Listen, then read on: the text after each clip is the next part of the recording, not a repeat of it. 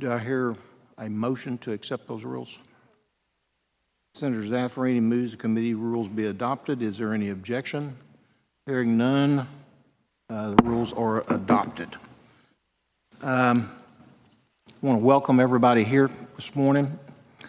Before we begin, I'd like to observe a moment of silence to remember and honor the 19 students, 2 teachers, and the 17 who were injured in the tragic shooting at Robb Elementary.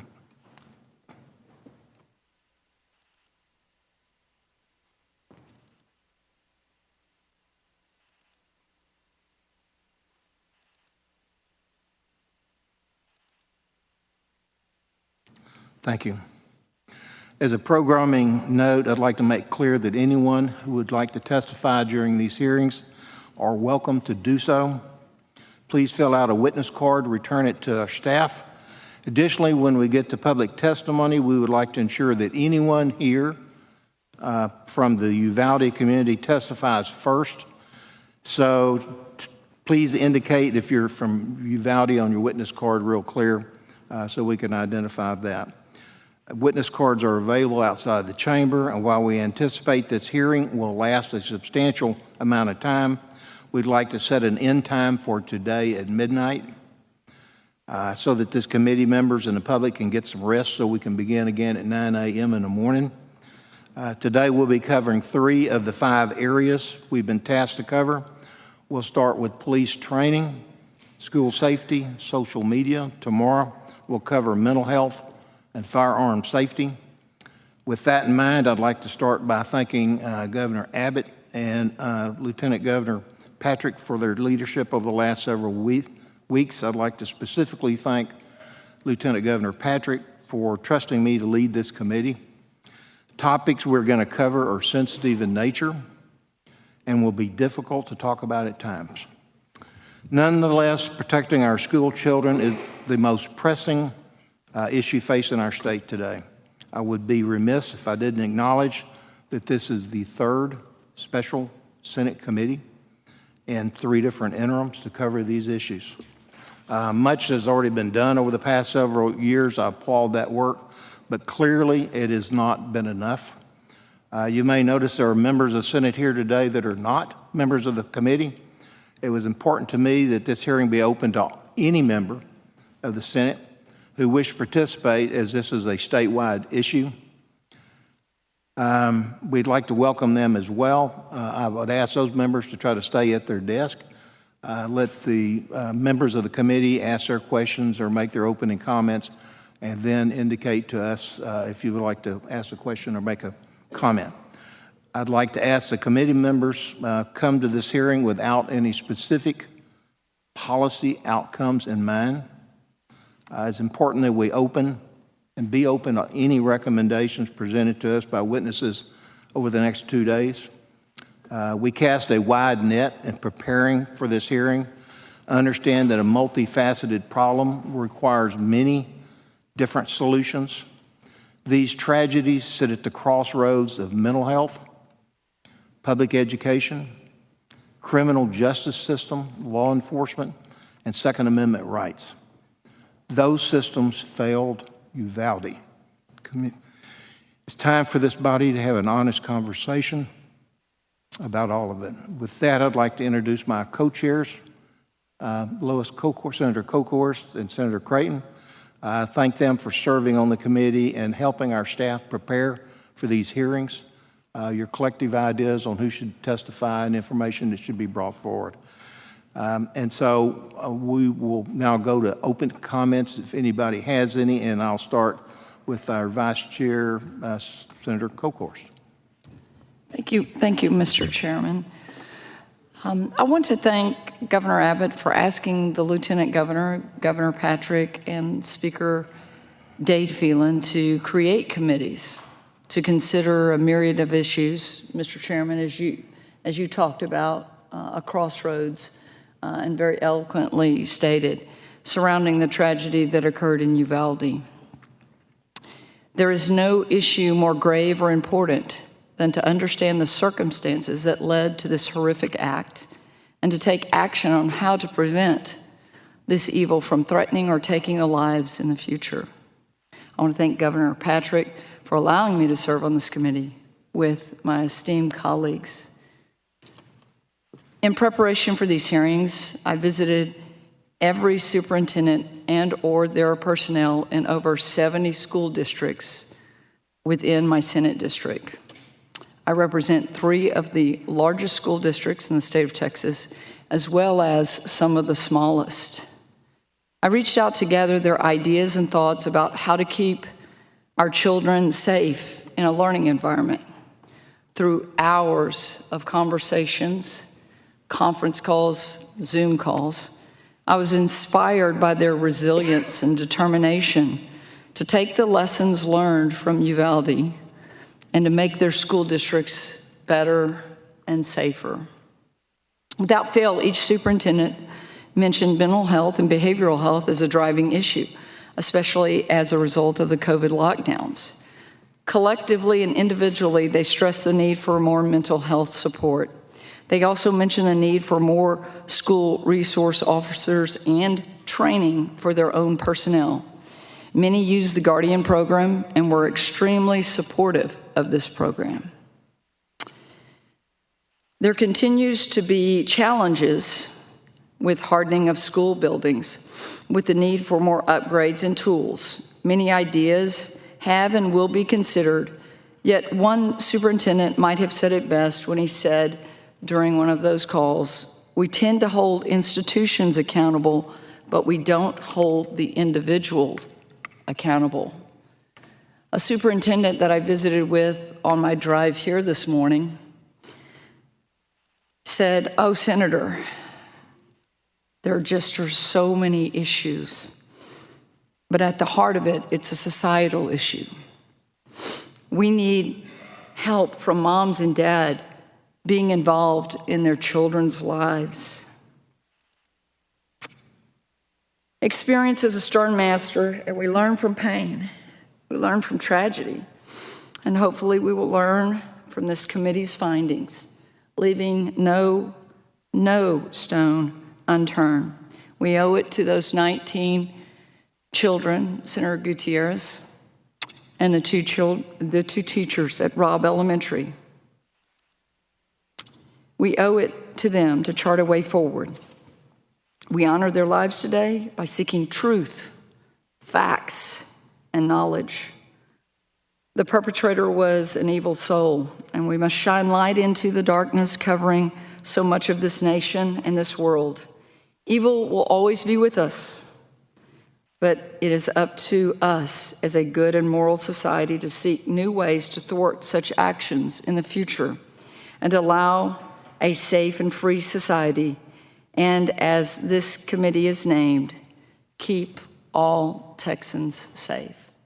Thank you, Mr. Chairman, members. I look forward to serving with you the next 2 days and in the days, weeks, and months to come. All right, thank you. Senator Creighton. Thank you, Chairman Nichols, Co-Chair Colkhorst. Appreciate it as well, the Lieutenant Governor assembling this committee and putting these excellent members together to work on making our schools more safe. I know we all share the sentiment that we owe the people of Texas not only answers for the things that took place and the harm that was done in Uvalde, but as a legislative body, we can appropriate funds and we can set up programs, but we have to be willing to follow the money, and we have to be willing to follow up, and we have to be diligent to make sure that we don't just advance policy, whether it's mandates or it's audits, whatever it may be. We have to be sure that over 5 million kids in our public schools are safe, and we have to protect these students and these teachers. I look forward to the testimony today.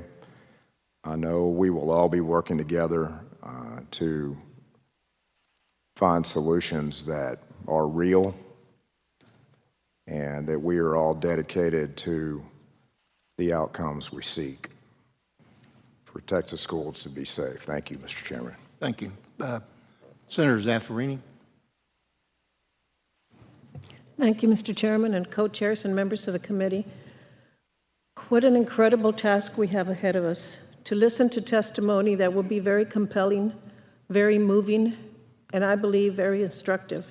I hope that all of us can pray to the Lord for inspiration, that we do and we say and we make the right recommendations, that we all keep an open mind and listen to all the solutions offered, because we have to take action. Thoughts and prayers are wonderful and important, but they are not enough. And actions speak louder than words. We have an incredibly important responsibility that we face today as a group, and we must take action. We must make a difference. My perspective is based on not only having represented Uvalde before 2 redistrictings ago, and also representing Sutherland Springs, and in addition to that, being on campus during the Whitman shooting. I still have vivid memories of that. Having experienced something like that is something that stays with you always. And I feel so deeply for everyone who has been impacted in the too many shootings we have had in our nation, and specifically in our state. The people of Texas want us to make decisive decisions. The people of Texas, in some cases, are demanding that we take action. And I hope that all of us will have the courage and the inspiration to do the right thing. Thank you, Mr. Chairman and members. Thank you. Senator West. Thank you very much. I too want to thank the governor and the lieutenant governor for allowing me to serve on this committee. Many of you know that this has been an issue for this state for a long time. The fact is that our history in this state has been one of being fearlessly supportive of Second Amendment rights. And I know most Texans are supportive of those rights.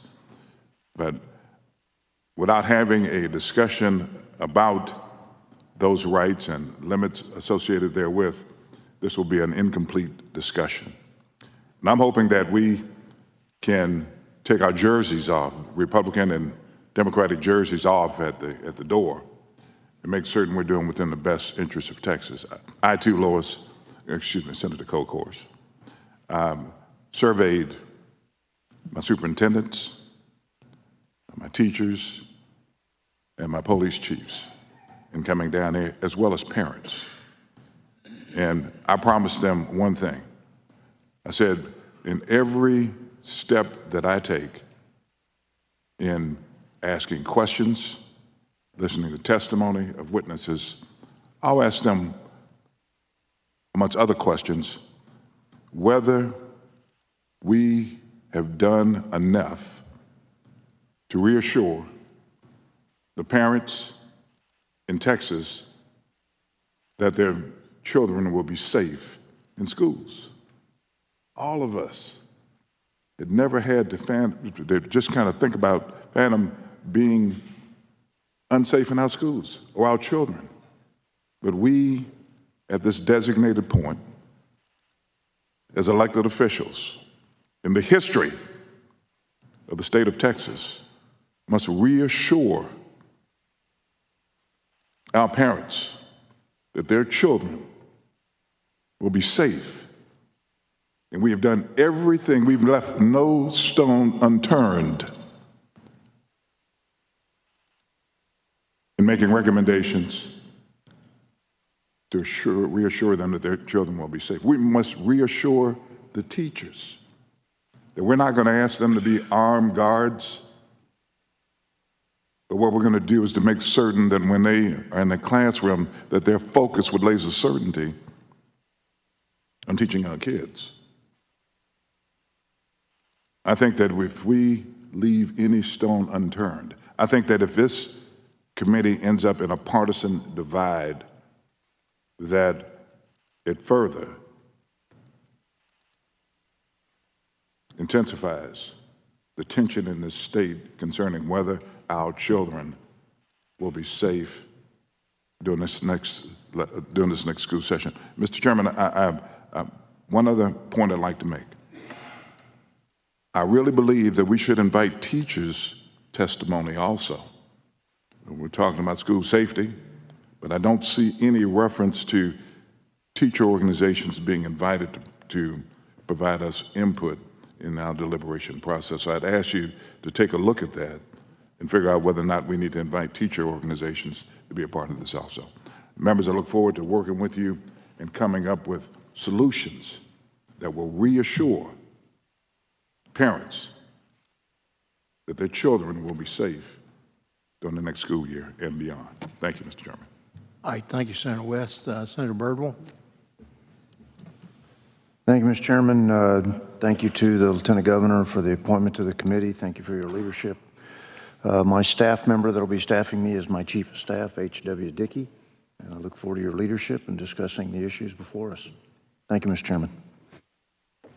Senator Campbell. Thank you, Mr. Chairman. I share the sentiment of my fellow senators who have gone before me. Thank you for the opportunity to serve with such an esteemed group, with such a sensitive heart. I think this is a sensitive hearing as we look at the horrendous events that brought about this intense sadness in an effort to prevent such an event, such murders, ever from happening again.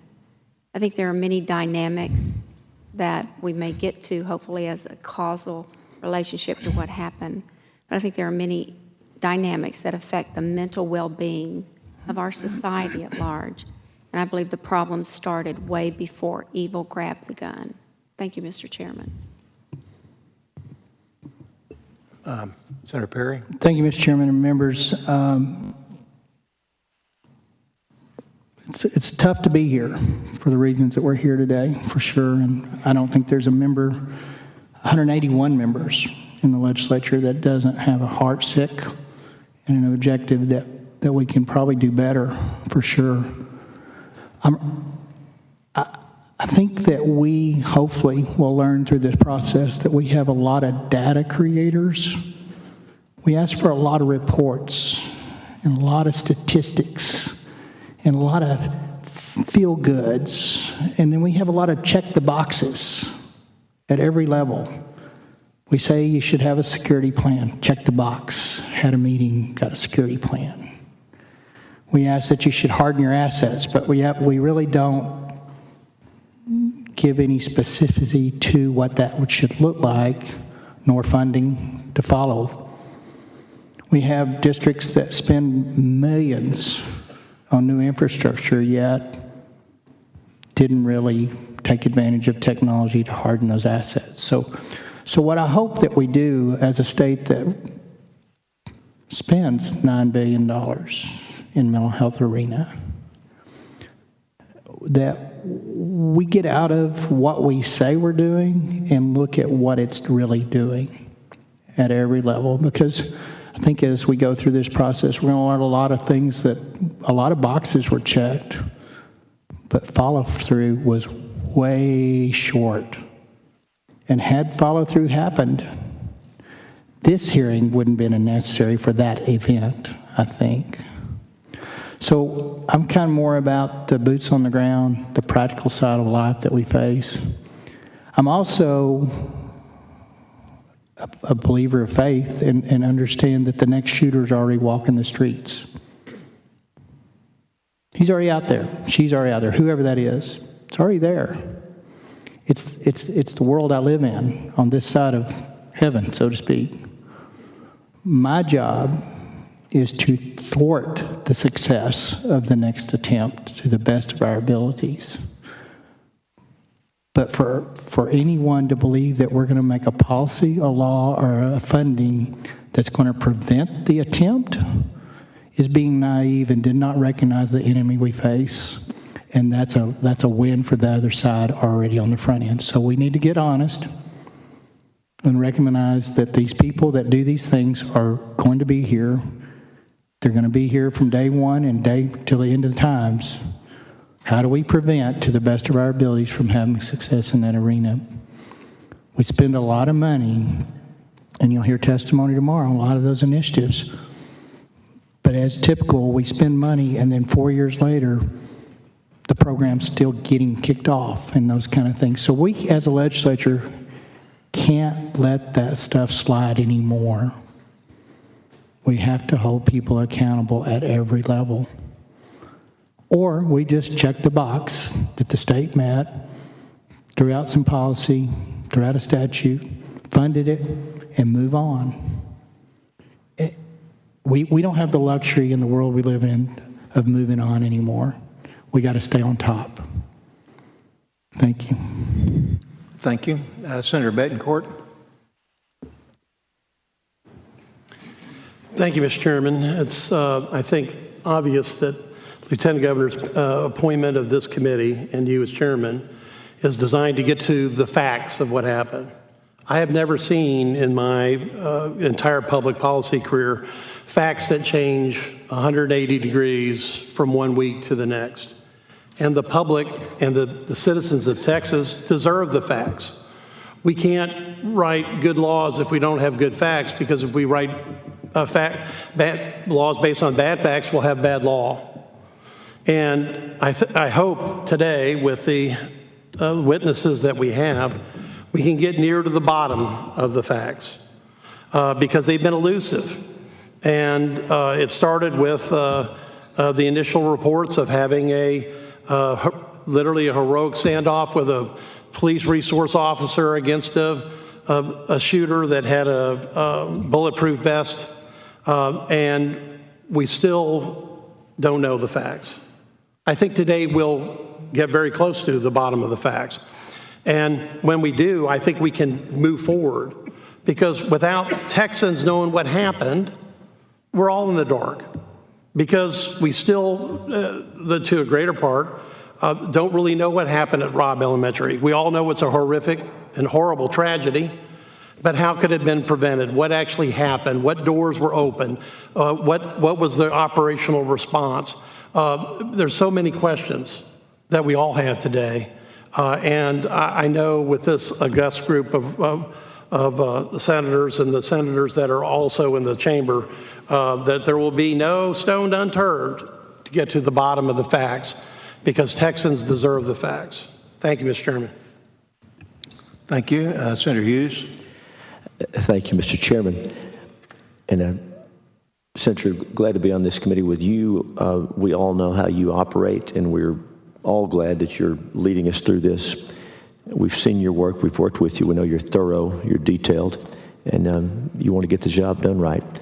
And so it's all been said very well. As the least senior member of this committee, I'll try not to say too much. I suspect the ground will be covered before it gets to me. But like each of you, I want to ask hard questions.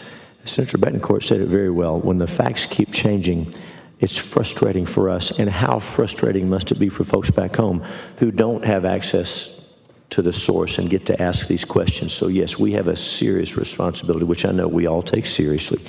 And as we take the information and move into policy, I know there'll be things that we'll all hash out, and we'll all figure out. Certainly there are things that even right away we can agree on, we can all agree on, without, as Senator West says, no jerseys required to make a real difference. This work is so important, and so I'm honored to be appointed to this committee, and I'm here to work. Thank you, Mr. Chairman. All right, thank you. I've got several non-committee members that are Senate members here today who have asked to make some opening statements. Senator Gutierrez. I just try to keep it under 3 minutes. Thanks.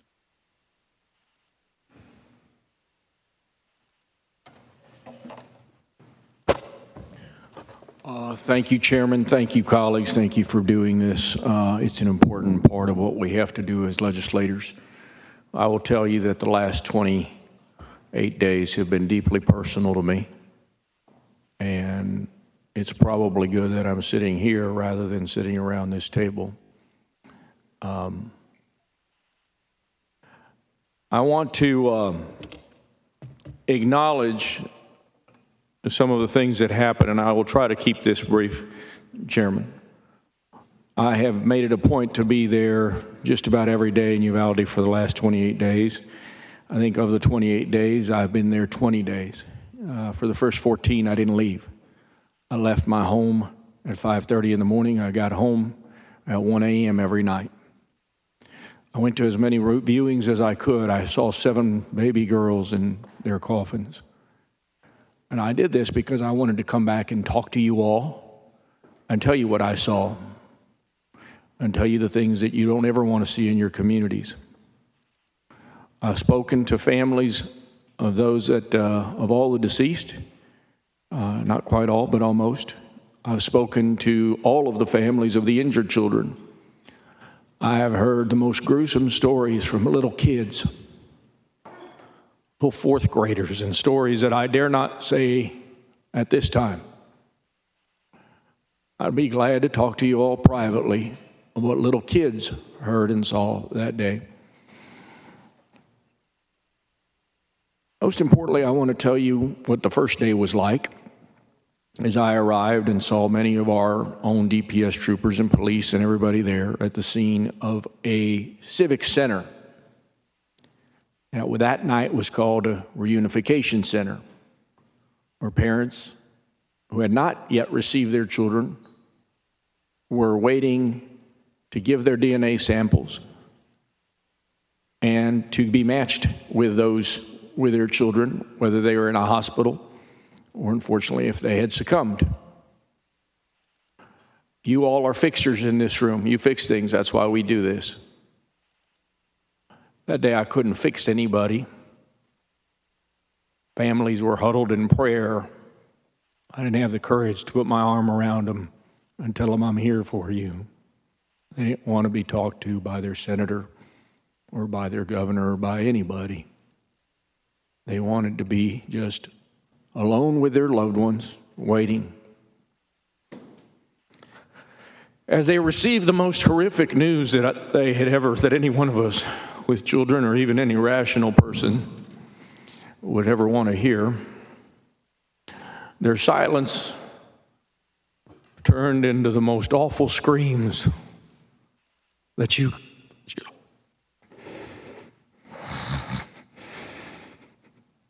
could imagine. These women and their husbands walked to their cars screaming in tears and crying and sounds that were not normal tears nor normal crying.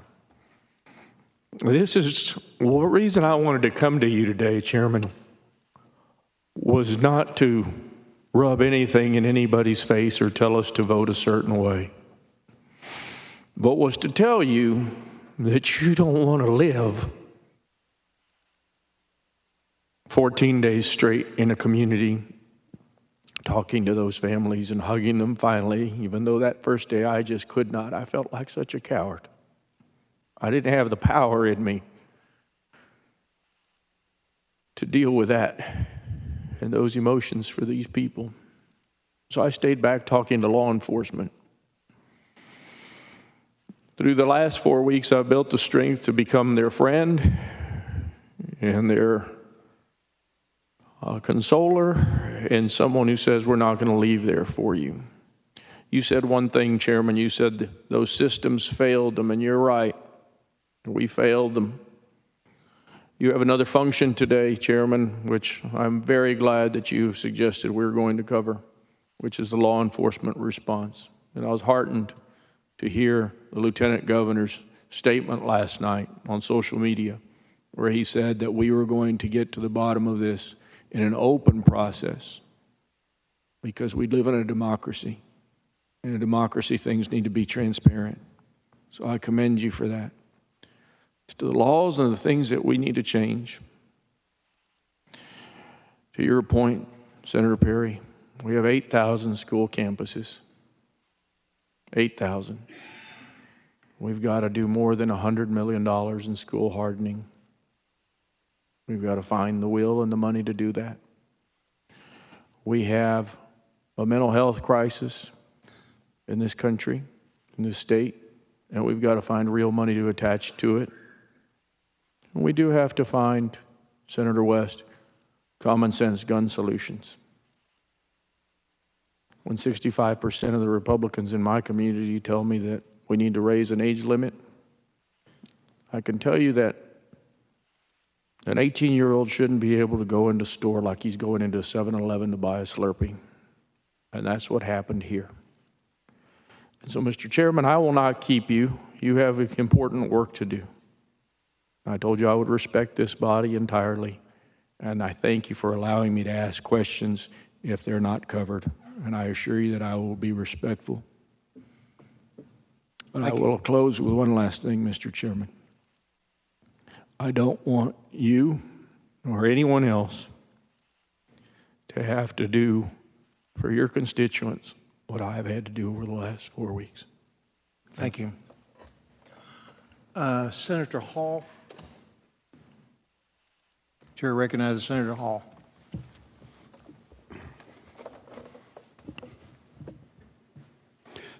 Thank you, Mr. Chairman, for indulging me, and thank you, members. I listened carefully to what each of you had to say, and there were some really wise statements that were made. And I think that's what we have to be, is very wise in what we're doing. I think, Senator Perry, I think your comment of where we are with this, the next perpetrator is already out there, and it's what do we do to minimize what's going to happen, because we got to keep in mind what we can affect with law and what we can't affect. And we don't want to fool ourselves by thinking we just, as Senator Perry said, check the box by passing a law that we then think is going to do something. I think we have to make a serious, very serious look at the root cause of where we are and recognize there are things we can't legislate. We cannot legislate morality. We can't legislate integrity. We can't legislate responsibility. We just can't legislate for people to do what's right. And to say we pass a law would stop a crime. You got cities like Chicago that have the strongest possible gun laws. I don't think there's a gun law that doesn't exist in Chicago. Yet guns are used on a daily basis. And we have to keep in mind that when someone decides to break the law by killing someone, and they're putting their life up on the line knowing they're probably going to die in doing it, just having a law back up from there that the penalty is a misdemeanor or even a state jail felony is not really a deterrent. And so I think we need to look at getting to the root cause of what we've had in these young people. That if you look at the incredibly rapid increase in juvenile delinquency, anger, ADA, ADH, dysphoria, general behavior, anger. Look at I've read one report on the background of this young man that basically had been cast aside by society. We look at what's being taught to our young folks that's counter to innate understanding of what's right and wrong. Now, we put a lot of money into mental health, and I put mental health in quotes in the last years, out on the how do we fix it after it happens. It's like worrying about people getting a cut and buying extra Band-Aids as a solution to it.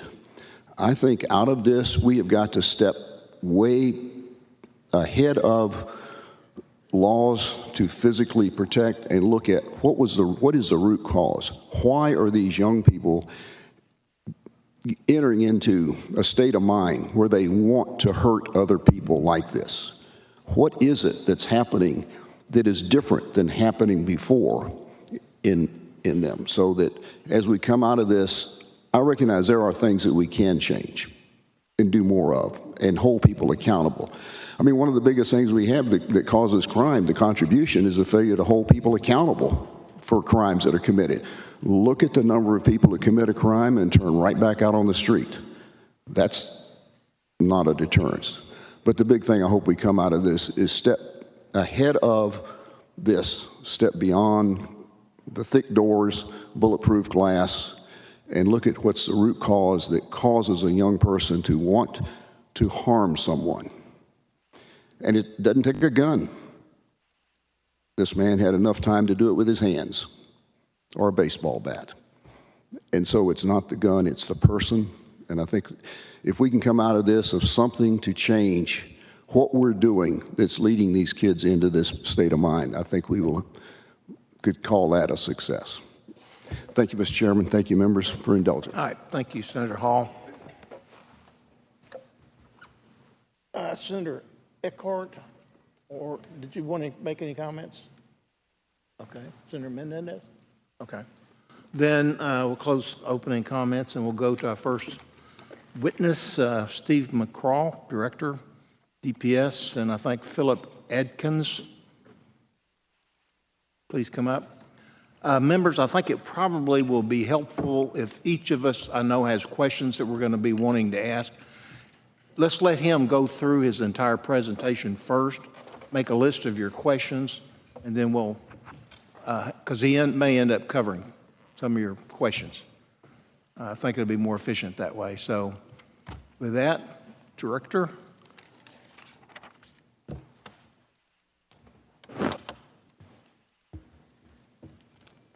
And while you're getting ready, after their presentation, the next up would be Cullen Grissom, Texas Commission on Law Enforcement, and John Kernett, Advanced Law Enforcement Rapid Response, and then TEA Mike Morath. If y'all want to come down, I think we've got some chairs out here. So go ahead, Director. Mr. Chairman, Senators, Steve McCraw, Director of Texas Department of Public Safety. As Senator Gutierrez noted, it's been 28 days since the senseless massacre of 19 innocent children and their 2 teachers at Robb Elementary School. Much has been done, but much more needs to be done before this investigation is completed and presented to the District Attorney, Christina Mitchell, for her review. However, we do know this. There's compelling evidence that the law enforcement response to the attack at Robb Elementary was an abject failure and antithetical to everything we've learned over the last 2 decades since the Columbine massacre. 3 minutes after the subject entered the West Building, there was a sufficient number of armed officers wearing body armor to isolate, distract, and neutralize the subject. The only thing stopping a hallway of dedicated officers from entering room 111 and 112 was the on-scene commander, who decided to place the lives of officers before the lives of children. The officers had weapons, the children had none. The officers had body armor, the children had none. The officers had training, the subject had none. 1 hour, 14 minutes, and 8 seconds. That's how long the children waited and the teachers waited in rooms 111 to be rescued. And while they waited, the on-scene commander waited for a radio and rifles. Then he waited for shields. Then he waited for SWAT. Lastly, he waited for a key that was never needed. The post-Columbine doctrine is clear and compelling and unambiguous. Stop the killing, stop the dying. You can't do the former unless you can't do the latter unless you do the former.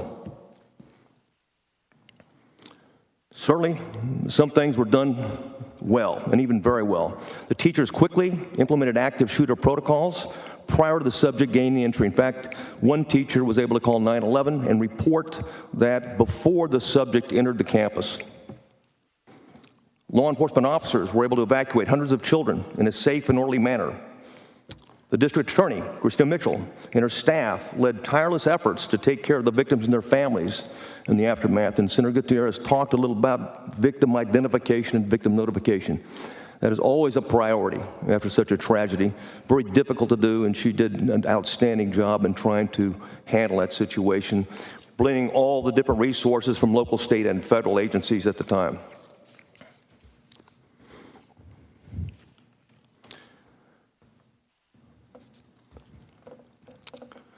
Importantly, what I'd like to know that at the time of this death, or first of all, I'll go a little before I go to the timeline. I just want to cover one more thing, if you don't mind. is that, with your permission, to quickly review some of the pre-attack events is what I'd like to do. I think it's important to note, plus, this is not just a DPS investigation and Texas Ranger investigation. We've worked closely from the beginning with all federal agencies and all agencies on the scene. In particular, on the investigative side, the FBI has provided tremendous resources, hundreds of agents, covered leads throughout the country, throughout the world, and also enhanced the videos with technology capabilities that they have back in Quantico. Very important to do, to get to the facts, to see exactly what happened. Because one thing is witness statements, another thing is video and audio recordings, period. So we're grateful for them. We're also grateful for ATF in terms of the initial phases as it relates to the firearms and weapons that were involved and ammunition. And their efforts continue. In fact, we'll continue to use the FBI in this regard. There's more interviews to go. We got re-interviews to do. So again, we're not done at this point in time, and we won't be done until the district attorney is satisfied that the investigation is completed and we're satisfied that what we have is correct. I can tell you just a quick overview of the subject. At the time of his death, he was 18 years old, lived with his grandparents on Diaz Street, which was 0.29 miles from Robb Elementary School. In fact, he attended Robb Elementary School 1 year, and that was 4th grade, in the very classroom that he was killed. He communicated extensively on several different social media platforms, including gaming platforms with individuals. And what's disturbing about some of the communications is that over the timeline, and you look at them, it's almost as if he's communicating with people that's, if not supportive of the school shooter community, if there's such a thing, but certainly empathetic and sympathetic, as if they support. Look, it's a good thing. You get notoriety. You get points for being a school shooter. And it's obviously disturbing. And as a result of that, there are several messages. If we go back and look and assess after the fact, what could we have done, law enforcement, to prevent this before even happening? And that was the call after Santa Fe. Well, what can we do? Yes, we responded well, but what we can do to prevent it? And that was the focus, and it still is continued focus. But we have yet to identify even one report to the school or to law enforcement that discussed animal cruelty, that discussed many things are described, a morose, suicidal, fatalistic loner who had sympathies with and been called a school shooter. He certainly took on the persona of a school shooter in dress and demeanor and over the last year. And people noted this, but yet it didn't get reported. So there's clearly, we did have and leveraged also the FBI's behavioral analysis unit, which is very good. Experts that independently look at this and look at the shooter and ask the question, could we have intervened? If we'd have known, could we have done something? And the answer is almost overwhelmingly yes. So when you go back and look after the fact, there's always things that could have been done if we would have known. That's why it's so important that the public reports this. So important, even if it's suspicious. Give us a chance. And we certainly know that we arrested a 13 and 14-year-old in Uvalde for planning an attack on Uvalde High School back in 2018. And they were charged with attempted or conspiracy to commit capital murder. That's what right looks like because the public reported it and it was investigated. And that's what right looks like. We know that I mentioned a number of statements. Also, at least 8 months prior to the attack, he was moving towards on what they would call a pathway to violence. He'd asked a family member to purchase him a weapon. Refused. He was 17 years old at the time after he dropped out of high school on October 28th. Other messaging, other conversation. He also began buying things, and several purchases for rifles, accessories, specifically magazines. He didn't have a rifle, but he purchased magazines. He purchased slings. He purchased high-end optics, and he had money. He had money in a joint bank account, and I can't discuss some of the specifics. It's issued through a grand jury subpoena. But he had money and a joint account with his grandmother and used a debit card to make those online purchases, several online purchases, at least 6, prior up until the day of the attack, or actually to the day of his birthday, May 16th. On May 16th, he was eligible to purchase a weapon. He purchased 2 5.56 millimeter rifles, one higher-end version of it. He purchased as many as 1,740 rounds through an online retailer and was able to purchase it, was delivered to that residence later at a later time. He purchased another 375 rounds of ammunition within that same couple of day period. We know that on May 14th, he placed online, he messaged, make it very careful, messaging online on these social media platforms, various different ones, 10 more days. Someone responded, what are you gonna do, shoot up a school? No, you'll see. Those types of things are those words are out there, but yet not reported 10 days before. And of course, very disturbingly, many messages that occurred on the day of the attack on May 24th. And, to a number of different friends, some tell them delete your messages along those lines. You'll see what's going to happen. And he's in communication many times, in messaging and earlier FaceTime with a 15-year-old juvenile, and was in Germany at the time, and told her, and I quote, I'm going to shoot my grandma in the head. And he later, I just shot my grandma in the head, and I'm going to go shoot up an elementary school. That was at 11:21 when that happened, 11:21. And with your permission, Chairman, I'd like to go to the timeline. And these events are taken from audio, video, body camera, 911 tapes.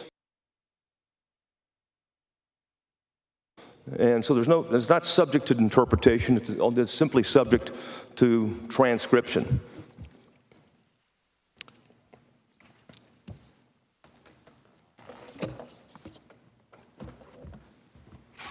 And you have a copy of the timeline in front of you.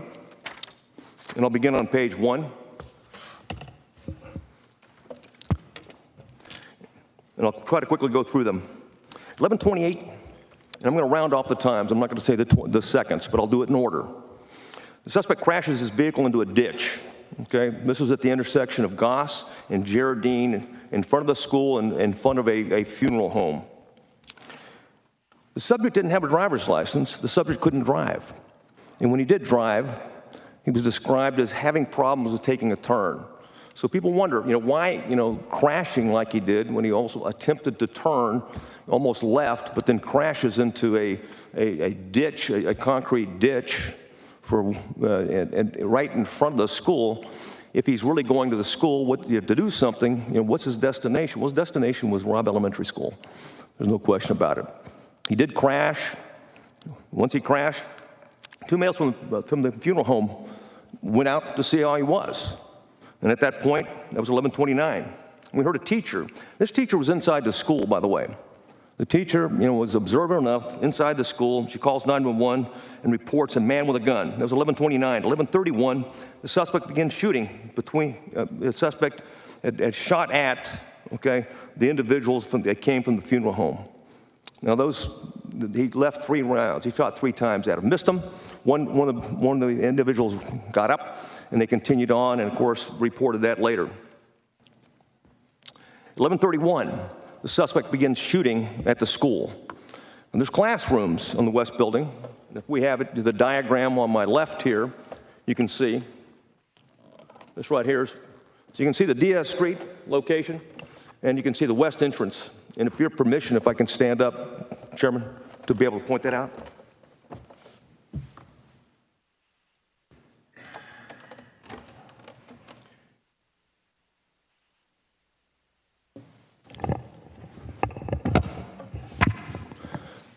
Okay, this is Diaz Street. Diaz Street's up here, 0.29 miles around. This is Goss Street. This is Gerardine Street.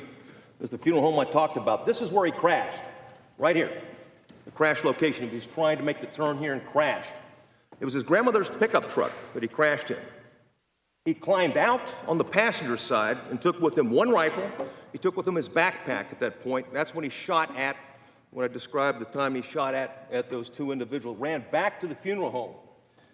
Then he situates himself. He moves to a fence. The fence is approximately 4 feet, throws the bag over, jumps over the fence, and proceeds in this direction. And the red on your chart is the direction that the subject is moving. As he moves into this area, as he moves along this area, he gets into this area right here, he begins shooting, okay?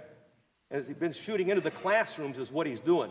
He's initially right here, and on the timeline, if I go back up to the timeline, and note that he's 3 Uvalde PD officers, okay? Let me, yeah, higher up here. Okay, multiple shots. In fact, he shot 27 times as he proceeded, as he walked along here. He dropped the backpack here for no apparent reason. He was situated right here among cars. There was cars at the time. And as he walked, he shot into these classrooms. There's 2 classrooms. There's actually 4, but 2 he shot into. There's 4 windows, 2 windows on each. He was firing into those classrooms. He proceeded to the west building, or the west entrance of the building. What we're calling the west, we're calling this east, and this is the south entrance. He proceeded in there. He opened the door. It was open. It was unlocked. I know there were reports before about a teacher putting a rock in it. That's a practice around the school, practice in many schools. Yes, that did happen, but that same teacher also removed the rock. It was the same teacher that called 911 and reported a man with a gun outside the school and the crash. So he also called the alarm, and the school goes into a lockdown, active shooter. And they get the kids, and I won't go through the protocols, but they did what they were supposed to do in that regard. And one of those things is to lock the interior doors to the classrooms where the kids are at, lower the lights, and put them in a particular area, the furthest away from the windows, furthest away from the doors possible. As the teachers were trying to protect the kids throughout the entire campus, he entered the west building here. Now, I can tell you from the door aspect, we can discuss the door a little bit later. You may have questions on it, but it was open as he walked in. Thanks. This is where he is. Red indicates the subject. As he walks in, it's about 20 feet when you walk into this corridor, this east-west hallway. Then he's in the north-south hallway. He turns left. Then he approaches, and you can't tell from the video. The challenge with the school video is it's a fisheye video located at this location. A little different than the video that we had at Santa Fe. So the view is very distorted. You can't see all the way to here, and you certainly can't see very far over here on the first iteration. The second iteration, we got a little bit better when it was sent back to Quantico to be enhanced or enhanced the second time. You can see much of what's going on. It provided a much clearer way for us to document exactly what happened in that hallway over that 1 hour, 14 minutes, and 8 seconds.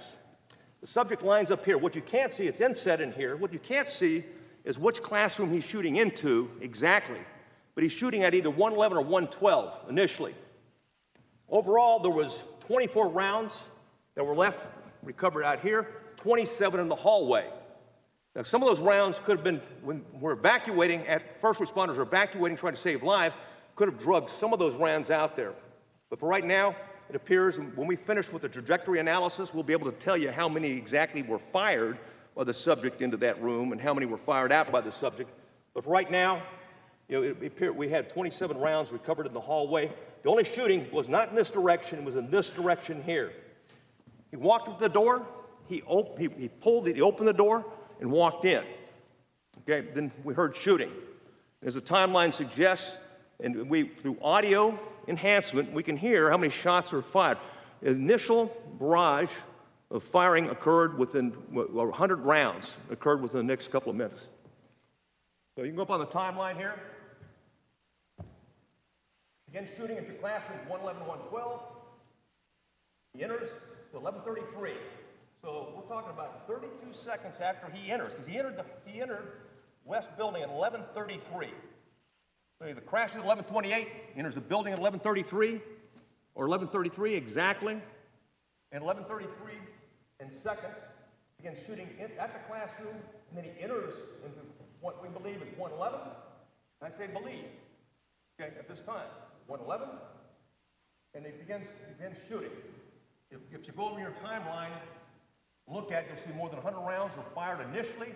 Another 11 rounds were fired at 11:37, okay, and injuring 2 officers who were approaching.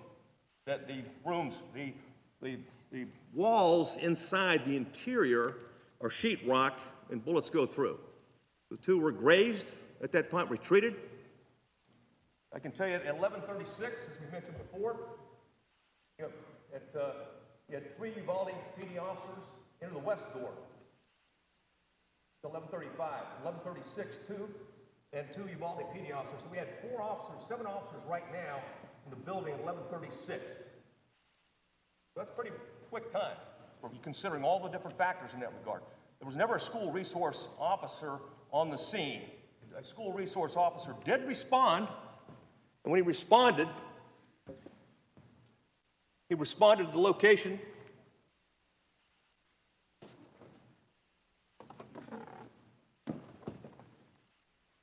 He heard a man with a gun. So he's off campus, he's in his vehicle, he responds rapidly. As he does, he sees what he thinks when he drives in, he sees what he thinks is the subject back here. It wasn't the subject, it was a teacher. He drives directly towards that subject, the teacher, and says, "I'm out with the subject." So it had already been reported on the radio, man with a gun, okay, at the school, after a crash. He thinks he's got the subject. He drives quickly. He drove, over 50 miles an hour into it, going towards the subject. And unfortunately, that wasn't the subject. The subject was right here. He passed the subject as he went. So that's why some of the confusion early on.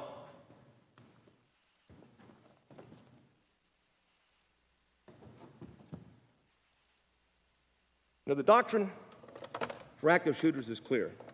I mentioned it before. And it's 2 sets of it. Hey, you stop the killing, you stop the dying. The other part of that doctrine is you isolate, you distract, and you neutralize. Everyone's taught this. You require it in TCOL training. We practice it, we preached it. This is the doctrine, and it recognizes that you run to the sound of gunfire. When you get to gunfire, you don't stop. Okay, when you get there, you run into gunfire, okay, and it's so important to do so. And I'll tell you what, and I've said it before, and I hope I underscore this. There's no doubt in my mind that those officers would have gone, any one of them would have sacrificed their life for those children. Any one of them. If they knew there was kids in that room and teachers in that room, I have great confidence that those police officers, those local officers, would have done what was right. 11:40, we have chief. 11:40, we have chief. First report: officers contained in the office. Contained is not a word for active shooter. Contained is a barricaded subject. Contained is a situation where you may have a hostage, you need a SWAT team. Okay, you have time. The C's, first you contain, then you communicate with the subject, then you call for SWAT, then you create an immediate action plan. That's not what this was. This was never anything more than an active shooter situation. But at some point, he's contained in the office. Then we have Chief Ariano calls Uvalde PD. It has been reported he did not have a radio with him. He did not.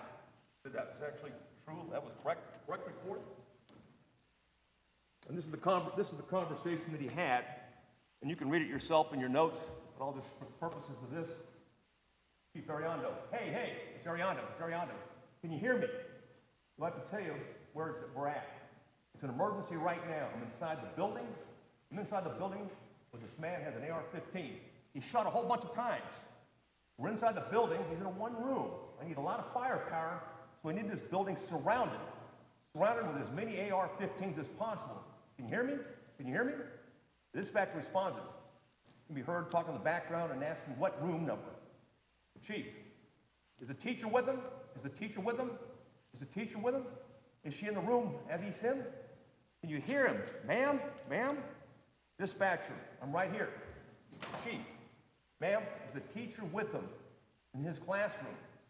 Dispatcher, she's in another classroom. She's in room 102.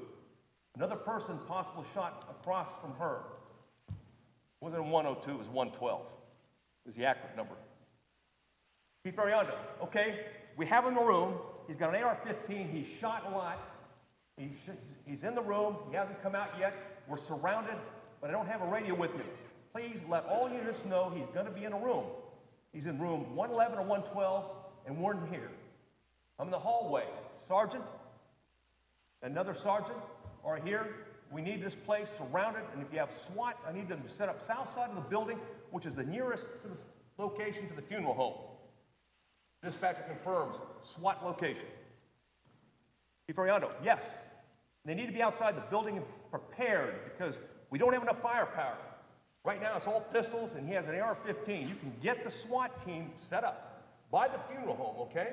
And we need, yes, I need more firepower in here because we have pistols and this guy's got a rifle. So I don't have a radio. If somebody can come in, the dispatcher, Chief Ariando, but I am going to drop it when he comes out of the door, all right? So I need you to bring a radio for me and give me my radio. For me, I need to get one rifle. Hold on, I'm trying to set him up, or set him. I'm going to set him up right now, okay? Do me a favor. Call me when SWAT is set up. I'm going to have you a vibrate, though. Call me twice if you have to. It's okay, all right, thank you.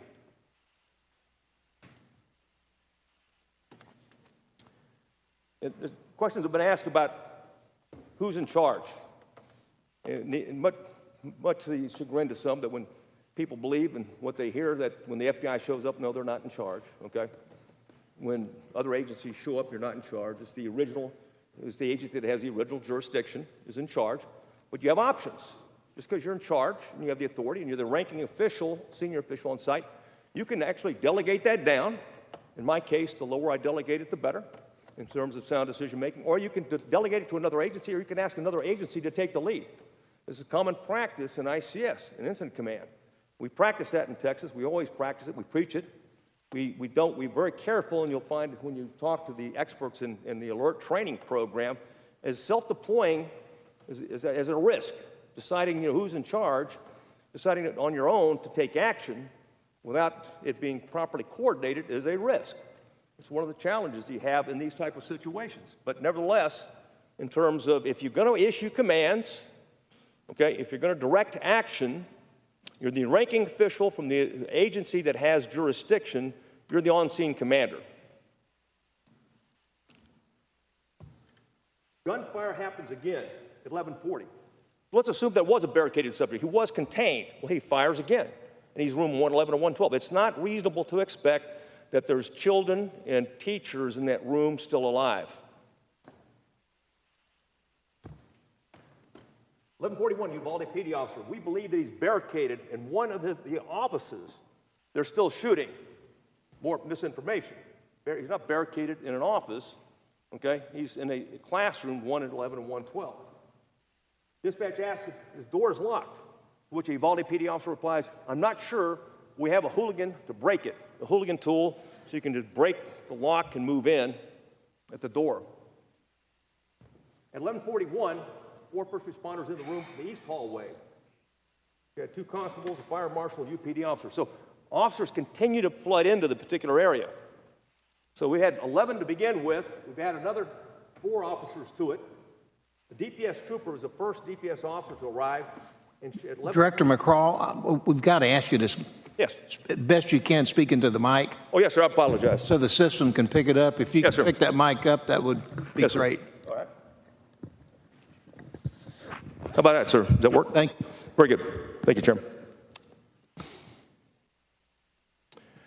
At 11:42, we had a DPS trooper and 2 PD officers enter from the east hallway.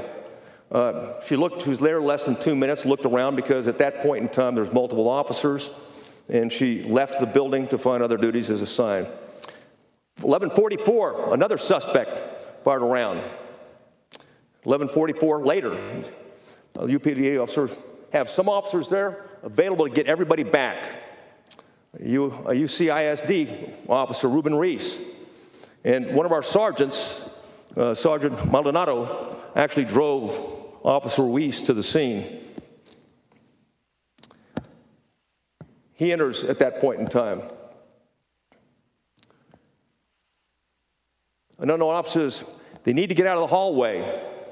Well, before I need to talk about Officer Weiss. He notes that she's been shot. He's talking about his wife. He got a call from his wife. His wife was in room 112 and later died. Unknown officer says they need to get out of the hallway, to which an officer responds, Chief is in there. Chief is in charge right now. Hold on.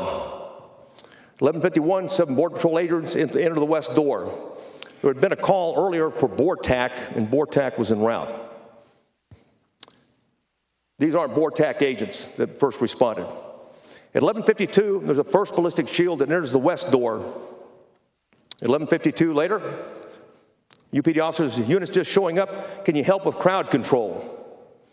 So officers after 11:52 are being diverted to crowd control activities. 11:53, unknown officer informs a DPS special agent that they need right now is a perimeter. Someone comments on whether there are still kids inside, to which the DPS special agent responds, if there is, then they just need to go in. Someone comments about whether there are still kids, in which he responds, if there is, then just need to go in. He enters the west building and is directed on where the suspect is focused on. This is from a body camera, and you'll note that any information that I'm using right now, it came from, it's color-coded, so when it's blue, it's body camera. Obviously, from video surveillance, it's either, whether it's funeral home and indicated, and of course, the Uvalde PD recordings as well. And you have that in your booklet. After some time, the DPS officer, said, if there are kids in there, we need to go in right now. Then he said, what's that? Then whoever's in charge will determine that, because of what he recommended, if there's kids in there, we need to go get them.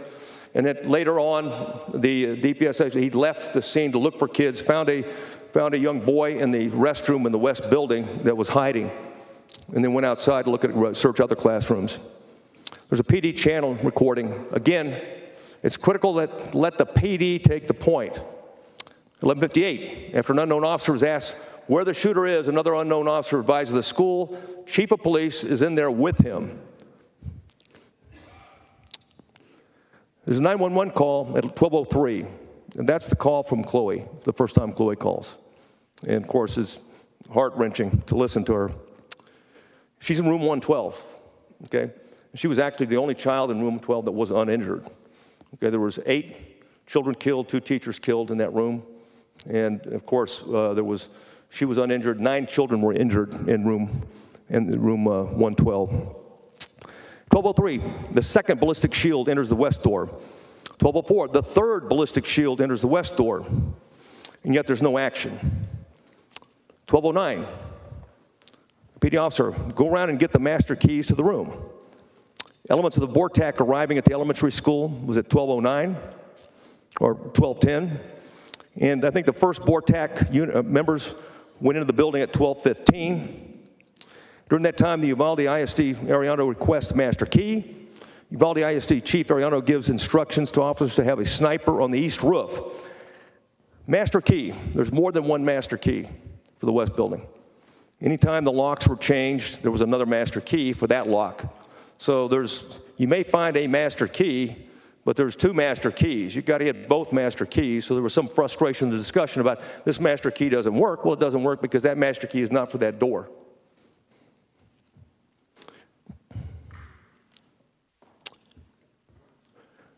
(12:16), the USD chief says, I just need a key. The chief says, tell them to expletive wait. No one comes in. 12:20, the fourth ballistic shield shows up. At 12:21, importantly, the suspect fires 4 rounds. So if this is a barricaded subject, why is he still firing? Oh, thank you.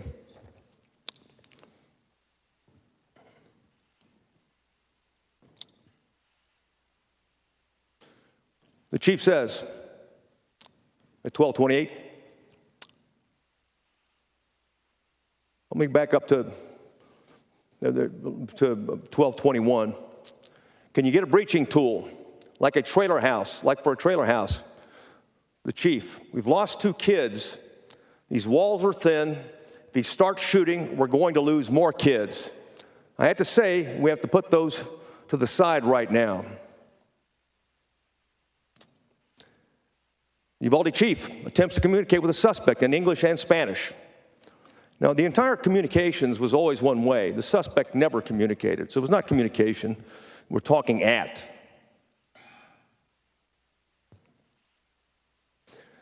But an officer, there's a teacher shot in there, to which the Uvalde PD officer replies, I know. The chief, people are going to ask why we're taking so long. We're trying to preserve the rest of the life. The chief, do we have a team ready to go? Do we have a team ready to go? Have at it. It's at 12:27. 12:28, the chief. There's a window over there. Obviously, the door is probably going to be locked. Probably going to be locked. That is the nature of this place. I'm going to get some more keys to test. 12:28, the chief. These master keys are working here, bro. Aren't working here, bro. We have master keys, and they're not working. The chief at 12:30. Okay, we've cleared out everything except for that room. We still have people down. They're just past the flag to the right. But, we're ready to breach, but that door is locked. 12:33. The chief. I say we breach through those windows and shoot his expletive head off through the windows. This is an hour and a half, an hour after you enter the building. An hour after you enter the building. 11:35, a hooligan tool arrives through the west door. At 12:38, the chief attempts to communicate with the suspect in English and Spanish. At 12:41, the chief says, just so you understand, we think there are some injuries in there. And so you know what we did, we cleared off the rest of the building so we wouldn't have any more besides what's already in there, obviously. 11:42, the chief says, we have an expletive problem getting into the room because it's locked. He's got an AR-15 and he's shooting everywhere like crazy, so he stopped. 12:43, the Uvalde chief, they got to get that expletive door open, bro. They can't get that door open. We need more keys or something. 12:46, the chief says, if y'all ready to do it, you do it. But you should distract him out that window. 11:47, a sledgehammer enters from the east hallway. At 11:50, the breach and termination gunfire. At the time, there was a stack of 7 officers that went in. Actually, only 4 went directly in because the door closed, as will happen in some of these operations, and left the 3 out. 3 entered thereafter, shortly thereafter. 5 officers fired rounds, fired rounds at the subject, killing the subject at that time.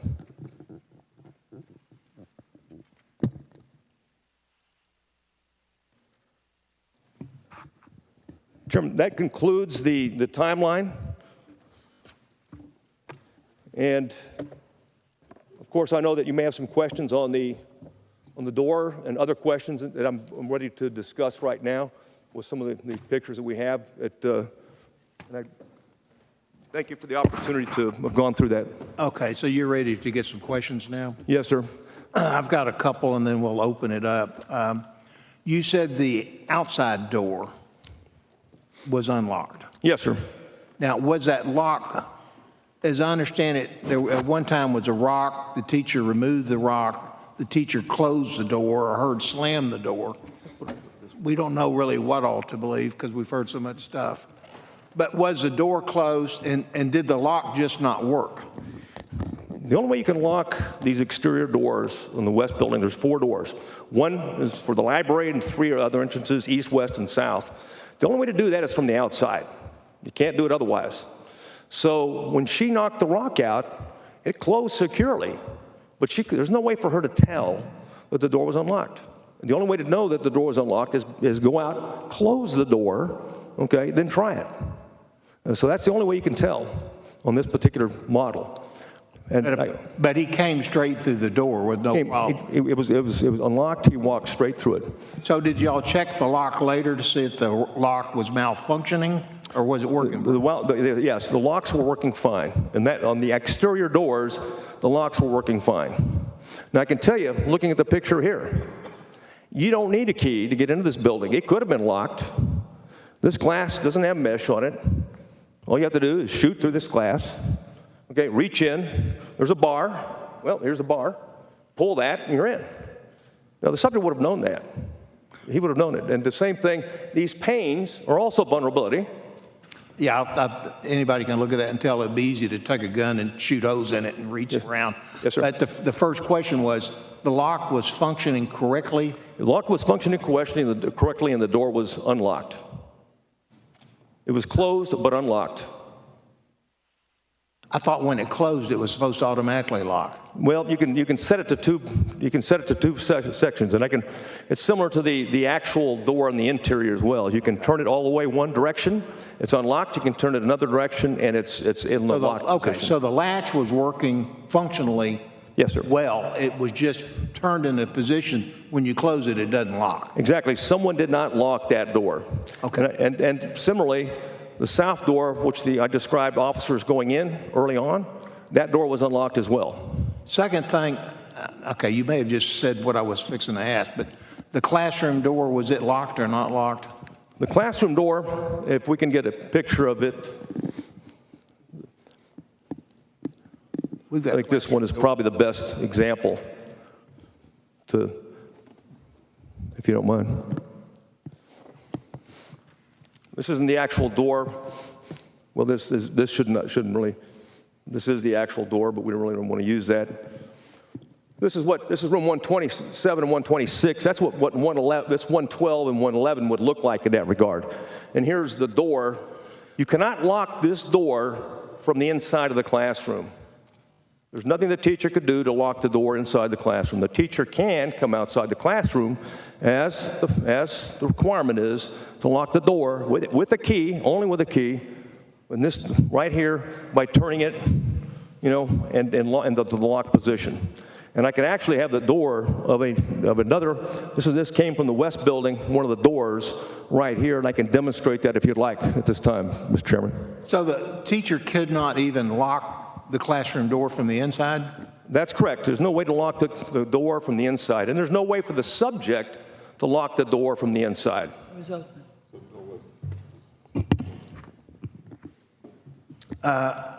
We had heard reports that the lock was malfunctioning, that they had turned in a request for the lock to be fixed.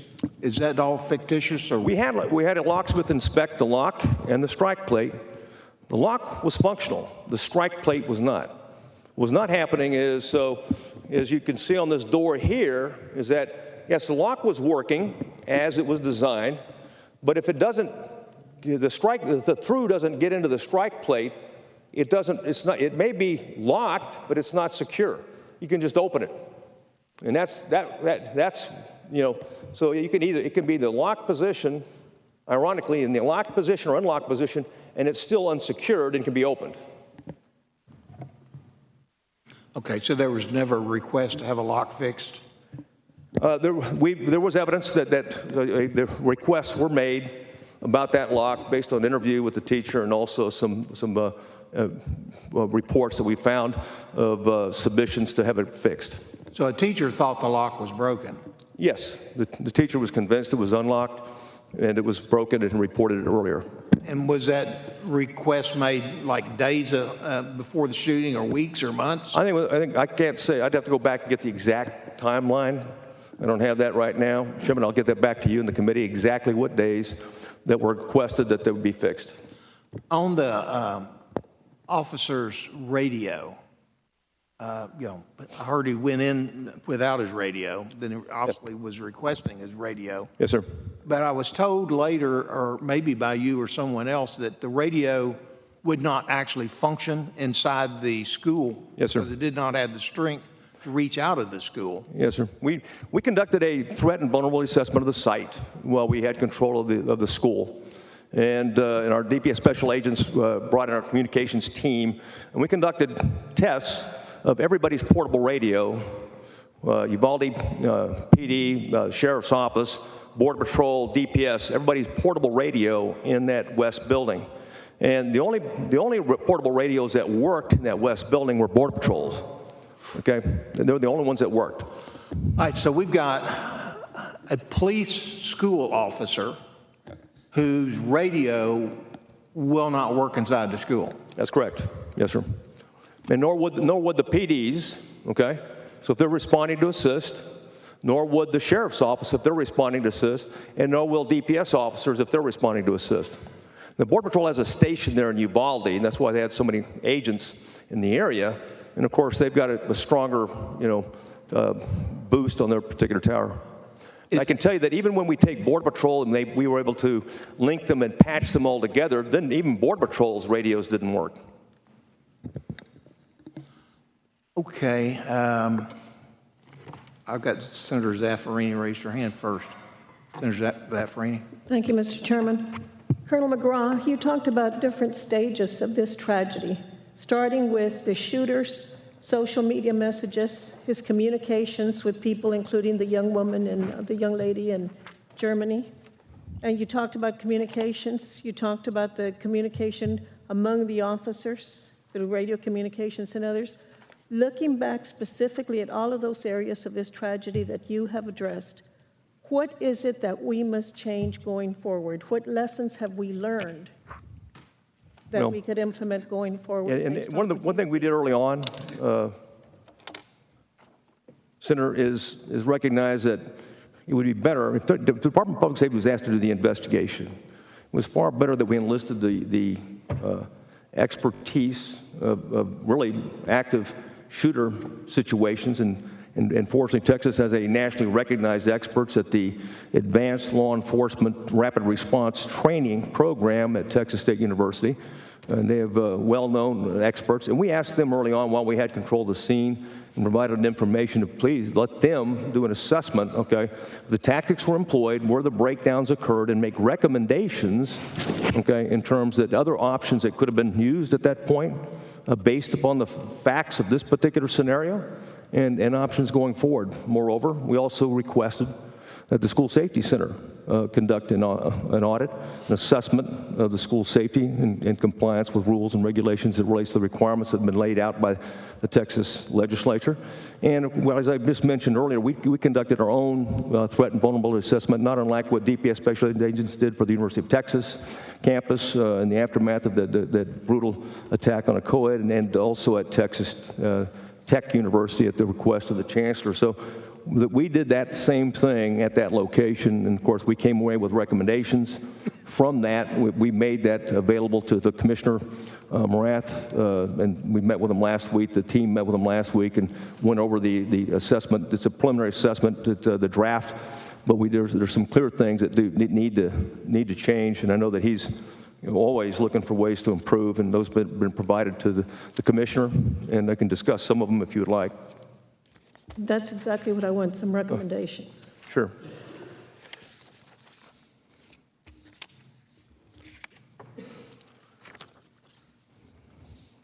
The perimeter. First, the campus perimeter fence is inadequate to prevent threats from accessing the campus, period. Okay, just I mentioned 4-foot fence. It's tubing, very easy, very lax. There's gaps in it. There's a lack of controlled access points. And as you know, the Capitol, we use what? We use these badges, right, to badge in.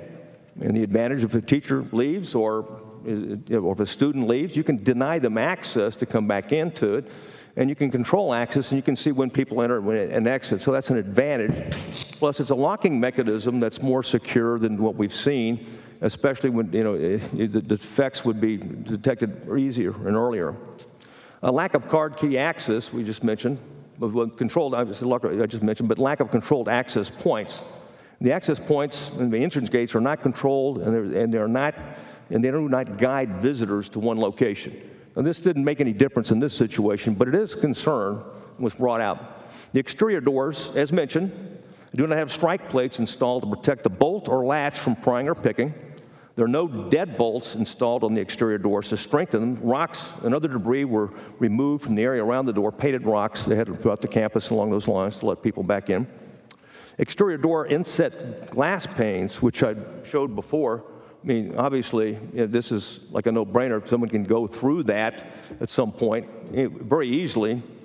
And of course, within arm's reach, if you take out the window, then you're able to reach your hand and do it. Now, ironically, in the interior classrooms had web inside this interior pane that you see, and the exterior doors did not, so it was tougher. You can still take them out and put your hand in and open the door. It doesn't mean you can't get it out. You absolutely can. The subject could have, but he didn't need to in this particular case.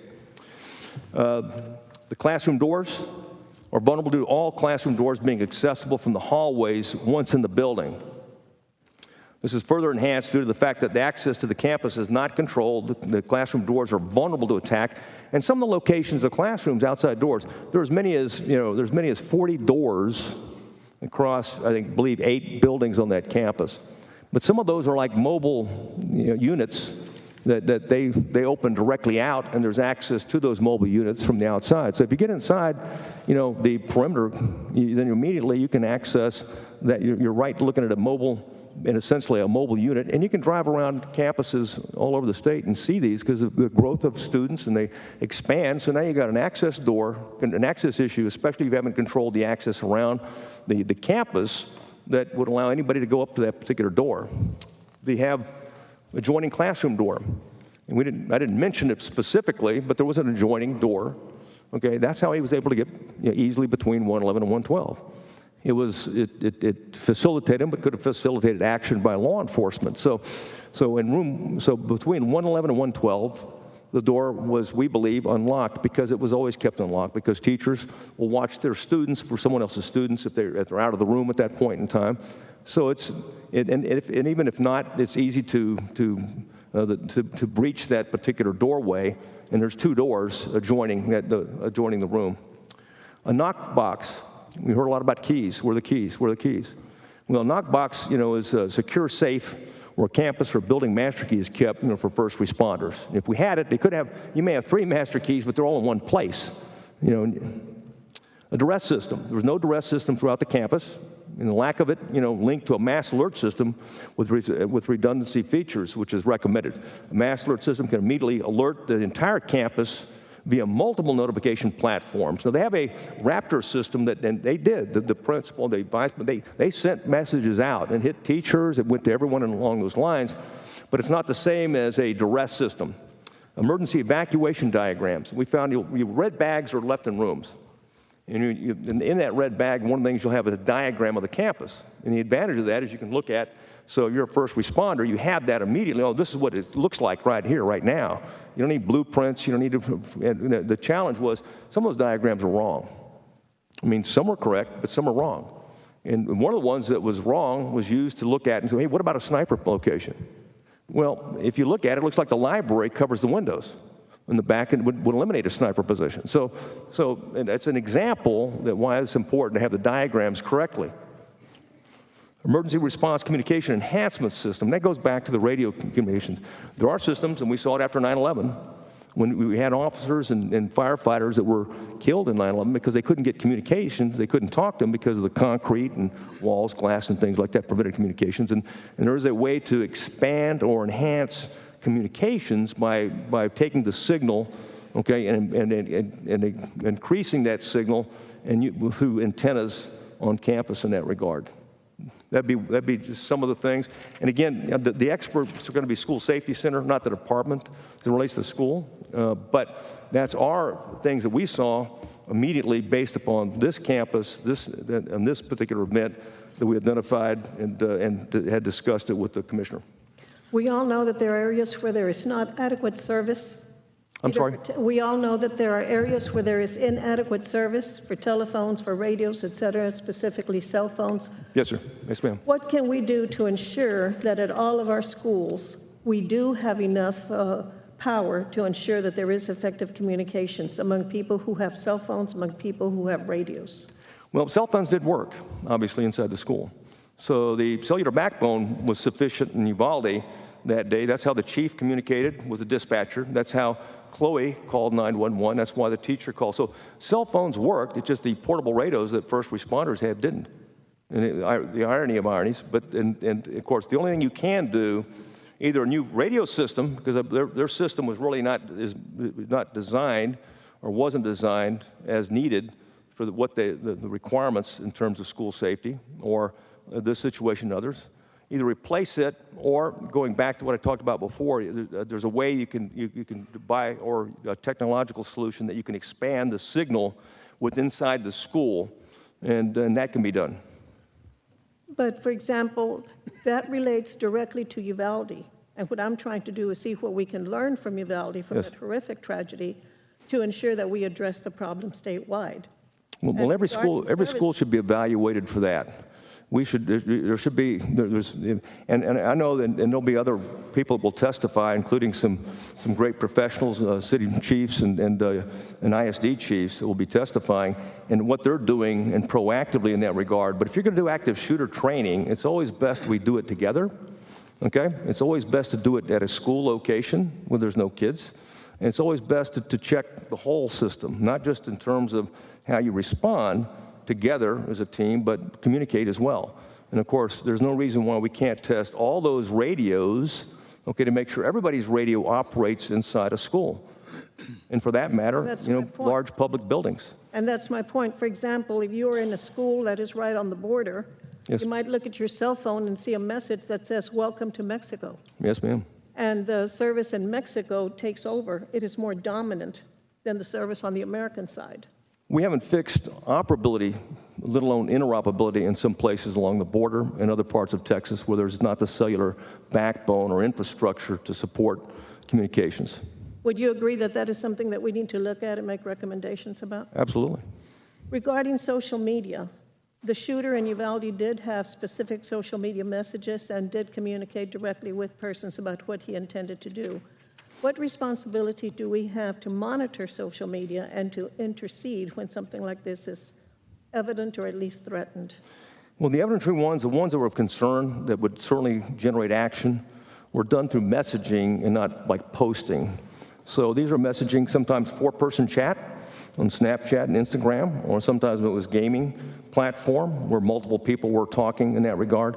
Those messages require a subpoena, okay? And so, what was concerning is that no one brought it to the attention because people, even some people were getting messages, were concerned and sometimes blocked the subject from communication. So, it would have been better if they had alerted somebody instead of just blocked a particular subject in that point. So that requires the public to be able to proactively report that. That said, in the end, there's so much data. Okay, I can't even describe how much data there is, as you know it very well. So the only ones that are able to have the expertise and resources, whether if there's algorithms that are developed to identify threats, words that are key words, and of course that gets into privacy, that is provided to law enforcement as a threat to life or suspicious at that point in time. And that's where you're going to have the debate, privacy over, okay, the saving of lives. And there's very smart people in the social media environment and business that in high tech that can, there's no doubt in my mind, they can develop algorithms to figure out what you'll buy or what you want to buy by a moment. They can certainly identify algorithms and develop things that will pare it down to that entirely suspicious wordings and groups of wordings like school shooter, for example, a clue, okay, that those things are somehow at least brought to the attention where law enforcement has a chance to at least get a subpoena and go before and try to get some of that information.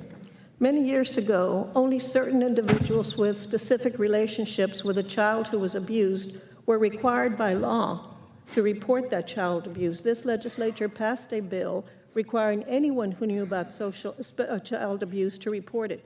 Do you believe that we should consider a law like that, requiring anyone who knows about threats like this to report it? Well, obviously policy is well above my pay grade and something for you and the governor, but I can say that certainly would help because people, if we can't do it and require it, at least to the extent we can educate people that, and what's concerning is that some of these things are group things. It's almost like they're talking to each other, that they support each other. This is cool, neat, a part of this deviant subculture, whatever you want to call it in that regard. But it always gets somebody's attention, and they stop, or they block, or they get out of that messaging. All it takes is one report. It might give us the opportunity. And obviously, that didn't happen in this case. And unfortunately, every time you go back and look at one of these tragic situations, you see opportunities that we had to be able to stop that pathway towards that violence. Thank you. There are investigations underway, and we have heard so much conflicting information about what happened, when it happened, and by whom certain actions were taken or not. What hope is there that the families who were so negatively impacted, so horrifically impacted in Uvalde, will one day get the truth about exactly what happened? Well, I can tell you this, that there's not a major investigation I've been involved in my entire career with the department and with the FBI that initially we don't know, but yet there's a crushing demand for information. So you provide information with provisos. It's preliminary, hasn't been corroborated, but nevertheless, you're reporting information, and that information ends up being misinformation a day later or 2 days later. Now, the advantage we have is in the position we're in right now, and that's why we're very careful today. We're not going by witness statements, okay? What we're doing is going by physical evidence that we've collected, that we've reviewed, frame by frame, that has been enhanced, that we looked at. So everything I've testified today is the facts. So the family can rest assured that information is correct, plain and simple. If we change the number, for example, I think I said there's 420 rounds of ammunition in the truck that was left, or 900 rounds in the backpack, or at the end of the day, the subject had over 186 rounds on him. If the number changes to 185 or something like that, I think the public would understand, or it's 899 and it was rounded off. But everything I've testified today is corroborated just by the areas in your book. Will show you exactly where that information came from on that timeline. Thank you. In 2019, this legislature passed a bill requiring public school districts to include an active shooter emergency response plan in its multi-hazard operations plan and active shooter trainings for school district peace officers. In 2021, we passed another bill requiring school board members to take a course about school safety. So both of these bills were passed and should be in effect. I'm sure you are familiar with those two laws and more. Are the laws that we have passed working, or which do we have to go specifically look at again and improve them? For example, those regarding active shooter training. Well, I'll say this, that, obviously not enough training was done in this situation, plain and simple, because of bad decisions, terrible decisions. Terrible decisions were made by the on-scene commander and should have never happened, plain and simple. Now, I can say the state of Texas has already been leaders in the forefront, its legislature and its leadership, and when it comes to school safety. An active shooter, you've got the nationally recognized Center of Excellence for, before active shooter training is at Texas State University. It's funded by the state and the federal government as well, and works in partnership with the FBI. School Safety Center. They don't have other school safety centers around the nation in that regard. When you implemented it, was the idea that we can look at all the things, so they have plans in place, look at vulnerabilities and those things, and a checklist of things to do at schools in that regard. At the end of the day, the post-Santa Fe thing is what can we do to prevent? On the front end, we talked about the pre-attack, okay? The only thing, if you make it, that's where your success looks like, when you can stop it before it happens. And you address that in the post-Santa Fe and provided it. I can't tell you that, and they won't like me saying it, and I might get some of my accounts banned, but at the end of the day is that, I'm as a law enforcement professional, I'm disappointed in the social media industry for not being more proactive, and I understand that they got a business model. Privacy is important. If the people think there's not privacy, they may lose money. I get this. But I just certainly believe that I have great confidence in their resources and their capabilities and their acumen and technology to be able to identify solutions, okay, that can help identify, potential threats, okay, and bring that to the attention of law enforcement. And use it, have judicial controls in place. Make sure it's not Big Brother, but that give law enforcement an opportunity at least to identify suspicious activity and act upon it. What recommendation would you make to this committee to include in our report from the perspective of the head of the Department of Public Safety? If we were to ask you to name one recommendation that we would adopt, what would that recommendation be? Well, we need to train more. And I'll say this from a DPS standpoint, just from the director standpoint. One thing I want to make sure that we're never in a position we show up, because more often than not, when we show up, it's a supporting role. Most of our resources were, in Eagle Pass, in Valverde, in Del Rio, Webb County, for example, in your area. So we got as quick as we could get there. We got there, okay. But we want to make sure that when we show up, it doesn't matter where. In Santa Fe, we had 2 troopers right in there with the chief, one taking a shot at the shooter. Okay, we want to make sure they have the equipment that they need. And one thing that's keep recurring thing that's just this disappointing over and over, that we have to have shields. No, you don't, but you know what? Why not have one? So we want to put a go bag in every patrol car in the state. And in that go bag, we want to have a ballistic shield, not a SWAT version, not full body, enough to cover the face in that regard, and breaching tools, and train them on the breaching tools. So, well, everyone, right now, our breaching experts are going to be on our SWAT teams or special response teams.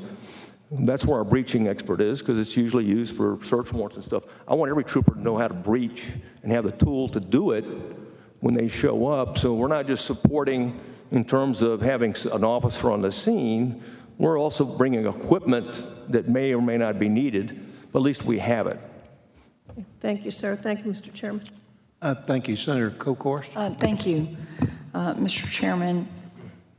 Director McCraw, at the beginning of your remarks, you were very defined in the characteristics of the shooter. You went through his age and different things. I have a couple of questions on that. You mentioned animal cruelty. That's been talked about a lot. Did he commit animal cruelty, and was anyone aware of that? First of all, this is where I get to digress and say, based on interviews and not on physical evidence, the reports that he was involved in cruelty, animal cruelty, particularly cats, walked around with a plastic bag of dead cats. And there was other information, okay, the reports. None of that was brought to the law enforcement attention.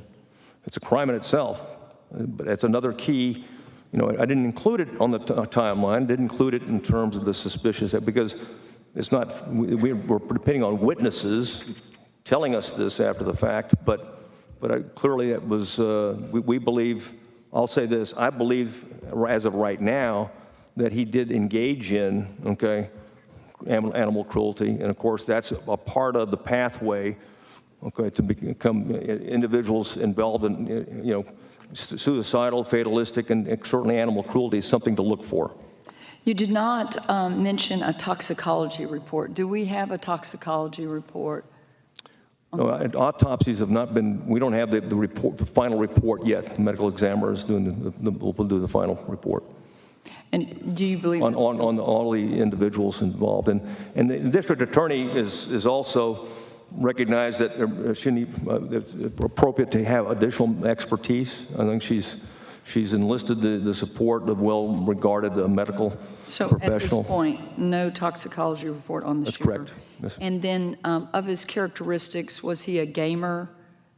Did he? Yes, he played Fortnite with friends at school and friends, other locations that he found online. First-person shooting games? I can't tell you exactly what games he played. And then truancy. I've seen different reports on how long he had been truant. Are you aware of how long he had been truant? I know that he hadn't completed a lot of the curriculum, and he was well behind. It's been reported as far back as a sophomore when he left his what would be normally a junior year. But I believe that TA could do a better job in terms of answering that question in terms of truancy. I can tell you that we've yet to find anything in his files, disciplinary files, anything that you would expect to find with somebody with this type of background. We just haven't found it. And then to your timeline, you talked about the door, and Mr. Chairman, you asked some questions. I want to clarify and make sure that I heard this correctly. The classroom door that he entered, did I hear you correctly say that the lock was broken, that it did not? The lock was not broken. Okay, the strike plate was dysfunctional, and the only way you can get it to lock is from the outside is lock in the lock position, and it's nuanced, and that's why we brought one of the doors in the lock position, and then pull on it and get it to seat, the throw to seat in the lock plate. Well, if you can do that, then it would be locked, okay, or I'll call it secured. It would be secured at that time. So while there was a lot of time lapse in your timeline, waiting on a key, and there's a lot of the communication that you have transcribed. The fact, could we ascertain here or conclude that there was never a need for a key because the lock was not working, the swipe plate was not working properly? I don't believe, and I don't believe, based on the information that we have right now, that door was ever secured. In fact, I have great reason to believe it wasn't secured. The subject doesn't just walk in, as I've testified before, then shoot the classroom, walk back out of the hallway, then walk back in again seamlessly, okay? And he didn't have a key, and he couldn't lock it from the inside. So the door was unsecured, and we've gone back and checked in our interviews, and did anybody touch the door and try it? How about, do you need a key? Well, one of the things they teach you in active training, I'm sure that one of the experts can talk about it, how about trying the door and see if it's unlocked? Okay, what we used to call a clue at that point. Why not? And of course, no one had. And so even if you're a part of the breaching team, we've gone back and talked to them, and they've been led to believe that it's locked. Even they, when you go back and talk to them, they didn't try the door. They took the key. As you can do the key, it'll open it. Okay, whether it's locked or unlocked, it will take the throw and put it back into the door, and you move it, and you can walk, and you go right in. So that's.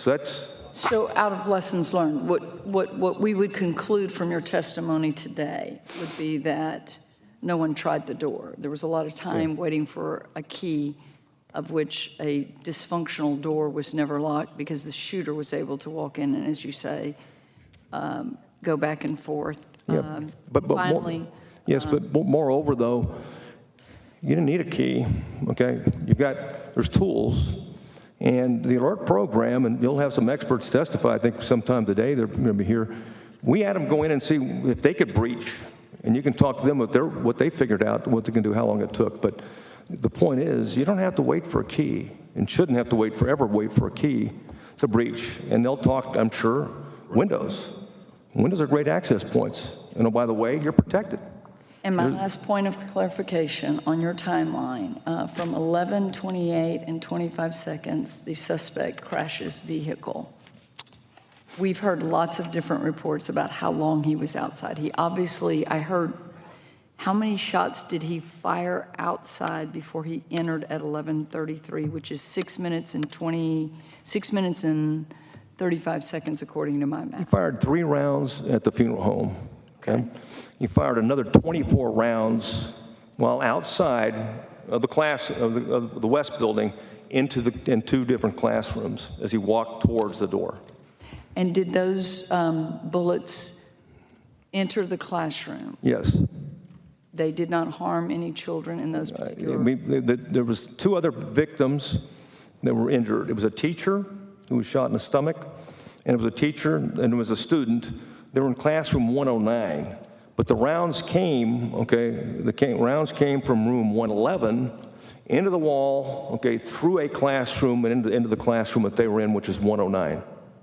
None of the bullets from the outside harmed a child, but they did penetrate into the classroom. Some children were injured, but we're talking about penetrated bullets. The only ones that I've talked about were the 2, the ones that I've already mentioned. Thank you, Mr. Oh, and we need to probably say that the only time we found rounds that officers fired was in room 111, at the time of the breach. Okay, I've got a number of members that are indicating to me they want to ask a question. Let me just say, I think everybody has their lights on and is requesting. So I'm going to start with my vice chairs. So Senator Creighton's going to be next, and then we'll take it by seniority all the way down. And then I have some of the non-members who would like to ask some questions once we're all finished. All right, so Senator Creighton. Thank you, Mr. Chairman. Director, I think I can get through my questions fairly quickly. Within 3 minutes of the shooter entering the school, it says on the timeline here provided that 9 officers entered the school within the 5-minute mark. No, within 3 minutes of the shooter entering the school, 9 officers were in the school with rifles. Is that correct? Yes, sir. I mean, there's as many as 11, shortly thereafter, with 2 of them had rifles. And so Chief Arredondo, incident commander, as it's stated, said many times through the audio that the officers in the school only had pistols. What is the discrepancy? Which is fact? 2 officers had rifles. And so there was never a need for rifles. I mean, the 3 initial UPD officers that arrived, but thereafter, there was, anywhere from 11, and the numbers kept increasing, and the number of rifles kept increasing over time. So even though there was never a need for rifles, Chief Arredondo kept saying, we only have pistols, we need rifles. Why is that? What in law enforcement training would lead him to continue to say that over and over? Well, first of all, as if that was a necessary factor to advance. Well, first of all, as a commissioned officer, you don't need a rifle. You have a gun. There's a reason you have one. You have body armor. So it's going to be risky. Officers, and Chief Arredondo was right. I mean, officers are likely to get hurt, and some may die. But it's less likely that they would than children without the armor, without the weapons, without the training, left alone with someone that had already brutally killed. At least at that time, we don't know the timing of it, but ultimately killed, 21 people. So just to be clear again, within 3 minutes of the shooter entering the building, 9 officers were in the hallway with pistols and rifles. And within, at the 5-minute mark, Chief Arredondo was heard saying, he's contained in this office. Is there an office on the floor plan that you provided as an exhibit? Not that I'm aware of. It's as referenced in the particular rooms. There's a janitor room, there's a restroom, but there's, I don't know, it's not an administrative building. These were classrooms. So in a school within days of a summer break, wouldn't it be reasonable to assume that kids were in the classroom when making decisions about determining whether or not it's an active shooter protocol or a barricaded intruder protocol? It's more than reasonable to assume that there were children inside those classrooms, room 111 and 112. There's many references by Chief Arredondo about the door being locked and needing keys and more keys and a master key and just constant references to keys. But is there any evidence whatsoever that shows through the video as it was examined later that the door was ever, that there was an attempt to open the door or test whether or not it was locked? We could never see anybody put their hand on the door, and of course up until the breach. And then at the breach, we've gone back and talked to the breachers, re-interviewed the breachers, and they said no, they didn't try the door handle beforehand. And then there's a reference to a sledgehammer and a hooligan, and those are separate. Yes, sir. And then, so was there any reason within your experience with in law enforcement training overall why either the door wouldn't have been checked as to whether or not it was locked, understanding there's gunfire, but with a hooligan and with an available sledgehammer, what would be a reason why the door would not be checked, and why would Chief Arredondo keep referring to the fact that keys were needed through the minutes and what it ultimately ended up being 77 minutes of delay? Yeah. Well, respectfully, Senator, one of the reasons we wanted to have an outside independent review by subject matter experts is so they can answer those types of questions, because then it becomes my professional opinion as opposed to what's consistent with doctrine. But I would suggest that doctrine, I'll go back again, it's very, very simple. Okay, you don't wait for a SWAT team, right? No time for a SWAT team. If you got one officer, that's enough, right? So you don't have to wait for 11 or 12 or 50 or 30. You got one's enough. If you got to, you're there in the scene, you got an obligation to go and immediately engage the shooter, okay, and stop the shooting and really stop, which is really stop the killing, because there could be other ways to kill it, and then stop the dying. That's preached, practiced, and required in the state of Texas. It just wasn't implemented.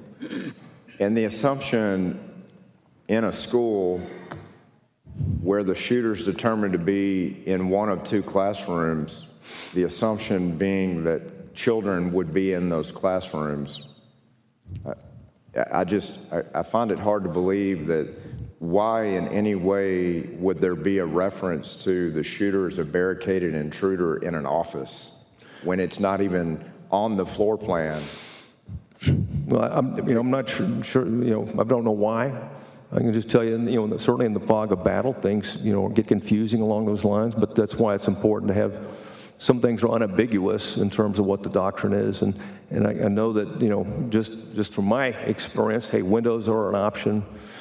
We saw in Santa Fe how effective, getting on the scene quickly was for an officer, even though he was seriously wounded, and the chief being right there, and of course, engaging the subject to these pains, because the pains work against you, but they work for you too. It provides you an opportunity, and the experts will be able to talk about how they can quarter a room and you can look at it and wait for the suspect. So there's things you can do to protect the kids in the room, and that's why they say, in terms of, isolate is a word, and of course, distract. Things that can distract. I mean, obviously, if you're simultaneously hitting the windows, okay, in room 111 and 112, is going to distract the subject when you go in. It's human nature. It's practiced along those lines. None of that was considered. The only thing that, at the end of the day, like I said before, we waited for rifles, we waited for a radio, we waited for a SWAT team, we waited for shields before the SWAT team. There's always some reason why we didn't go in.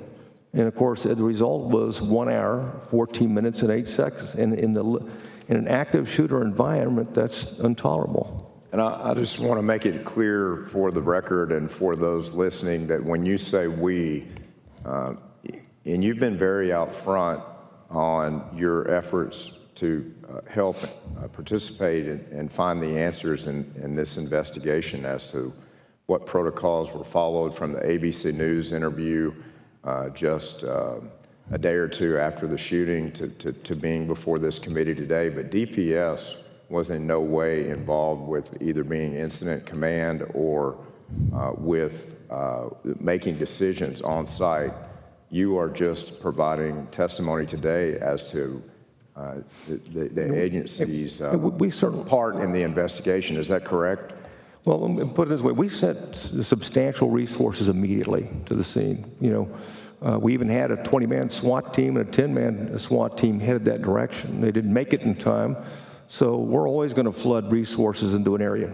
By nature of where we are, where we're stationed, we didn't get there. The first officer was able to enter that west building was 11:42.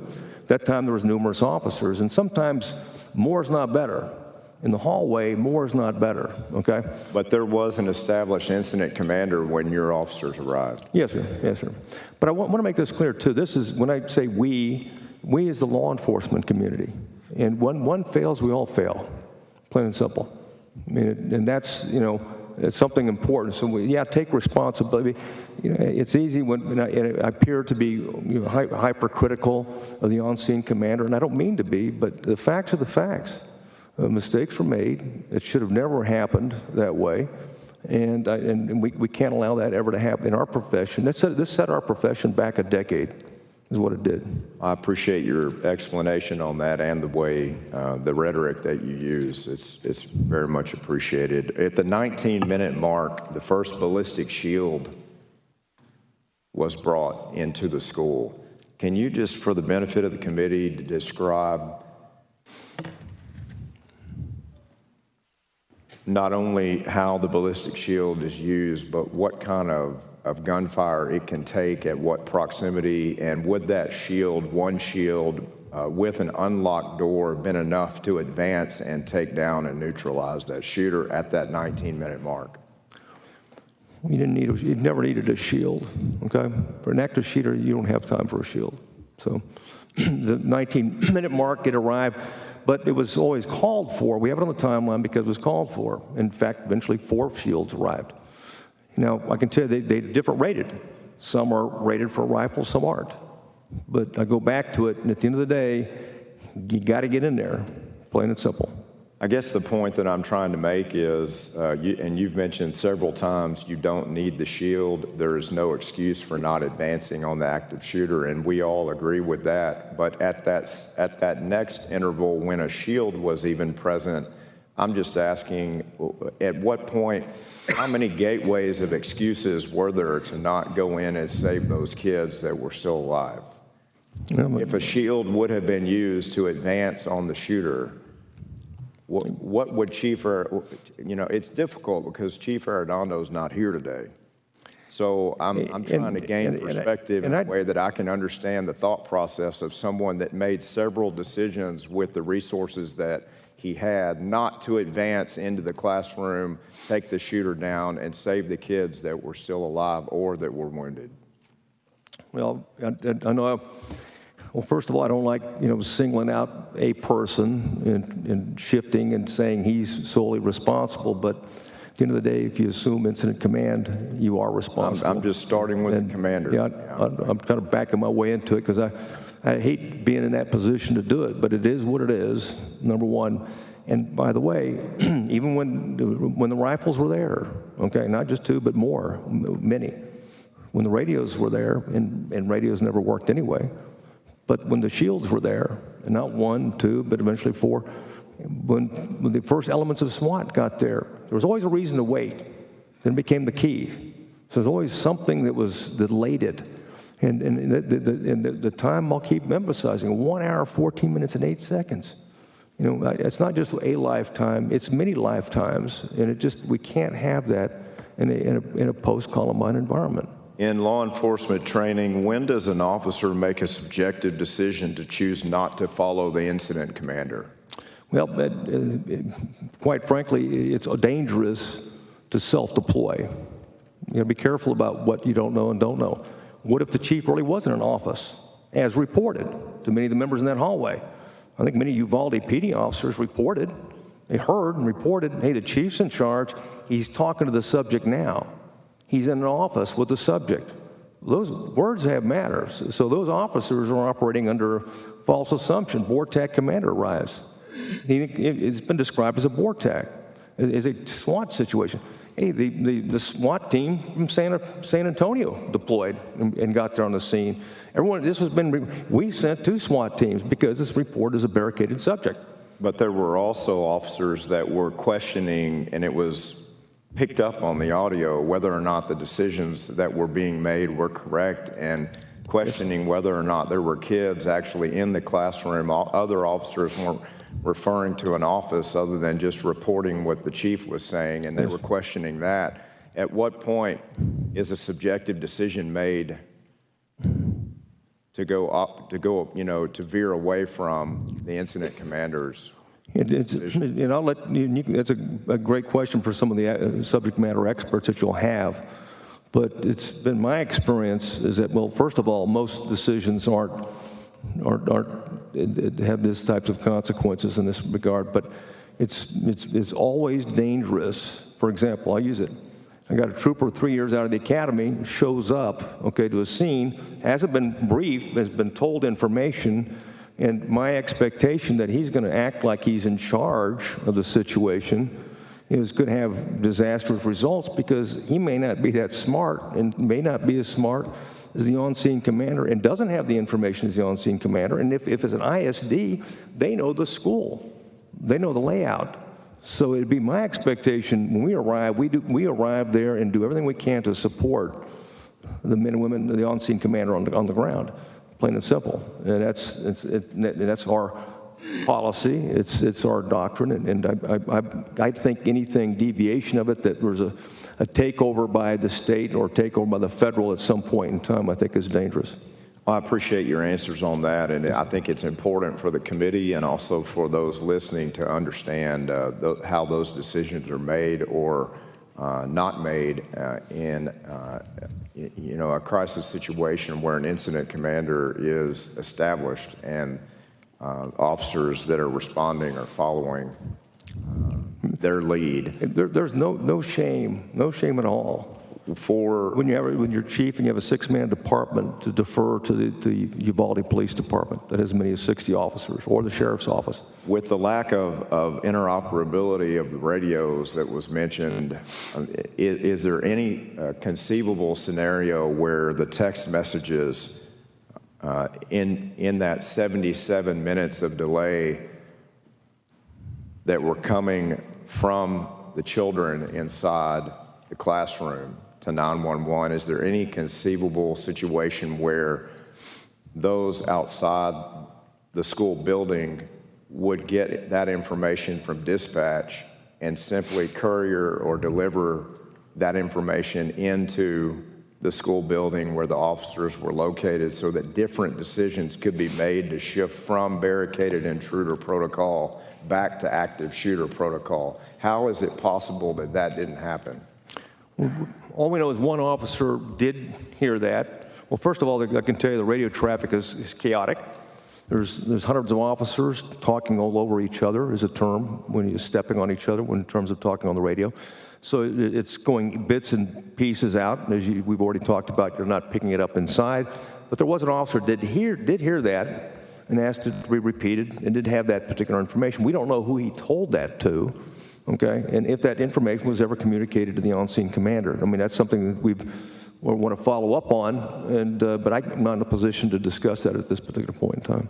So there's just, in a chaotic situation like that, there is no way to channel dispatch and information coming directly into dispatch straight to Command Central, where... Well, not in this case, but it doesn't mean you can't be relayed. I mean, there's all those options. You know, the cell phones work, okay? You don't have to depend upon just one means that people are stepping over. There's other options. There's always other options.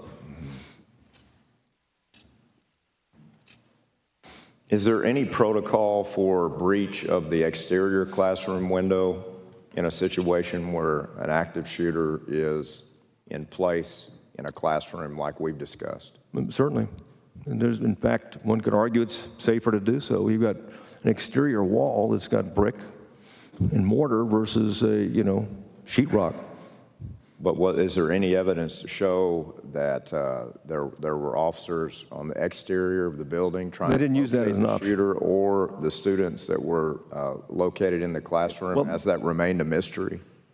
No, I mean, the officers rescued hundreds of children using those windows in different classrooms.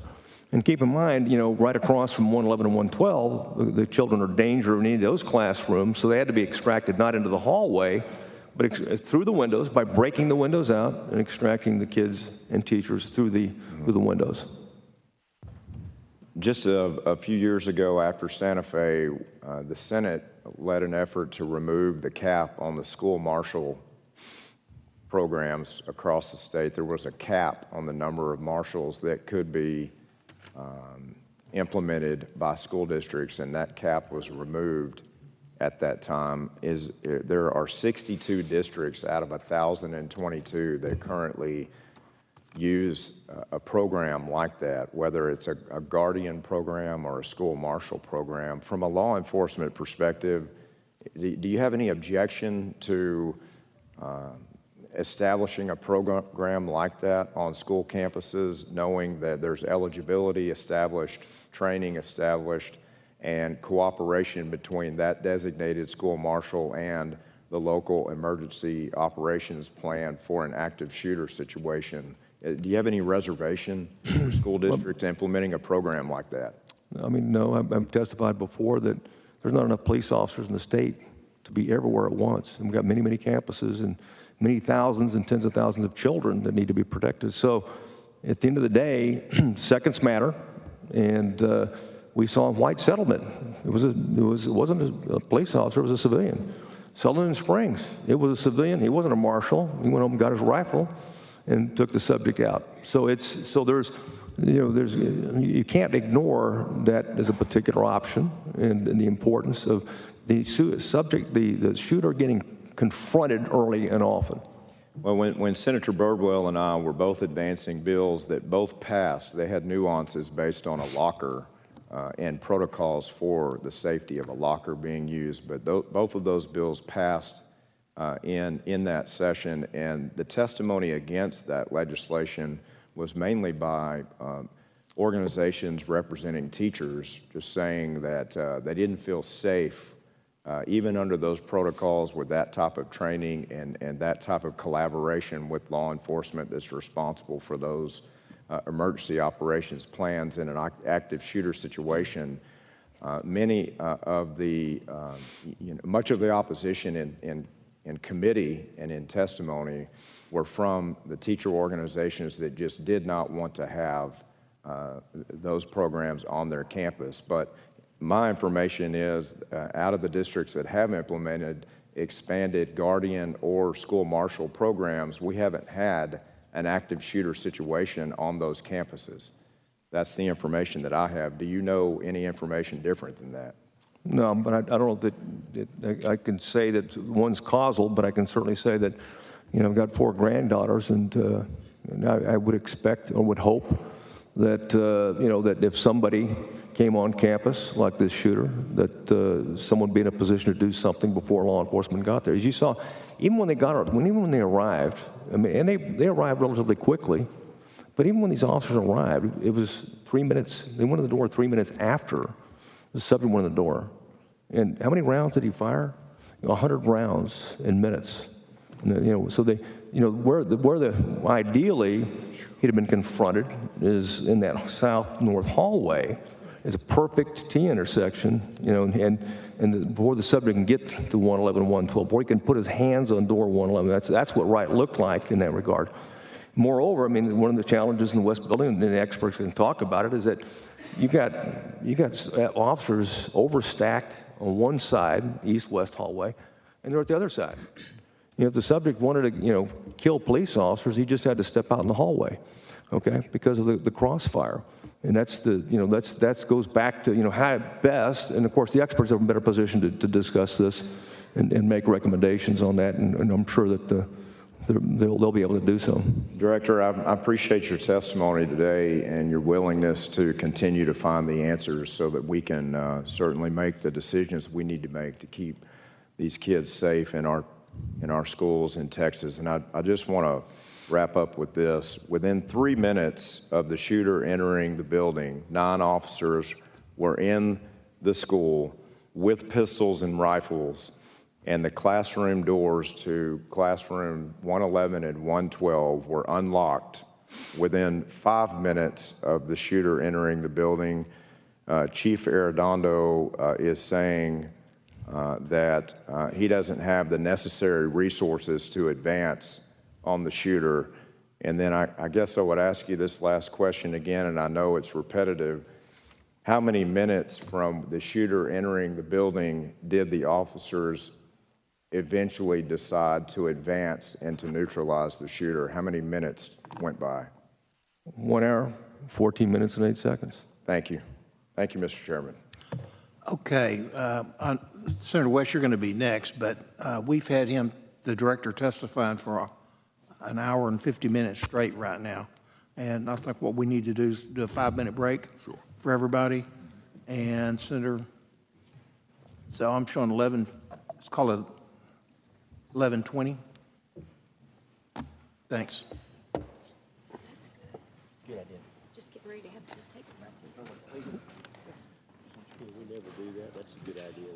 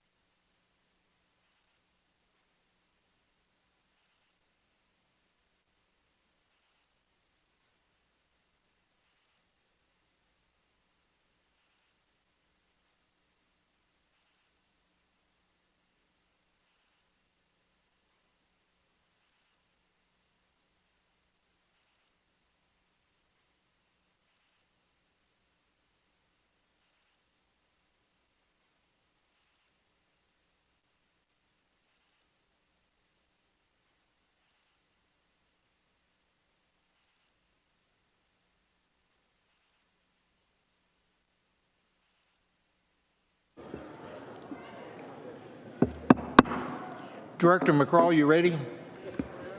Okay. Recognize Senator West.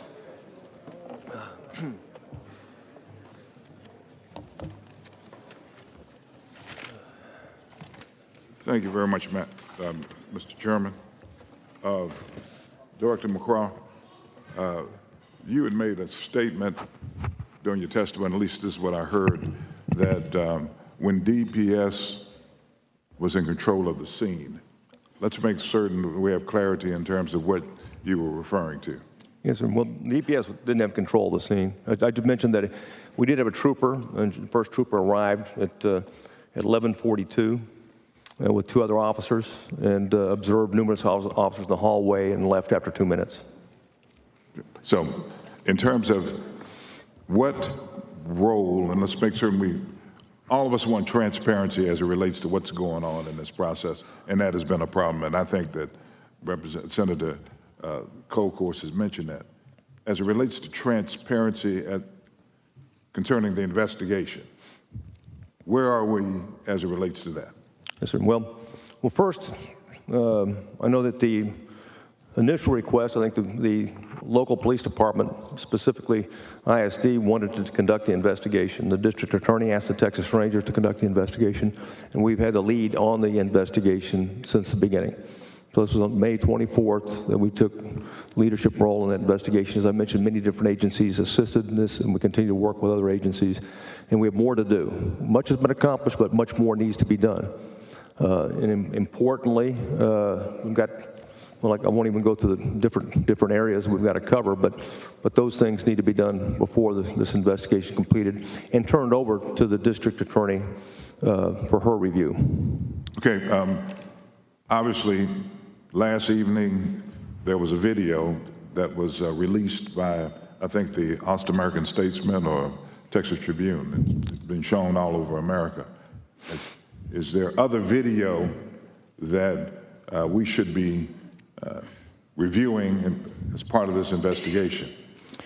Well, you can remove all the videos, needs to be reviewed, and at some point, will need to be made public, and I have great confidence that the district attorney will do that when the investigation is completed. I have no doubt. Certainly body cameras are relevant. Certainly the footage internal from the inside the school, the surveillance video, and I'll also say the surveillance video from the enhanced version from the funeral home is all appropriate. So there's additional video that has not been released? Absolutely. And let me, if you don't mind, Senator, give me an opportunity, is that one of the concerns that, the district attorney has not wanted to keep information from the public. She just wanted to keep misinformation from the public. Okay, inaccurate information. She's never really, and that's the challenge she has, and for only one reason, because of the impact on victims. Well, let's go down that road just a little bit. Sure. In terms of accurate information, is there accurate information that the district attorney currently has that could be released to the public so the public can get a better sense that transparency is in fact occurring? Well, I'm sure there's no question that videos, when they're released, and certainly you as a member of the legislature would have access to it and a legislative privilege to look at it. The House Investigative Committee has access to it, and we provided them so they can review those themselves in detail. But we have asked, because we've been asked by the district attorney, to ensure that we don't, one, talk to the media, which we haven't done any press conferences since then. The only thing we've done is maybe refuted some of the statements and try to correct those particular statements. And we've been very clear that we haven't released any information, videos or otherwise, to the media. Okay, as it relates to the video that was released somehow, it shows at least one officer there with a rifle and another one with a shield. Is that correct? Well, what we'll show is that within minutes after the subject entered. I'm talking about the video. Yeah, well, the video will show that there's as many as 11 officers and 2 rifles minutes after the law enforcement entering on the scene. Okay. Now, I think I said before 9, but it was really 11 because there's another 4 that came in. There was 3 initially, then 4. Okay, then another 4 came in, and then another 4 came in. I understand it. Yes, I'm talking about the video that we saw. I only saw. Yes, I didn't see 11 officers on that video. Maybe I didn't see the correct one. I saw one with a shield and one on the right with the shield and one on the left with the right. And frankly, I didn't watch it. Okay. I've watched the entire video. I've watched snippets or whatever may have been released, so I couldn't comment. And I'm going to go back to a question that was asked to you by Senator Creighton as it relates to the officer with the shield. And I didn't understand your response to that. The question, I believe, was whether that officer with the shield could have advanced and tried to breach the door, or at least try to save some of the kids in that room. Well, it was my testimony, Senator, that you didn't need a shield. No, I understand whether you needed one or not. Yeah. I'm answering the question, with that shield, could the officer have done that? Yeah, absolutely. It could have been used immediately. Okay. And which is the point, is that when there never, one was, there was one, then later came 2, then 3 and 4, and eventually there was 4 shields available to be used. Okay. And for the record, I want to be clear about when that shield arrived, but the first one, didn't arrive until sometime after the officers went in. It was the second shield arrived at 12:03. The first shield arrived when? Yeah, the first shield arrived at 11:52. The second and third shield arrived thereafter. And it's a fact that you heard that, well, I think that there were shots fired after the first shield arrived. Is that correct? That's correct. All right. Now, and I'm not going to be repetitive. I do have some other questions as it relates to recommendations that should be made that you're recommending. Now, but before I do that, the Department of Public Safety has no role in school safety audits. Is that correct? That's correct. Okay. Is there, in terms of recommendations, I know that you were asked about school marshals and guardians. Is there any reservation from, let me back up. You are the chief law enforcement officer for the state of Texas. Is that correct? Well, certainly the head of the Department of Public Safety. We can question in terms of who's the head of what, but I'm certainly head of the department. Right. You're the head of the Department of Public Safety. Yes, sir. Is there any reservations on the part of the department arming teachers in schools? Not if they're trained. None whatsoever. Okay. I want to turn not necessarily to schools, but an incident that happened in Duncanville, Texas last week. Mm-hmm. Let me just set it up for you. A recreation center where there was a summer youth program with over 100 kids in that program. And a person came in with a gun unrelated to any terrorist activity, but once in there, decided to fire the weapon, and he was taken out by a consortium of police departments there in the area. Yes, sir. Is there any concern by you, as the head of the Department of Public Safety, about similar types of settings where kids are in summer camp, as an example, or you have a large number of kids in their safety? Absolutely. In fact, anytime that you have a large aggregation of children in a location, especially outdoors or in this location in terms of Duncanville that you described, which is wasn't connected to a school, but certainly was affiliated with school outside activities, we're always concerned. It's a soft target to begin with. There's not the security usually in place, and certainly, people that are trying to do the most harm can do the most harm by killing our children. Are there any best practices for protecting those kids? Well, I know one thing is that Duncanville is an example. Texas law enforcement responding. They immediately isolated the subject. And certainly neutralized them, and he's no longer with us. And that's important that we have that type of response. And they were on scene almost minutes. They were right there. That's what, of course, the whole point of alert training has been designed, is that actions you don't wait on actions. Actions are immediately taken, and that's a good example of how things should be done. Okay, and let me ask a couple of more questions. And as it relates to the weapon that was used in Uvalde, you mentioned that, and I think in our private conversation, that there was 170 rounds fired? 171 rounds, the subject total fired, 3 at the beginning, and we had another 24, 27, 57, and 60. Is a person a reasonable person, you would not obviously consider this person a reasonable person based on what you're saying, that that person had some mental illnesses, that red flags for mental illness. But a person in the same or similar circumstances at 19 years of age, are they mature enough to be able to handle, or should we have a situation where a person 19 years of age be able to get an assault weapon, an AR-15? Yeah, well, that's of course a policy decision on what that is and is not. I can just say that certain people shouldn't have one, okay? And certainly this is one person that should not have had one. Should the average 19-year-old be able to have one without any training? Yeah, it's hard to me because I was in the Army at that time in my life. Too many people have served bravely and sacrificed for the country that are 18 years old, so it's difficult for me to say that nobody's mature enough at that age. All I can say is that certain people will never be mature enough, and certain people, are going to be a threat when they are able to get weapons. Should they be? You had training to use those type of weapons in the Army, though. I'm sorry? You had training to be able to use those weapons. Yes, sir, we did. Right. Yes, sir. And also screenings, correct? I'm sorry? Psychological screening? Yes, sir. Okay. Do you believe that in order to make certain that those persons that are able to get those weapons have psychological screening and also training?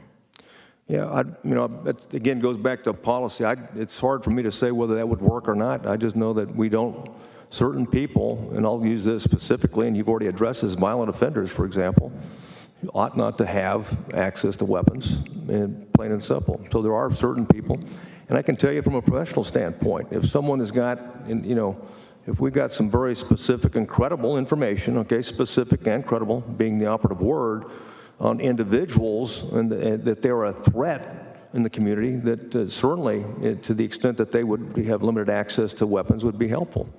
Would you agree with me that if we increase the age to 21 years old, that most parents will feel confident, in addition to other things that we're doing, and as it relates to recommendations, that most parents would feel confident that their children's safety would in fact be safeguarded in the state of Texas?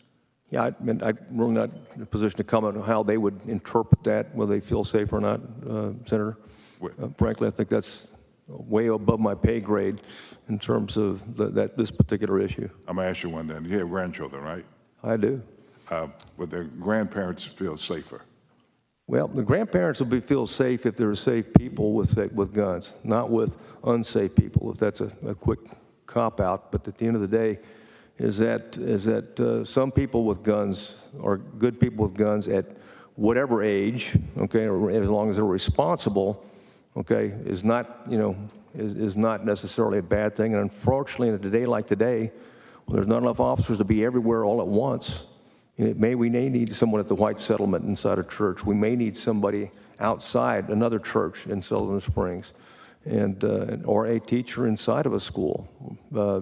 They may be the only thing standing away from a mass murderer and the lives of the children. You would agree with me that when we begin to look at these mass shooters, that the age ranges between, I think, 16 to 21 or 16 to 19, somewhere from there. Is that correct? I would have to go back and look at some of the data that the FBI and the Secret Service have on the history. I've seen it before. We have a report on that information, but I couldn't tell you the exact average age. I think the average age is around 19. Okay. If that's the case, then do you think that we need to take a second look at whether or not those persons are mature enough in order to operate such high caliber weapons? I think it's less to do about maturity and more to do with about mental capacity. I mean, there are certain people that are, they may be immature, but they're not evil. Well, and I agree with you. I'm not saying that we take the weapons away from those persons, but have it just like we have an age range for drinking and other cigarettes and everything else. I understand. Not look at saying that you need to be age certain in order to... Well, you already restrict handguns, I believe. Yes, sir. Let me finish. Yes, sir. All right. You should be an age certain before you are able to purchase a weapon of that magnitude? Well, sir, I can see why you would want to, because at the end of the day, you've already restricted handguns, okay, from anyone until they're 21 years old. So, I mean, you've already, the state legislature's already done that. So that's certainly, like I said, goes back to a policy decision. Okay. Thank you, Mr. Chairman. Senator Birdwell. Thank you, Mr. Chairman. Thank you again, Director, for the rigor that you've put into not just here today, but the response over the last 4 weeks. Let me return to the lock for just a moment. I wanted to make sure that for the teacher to have locked the door, they would have had to lock it from the outside, thus abandoning the children to a locked room with them outside. Is that a correct statement? Yes, sir. Okay. As it relates to the breach, you've mentioned a hooligan, and I think one other type of breaching tool. Did any officer have shotgun slug capacity to breach on location? Well, many officers had shotguns. I don't know that it's a recommended breach technique, frankly, especially with children in the room. I think it would be when you have other options. I don't think that would be but I'll defer to the experts in terms of that. Right. We certainly will use. I consider you an expert, Director. Well, we use breaching ourselves. Okay, we use sometimes explosive breachings, usually a hostage situation or a barricaded subject, but certainly not an active shooter. Say that last piece. Even though I had my phone on silent, it went into my hearing aids, and so I was. Oh yes, sir. My ringtone instead of your answer. We'll certainly do breaches. We'll do it. Use a number of different methods. Okay, but the breaches that we're talking about, that might be explosive breaches, dual breaches, front and back. We would never do that in an active shooter situation. Right. Okay, I say never is never, but those are designed for hostage situations. Right. Well, you're talking C4 blasting caps, and the like. Yes, sir. And the same thing with the shotgun breach along those lines. There's risk of projectiles and material going into the room and striking somebody at that point. Okay. Yeah. Okay. I just was thinking through the. Yes, sir. Action or weight, and it's clear from your testimony that the weighting was the challenge. Absolutely.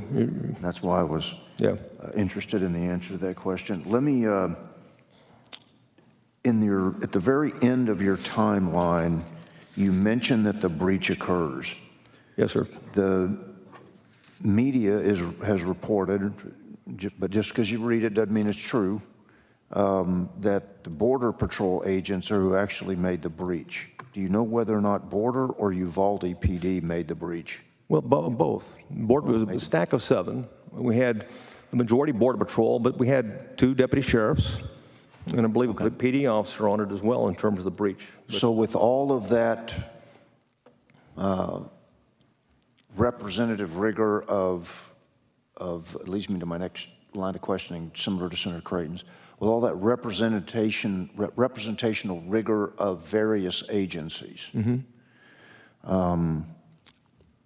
The Uvalde police chief is still the active commander of the scene.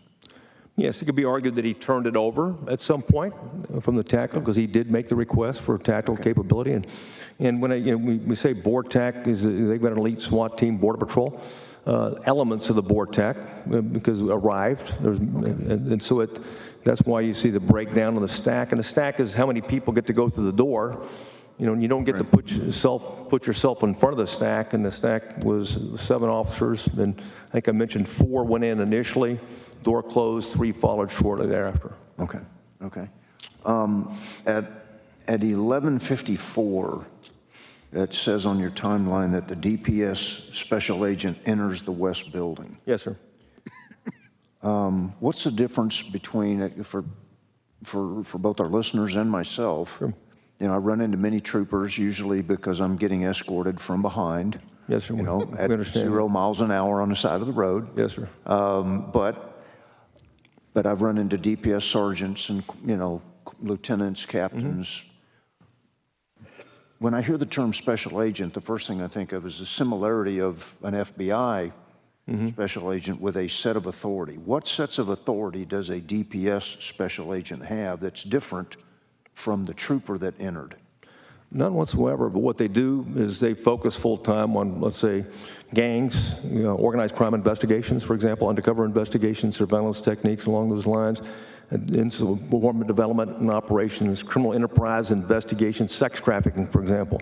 You're going after the organization. So troopers patrol, okay, special agents focus on the organized criminal activity. Texas Rangers, have major violent crime cases and assist in those types of investigations, and certainly command and control of our tactical operations we put on the Ranger Division as well. Okay. And I'm going to ask another question I think you've already answered, but in the timeline, it's clear that the DPS special agent is very focused on breaching now. Yes, sir. With his arrival. Is there, and I fully understand, not just from the law enforcement perspective, but of unity of command is one of the principles of war. Mm-hmm.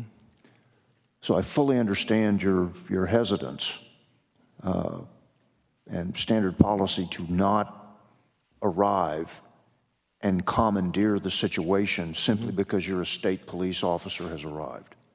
Is there any protocol in your mind from seeing the lesson here or seeing the circumstances in its totality, would there be any change to that protocol where the assessment of sheriff or a DPS special agent or some senior law enforcement official from a senior law enforcement agency that has geographic jurisdiction as well? Mm-hmm.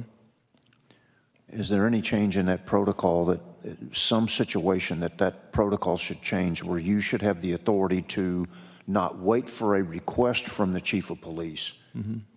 but subsume that organization and take command? Well, first, we wanted to make sure we put that his body camera statements in this as a matter of transparency. And we had people in the building, too, a chance to go in. He managed to work his way in. He wasn't invited in, work his way in, and eventually, as described, and you heard the statements, but it gave kind of the mindset in terms of someone coming in, what information is being provided. And certainly through his body camera, you can see as many as 15 officers stacked up, so you get an impression. That's why the information is included in that regard. Okay. It's my belief, okay, because we've got some tremendous leaders throughout the state, and law enforcement is such a vital profession. We've got such great law enforcement professionals at all levels, including Uvalde Police Department and Uvalde ISD. I mean, they've got great officers that would willingly give their life, okay, but we can't afford as bad decisions as you indicated in that regard, and I'm quite, hopeful that with training, because sometimes this is a leadership issue, is that, hey, some people don't need to be in those particular positions, that this will never happen again, and people will be mindful is that, wait a minute, it's not a barricaded subject. You can't declare containment and declare victory and wait for the cavalry to arrive and to strike that home. And that's, I think, critical. And that's something we have as our profession. Okay, we clearly failed in that because someone didn't get it, and we just need to make sure that's in place. Inviting let's say a DPS captain shows up and a situation decides, well, he's going to exercise control. Well, first of all, he doesn't have the information, and you know what? He may not be as sharp as the on-scene commander that's there. In addition, not having the information. So I'm reluctant to encourage or even think of any situation where you'd want some level of hierarchy where a larger police department gets to come in and take over, that type of thing. I mean, but at the same point, we need leaders in place that recognize their capabilities. And if there's nothing wrong, and I do it frequently, I delegate it way on down. Because that's where the expert's not where I'm at. The expertise is always at least 2 levels down, removed from me, and we expect, Yeah, just like I don't want division commanders fighting platoons. I want them to fight the division. Yes, sir. The same Yes, sir. logic and thought process. A different area of thought here is there, and I want to give you discretion to not answer this question if it's law enforcement sensitive. Is there any evidence that cartels, border gangs / belligerents provided any material support to the shooter, purchase of the weapons, finance of the weapons, because of the number of border agents that have kids in that school? Is there anything that you think that you've seen that relates to this being a hostile act supported by our belligerent opponents? None whatsoever. None? Okay. And it was initially reported that he was linked or was a part of the individual, the two individuals who were involved in the conspiracy to commit capital murder at the school back in 2018. No, he was not one of them, nor was he linked to them in any way, shape, or form. Okay. Just yes, sir. Very sensitive to the nature of the work that both the Border Patrol and our own state agencies are doing down there. So we have no reason to believe that he has acted alone. The subject acted alone. Okay. He said some things that should have been reported, but he acted alone. Okay. Different area, and I don't know if you've looked at this in the totality of the events, but did any state agency play a part in placing the shooter with his grandmother, or was that solely a family decision? I'm sorry, what again now?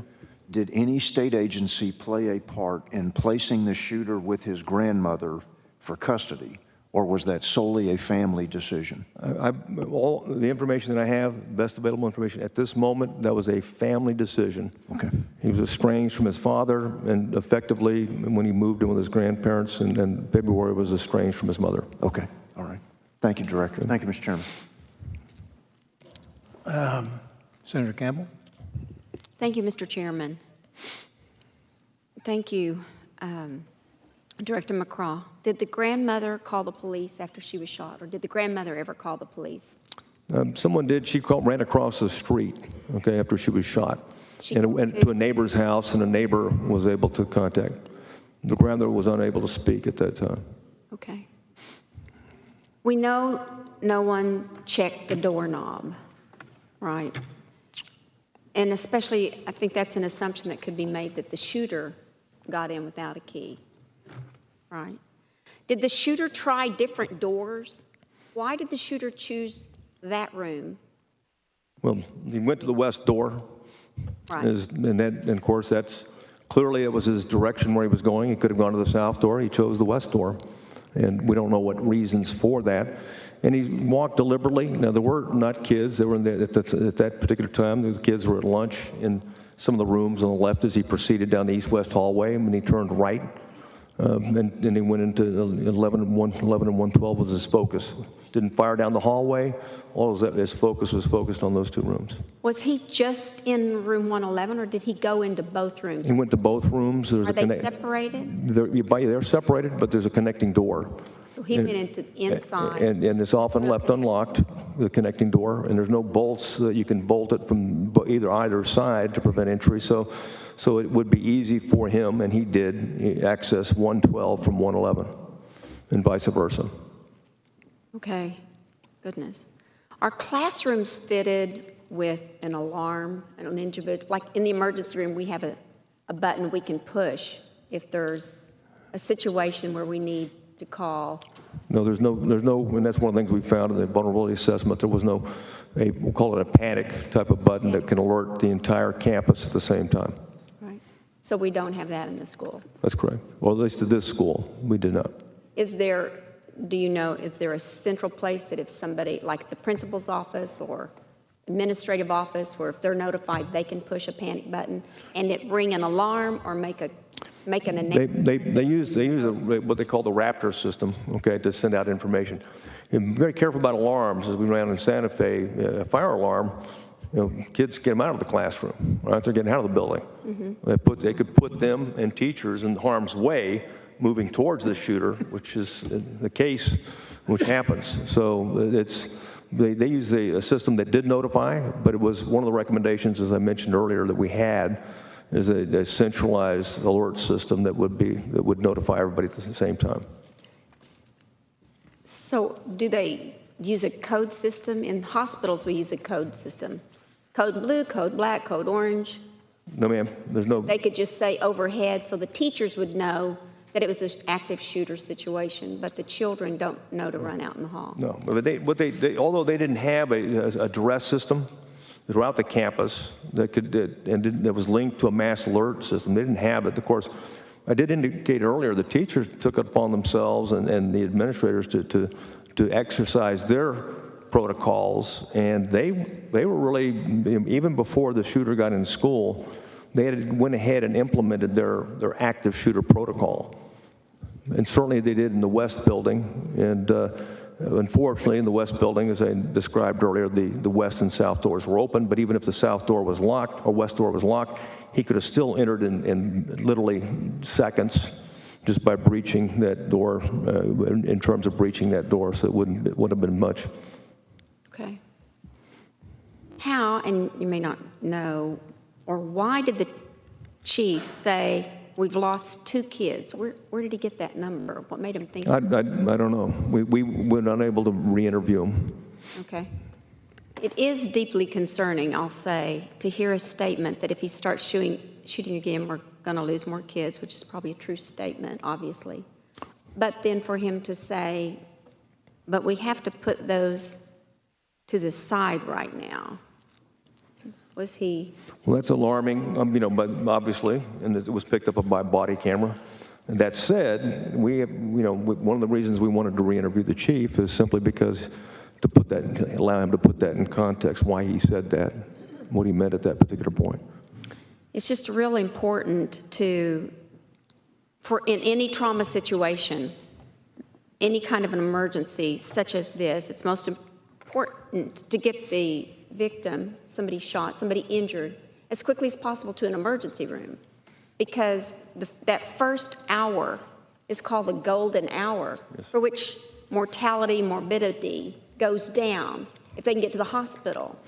And it seems like it was not, I'm not sure that was of concern, or the delay most certainly missed the opportunities to save any children that possibly could have been saved. And I think it was always an active shooter situation, but not always treated as an active shooter situation. I think that's well said. It never changed. It was always an active shooter situation. The situation was always dire. The timeline was always critical, and every second mattered. Yes, thank you. Thank you, Mr. Chairman.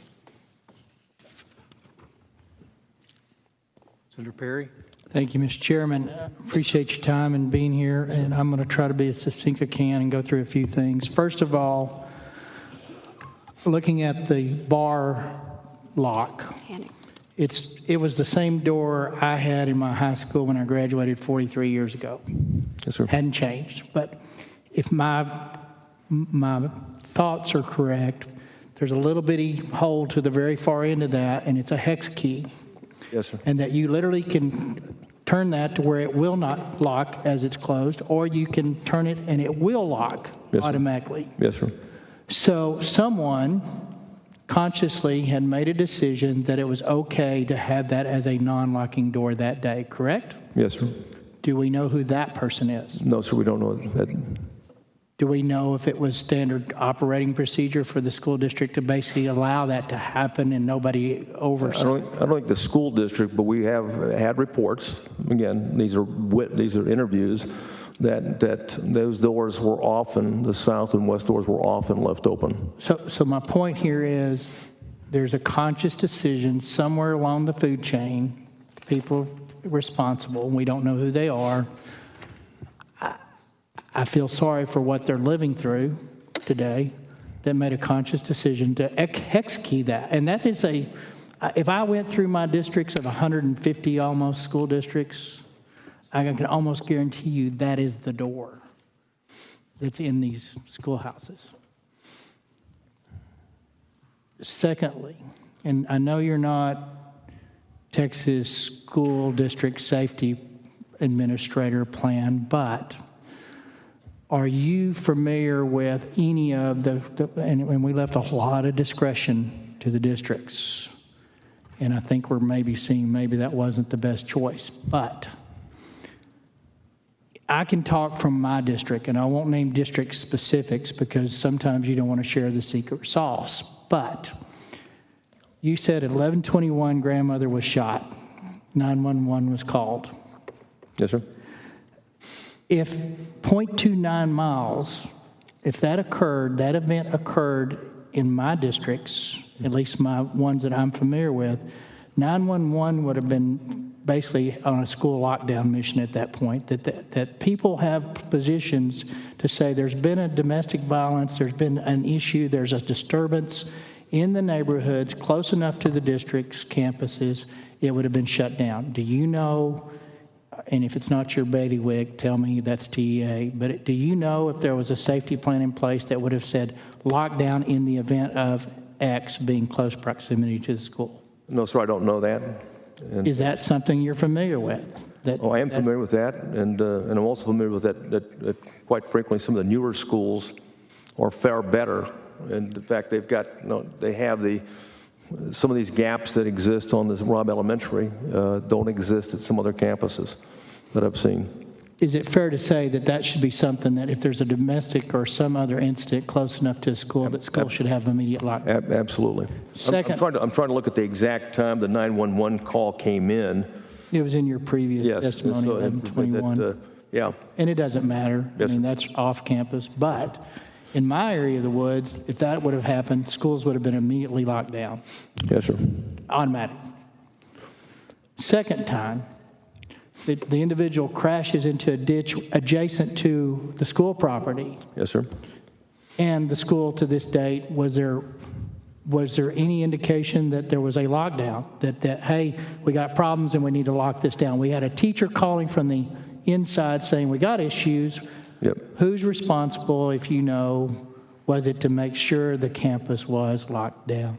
I'm not sure who was responsible for doing it. I know that teacher, her actions resulted in the campus being locked down. But really not. We left the door open. Yeah, exactly.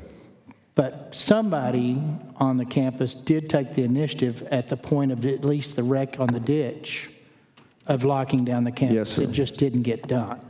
Yeah, well, yeah, exactly. Well, the two doors were open, exactly. So I guess my whole point of this conversation was evidence that there was actual protocol to lock the school down. It just wasn't successful.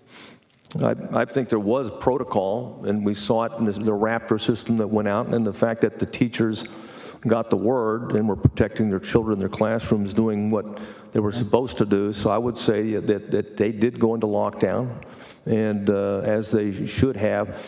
Now, we did recommend some efficiencies that can be changed in terms of a mass alert system. There's things to improve, sure, but I'm all about the panic button. Okay, so we'll move forward. 3 different occasions under current existing protocols. And do you know if Uvalde had a safety plan? The high school or the school, Robb Elementary.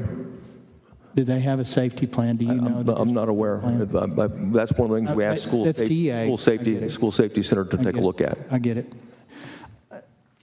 So to that lock, it's created by design to where an individual can keep it from locking. That's a conscious decision. Yes, sir. I'm not a safety expert, but there's a lot of Captain Obvious moments in these events, and I'm not here to put blame on any one person, but the truth of the matter is we're seeking answers that may be relevant. But to Senator Birdwell pointed it out finally in the group, but why would you have a door that doesn't secure from the inside, knowing that if there's a fire or something that the inside can open? It's like a bathroom door. Mm-hmm. Why would you have a door in place that required outside interaction to secure it from the outside in? I mean, what is the logic behind having a door like that to start with? Where is that miscommunicated? Would that, it's ingress and egress and safety protocol, right? Keeping people out. Yes, sir. Is that number one rule of safety? Absolutely. What would be the reason that door lock would be something that's universally around our school buildings? I can't explain it. It makes no sense at all. In fact, I know there's things that have been designed that can be used in light of or in spite of locking system like this, but it makes no sense. There's no reason you can believe that would make sense from a safety protocol. Yeah, I can't imagine that this is safe. And another thing, Senator, is that there's no way for the teacher to know whether it's locked or not. Well, I agree with that. That's another problem. That goes back to technology exists today with the panic button. It's immediately magnetically controlled. I mean, there's lots of options, down to a $5 doorstop on some level in some places. Yes, sir. Because you're just looking for resistance. Because Exactly. that person's looking for the easiest access, correct? Yes, sir. They're not spending time wondering whether the door, and they're moving, right? They're on a mission. Yes, sir. I'm glad you said that, because I couldn't, in my mind, believe, and honestly, that's probably universal in our school buildings too. We're locking we're locking the good guys into the area where the bad guys are. I don't understand how that would examine. So, camp identification. You said it kind of indirectly, and again, since you're not the safety school managers, it's more TA, but. From a first responder, if I have multiple campuses on site, would it not be beneficial to have campus A, B, and then corresponding room numbers inside, along with that map that you said was inaccurate on the get-go, that y'all are trained on in that area?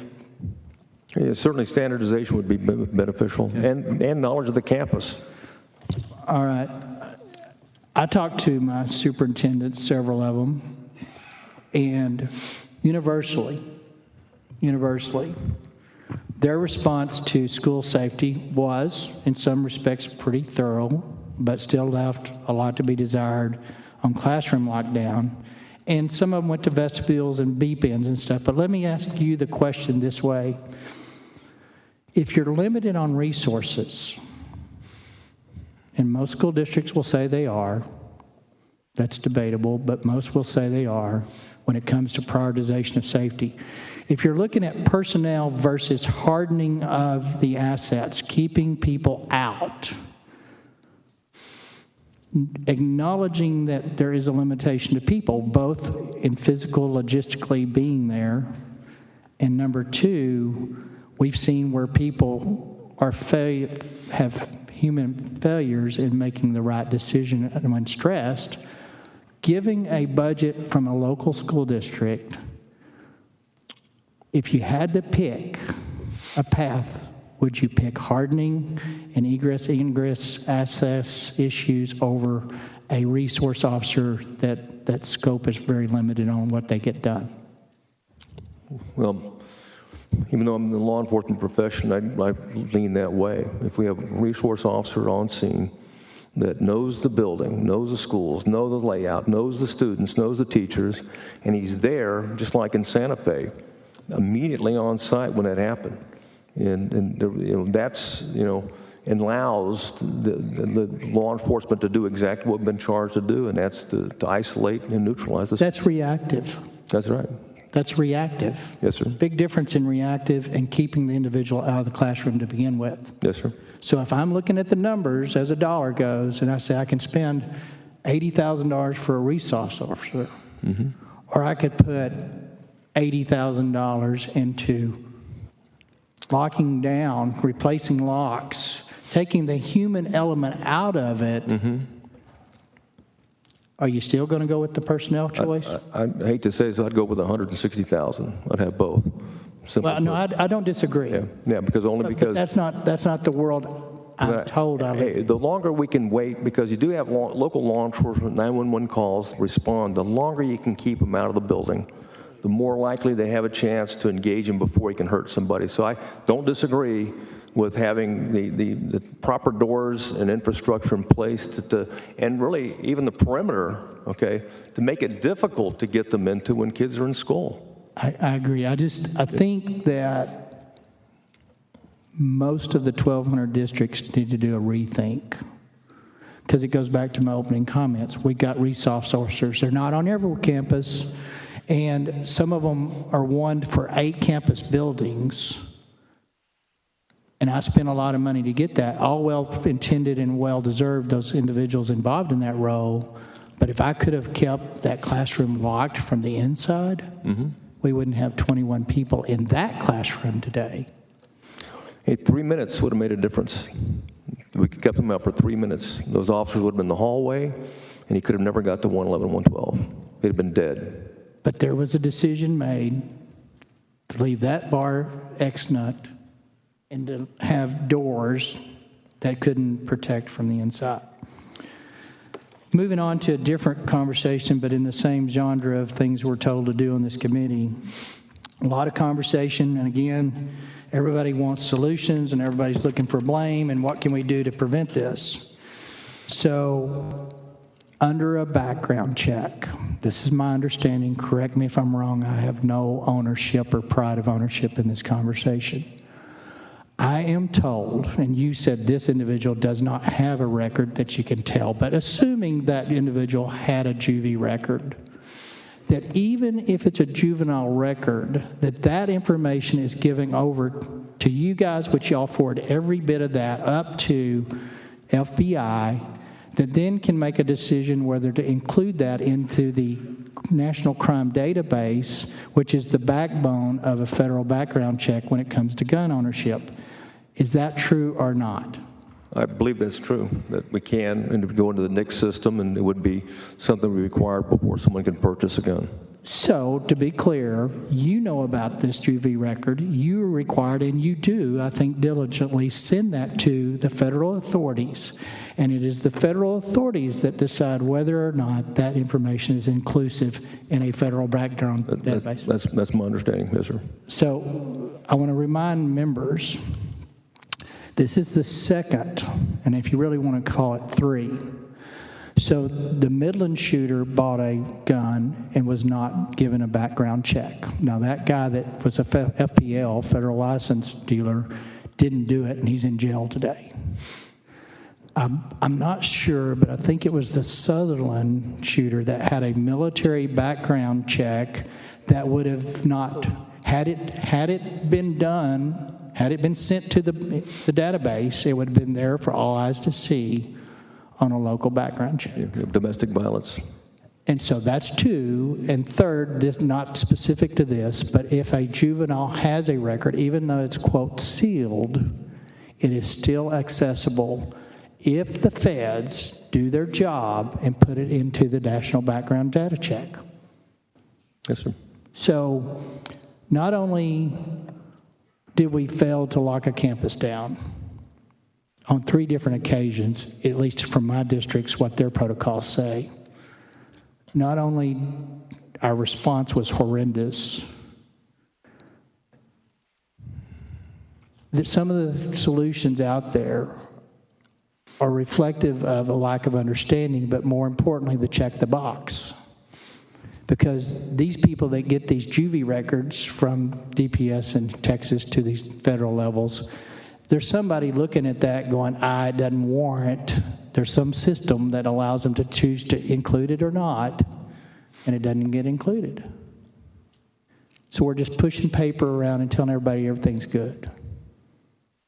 But we have laws and systems in place today. So, social media, and it kind of goes to something that probably definitely is not in your bailiwick, but those messages that were in group context, you know who they are, I guess. By subpoena, you will. Are y'all having interactions with those people?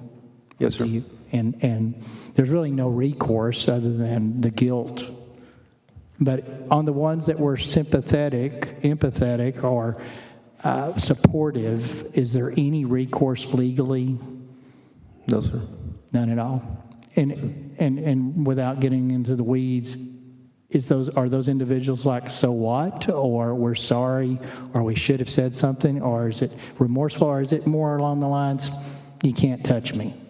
A combination of many of those, but anywhere from it already blocked him, and to someone that thought something was wrong, just didn't report it, to some that, as I indicated before, by their own text messages were empathetic or sympathetic. So, and this is a hard question if you choose not to answer it, but it's just a system. What is the recourse ultimately to officers that are found to be neglectful in their response? I mean, what is TCO's response as far as removing officers so that they don't show up at some other campus 3 months out? I'm not aware of anything at this particular point in time that puts them in a position to be able to do that. And individual agencies certainly have the authority to be able to hold the officers accountable for their actions. So today, in state statute, obviously we've heard about the commander-in-chief and the lack of response. There's nothing in the system that would not prohibit him from showing up in XISD 6 months out, a year out, and becoming an officer. Not that I'm aware of, unless he's terminated for cause, and there's something in his that would change his FI rating, so law enforcement officers would know whether it's a general discharge, an honorable discharge, or dishonorable discharge. That could certainly affect employment. And I believe TCOL, I'm sure, can answer the questions as it relates to in terms of some of the tools that they have right now or don't have. So you mentioned it a couple of times, notoriety. Let me ask it this way from the social media, and it plays into human nature, men specifically, about wanting to leave their mark, wanting to be significant, wanting to have purpose, wanting to be something, and that can be good or bad, correct? Yes, sir. Do you think the social media aspect or the platform, and it's just been up in the last 30 years, right? Because we had these individuals. We knew who they were when we were going to high school and schools. These are all existed. I'm 60. We had these individuals that weren't treated right or felt like they were mistreated and had issues, but they didn't have a platform. Mm-hmm. Do you think that the idea that this guy knew that the minute he pulled that trigger, that he just got notoriety on a worldwide basis that will live, unfortunately, into perpetuity? Absolutely. You think that plays into the psyche? Yeah, well, some of the statements he made would suggest exactly that. All right. Thank you, sir. Appreciate your efforts. Thanks, sir. Okay, Senator Betancourt. Thank you, Mr. Chairman. With your permission, I'd like Director McGraw to demonstrate the usage of the lock mechanism. If you could, Director. Yes, sir. Hear me? Yes. Okay. I'll move away from it, so it may not carry all the way down here, but as you'll see, this is a door. It's not just a facsimile, it's in fact one of the doors we took out of the West Building, an interior door as described before. This is the key. And right now, you may not be able to see it from that side, but right now you can tell that it's unlocked because when you move this, the throw goes back into it. When you twist it around, one loop, you can still move it. It seems like it's the same thing. You're opening it, but you can't because it didn't move the throw. It stays. It remains in that location. And as you can see, there's no way to lock this device. You can, even though it's inside, you can open it and go out. Okay, even though it's locked, but you can't go back in because this is disengaged.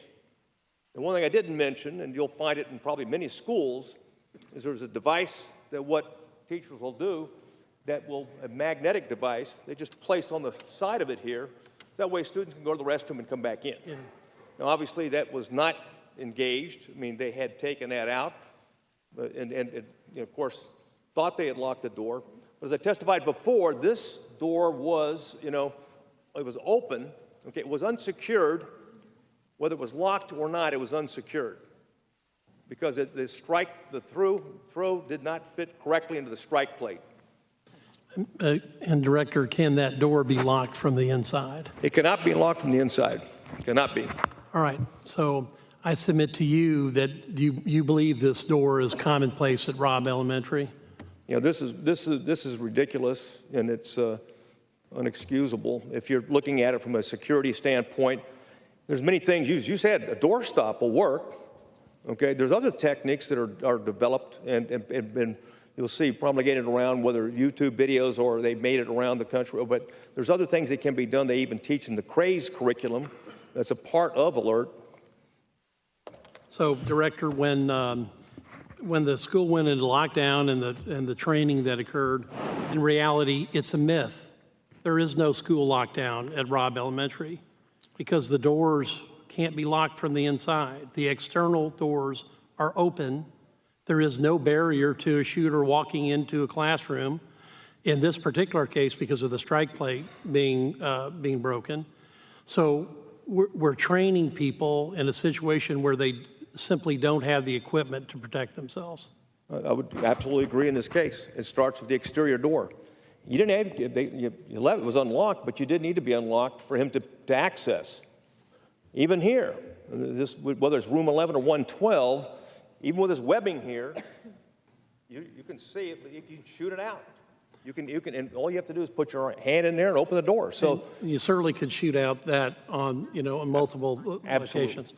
So what we have is a situation that is the school gets an alert and goes into lockdown, but there really is no lockdown at all. Effectively, no. Now, that's a pretty stunning. Or no, I may better correct that. It's not an effective lockdown. No, certainly not an effective lockdown. And unfortunately, people were trained on that one. I just want to ask some things about to confirm this. Channel 2 KPRC Houston said that the last active shooter training was in March. They have documentation to that. Can you confirm that? I do. Can't say March, but I do know that they had active shooter training. Right. So we've already seen. There's a ABC interview of the teacher, Mr. Reyes, who's miraculously survived. He said that he had already reported the strike plate problem. Yes, sir. So obviously, at least the school principal or someone in charge of the facility knew that this door was completely disabled from any ability to lock.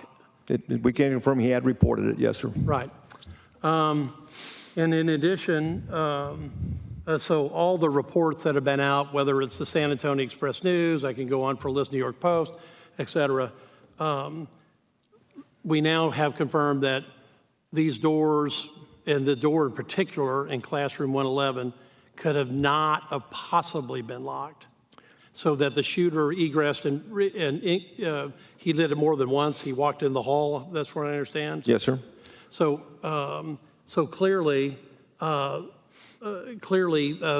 this door was of zero obstacle to the shooter, and so now we have a culture where we think we've trained an entire school for lockdown, and because the external doors are wired open with the hex nut, as Senator Perry said, and because these doors cannot be locked from the inside, we set up a condition of failure in an active shooter environment. I would say so, yes, sir. I want to be clear. The door was either locked or unlocked, but it was unsecured. Right. So I'd want to use that term to be very careful and precise on that, because either way, when we got there, it was unlocked, but either way, it was unsecured. Right, because the only way to secure everything would have been do an individual inspection of every door, and you've already said that you took an outside key to lock the exterior doors. Yes, sir. And that would have been the same thing that would happen on the internal doors, would they not? Yes, sir. And then the last piece of this, which is there is simply, between classrooms 111 and 112, no effective lock mechanisms there at all, right? Correct. So, Mr. Chairman, members, what's really stunning is I don't know how many other schools out of the 8,000 campuses in Texas train with an active shooter type of program, but they don't have the equipment to do what we want them to do, which is protect the children of Texas. Obviously, there's no external barriers at Robb Elementary. The fence was 4 feet tall and breached in many places. There were ropes instead of, again, because it goes to your point of trying to slow the shooter down to be engaged on the exterior. Yes, sir. As opposed to the interior. Yes, sir. But if they're not slowed down, and if the external door can be opened with a touch of a hand, and the internal doors are not locked, there's no stopping a shooter from walking in a classroom who obviously had personal experience with classrooms 111 and 112. Yes, sir. Now, speaking of that, let's go over some things about the shooter. Obviously you've conducted many interviews in Uvalde. Can I ask how many roughly? Well, we've been at over 500 interviews. It's probably up to about 700 right now. About 700 interviews. This is a town of 17,000 people. Yes, sir. So that's a pretty big sample. Yes, sir. Now, when you did these interviews, was he employed? There was one rumor he was at one point. He was previously employed. He was not employed at the time. He was at this time of the shooting. He was not employed. He worked in the fast food industry. And he worked in the fast food industry for how long? Well, that's all he ever worked at, and he off and on, and he certainly worked to the first quarter of the earning period. So we have a student, maybe at best a student that's truant, that's working at the fast food restaurant. And out of all these interviews you had, how many times did they tell you that he was the one they were worried about? Well, several times. We had only one teacher said that she always was worried about him. The one student that scared her most. So when he discussed, that last year he started, again, I mentioned earlier, started dressing as like a school shooter, started acting like a school shooter. So maybe half a dozen times out of yes, sir. Yeah. That clearly identified this one person, Ramos, as the person they were extremely worried about. Yes, sir. After the fact. They never reported that to law enforcement. That was going to be my next yes, question. Sir. So at no time did they report this. Now, at any time, did anyone report the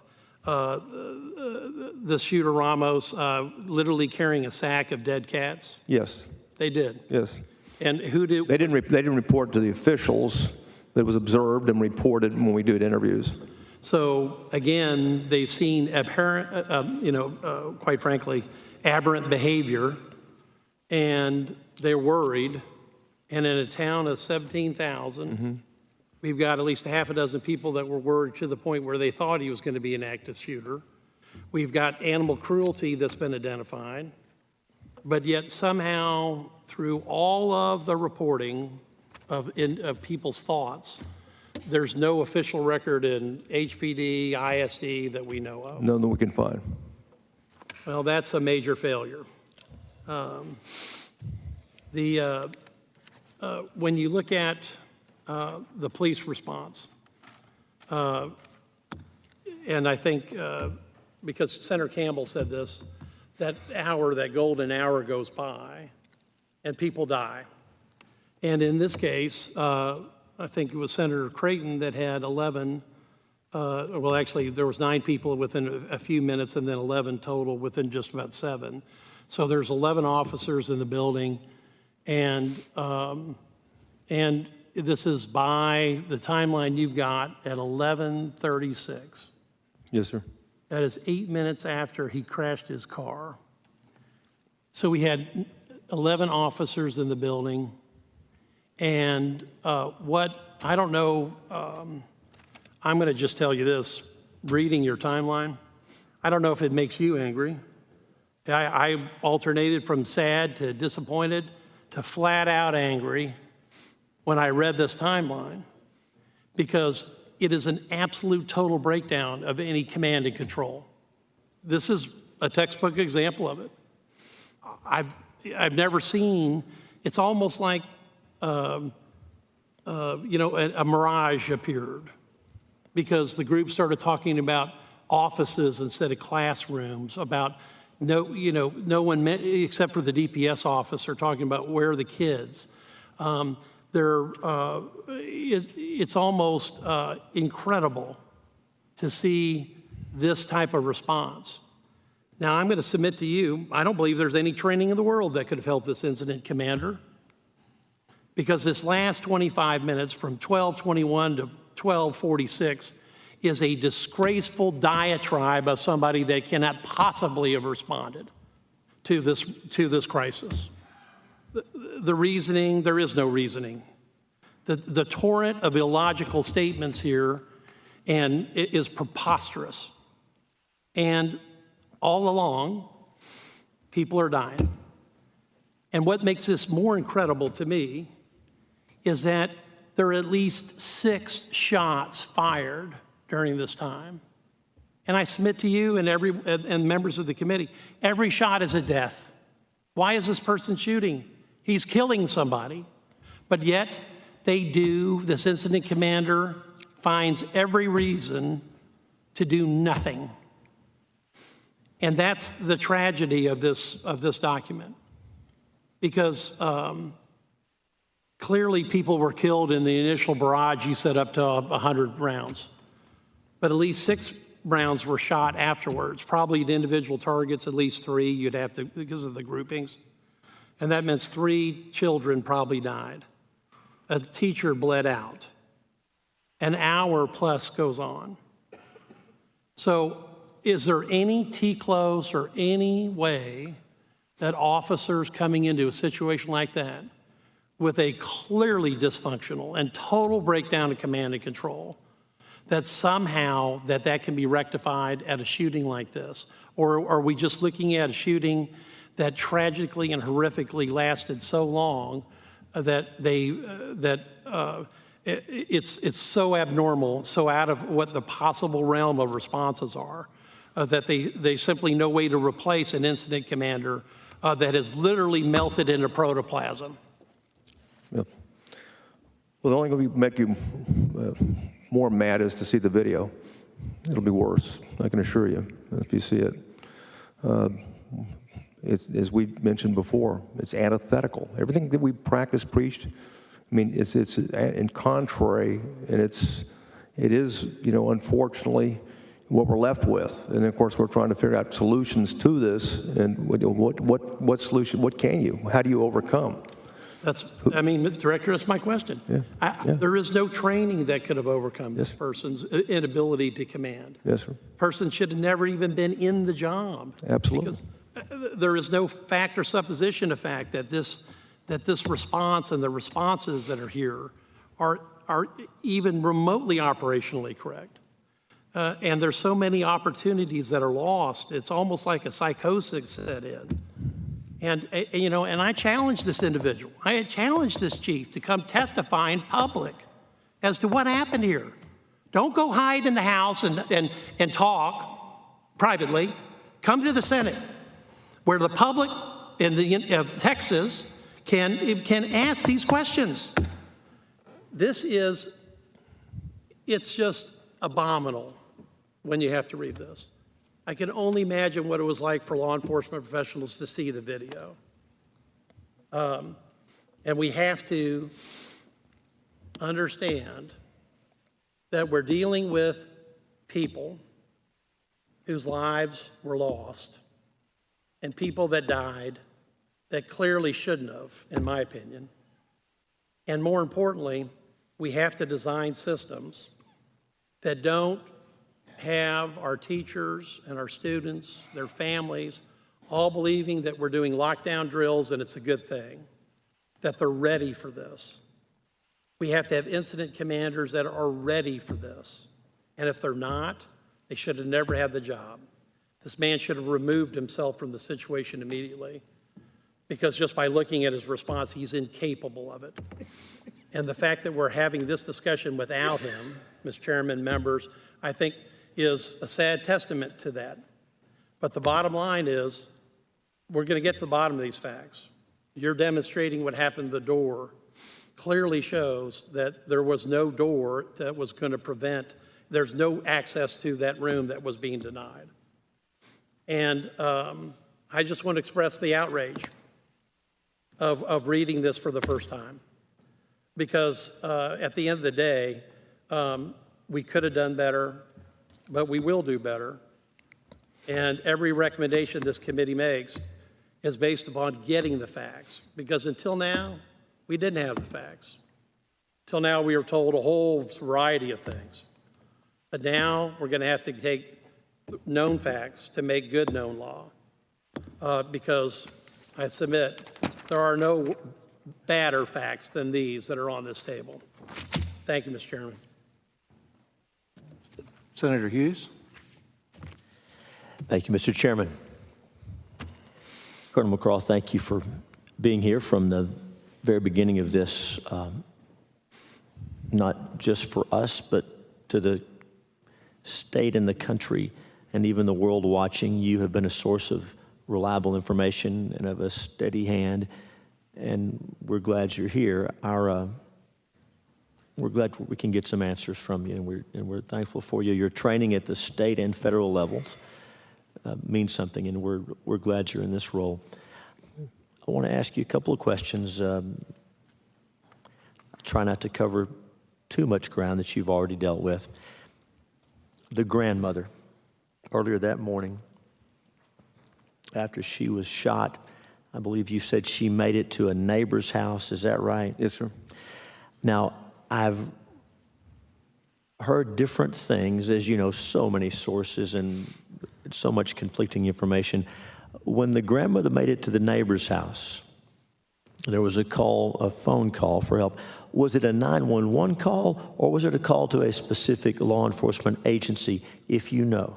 A 911 call was made. At some point after that happened, a 911 call was made. At some point after the grandmother was shot? Yes. So she made it to a neighbor's house, and they did call 911? Yes, and then she was later transported, airlifted to San Antonio. So if there were reports that the neighbor may have called a particular agency and that's not accurate, there was a 911 call as far as we know? Yes. In fact, I think it's in the timeline. You'll see when the 911 call comes in. Thank you for that. Thank you for that. I want to ask you also, you mentioned how the local officers, and in particular the school district officers on the scene, they know the layout, they know the buildings. Let's talk about that. Do we have a system in place where when officers arrive, they are given a floor plan, a blueprint? Tell us about that. This sounds like something we should be doing on a systemic level. How did that work here? How does that work? An officer arrives, and how do I know what's a classroom, what's an office? How does that work, and how did that work here? Well, it just depends on the agency. Here they had an independent school district, you would assume, but they had many more campuses. They had 6 officers, chief, and many campuses, and I think at least 10 different campuses that they would cover. So the familiarity would be based upon, officers visiting the school, understanding the layout, having the plans in place, and of course, as I understand it, there was some practicing, and active shooter practicing done as well in training of those particular officers. I can say, and there'll be, I think chiefs of police will follow in that regard, what we found very effective is when we practice together, and we train together, when we communicate together, and to the extent that we can do active shooter training with our local partners is always better. One of the things we were directed by the governor and certainly supported and funded by the legislature since Santa Fe, troopers are required to stop by and visit the campuses. Get an idea get the layout, talk to teachers along those lines, understand. If you're going to do paperwork, you might as well do it in the parking lot to provide a visible presence. It doesn't cost anybody any money to be able to do that. In some cases, schools have offered offices, and we've taken advantage of that and have troopers in offices on campus, so we have somebody there at some point in time. One of the things we started doing after Santa Fe is try to get the blueprints, for schools. Because what we do is in that way, when we have a tracker system, a text map tracker system, each patrol car, troopers can immediately push the school and it takes them down, and we can see the blueprints. So when they're responding and they hear what building, they could also take a look in terms of the layout as they're going in. So just more information in that regard. So the capability you just described, which we began to seek after Santa Fe, where the officer on the scene using his own technology can look at the layout, are we getting there? Are we making progress there? Well, we're certainly working to it. All jurisdictions are different in terms of where they're at and what they have and what capabilities they have. So I can attest to exactly what was in place, there in terms of the ISD response. We've been just investigating what actually had happened. So as we read the timeline and we see these references to the shooter being in an office, contained in an office, it's just crushing for us to read that today and knowing what was happening. But as a rule, we rely on the officers who serve there, who work there, to know the layouts of the buildings and to know what's what. That's what we have to rely on today? Yes, but even the first arriving officers will always have better information, than the last arriving officers, and that's a recognition, and it's something that's practiced and expected when you go through these exercises. You mentioned in the timeline at 11:37 where there's gunfire from the suspect that's injuring officers who were approaching the classroom doors. And you shared with us the video. It was not the highest quality, but you were able to get it enhanced and get an idea of what happened. You talked about these sheetrock walls. Yes, sir. I want to make sure I'm clear. So the officers who are approaching the doors and who get shot or shot at, is that gunfire coming through the walls or the door? Do we know about that? We can't say for sure. We're doing the trajectory right now, but it looks like both.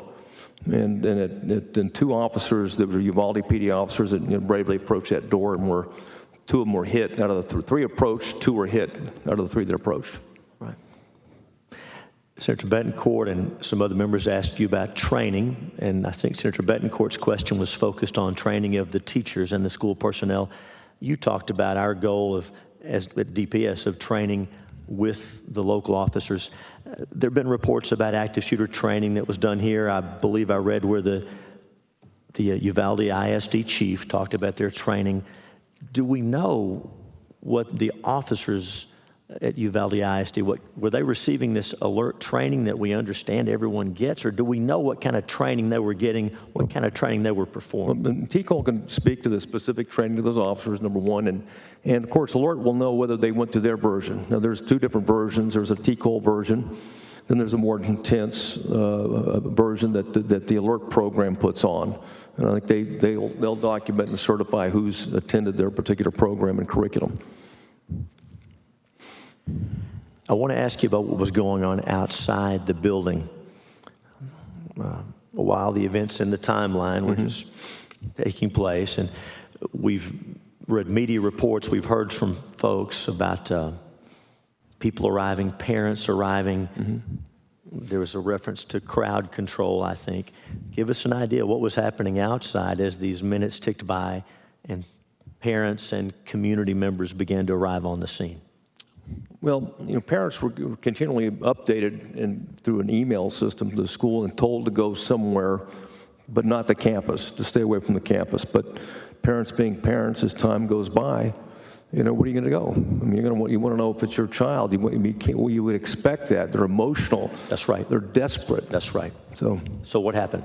Well, some parents, I can speak from the department in terms of we had to restrain at least two parents. One was trying to break through, and another one was trying to break through to students in a bus along those lines. Of course, you can't tell if they're parents or who they are at that point, and they were restrained, and understandably so. And I'm not saying that it's a bad call at all to have a perimeter and keep people out. I mean, especially if it's a barricaded situation.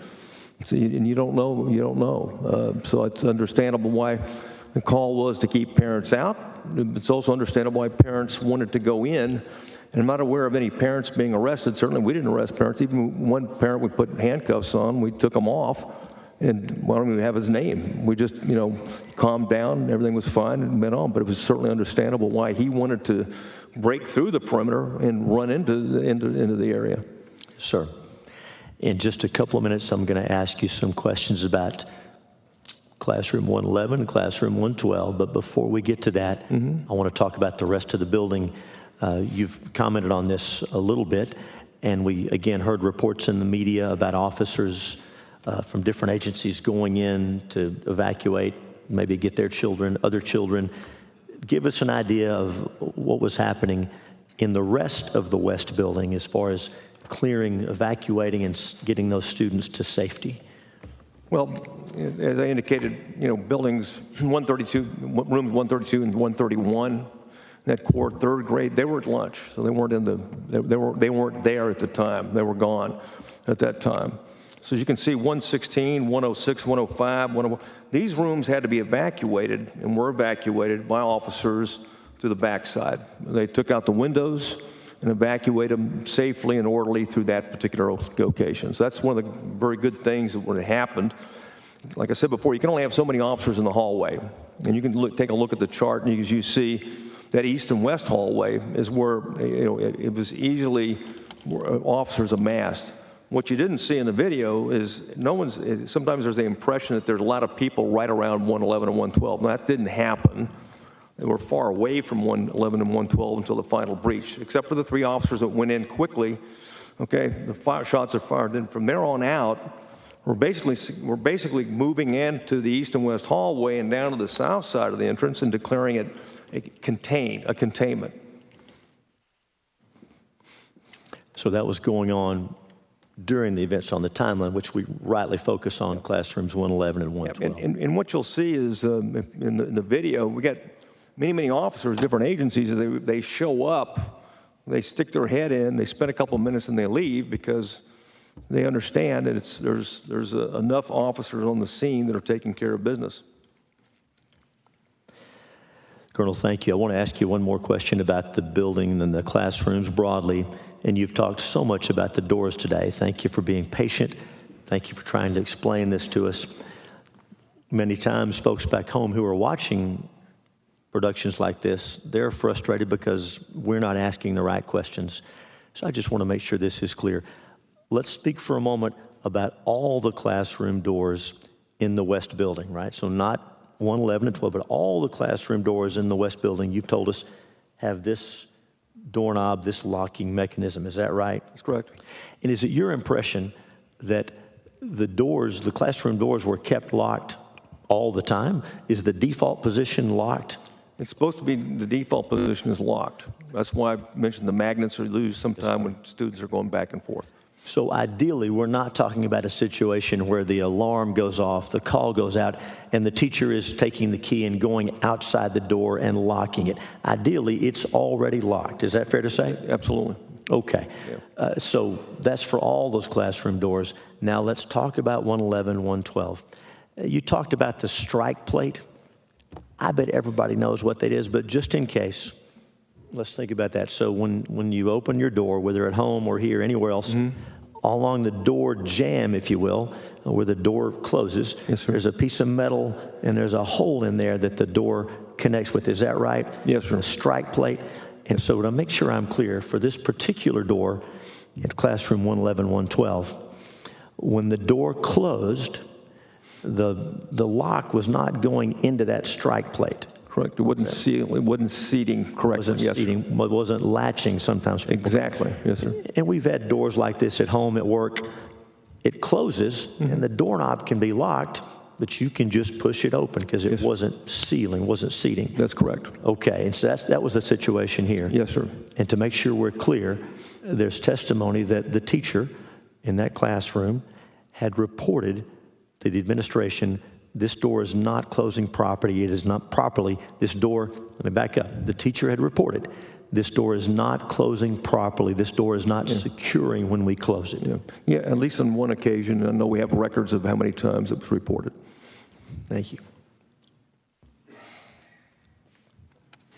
Colonel, you talked about those ballistic shields, and you've made it so clear, and I'm glad you've stressed that based on your training, officers, we don't wait for shields. We don't wait for anything.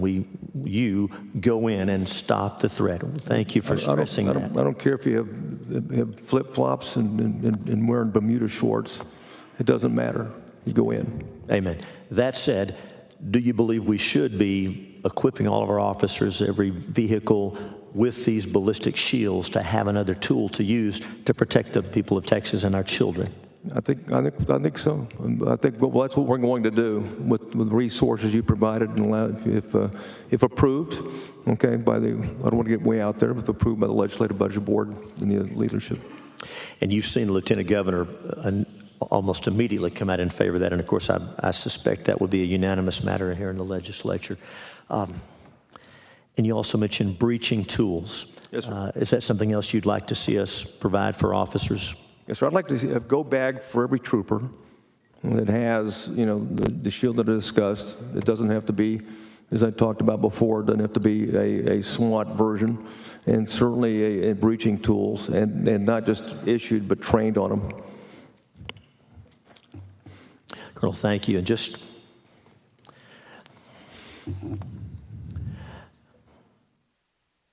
one more question.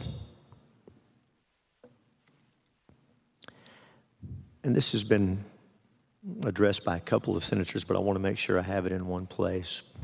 So 11:33, suspect begins shooting into classroom 111, 112 from the hallway. And then in the next few minutes, more than 100 rounds are fired if I read that correctly. Is that right? That's correct, yes, sir. And so we know, again, this is just so painful to read, to go through what happened. And then that was 11:33, over 100 rounds. And then over the next hour, there are some more shots fired that are documented. Yes, sir. And then at 12:50, an hour and almost an hour and 14 plus minutes, the classroom is liberated and the officers go in. Yes, sir. Colonel, this is hard. You know about the injuries. You know what you found when you went in. Senator Campbell talked about that golden hour. Is there any way to determine how different this outcome might have been had we been able to go in right away? I can tell you the district attorney is committed to doing so, and she's enlisted, I said, a medical expert. I don't know if I'm allowed to mention his name, but Dr. Escott here in Travis County is well regarded to do that particular meticulous analysis to answer that question. Thank you, Colonel. Thank you, Mr. Chairman. Mr. Chairman? Yes. Just a point of clarification to Colonel or Director McCraw. On the timeline, you might have mentioned that the first 911 call, which happened after the grandmother was shot in the face, as we understand it, that is not on our timeline. Is that 11:21?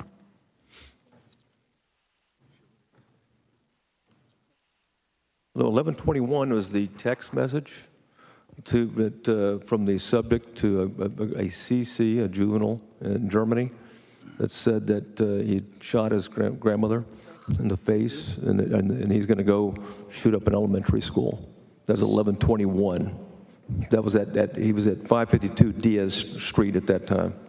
And so, just point of clarification on that, because it's not on our timeline, but is 11:21, is that, am I hearing you, that was the 911 call that I think? No, it was not. 11:21 was not the 911 call. That's when he announced just on text message that he just shot his grandmother and was going to go shoot up an elementary school. Do we know what time the 911 call came in? I do, or can get it, and I'll report it back to you if it's not right here. But okay, thank you. Sure. Thank you for that clarification. Okay, Senator Hinojosa. Thank you, Mr. Chairman. I just have a couple of follow-up questions. Director McCraw, it seems like when I first read the timeline, there seems to be a complete failure of command and leadership at the site of the incident. Yes, sir. Do you agree with that? Absolutely. It seems like nobody knew who was in charge. And my question is, why didn't DPS take command and in charge of the situation? Well, first of all, the one that has command of the situation is the on-scene commander, the ranking official of the agency that has jurisdiction. That's by practice and doctrine. That local agency that had jurisdiction and that declared that they had command was the chief of police. The sheriff and the chief of police, the Uvalde Police Department, also deferred and said, yes, he is the on-scene commander. So by actions and deeds, he issued commands and had information and provided information and controlled the scene. One thing I left out, he was on the scene throughout the entire event. DPS, the Border Patrol, FBI, everyone that came in afterwards, U.S. Marshals that came in afterwards, is not the practice, the policy to take over anything, okay? Because first of all, you don't have self-directed action. One of the things that the experts you can ask them questions on is that in best practices, is there any situation where officers go in, okay, they're self-directed, they decide they want to be a part of for example, everyone wants to be on the entry team and the stack. And we get the DPS officer moves in and decides to, like our special. Let me just. Yes, sir. You testified a while ago that you trained in this type of situation where lives are at stake, that you charge, even though you have shower shoes or flip-flops. Mm-hmm. But you all didn't do that in this situation. And I understand protocol. but it took over an hour to try to breach that door. Over an hour. And I don't want to use my military, but I quite frankly, when you go into this type of situation, lives are at stake. If you really analyze the situation right away, and within 5-10 minutes, you know what's going on. You know that whoever's in charge of not making the right decisions, you got to take over and take command of the situation. I mean, we do that all the time in the military. I know that. And I don't see why you all shouldn't have taken command once you knew. You had DPS agents, DPS officers inside the hall that were pushing to breach the door in charge. I mean, to me, when lives are at stake, you have to be, and I don't care what the protocol is, if you have people there, officers who are well-trained and understand what the situation is, they need to take over a situation where you only have school district police officers who do not have the same type of training and experience. I mean, there's two different type of situations, or at least type of training we're talking about. I just, when I saw the timeline, I knew it was a complete failure. And if you all would have just taken over in charge, you would have been able to save lives in this type of situation. And I asked, I think I even texted you, whether or not DPS had authority by law to go in and assess a situation like this and take immediate action. When lives are They don't have authority. No, sir, they don't have authority by law. And I can tell you that one of the biggest problems that is reflected in the timeline, to your point, is not only the lack of leadership, but also the misinformation that's being provided. What officers were being told is the subject is contained, the chief is in the classroom or the office negotiating or talking to the subject. So everyone is treating it, that therefore comes in afterwards. You're in the hallway and you're looking at it and you're being told this. There's no reason to discount that. Now, certainly if you heard, well, wait a minute, we're getting 911 calls from children in the classroom. And we did note on the timeline, we got an officer, Officer Ruiz, whose wife called him and said she was been shot and she's dying. So certainly those things, and what happened to him was he tried to move forward into the hallway. He was detained and they took his gun away from him and escorted him off the scene. But here, look, I understand that there was misinformation. And in firefights, this type of situation, there is a lot of confusion. But once you had DPS officers inside the hall, what they're seeing is not what they're being told. Yeah. Well, what they saw, the first one was one of our troopers, the first one arrives at 11:42. And what she saw is numerous officers in the hallway, and enough to commit the stack or a containment, and after 2 minutes she left. So that's where our next officer on the scene was a PIO sergeant, okay, and he's the one that drove Officer Ruiz to the scene. And he similarly went in and was under 2 minutes before he left. We had a Texas Ranger, was the fourth officer, DPS officer on the scene. And when he arrived, he was there for 37 seconds. He saw the same thing. Everyone stacked up. We got plenty of officers. He went off to help other students evacuate and teachers evacuate, and duties as assigned. He later returned at about 12:16. When he returned, he also provided, because there was a request to cover the roof, so he got helicopter support. He tasked a special agent to get a UAV up, so he did some supporting thing, but there's no, at this point, that's we're now 12:16, and of course we had, I think, 4 other troopers that did the same thing. They went in the east hallway, looked, saw what was going on, and then left. Well, there was a DPS officer in the hall who made the comment and asked, were the children inside? Yes, sir. And they said, yes. So we need to go in. He said, if there's children, he made a declarative statement, yes, if there's children, we need to go in. We need to go in right now. I just just from my experience myself as a military person, and I know the training that police go through, this type of situation, in my humble opinion, is a complete failure by our law enforcement and the proper response. And then DPS not taking over once they knew that the decisions that were being made from what you saw and what you heard, and I know it's misinformation, to take over the situation in order to save lives. I mean, that is the responsibility and that is the oath that we take, that law enforcement takes. In this type of situation, yes, some law enforcement might have been killed in charging in there. But that's why you sign up for the job. There's always a risk involved. And to me, I'm just very distraught when I read the timeline that if there being much quicker action, I don't want to blame anybody with Chief Arredondo. It was a complete failure among all the law enforcement agencies that were there, not able to take over and respond. But quite frankly, he didn't even know what the situation was. He wasn't talking to the shooter, and the shooter kept shooting at least 3 or 4 rounds. It just... Hey, we had some... It really questions the decisions that were made by the leadership and relying and with so much miscommunication as what you were looking and seeing and sensing, and all these children trapped in there. That was what really... I was just a complete failure. Yeah, I described it as such. Absolutely a failure, and certainly antithetical to everything we've known, and as I said before, practice and preach for 2 decades. And that's my point. That's why you should have just taken over. So something's wrong with the situation, and we need to make a decision now on what we know. Yes, sir. Thank you. Okay. Senator Campbell and then Senator West. Thank you, Mr. Chairman. We're listening to events, how they unfolded on that horrendous day, but also looking for interventions and things we can do.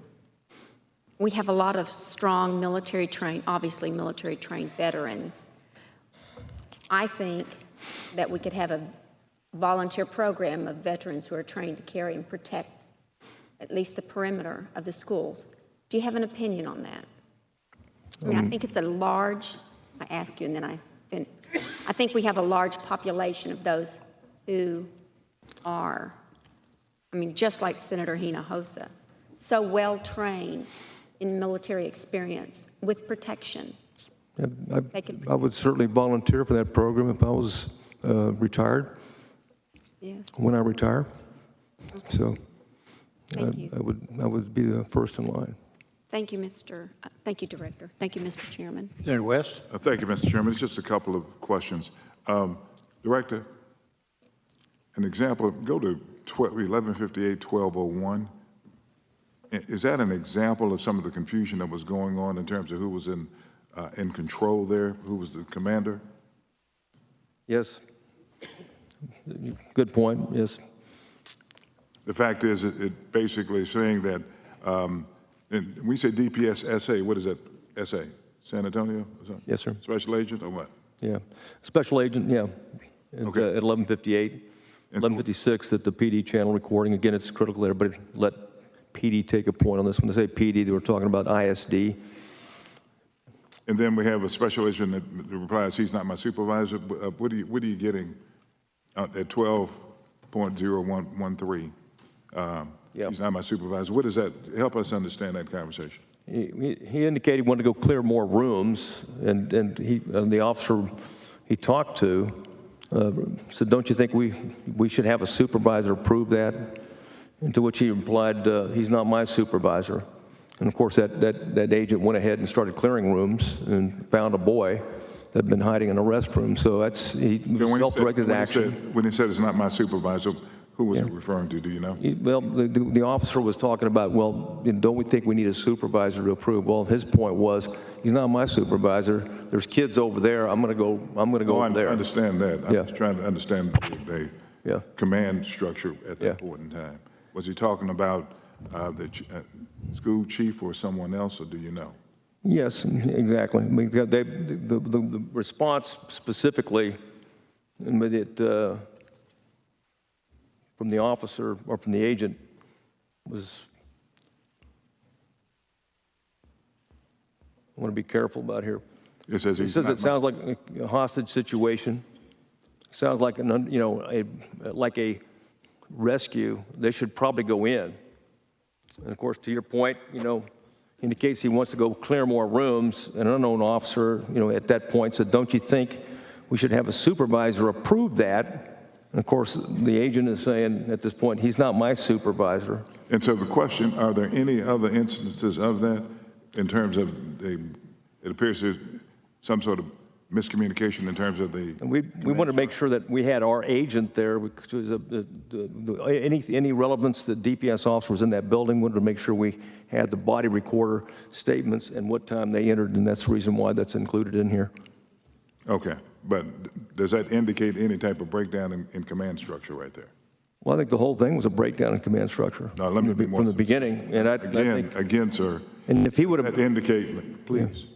Does that indicate to you a breakdown in command structure? That particular segue, I should say.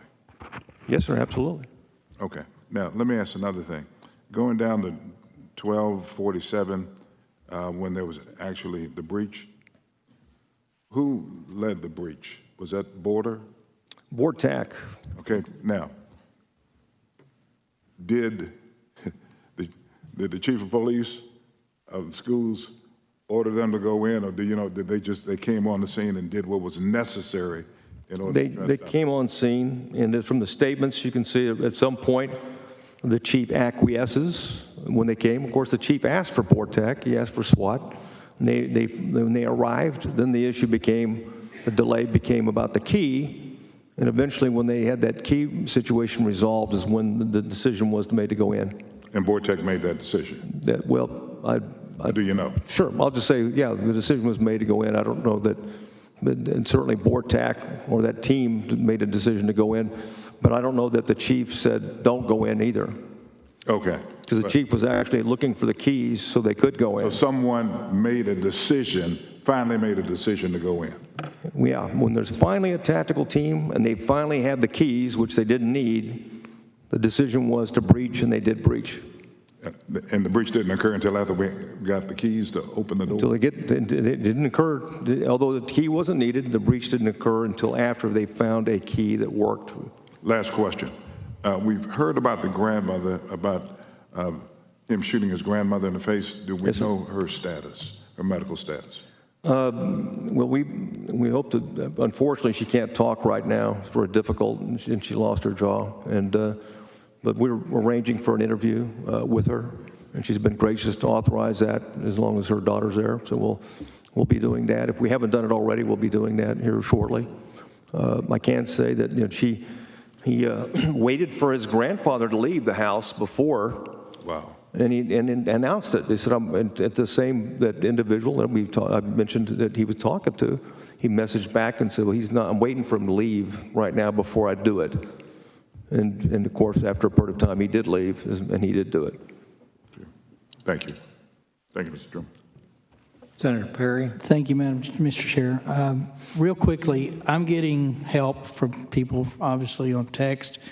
They've mentioned something called the Texas Interoperability Channel Plan, and it's referenced that they had an option to go to direct interoperability channel, and that would have bypassed the problems we're having. Is that true or false? I don't know if that's true or false. You don't know the interoperability channel, is that designed specifically to go around problems? Well, first, I don't know whether they, based on the threat assessment we did, that portable radios did not talk, as I indicated before, did not talk outside the school. So if you're saying there's an interoperability channel that would do that with the same radio system, I'm not aware of that. So let me ask it this way. Was it a technology problem that they didn't communicate, or was it the director or the commander-in-chief not being trained that there was I'm told, a conduit in which officers can talk when there's problems?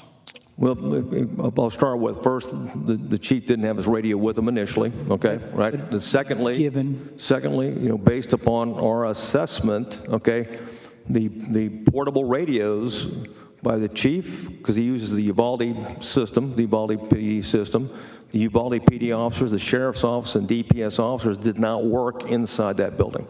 In fact, it didn't work until we got 10 feet away from the building. So it's a technology. I'm trying to get to... That's a technology, not an interoperability Let me back up. you know, my cell service doesn't have service some days. That's a different technology problem than, do we have a system in this state? Because we have appropriated money, we have forced the issue with Motorola versus whatever the other is to make all law enforcement officials, all law enforcement radios to talk to each other. Do we have a system across the board from city police to sheriff's departments to DPS to federal agents? Do we have a system that works together yet? Yes, that's not in that building. They don't work inside the building because it's The radios for those agencies do not communicate. Not enough signal. Not enough signal. Not enough signal. Okay, all right. Secondly, the initial 3 officers that met the individual before he headed down the hallway to the classrooms were shot at. Yes, sir. I think they were shot. Is that true? Grazing wounds. So I'll ask it this way. If the DPS were in charge and they were the 3 officers that met that individual coming down the hallway, would there have been a gun, a shootout, if you will, a distraction, as you've called it in the past, but would there have been more engagement from a DPS perspective had they been those 3 officers? That's not fair for me to say. I would expect it to be the case. I think every chief would expect their officers to handle it differently in that regard. The doctrine suggests that absolutely, that you don't retreat based on that. And moreover, there was not just 3 officers immediately followed by another, as many as 8 officers, but 4 on the other side. So there was more than enough officers right then when that happened. Right then, if they had engaged with full force. Yes, sir.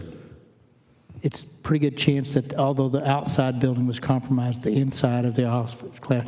I mean, to me, it looks like that's where, along with all the other calamities and all the other noncompliance and all the other issues we've found, that's where we dropped the ball really for the last time before it happened. The biggest chance was in that hallway, that 3 minutes before he got into the classroom. The biggest opportunity to save lives. I understand. Secondly, after that, their doctrine is, as we talked about before, you must isolate the subject. That means you got to keep pressing. Then distract. They allow you to distract. You can do things that don't really, you can minimize risk to officers by distracting. Did those 3 officers have bulletproof vests? Did they have vests? Yes, sir. They had bulletproof vests on? Yes, sir. Every officer in there. And they chose to effectively retreat. And I understand being shot at is not a pleasant experience, and I'm not armchair, but they could have engaged 3-on-1 and unloaded. There was no collateral damage potentially, I guess, if it's that narrow spot. It's kind of like shooting down a range. Yes, sir. Thank you. Senator Hinojosa, I'll get to Senator Zaffarini first, and she'd ask first. So Senator Zaffarini. Thank you, Mr. Chairman. Colonel McGraw, a 4th grade teacher at Robb Elementary, posted that a few months before May 24th, the district had adopted a silent alarm system, but the school personnel had never drilled with anything other than an audible system, and that after May 24th, that at least half the staff never saw the silent alarm that was rung on May 24th, but that half the teachers did not see it. And he also noted that the district's silent alarm system has no backup warnings, and that the first teacher was shot 4 minutes after the alarm was sent. Are you familiar with the use of the silent alarm system at Robb? No, I'm not familiar with it, unless it's the Raptor system that we're talking about. I'm not familiar with it. Well, this teacher is urging that silent alarm systems be opposed because they do not work. Do you have any advice about the use of silent alarms? Well, what I do is recommended one of the recommendations in our threat and vulnerability assessment was to have a mass alert system throughout the campus. So that's one thing we do recommend, and I'm sure that other experts will recommend it. More importantly, experts that will come behind will recommend it as well. Thank you, sir. Thank you, Mr. Chairman. Senator Hinojosa. Thank you, Mr. Chairman. You know, there were reports about the shooter making statements in social media prior to the incident. Yes, sir.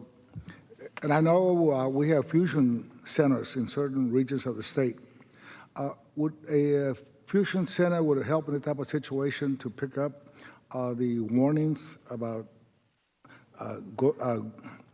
going to a school and shooting it up? I'm sorry, Chairman. You know, there was social media reports Right. that the shooter Yes, sir. had put out over the state. Would a fusion center would have been of help or be able to pick up those type of messages or warnings? Those were private messages in either a four-person chat or a direct messaging based on the social media application, whether it's Instagram, Facebook. You've got so really they would not have the ability to pick it up without a court or authorized subpoena to be able to get access to it. So there wouldn't be a timely access to it because it's not public information. They couldn't use the internet to scour, for example, someone posted publicly those particular statements. They wouldn't find that just by searching the internet. It's something that would have to require a court or a subpoena to be able to get that from the company. Thank you for answering my question, clarifying that. Senator Kokors. Thank you. Director McCraw, thank you for your long testimony today and what you have revealed. Thank you to the members for your exhaustive and very good questions. When I look at your timeline and how many rounds were fired off, a question arose that ARs are not always easy to handle, especially knowing how to load them and changing clips and so forth. In all your interviews, do you know if he had been practicing his shooting since he purchased the gun, and had he been training on how to do rapid fires and so forth? Have y'all discovered anything in your interviews about that? Well, as mentioned earlier, he didn't drive. He had to Pardon get someone me? else. He didn't drive. He'd have to get someone else to drive him. He did request someone to take him from a range, and that didn't occur. And of course, he didn't buy the firearms until May 16th. So he was not trained. He hadn't had a lot of practice with it. So regardless of what he was doing in his room, it wasn't, he wasn't on a field or a range or something like that in terms of perfecting his skills. Thank you. Okay, I had a couple of questions. This would help clarify something for me that I had heard early, and we all know there were a lot of misinformation early on in the reports. But when you call 911 in Uvalde, does it go to the sheriff's office? Is that where the 911 center is, or does it go to the police department? The police department. In Uvalde, it's the police department. Okay. Because I had heard, it was the sheriff's department, and they were getting the word to the sheriff's deputies and stuff, but not to the police department. So you're saying it was the police department that got the 911 call? Yes, sir. From the kids and teachers and stuff like that? Yes, sir. But they could not convey that information to the officers, the school officer that was inside the building? Well, we know we could only find one thus far. There may be more. One officer that heard the reports on the dispatch. The dispatch then put it out and broadcast it. And as I mentioned earlier, sometimes it was a lot of people talking at the same time, bits and parts. He said, "Hey, say again, say again." And so we know at least one officer had that information based upon that 1203 phone call from Chloe. Okay. That clears that up. So when the police department gets that information from 911, I would assume that's immediately conveyed to the school police. Yes, sir, everybody. In fact, the school police uses the Uvalde Police Department channel, look at their radio system. So, okay. So they're in communication, and the sheriffs, in fact, everybody, including DPS and the Border Patrol, are monitoring, what they have the ability to monitor, and this is one of the things that Senator Perry is talking about. Yeah, it's interoperable in the sense that we can listen to each other's conversations. Okay, different question. Dollars to purchase those weapons and ammunitions. He just turned 18. Yes, sir. Do we know where he got that much money? Was he working a regular job? Well, all we've been able to determine thus far is that he's saved that money over a long period of time working at fast food restaurants. And we've had interviews. We haven't been able to find anything else. There's been talk about odd work, odd jobs with a grandfather or something like this, or there's lots of things, but all we've been able to identify is that he had money related to that he didn't spend. He lived with grandparents. He didn't drive, didn't have a vehicle, and that money was used to open that bank account. Okay, thanks. Third, and hopefully my last question, the numerous members asked questions related to the latch. Did it lock? Did it not lock? Could it have been locked? Could it have not locked? Was the strike plate not lined up with the, I guess you call it the plunger, which it wasn't. But also, when we did a Zoom call with you, my staff, and some of your staff a few days back, you had photographs of it was a magnetic plate. Yes, sir. That you stick on top of the strike plate. Yes, sir. To keep the plunger from going in the hole. Yes, sir. It's a convenience device, so the door doesn't automatically lock whenever it closes. Yes, sir. You found that in the school, or did you find multiple? Well, there are multiple ones throughout the school. That's because that's what they'll do. It's convenient for the students to come back. They go to the restroom, they can come back in without having to be let in. Did y'all check all the doors to see how many there were, or? How many there were? Our threat assessment team did. I could get the exact numbers back to you. All you know is there were multiple ones, because yes, sir. Early on, and repeatedly, seconds make a big difference here. 1 minute, 2 minutes, 3 minutes that you can save. Yes, sir. And could you take a gun and shoot the window out and reach around and undo the latch? Probably. That would not be very difficult, but it still takes a little more time. Yes, sir. And the more you have to do that, the more time you pick up. So it's really scary to me to know that we've got and we're going to be listening to them later, the Texas School Safety Center, who I know it's just paper audits, but it's still audits of plans of how all this is supposed to work, that the schools are supposed to kind of self-audit themselves. Then they do the drills and stuff like that. But to find so many missing pieces so quickly, it's pretty shocking to me.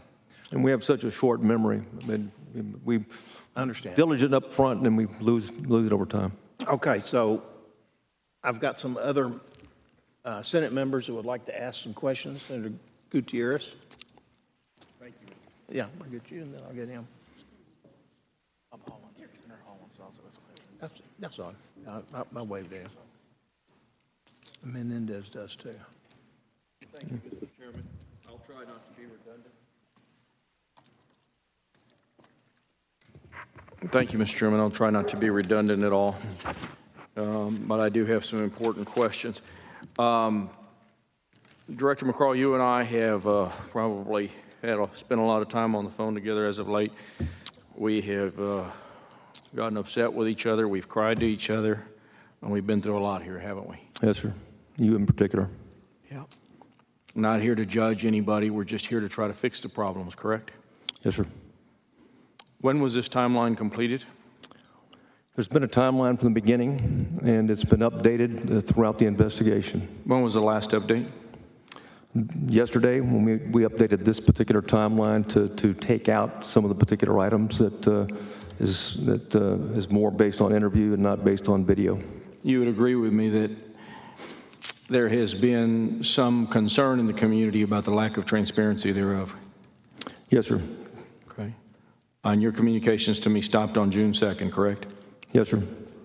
And you suggested that you were ordered by the DA to not communicate with me or the media any further because he was going to take over an investigation, correct? I think maybe take over the investigations this might be a stretch, but was concerned about and didn't want any more discussions of the media or to provide any information to members that would get to the media. You didn't tell me that she was going to start an investigation to possibly go to a grand jury? I believe that grand jury was always been mentioned at some point. Okay. Well, I'll submit to you that as of last Friday, she finally said that she's not investigating anything, but I'll leave that for her to answer at some point into the future. Yeah. So one of the fixes that we could have is possibly to have timelines for the community in a faster way. That's one possible fix. Transparency is important, wouldn't you say? Absolutely. Okay. As to 911 calls to especially with the families.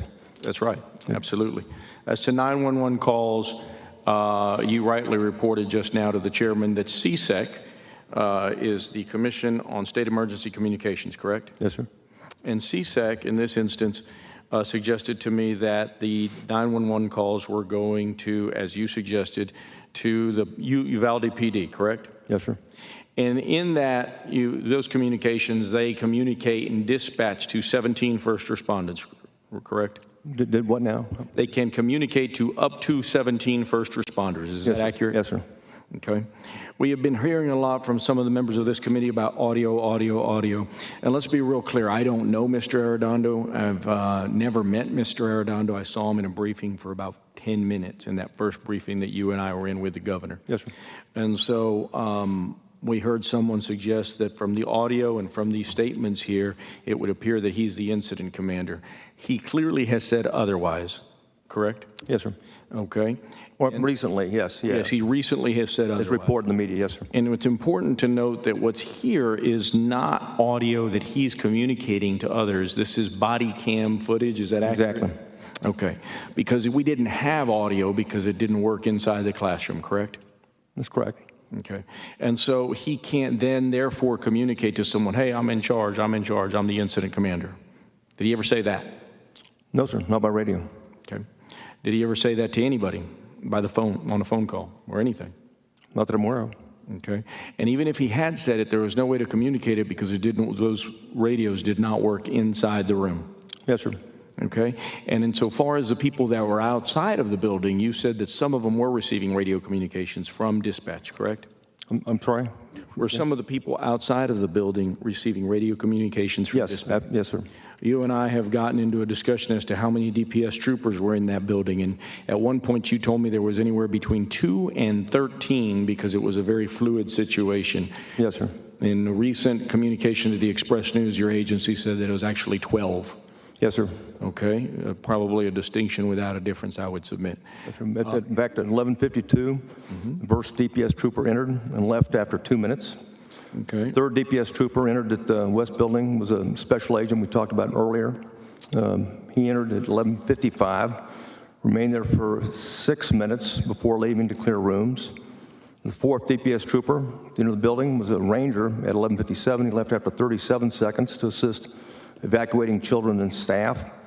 He returned at 12:16 and helped coordinate DPS helicopter and UAV coverage. We had 4 troopers enter the building at 11:58 and left after approximately 2 minutes to seek other duties after seeing numerous officers positioned in the hallway. BORTAC began entering the West Building at 12:15, which the chief had called for. A trooper entered at about 12:31.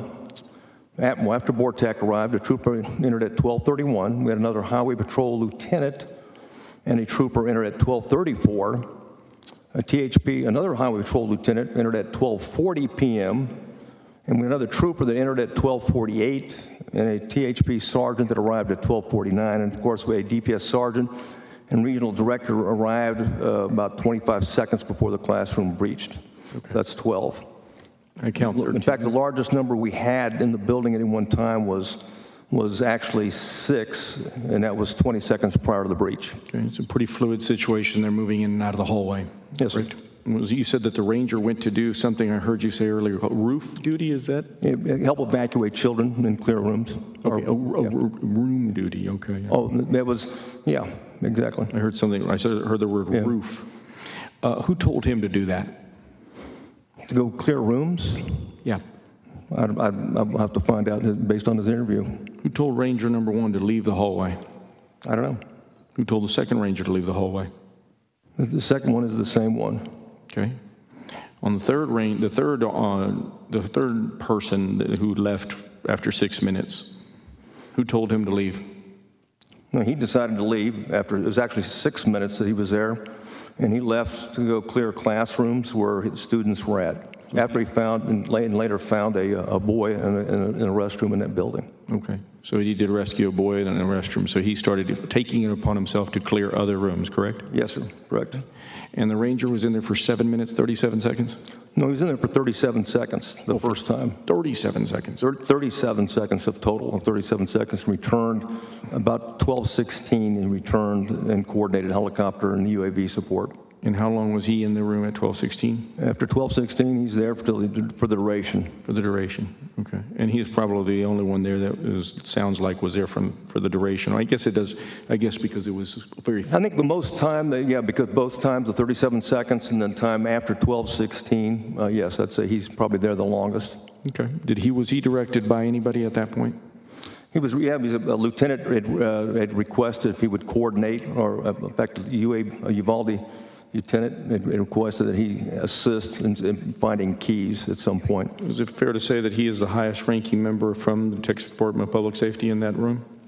No, it was actually a sergeant that was there, the same sergeant, Sergeant Maldonado, that drove Officer Ruiz. He entered the building, was the second officer that entered the building, and he was there for, he was less than 2 minutes before he left. Okay. You said earlier that as far as the stack is concerned, that officers, did you say that they volunteered to be part of the stack? Or did I get that wrong? Well, I just know that everyone wants to be a part of the stack. Okay. But no DPS troopers were part of the stack? No, right now. They didn't want to be part of the stack? Well, it's not true. Every trooper wants to be a part of the stack, but you don't get to jump to the front of the line. Okay. And Bortek, you testified earlier that Bortek just went in. They didn't take orders from anybody, correct? I said Bortek, when Bortek arrived, the commander, no, what I did say is that the Bortek team arrived after 12:16. They entered the building, is what I said, and they had discussions at that point in time with the chief. Okay. The body cam data, when would you expect to release all the body cam data? You've asked the Attorney General to sequester that information. When do you Whenever the district attorney approves it, we're going to release all the body camera coverage, and we're going to release also the school video and the funeral video.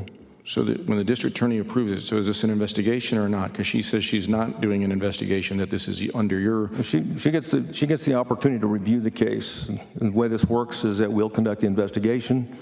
We'll return it over to her. If we haven't met her expectations and there's more things to be done, we'll do more things. And when she's satisfied, whether she presents it to a grand jury or whatever, but keep in mind, a part of the grand jury, this investigation is also officer-involved shooting, because officers did shoot and they did use deadly force and they did kill somebody. Therefore, that's also something that traditionally, every time an officer uses deadly force, it's presented by the district attorney to the grand jury for their review. Okay, so we're going to wait to hear from her on that. This isn't the final report, is it? No, sir, not at all. Okay, as far as active shooter protocol is concerned versus the incident commander protocol, which takes precedent? Which what now? Active shooter protocol or incident commander? Which one takes precedent of those two protocols? Active shooter, always. Always. Yeah. So we have, because I'm not here to blame anybody, I'm here to, as you and I have said before, we all failed. We all failed. Hell, I went even further, and I told you over the phone that even the legislature failed. Hey, I don't think the chief in any way is a bad person at all. I just think he made some bad decisions. But and the problem is that you may not want to be the incident commander, but if you issue commands and if you're the ranking official, you end up being the incident commander. But if you can't communicate those commands because the radio doesn't work, maybe those commands weren't issued. The only command, this is true, good point, but that everybody in that hallway, okay, you can communicate with. There's no reason you can't talk to every officer in the hallway, which is as much as 18, and sometimes we think over 18 officers in that hallway.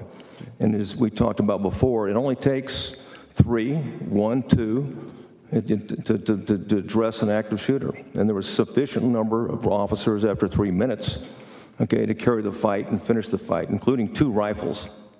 Right. So, also, I absolutely believe in my heart that those officers would have given their life for any one of those children, those teachers, if they were asked to do so, if they're allowed to continue to use this or treat this like an active shooter protocol. Okay. But again, you just testified that active shooter protocols take precedent over incident commander, and therefore every officer in that room should have just gone into that room. And you and I have had that discussion before, haven't we? Well, that's a little bit disingenuous, but yes. Disingenuous, why? Because bottom line is there's always someone that takes the lead. It doesn't have to be a chief. And frankly, I mentioned it before, you can delegate to another agency, but you can delegate it down to even a sergeant or just a lead officer or someone that's got tactical expertise. So there's always someone that says, let's go line up, stack up, and someone's at the front door. It's not disingenuous when it's your testimony that the active shooter protocols trump the incident commander protocol, but you don't. Senator Gutierrez, giving you a lot of flexibility here. Your line of questioning sounds more like a deposition in preparation for a trial. I'm not an attorney, but I've been sued before. I'll slow it down, I would Chairman. request that you make your point or ask the question that you really want to ask instead of a string like a deposition. Very good. And I'm trying to work with you. Very good, sir. Thank you. Thank you, Mr. Chairman. Do we need to fix our radio problem in Texas, do you think, in rural Texas? I'm sorry again, Senator? In rural Texas, do we need to fix our radio problems? That system needs to be replaced. Okay. Have you ever gotten any communications from the Mid-Valley Rio Grande COG about replacing that system or upgrading that system? To your knowledge?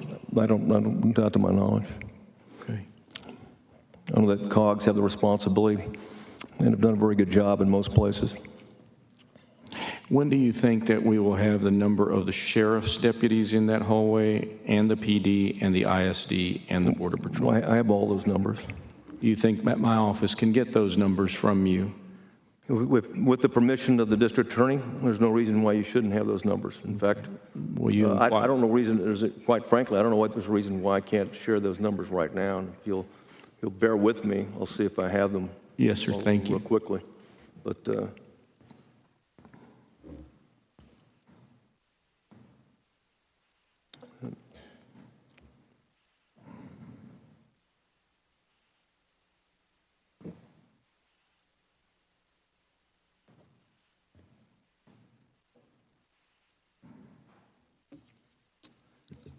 well, if you mind, I'll keep looking. When you ask questions, I'll go ahead. It's okay. I mean, listen, you can go call the DA and get permission to give me which officers were on the scene. I see no reason why I shouldn't be able to at least give you the breakdown of how many officers. In other words, at any given time, 361 officers were on the either perimeter or in the building, okay, during that incident and up until the breach.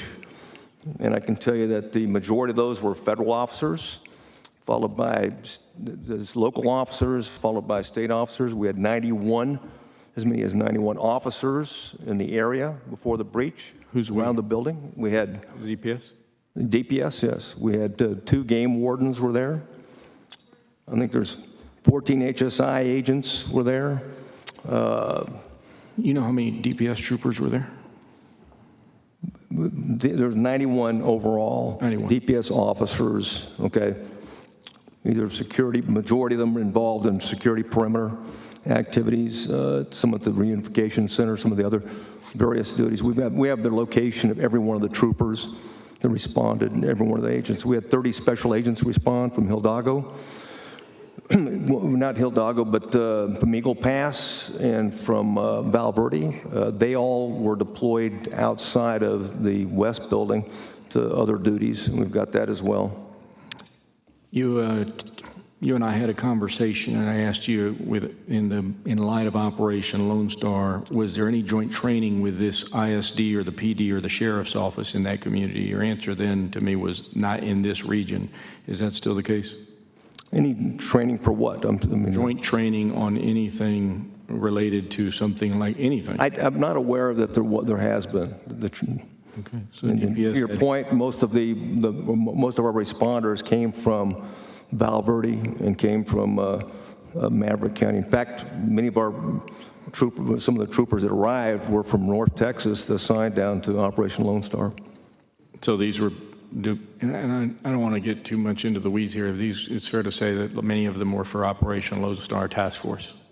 Yeah, most of them, overwhelming majority of them. In fact, even our command structure that was over there temporarily, including our regional director, who got in the building 26 seconds before the breach, were all deployed, came up from Eagle Pass. When we cried to one another, you said that DPS will never stand down again to another agency. Is that still the case? Did I say that? We would never make, well, I'm not sure exactly what I said when I said it, Senator. All right. If you say I said it, I said it. And I won't. I don't want to testify for you about Ukraine. I mean, I wouldn't be surprised. I've cried all the time. I was frustrated with this. I was frustrated with the outcome, and we both were. And I will be for the rest of my life. And I wish to, to Senator Hinojosa's point is that, at what point can we just go in and take over? And I can tell you, I'd love to do it, but I can also tell you that in most cases that's a mistake. I think you. All right, Senator Gutierrez, I'm going to have to ask you to wrap up your questions. We still have other people that want to ask questions. That's very good, Chairman. I just have a few more, maybe two. In the store where he purchased the guns, was it the same clerk? Yes, sir. The same person? I don't know if it's the same person at the store. I know and one of them had to be ordered, and he picked it up at the store, so both weapons. And the 375 rounds was purchased at the store. The other 740 rounds was purchased on online service, an online store. And we don't have any red flag laws in Texas, but in this part of the region, if an 18-year-old young man is buying 2 ARs on different days and lots of ammo, usually what that might mean to a good detective would be this kid's going to sell them to the cartels, or the outside chance is something really bad is going to happen. And that's not on DPS, that's not on anybody, but that's just common sense, right? It's certainly suspicious. Yeah. Do you exchange information with ATF by any chance? Well, certainly we work with them frequently. Do you think that we can let my office know, because I don't expect you to know this, how many 18 to 21-year-olds have AR-15s or AK-47s in Texas, or those types of semi-automatic rifles? I'm not sure if they have that information. Okay. Thank you, and thank you, Mr. Chairman. Thank you. Senator Hall, recognize you for questions.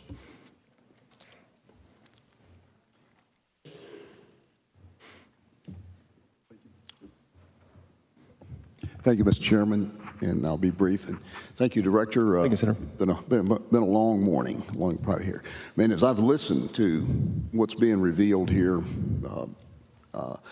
we're hearing a lot of things that just were not done right, and that could have been done differently. I say right, that could have been differently, not necessarily in just the mistake category. Things like the state, through legislation, provided fundings made available to implement things that would protect our kids in school, guardian program, resource officers, and things like that. And it's the Texas legislature, not the federal government, that has made our states gun-free zones. That's through legislation. Yes, sir. And the overwhelming number of our schools, in following that, have a sign out front that says, gun-free zone. Violators will face severe federal, state, and local criminal penalties. I don't know about others, but to me, that's a message that says, if you're a bad person and want to come here and hurt somebody, you can do it without fear of anybody stopping you, because nobody in this facility is going to be armed. Is that a reasonable interpretation? I don't know that, Senator. If someone's smart enough, they'll know that there's programs that the legislature put in place that would allow teachers and marshals to be on campus with a firearm. So, okay, but that message, but those that have taken advantage of it, they put up a different sign. This one reads from one of the schools, please be aware that the staff at this school are armed and may use whatever force is necessary to protect our students. That to me is quite a different message that's been put out there. Yes, sir, I agree. In that knowing, and the general knowledge is, or thought is, that there is no protection in most of our schools because we don't have officers in most of them. We did pass the bill, we have passed legislation, we've made funding available, and yet that hasn't been taken advantage of out there. And I think there's been a good commitment said that we'll continue to support protecting our students with whatever we can do in making things like what you've described here. I found it just amazing that you had doors that could not be locked from the inside. That would have never even entered my mind that somebody would put a door up like that in recognition of what we have come to know as threats to our schools and our students. Yes, sir.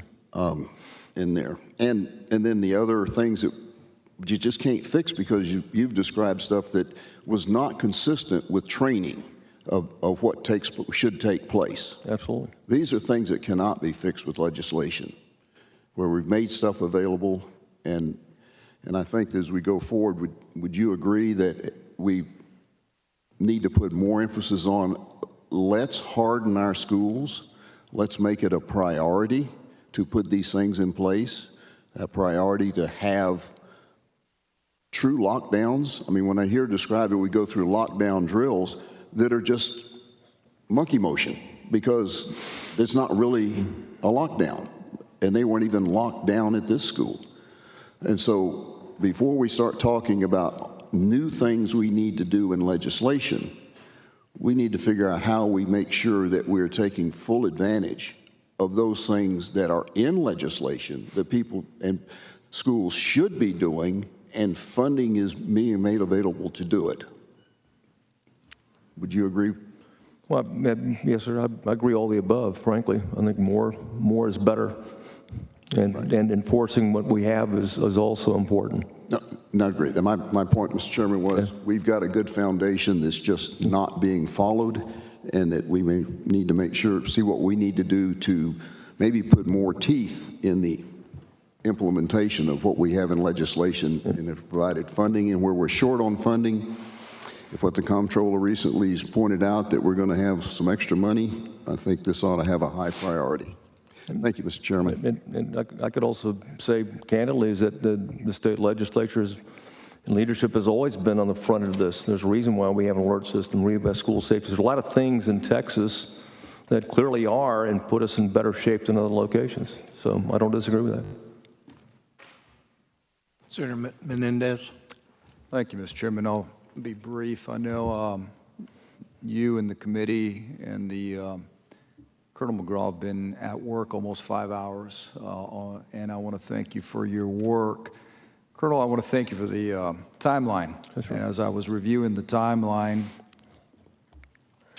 I noticed, I was looking at the quick response. The teacher calls 911, reports a man with a gun at 11:29:20.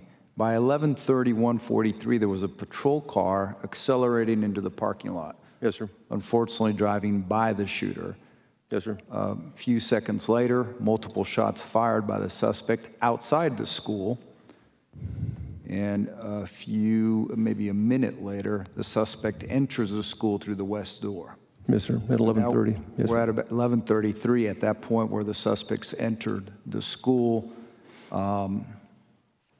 About 24 seconds later, he starts shooting into the classroom. Yes, sir. It appears by your timeline that less than a minute, almost a minute and a half later, 11:35:55, 3 Uvalde police officers entered the school with 2 rifles. Is that correct? Yes, sir, to the west door. So the police response was quick. Yes, sir. The testimony you've shown us today has shown us that there was a failure of the ability to have all the outside doors locked, a failure to lock the classroom. We saw a lot of failures, a failure of, in my opinion, of responsibility to sell almost 400 rounds to an 18-year-old and 2 AR-15s and not ask a question, not even ask a question.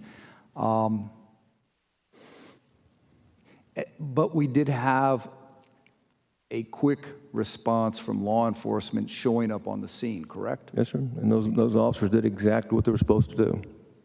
So they're on the scene, and then, according to your timeline, more than 100 rounds were fired, correct? Yes, sir. You mentioned you testified earlier. That was based on audio enhanced version, listening to the tapes. We can count how many. So they've been counted. Yes, sir. It's audible. You testified earlier that this shooter, the criminal, purchased high-capacity magazines online before he was 18. Was that correct? Yes, sir. I think the first was November 30th, 2021. It was his first purchase of rifle accessories. Do we know the capacity of the magazines that he purchased? 30-round magazines. 30-round magazines? Yes, sir. All the ones that he purchased were 30-round magazines. They're all 30-round magazines. Yes. So at that point, he could discharge up to 30 rounds as quickly as he can pull the finger, correct? Yes, sir. My understanding that is that could be anywhere from 45 to 60 rounds a minute. Would that be correct? Yes, sir. You've told us that 171... Well, not a minute, because you've got to change magazines, so it would take some of the time. So. Correct. Yes, but the point is that at 11:40, when the chief called the police department, the 911 call that he made, yep, the quotes that caught my attention were interesting. It says here, this man has an AR-15. He's shot a whole bunch of times. I need a lot of firepower. He goes on to say, he's got an AR-15. He's shot a lot. And in his last communication that I will quote, says, we do not have enough firepower right now. It's all pistol, and he has an AR-15. I need some more firepower in here because all we have is pistols, and this guy's got a rifle. Is that inaccurate? Yes, yes, sir. It's a quote. So, Colonel, law enforcement was on the scene. Unfortunately, he'd already fired 100 rounds or more, based on what you all have counted. So the only difference here, I guess the question for you is, based on the 100 rounds that he shot in the short amount of time period, could he have done as much damage, I think we all know the logic answer, with a bat or a knife or a revolver? Could he have killed as many people? No. No, he couldn't. No. Thank you. Thank you, Director. Thank you, Mr. Chairman. Members, anybody else have any more questions? All right, Director McCraw, we appreciate the work that you do for the state. We appreciate your testimony today. And so we will end right now, this part of it, and give DPS a little bit of time to clear some of the devices, and we'll call up our next two witnesses. Thank you, Chairman. Thank you, Senators. Thank you. And the next two witnesses will be from the Texas Commission on Law Enforcement, Deputy Chief Cullen Grissom, and for Advanced Law Enforcement Rapid Response Training Center, Assistant Director John Kernut.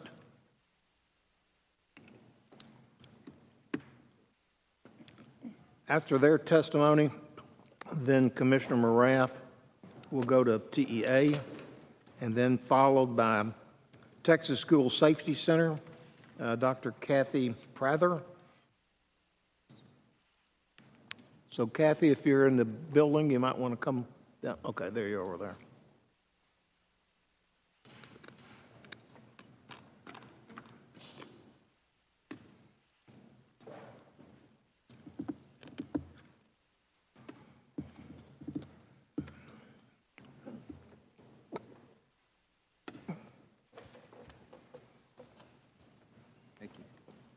Sure.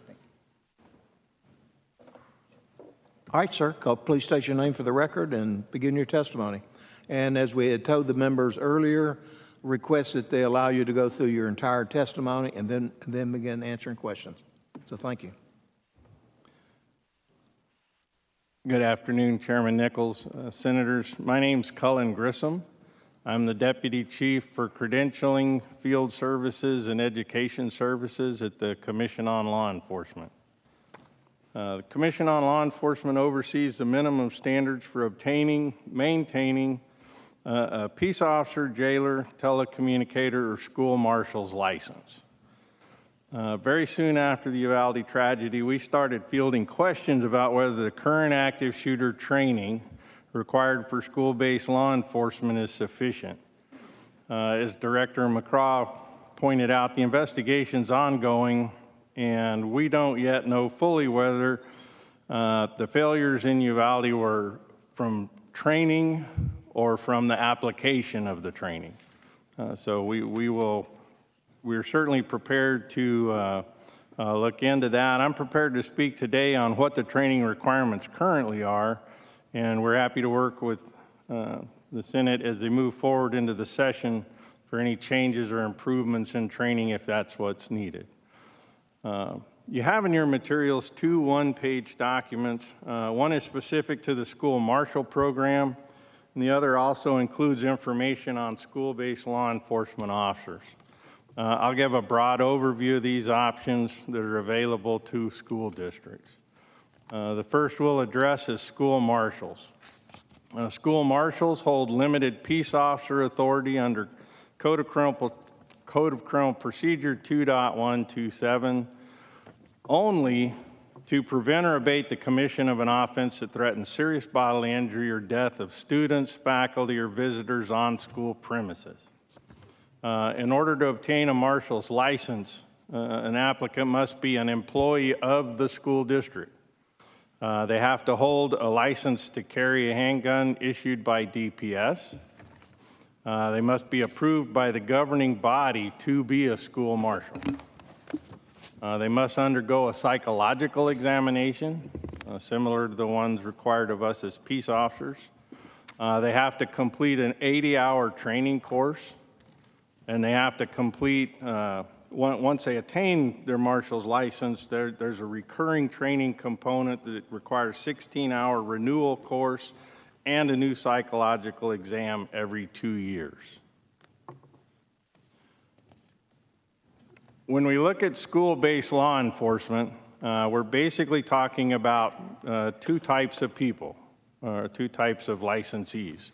One is employed with an ISD police department, so they're directly employed by the school district. The second common school-based law enforcement officer is what we would term a school resource officer.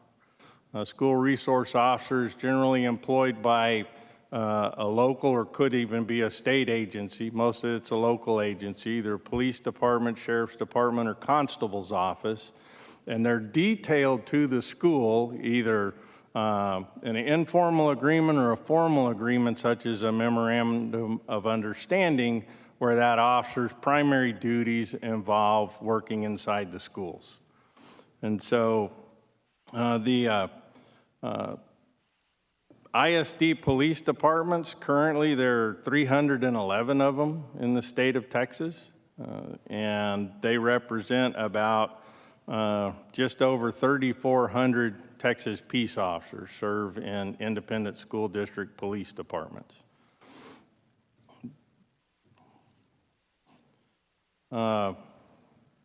School-based law enforcement has a separate and distinct training requirement than other Texas peace officers within 180 days of either being hired at an ISD police department or being detailed there by another agency as a school resource officer.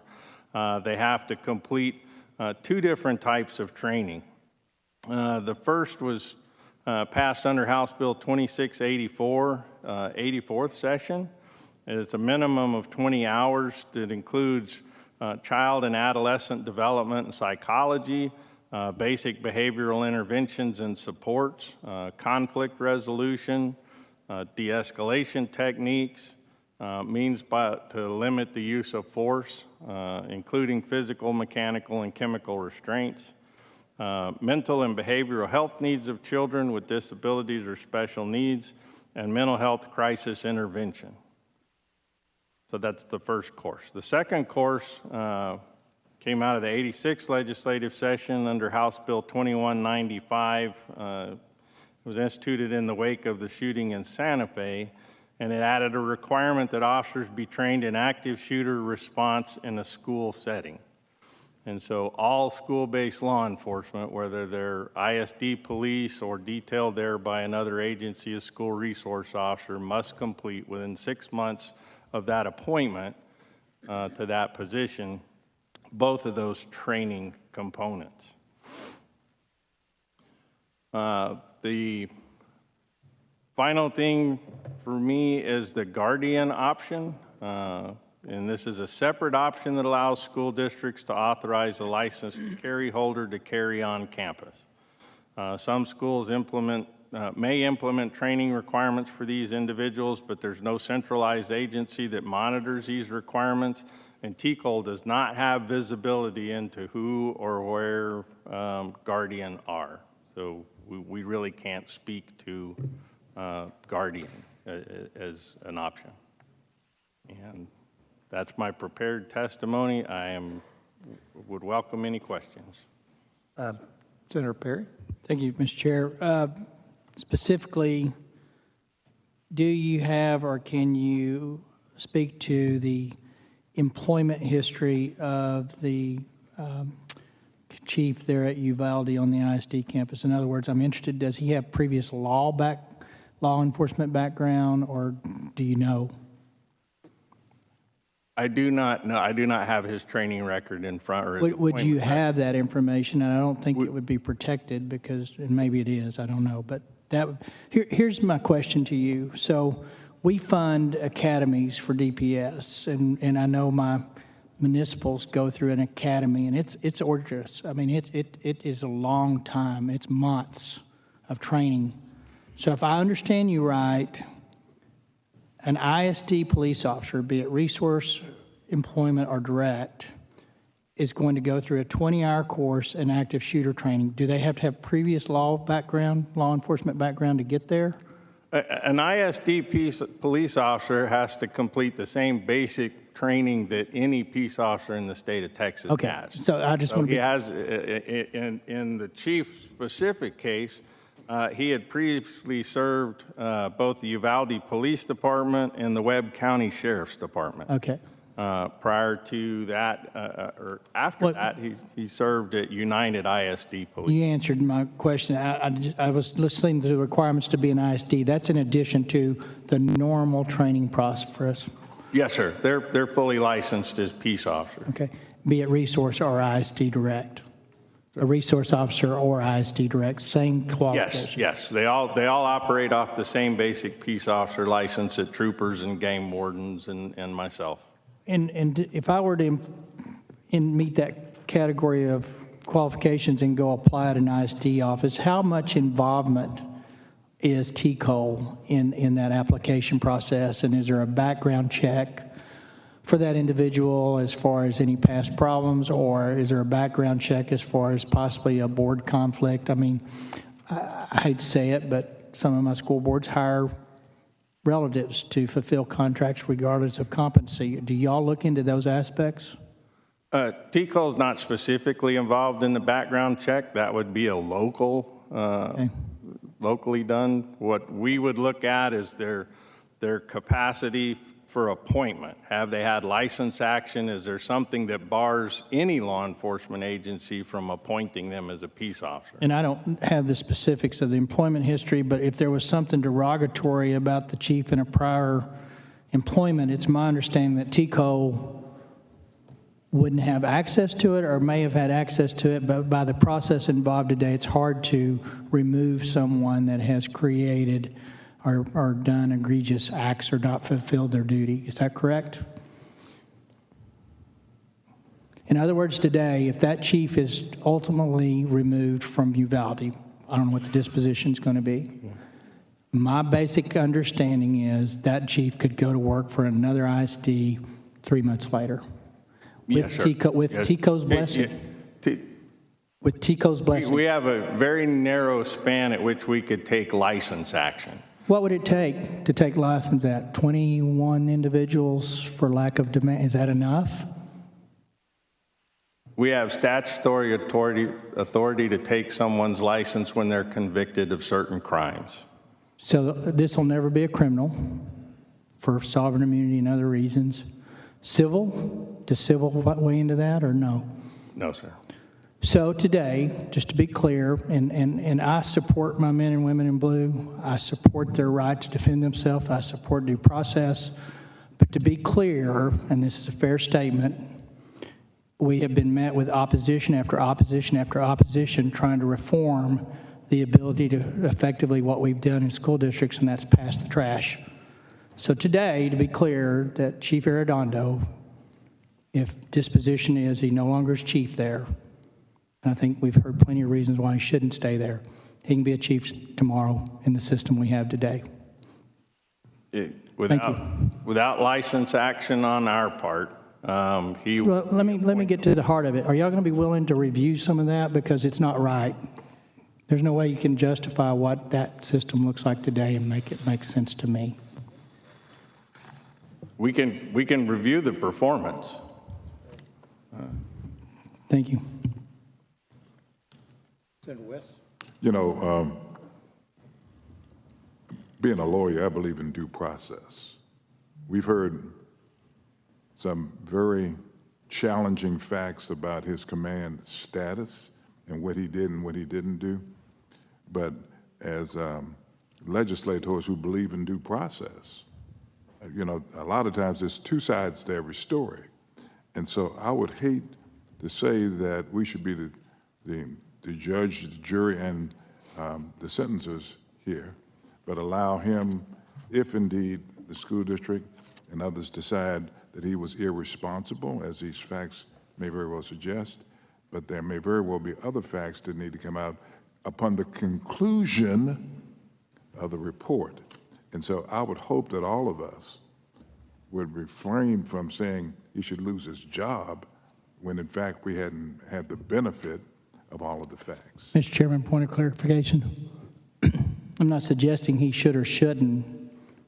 My point is, if he should, by determination of whatever system, be it local, choose to not rehire, whatever that decision process is, in the current system of today that statutorily we have enabled, he would be able to be rehired in the future. So I'm not suggesting he should be fired or not fired. I'm saying that's a policy conversation I think is relevant to this case.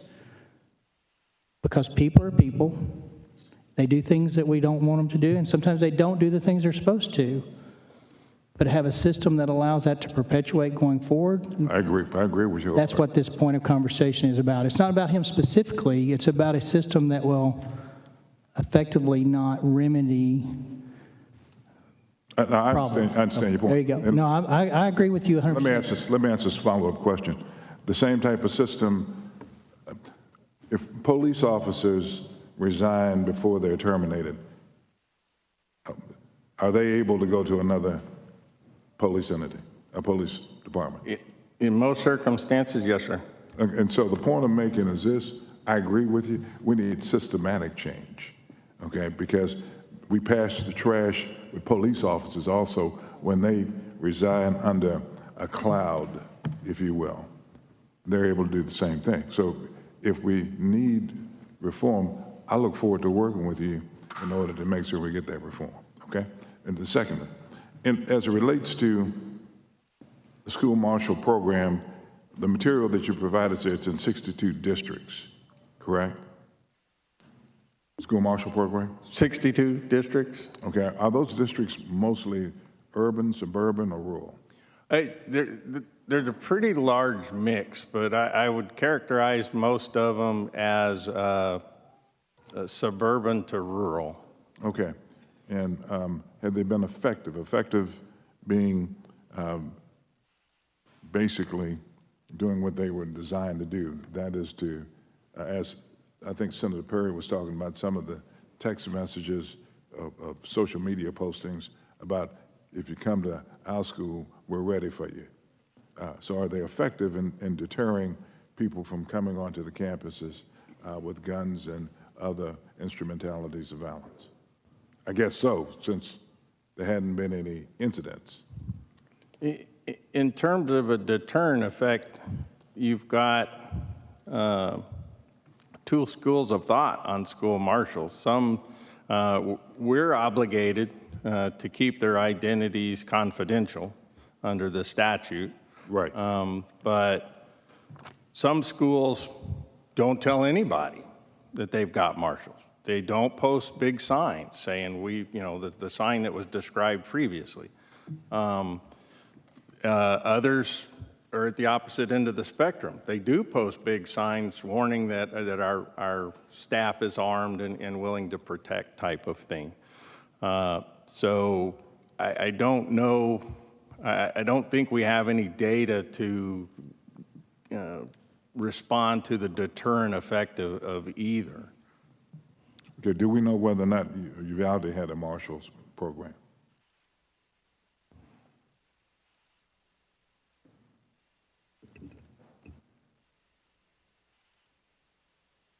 Did Uvalde have a marshals program? If I can get an answer real quick.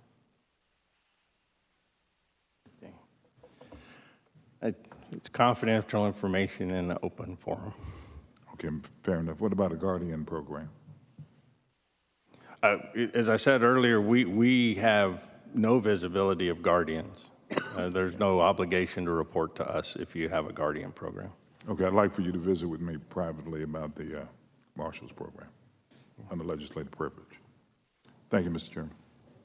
I would think just psychologically, a school that has a sign letting you know there may be shooters who are employed here, like law enforcement and stuff, would be a deterrent, as opposed to these signs saying, my neighbor doesn't have a gun, go rob him. It's got to be a deterrent. But I'm sorry, Senator Kokorsz. Thank you, Mr. Chairman. To follow up with that, I recently was at Iola ISD, and they do have a sign out front that they have armed officials inside. So they are very public about it, and I'm sure there are other school districts.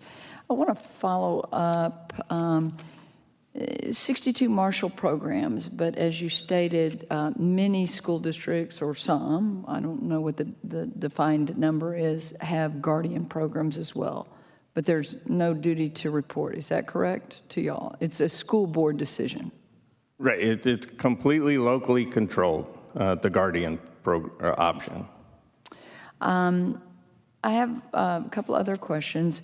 Is the TCOL active shooter training for school police different than the alert active training?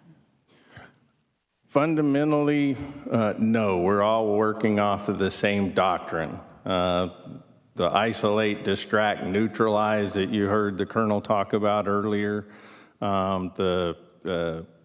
In fact, when we impaneled the committee to develop that curriculum, we had access to both alerts, what they call level 1 curriculum, and alerts solo officer response curriculum. Alert made that available to the committee that TCOL had assembled. We did not have an employee of Alert, but about half of the committee that actually developed that course were either Alert instructors, and almost everyone on the committee were graduates of Alert training. So it is substantially like it, certainly in the terms of doctrine and what we are teaching. The Alert Level 1 course, and I know you'll hear from John Kernut later, I believe is still 16-hour course, whereas the 2195 course is what we refer to ours as, is an 8-hour course. And Alert has numerous support courses and a much broader slate of offerings for active shooter response. So, well, and let me follow up with that, because I know today it was in testimony from Director McCraw that not all officers have active shooter training. Is it your opinion that all officers should have active shooter training? All officers, if they have gone through their basic peace officer licensure course in the last 10 years, have active shooter training. It is part of the basic training that officers go through. There is no recurring requirement for it. Many train through Alert. Many train through... But they don't have to train through Alert, am I correct? They're not obligated to go to attend Alert as a specific training provider. So I think that there is some discussion that we could have in preparedness of, you know, technically, what is the difference between y'all's active training, which I heard in hours, there's pretty marked difference, and in variety or maybe a slate of different versus active training shooting from TCOL versus alert. And I think that's an area we probably should have some discussion. Let me make sure that's all my questions. Thank you, Mr. Chairman.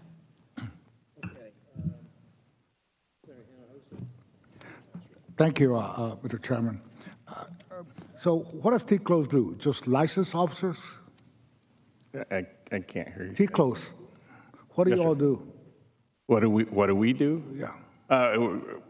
Primarily, we're the license agency, but we also manage the state objectives or the state curriculum by which the training providers provide training. Training providers. So you all do not do the actual training? We, TCOL, do not normally train people, except in a very narrow bandwidth. We contract with 113 police academies and approximately 280 other training providers who provide training to law enforcement. And is that training uniform throughout the state? It depends on which course you're talking about. There's a lot of variety provided. And that's part of the problem. But if we're talking about active shooter, the active shooter for school-based law enforcement course, which is our 8-hour course that's mandatory of school-based law enforcement, we write the state's curriculum, if you will, for that, and then that curriculum's handed off to appropriate training providers, which is generally going to be a regional police academy. And they probably differ in terms of, for lack of a better word, the quality of the training of officers. They're not uniform in a sense. There can be different levels of quality. For instance, if I'm a regional training academy at a council of governments or a junior college or even a proprietary academy such as Colonel McCraw runs, they can take that course and they can expand on it. The minimum requirement is 8 hours. If they wanted to train 40 hours in that topic, they could certainly do so. So in terms of your licensing requirements, you're not actually involved in following up and checking to make sure that the training academies are as rigid as they should be across the board. We audit the training academies for compliance to curriculum, such as the basic peace officer course and those curriculums that we impose upon them as the state. But this complies with the curriculum, but not the actual training that takes place. With 113 academies, we've got 2 evaluators, so they do sit in on training. They do attend training for quality control, but it's not pervasive. Yeah, and the reason I asked that is pretty interesting because I get feedback from my local police department. I have the largest 2 is McAllen and Corpus Christi, and they have their own training academies. And then I get feedback from other smaller cities that may have a regional training center. And through discussions with some police officers, the quality and discipline and the training that's available differs in terms of how well trained a police officer will be. There's going to be fluctuations, based on local levels of funding, local resources, access to new information. So there is going to be variability across the state. Okay, I guess I don't mean to go back to military days, but I mean, in boot camp, when you're in the Marine Corps, I mean, pretty much everybody goes through the same, and it's control, control of your training. So it seems to me that there is a disparity in terms of the skills that are taught while they comply with the curriculum, but the skills they learn in the different academies that we have throughout the state. Would that be a fair statement? That would be a fair statement, sir. Thank you, sir. Thank you, Mr. Chairman. Thank you, Chief Grissom, for being here. What I want to drive to here is, I think there's 4 levels of defense available on a campus. There's, at the lowest level, the guardian, followed by the little higher level marshal, little higher level resource officer, highest level a police department solely commissioned by the, certified by TCLOS, but commissioned by the independent school district. Is that a fair assessment of those on campus that would be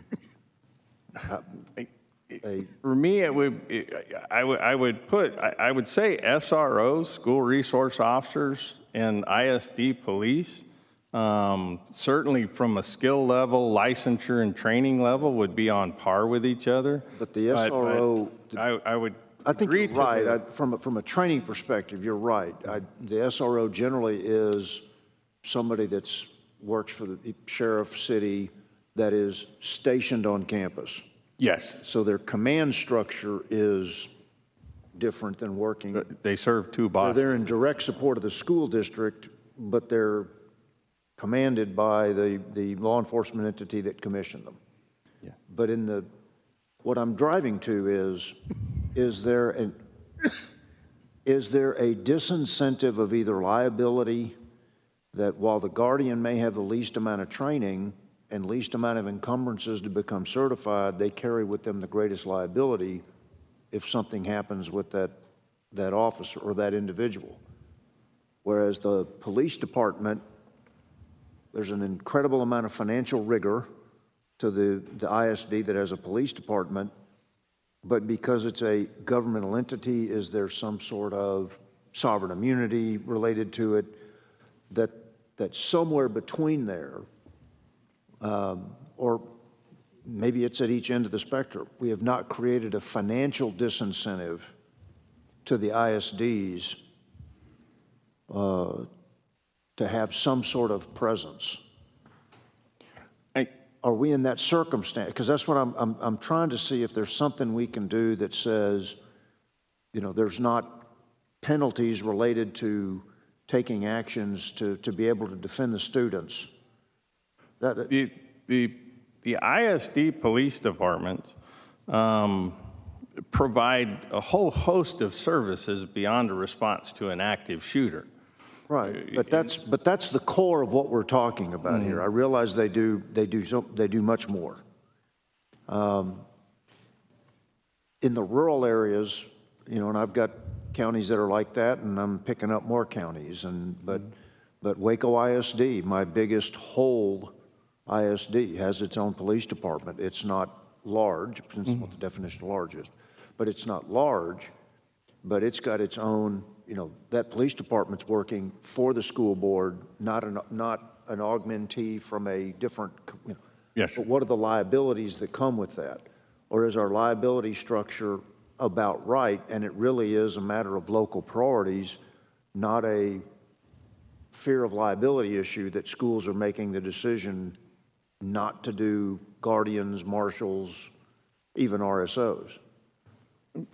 In most of my dealings, specifically through the Marshall program and to some extent with the start, prior to my recent promotion, I did new agency startups, new ISD police departments, if you will. Most of the time in the early sections of that, liability was not really a question for most of them. Okay. I don't see that as being detrimental. So it was not something that we saw expressed from the districts we were working with as they were weighing their options. Okay, all right. Thank you, Mr. Chairman. Senator Perry. Thank you, Mr. Chairman. This is important in the sense that we got a little mental health conversation tomorrow, and I'm not sure they're going to be back. So do y'all set the curriculum for the academies? Yes, sir. Okay. In that curriculum, I'm told the way it works on a mental health level is every academy member has a certain amount of mental health as part of the curriculum required. And then subsequent to that, there is an additional, and I think it's 20 or 40-hour training that at the discretion of the individual officer, they can pay and take to be I guess, better, more advanced in that mental health training. Is this true or not true? There's Yes. two processes to mental health. One's required and one is subjective or discretionary. Yes, you have the mental health portion of the basic peace officer course on crisis intervention and de-escalation. Those are the two primary. Upon graduation from the academy, officers have the optional mental health officer certificate, a proficiency certificate that requires training above that. Also, individual peace officers, until they reach their intermediate certification with the state, are required to have recurring crisis intervention training until such time as they meet their intermediate. So what I've been told by my officers and my friends of uniform is that the crisis intervention and then the requirement to go above that number one, the additional requirement, that is a lot of duplication and not really worth some of the energy and effort. But here's my question to you as the licensure determining curriculum. In this time of where we all acknowledge there are a lot of stressed out people doing really foolish things that contact officers, and it kind of goes to ability to read people, being in a school shooting or not, why wouldn't y'all as a licensure require 100% of your police force to go through that and add whatever, is it 20 hours or 40 hours, whatever that is? I guess I'm frustrated by why do you subset out this crisis intervention and then do another course that's crisis intervention plus on steroids? Why wouldn't you require that as far as your academy training? I don't think we recently updated. I think one of the complaints that your constituents have is that the crisis intervention training and the mental health officer course were very similar up until February. And so there was some legitimate complaint in that. And that was due to an increase in the content and the relevance of the crisis intervention, and we didn't get to the mental health officer course until later. That has since been upgraded. So the first complaint, I think you will see diminish. They are two entirely different things. The mental health officer course deals a lot with the legal system in dealing with mental health, from whether it's mental health warrants. It's actually more process oriented than side of the road crisis intervention with somebody who's in a crisis. So who is responsible for the additional course? Who gets paid to teach that course? That course is available to the regional academies and training providers. And who makes the money on teaching the additional course? Who makes the money? Who gets paid to do the certification? Who gets paid to do that? Does TCO? Community colleges. Okay, so it's one to seven. I would just suggest to you that there's no reason that should not be a combined part of everybody's training as they come through the academy, whether I'm going to do with a warrant or a blue of mental or not. But to me, it just seems like one more level of bureaucracy that if we just included it all, we might eliminate some cost. Lastly, I had it here. So internally, put your officer's hat on for a second. And I don't know if you have these conversations. I would assume that your colleagues and you do.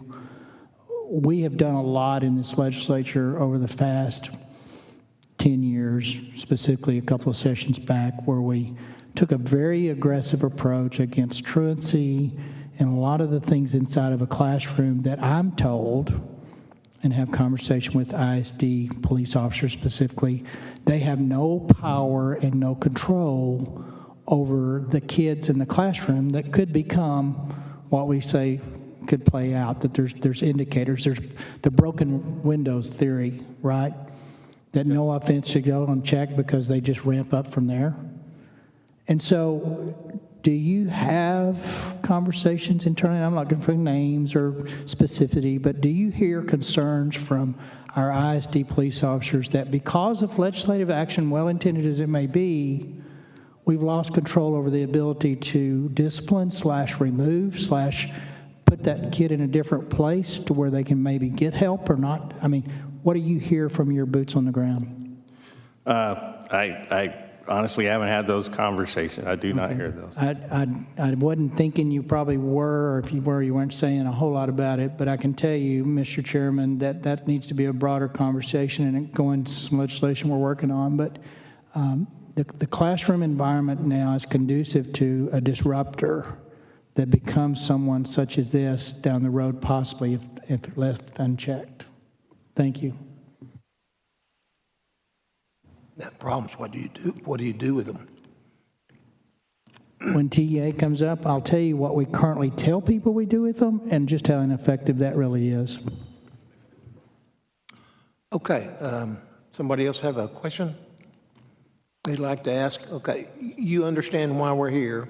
You heard all the testimony from this morning. When you first sat down, the comments you made, the failure in Uvalde and law enforcement was either a lack of training or poor implementation. I think that's what you said. Hey, we haven't arrived at that yet, but that becomes a question for us. I wrote it down, so I'm not too far off from what it is you said. I was writing as fast as I could. Yeah. What point us in a direction you think we should go, or throw some ideas out of what we could do better? You've been following this ever since we had the first hearings, and you've seen what's happened. Give us some ideas. I think we're absolutely blessed to have the Alert Training Center here in Texas. They're a national, international standard on the response side. The problem in my mind is that we keep having to come up with responses because we haven't come up with a prevention mechanism. And I'm not sure that I understand our TCOL's role in coming up with that identification, diversion, and that's fair enough. Prevention. Yeah. Okay, any other members, questions? Senator Kokorz? I want to make sure that we go back, and as a part of basic TCOL training, you say that everyone receives active shooter training? Yeah, active shooter is part of the patrol response section of the basic peace officer licensing course and has been for approximately 10 years. I'm getting, and I'm not going to contradict your testimony because I think that you're testifying with a whole heart here, and but I'm not sure. I'm getting some conflicting input. So I look forward to working with y'all. I think this is an area that we really have to dive into, and it's not just to protect our school children, but obviously active shooter. We talked about Duncanville. I mean, it can happen anywhere at any given time. So thank you. I look forward to working with you. All right, no more questions. Thank you very much for being here. Was there somebody else that had a question? Thank you very much. We appreciate your testimony. Thank you. I'll now call up John Kernut, Assistant Director, Advanced Law Enforcement Rapid Response Training Center. And then after him will be Mike Morath, then Texas School Safety Center, and then after that will be Mike Matranga, M6 Global. Okay, John, please state your name for the record. Good morning. John Kernut. I'm the Assistant Director of the Alert Center at Texas State University.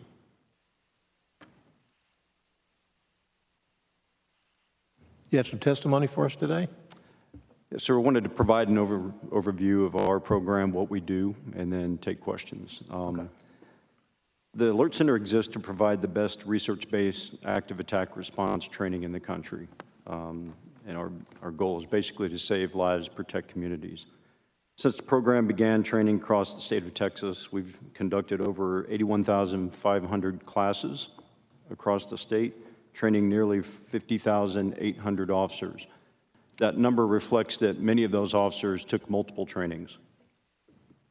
In addition to everything that we do, we have a very robust research component that We go into very in-depth analysis on these after actions through partnerships with agencies who have been involved in headline-making active shooter situations. We've established criminal justice research department to evaluate and enhance the overall understanding of these events and the corresponding response. Because the training time for law enforcement is very limited, this data helps kind of identify skills that need to be focused on during our courses. Alerts Research Department also studies multiple facets of active shooter response, law enforcement best practices. A team of doctoral students work year-round with officers on law enforcement trainings based on safety best practices and effective response in high-stress situations.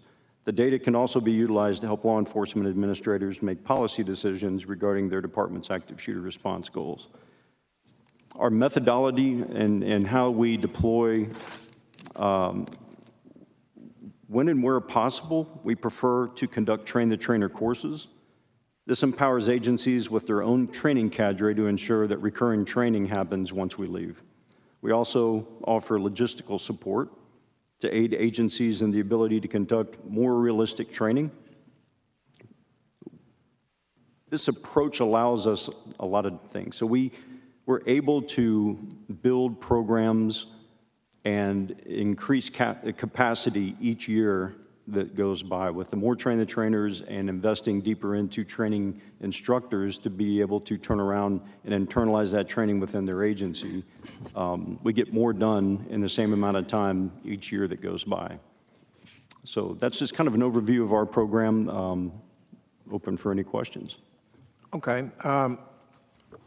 I've gotten my notes that your program is the gold standard for actual learning how to handle yourself in those types of situations.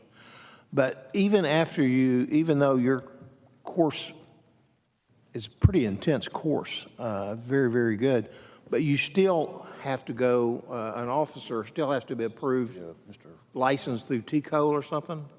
I'm a little off on that. So the language that authorizes our funding, either through the federal grants or through the state, basically determines who we teach and what we teach them on, and it is responder-centric. We do, because of the research component of our program, we identified very early on the need for civilian response training, so we began to develop curriculum to teach citizens what to do when seconds count, we're minutes away and still on the phone. What can they do to mitigate the danger that they're involved in before we can get there and help them? So the civilian response protocols that we developed have also been adopted nationwide as run, hide, fight. We call it avoid, deny, defend. Despite the verbiage, the explanation on your response options is consistent across the board. The instructors that we certify for CRACE are then in turn supposed to go into the communities and have those relationships and those conversations locally. So it's local responders and local citizenry working together on local solutions to these problems. But the vast majority of our program is training the responders to better respond to these chaotic events. They will have to have gone through a basic peace officer academy, basically. Okay, so does the alert training satisfy active shooter response requirements for TCO, and if not, why? I'm sorry, say again? Does your alert training satisfy active shooter status response requirements for TCO? We exceed them. From what I understand, the content, so there's two things that we'll talk about today. There's how much time do you spend, but then how do you spend that time? So as I understand it, it's still a PowerPoint and a lesson plan that provides guidance on explaining some terminology and some concepts and principles associated with active shooter response in the academy. How that is realized depends on the academy cadre's capabilities, knowledge, skills, experience, But training. a law enforcement person still, if they want your extra training, they take that, but that does not encompass everything that a law officer needs to take, and that's why they have to go also. No, ours is very unique to responding to an active attack situation. Senator Zaffarini? Thank you. Thank you, sir, for being with us today. When you are training law enforcement officers to directly go into the face of danger, to approach an active shooter, for example, how do you simulate real-life situations? It's difficult. We use blanks that are very loud. We use moulage to simulate people that have actually been injured. We use marking cartridges out of actual firearms that are designed to function the same way that our firearms function, but also to actually emit a cartridge that will go downrange and hit, and it hurts when it hits. So there's as much realism as we can infuse into a training environment, and that is done on purpose. We'll have instructors that will lead the students through these iterations of reality-based training. We may be coaching them, we may be yelling, prodding them, trying to get them to move when the natural tendency at this point, because they're still human beings, and what we're effectively trying to do is rewire the hard drive and route past the natural self-preservation instinct that kicks in any human being. Now with this new mission, we're going to have to push into this. We're going to have to go in there. We're going to have to stop it. We have to. So as much realism as we can add is possible and get away with is what we do. Does your training include the kinds of weapons and the kinds of ammunitions and magazines that have been involved in the shootings in Texas? Yes. So you have the assault weapons? Yes. Different things like that. Do you have any research that shows you the effectiveness of your active shooter training in comparison to real-life situations and how your trainees performed in those situations? For the past 2 decades, we've received numerous emails and accolades from people all across the country that have used some components or many components of our training to get through not just active attack response, but also responding to other acts of violence in progress. So we have, and I've personally benefited from a lot of this stuff that we teach. So in your active shooter training, for example, your trainees are expected and trained to go into the line of fire. Yes. What protection are we responsible for offering them? Because while we are certainly concerned about school children and the victims of the shooters, we also have to be interested in the safety of our law enforcement personnel. So what obligation do we, the state officials, have to offer the best kind of protection to the people we expect to walk into that line or run into the line of fire? So the natural conclusion to that question would be what additional equipment may be. And we've talked about shields, we've talked about body armor. I would submit to you that minimum requirements for training, both in time and how we spend that time, needs to be increased. It is 90% of what law enforcement does on a regular basis evolves around being service-oriented and polite and professional. Less than 10% of the time we're using force. Less than 1% of the time it's deadly force. We're expecting capabilities in people that may never do this actually in the line of their duty. So in a training environment is the only place that we can develop these capabilities or see who is not capable of conducting it. There's a quote I like to use from Winston Churchill. Sometimes doing your best isn't good enough. Sometimes you need to do what's required. And I'd like to think that what we do daily is our best, to the best of our abilities. But unfortunately, there are situations that occur that require more. Who can take your training? Do you deal with school personnel, college and university personnel, city police, sheriffs? Who? Any state, local, tribal, county, university, ISD, peace officer in the state of Texas. Representative Richard Raymond and I met recently with law enforcement officials in our districts at the school, college, city, county, state, and federal levels. We had a closed-door meeting with all of the representatives from all of those levels of law enforcement. And one of the things that they said about training is that they needed more training programs, but also they said that the problem with the training programs we offer as a state is that they're in key sites. And they say they can't afford to send all of their law enforcement personnel to the training. Mm-hmm. And they suggested that we ask for local training. So in other words, the training centers would send personnel to different cities, including the rural areas, Sure. to train the law enforcement officials at the different level. How would you respond to that suggestion? So our training is funded through congressional line item, and that offsets all the costs for us to be able to deliver instructors, equipment, and curriculum to the field. We're all mobile training teams, so we'll come to you. It's free. We'll open up the equipment, and we'll spend as much time as we have, 2 days, 3 days, 5 days, depends on what exactly that they wanted. We will train them. Now, it's not entirely free because there's a cost associated for pulling somebody out of service to go over and train, and there's still calls coming in, so somebody has to backfill that position. So that's a cost that we can't help with. But the cost of getting quality training to them and training with quality equipment and making it as realistic as we can is free to them, and we come to them. And we only ask that we get people to attend the training and a place to conduct the training in. Thank you. Perhaps on a less intense level, but certainly equally important, do you train your students, so to speak, to deal with radio and cell phone communication problems? Yes. Sometimes they ask if we would add more technology to enhance the experience. And what we have found is if we can work with the baseline, that anything more than that will work better. But we have to get basics down first. Mastering the basics is essentially what we propose. And were you aware of what I said earlier during this hearing, that if you're along the border, for example, in my hometown, Laredo, Texas, your cell phone might very, very well say, "Welcome to Mexico," and all of a sudden you cannot use your phone unless you have international service? Sure. Were you aware of that? Yes. You were? And how do you deal with that in terms of active shooters? So when you show up, you'll find people and you'll just start talking. Matter of fact, no 10 codes, no signals, just plain English. And you read the situation, and this is why training the same way across the board and as often as possible is important. There's a lot of time to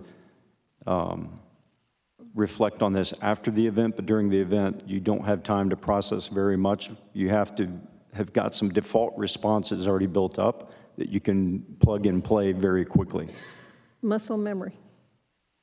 Thank you so much, sir. Thank you, Mr. Chairman. Thank you. Members? Senator Birdwell. Thank you, Senator Nichols. Mr. Chairman, Mr.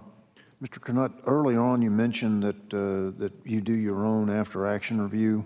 Are you going to be doing your own after this Uvalde event, or are you a subset of a larger DPS after-action review? Either way, I think it would behoove the committee that if today's review was not the final AAR, that we get it at some point. I'm just looking for who I should be asking from that AAR to be received from. Yes, sir. At the request of DPS, we were called in to be kind of an independent third person. So you're like the observer controller providing ground truth, so to speak, to what we're looking at the data that they have gone through and vetted, and we're putting it into a report where we look at the response and what we teach, and where there was something consistent with what we teach, we'll note that, and when there's something that is inconsistent with what we teach, we'll note that as well. Will you be providing that to the committee at a time appropriate upon completion? Upon completion, absolutely. We want to make sure that what we put out there is accurate and fair. When do you expect that? Because I don't want to rush you, but like after the West fertilizer plant explosion, it took almost a year for the state, and that's okay, just it took almost a year for the state fire marshal to finalize the report from. Sure, we're working at the pace of DPS investigation. When they verify that something is proper, true, contextual, chronologically accurate, then we get that information and we plug it into what we know so far, and that helps make the picture of what we're looking at, and then we can assess it. Okay, how long does that take you, though, from the time you get it from DPS or whichever jurisdictional law enforcement agency? Not very long. I mean, we're anticipating information as it comes in, and we're sitting down as soon as we get it and analyzing it, putting it into, again, the order that it occurred, and contextualizing it properly so that we can give an honest assessment of what was or was not done and when it was not done. Okay, all right. Thank you, Director. Thank you, Mr. Chairman. Yeah. Senator Perry. Thank you, Mr. Chairman. So make sure I've got my facts right. There's 2 active shooter trainings for a particular law enforcement. One goes through academy, one can choose to go through yours subsequent to academy, correct? That's what it sounds like, yes, sir. So, and what I'm hearing from you, and let me back up, the academy, does that have hands-on active shooter, or is it all academic? I believe it depends on the instructor cadre's So each capability. academy chooses its own path. Some may work out of a book, and some may take them out to the range through, I've been on them, they're, homes and houses with pop-ups, and some are simulators, those kind of things. Yes, But it really is inconsistent, to say the least. Yes, sir. You don't know what you're going to get, kind of Senator Hinojosa's point. So I'll just read between the lines, but if I'm right, you would suggest that yours is more, is a more quality program because it physically requires them to get into that muscle memory mode and to train, correct? We have a standard approach in how we deliver our material and how we train instructors to deliver our material. And it is everything we do every day to ensure that quality goes out and quality. You don't have all academic only, though. Everything you do would involve the actual physical going through the experiential learning is absolutely important for the skill set. Do you have a required. database, or do you track ISD versus law enforcement versus other candidates that go through your process? Can you tell me how many ISD officers have went through your training? Off the top of my head, I can't give you an accurate number, but approximation is a few thousand. Compared to how many? I mean, what's the percentage? Is 5% of our ISDs going through your program, or is it just whatever the academy of choice was? I'd have to go and look back at the numbers for. How many people went through you in a year? In the state, thousands. Thousands, and we're able to scale way up. Is it fair to say that a small percentage of ISD police officers, resource officers are going through your course? Yes, we know of several ISDs that are doing more than the minimum. Is it fair to say that an active shooter in an ISD setting is totally different than an active shooter in a Walmart or someplace? It's a little different, is it not, or is it the same as far as process? We're trying to keep things as consistent across the board as possible. There's some broad concepts and principles that apply no matter what the venue is. So, and I know you got a report, and I'm not trying to get ahead of you, but, and I'll just say it this way, based on the timeline and the response that we went through by supporting evidence and fact, was your training protocols followed in the response to once the shooter got in the building? We saw were a couple of things based off of what we know so far. That a couple things they did okay, and there were some things that were not handled the way we would have prescribed. Well, I think that's a pretty broad statement, and again, I know you're getting a report, but I want to leave here with clarity. We all see things that worked as designed, but the things that didn't work were catastrophic failure. Yes. Is that a fair statement? Yes. That the things that didn't work literally cost lives. Yes. Thank you. Senator West. Thank you, Mr. Chairman. Just a couple of questions. Thank you for your testimony, first of all. As it relates to other type of facilities, in Duncanville, I sat down with the mayor and other elected officials. We're in the city of Duncanville. We had a recreation center that had a summer youth program, and a shooter came in, a person came in with a gun, I should say a shooter. Have you provided instructions for those types of facilities where you have a large presence of youth, such as recreation centers, and is that something provided to police departments? It's embedded in our material. Our material is specifically for responding to an active attack inside of a high occupancy building. By the very nature of the attack, they are going there to try to take out as many targets as possible, according to them. And our training is designed to get people ready to go into that. How chaotic and confusing and violent and stressful that is to make sure that people are prepared to go in and effectively and efficiently handle that. Yes. Okay, very good. Where's your school, for lack of a better term, located? So we have a training facility outside of San Marcos. that is ours, but the vast majority of what we do is mobile training teams. So the funding that we receive, we have kits of training equipment that we ship out all across the state, all across the country. Prior to COVID, we were at a pace to do 1,400 classes a year across the entire United States. And we have our own funding in Texas, so we have our own scope of work that we do every year in Texas. We're able to scale way up from that. Are you provided any funding by the state legislature? Yes. Okay, all right. Okay. Thank you, Mr. Chairman. Mr. Chairman. Senator Zaffarini? I'd simply like to thank this witness for his very succinct and direct answers to our questions. Much appreciated. Thank you. Thank you. Members, any other questions? Bob? Paul, do you have any? Okay. If not, if you were to make one suggestion to this committee as to what we might can do to improve safety for the public related to the issues we've been discussing, what would that be? I think we need to increase standards. If our expectations are high, so should the standards be. I believe that we need to have mandatory 16-hour level 1 class in every BPOC across the state. We'll supply the instructors to make sure that there's consistency in delivery.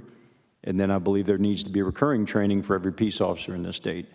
That will then also address not just the people that typically go to our classes, but the chief executives and the executive leadership, so that they understand what modern doctrine is, they understand what their agency's capabilities are or are not, and now they have a list of things they need to go back and work on once we leave. Okay, I asked, thanks.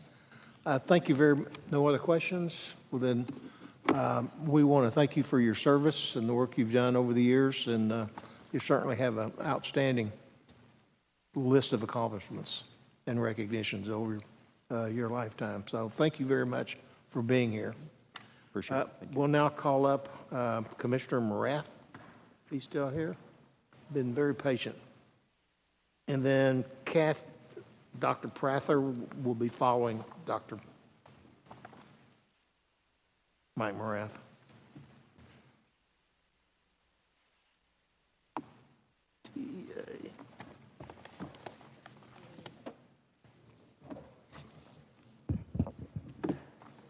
What he was saying? Mr. Chairman, sorry. Please state your name for the record, sir, and then begin your testimony. We'll all wait till you finish to ask questions. Yes, sir. Thank you, Mr. Chairman. Thank you, Senators. My name is Mike Morath, Commissioner of the Texas Education Agency. In front of y'all, you should have a slide deck I'll walk through. Does everybody have this?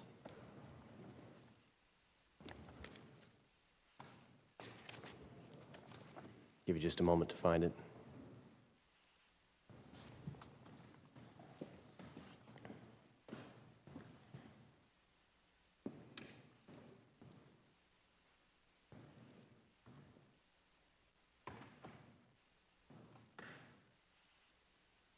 We have a few extra copies. If you're unable to find it, let me know.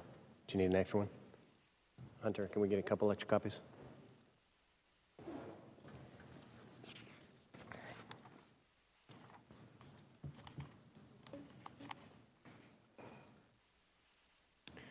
While we're getting the documentation set, just as a broad overview, my plan today was to give you a background on the policy landscape as we understand it, that I thought would be somewhat beneficial, but it also may be remedial for y'all. So if it is, I apologize in advance.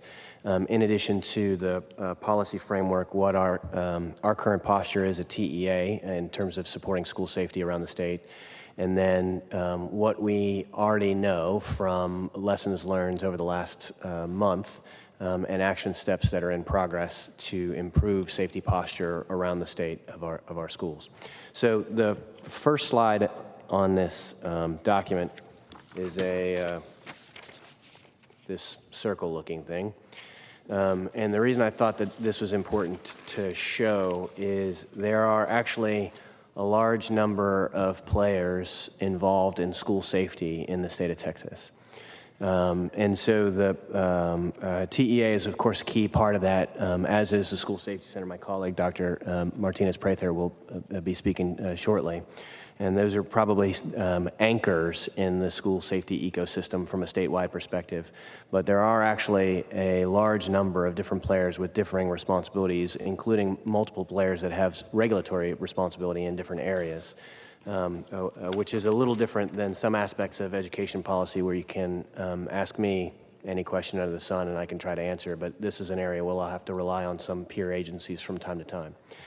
So with that background, the next page describes the omnibus school safety legislation that was passed in the 86th legislature, this is 2019, Senate Bill 11. The reason I wanted to go through this in particular is because there are a lot of components of public policy that are already fairly well designed to support school safety around the state of Texas, and just give a flavor of what that was. So Senate Bill 11 set up a requirement for every school in the state of Texas, every school system in the state of Texas, to have a multi-hazard emergency authorization plan. They follow a template adopted by the School Safety Center. And then the School Safety Center has the authority to both review and approve or disapprove those plans. And there's a series of compliance requirements that the School Safety Center has the ability to enforce, up to including calling us to deploy a conservator to enforce compliance in terms of the quality of plan. In addition to the plans, there is distinct from that a security audit system under state law. And the security audit system, the statute is designed for everyone to self-audit a minimum of once every 3 years. That is also subject to oversight from the School Safety Center. So they have an audit framework that they recommend everyone follow, and they have the ability to review all audit documentation, and in fact can require all audit non-compliance issues to be reported from the school district up to them. I just want to make sure, did y'all get documentation, or are we still missing some? We have some, but not all. I don't see. Hunter, do we have more copies of these things? Okay, they need to be passed out.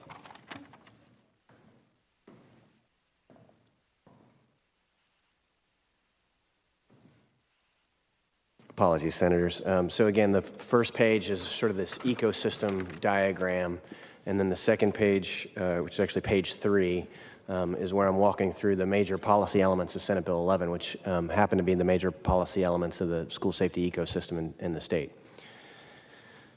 So again, the second key component is this security audit framework. Once every 3 years, school districts conduct self-audits, and then the School Safety Center has the ability to ensure that those audit issues are addressed and surfaced. They can force hearings on the way that those audits are conducted.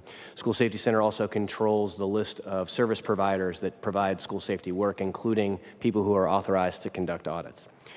Third key component of Senate Bill 11 is facility standards. I heard several questions about this, and I want to talk more about facility standards. So TEA has authority to adopt facility standards that apply to every school system in the state and can apply to literally every school building in the state of Texas, authorized under law, and I'll talk about that a little bit more in a second. In addition, there is a process that school systems are required to go through called the Safe and Supportive Schools Program, of which threat assessment is one part of that process. This is a process whereby an interdisciplinary team of staff members at a school would review everything that's happening. So has Mike said something strange at school?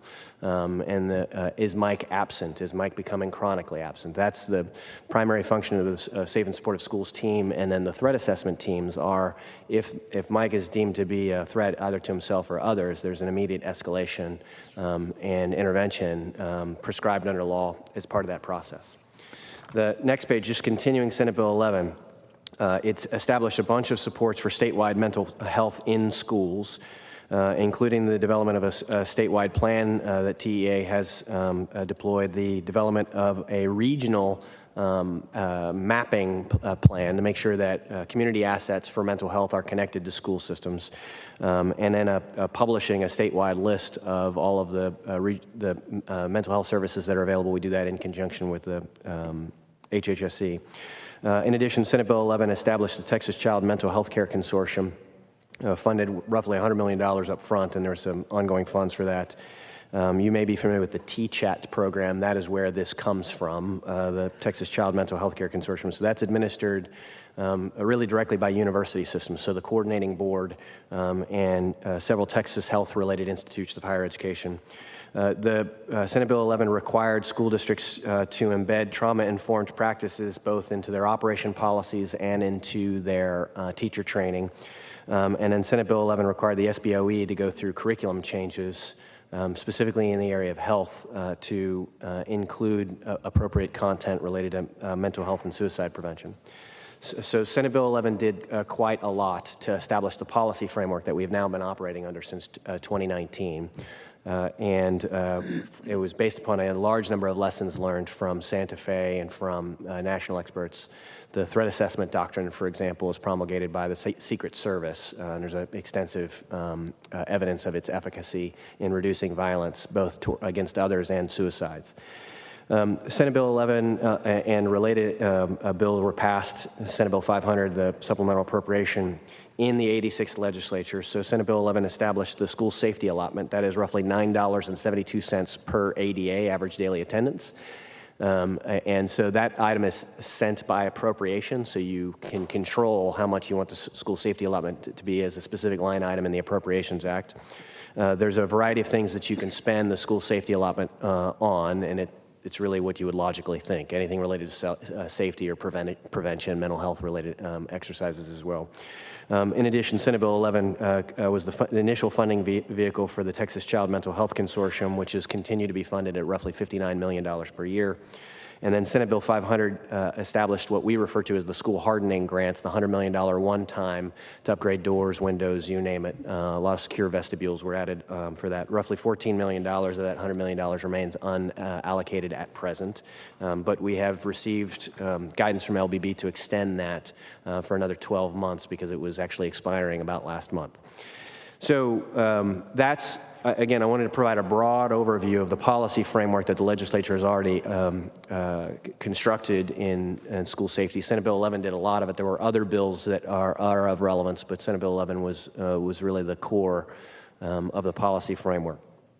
So slides 6, 7, and 8, well, I'll talk a little bit about TEA's specific role, because as I noted in that overview of Senate Bill 11, you've got School Safety Center with responsibility, you've got TEA with responsibility, school districts with responsibility, the HHSC with responsibility, coordinating board with responsibility. There's different players at the state government have different slices of the pie.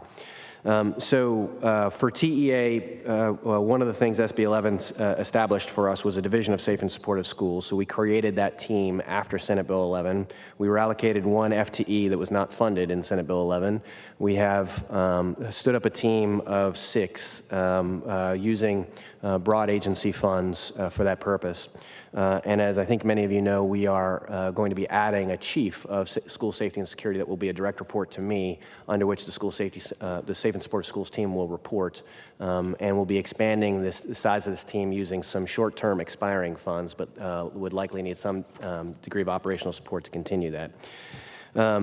In terms of TEA's core role, what we do with that team, there's rulemaking responsibility, specifically related to facilities. I'm going to talk more about that again in a moment. And then when you think about safety drills, threat exercises, the active threat behavior teams that need to be engaged, we have rulemaking authority over that aspect of school operations. We distribute the funds that you allocate for us to distribute. One funding bucket that's worth mentioning that's not a state level funding, but obviously the legislature appropriates all funds, is federal Title IV funds. It's about $113 million a year that goes to school districts that can be used for initiatives related to well-rounded students, safe and healthy students, and technology under federal law. We do have some oversight, fairly broad oversight, to ensure that the education laws of the state are being followed by school systems. So you think about our special investigative authority, monitors, conservatives, and boards of managers. To date, I do not believe we have deployed that for school safety-related non-compliance findings, but it is in our power to do so.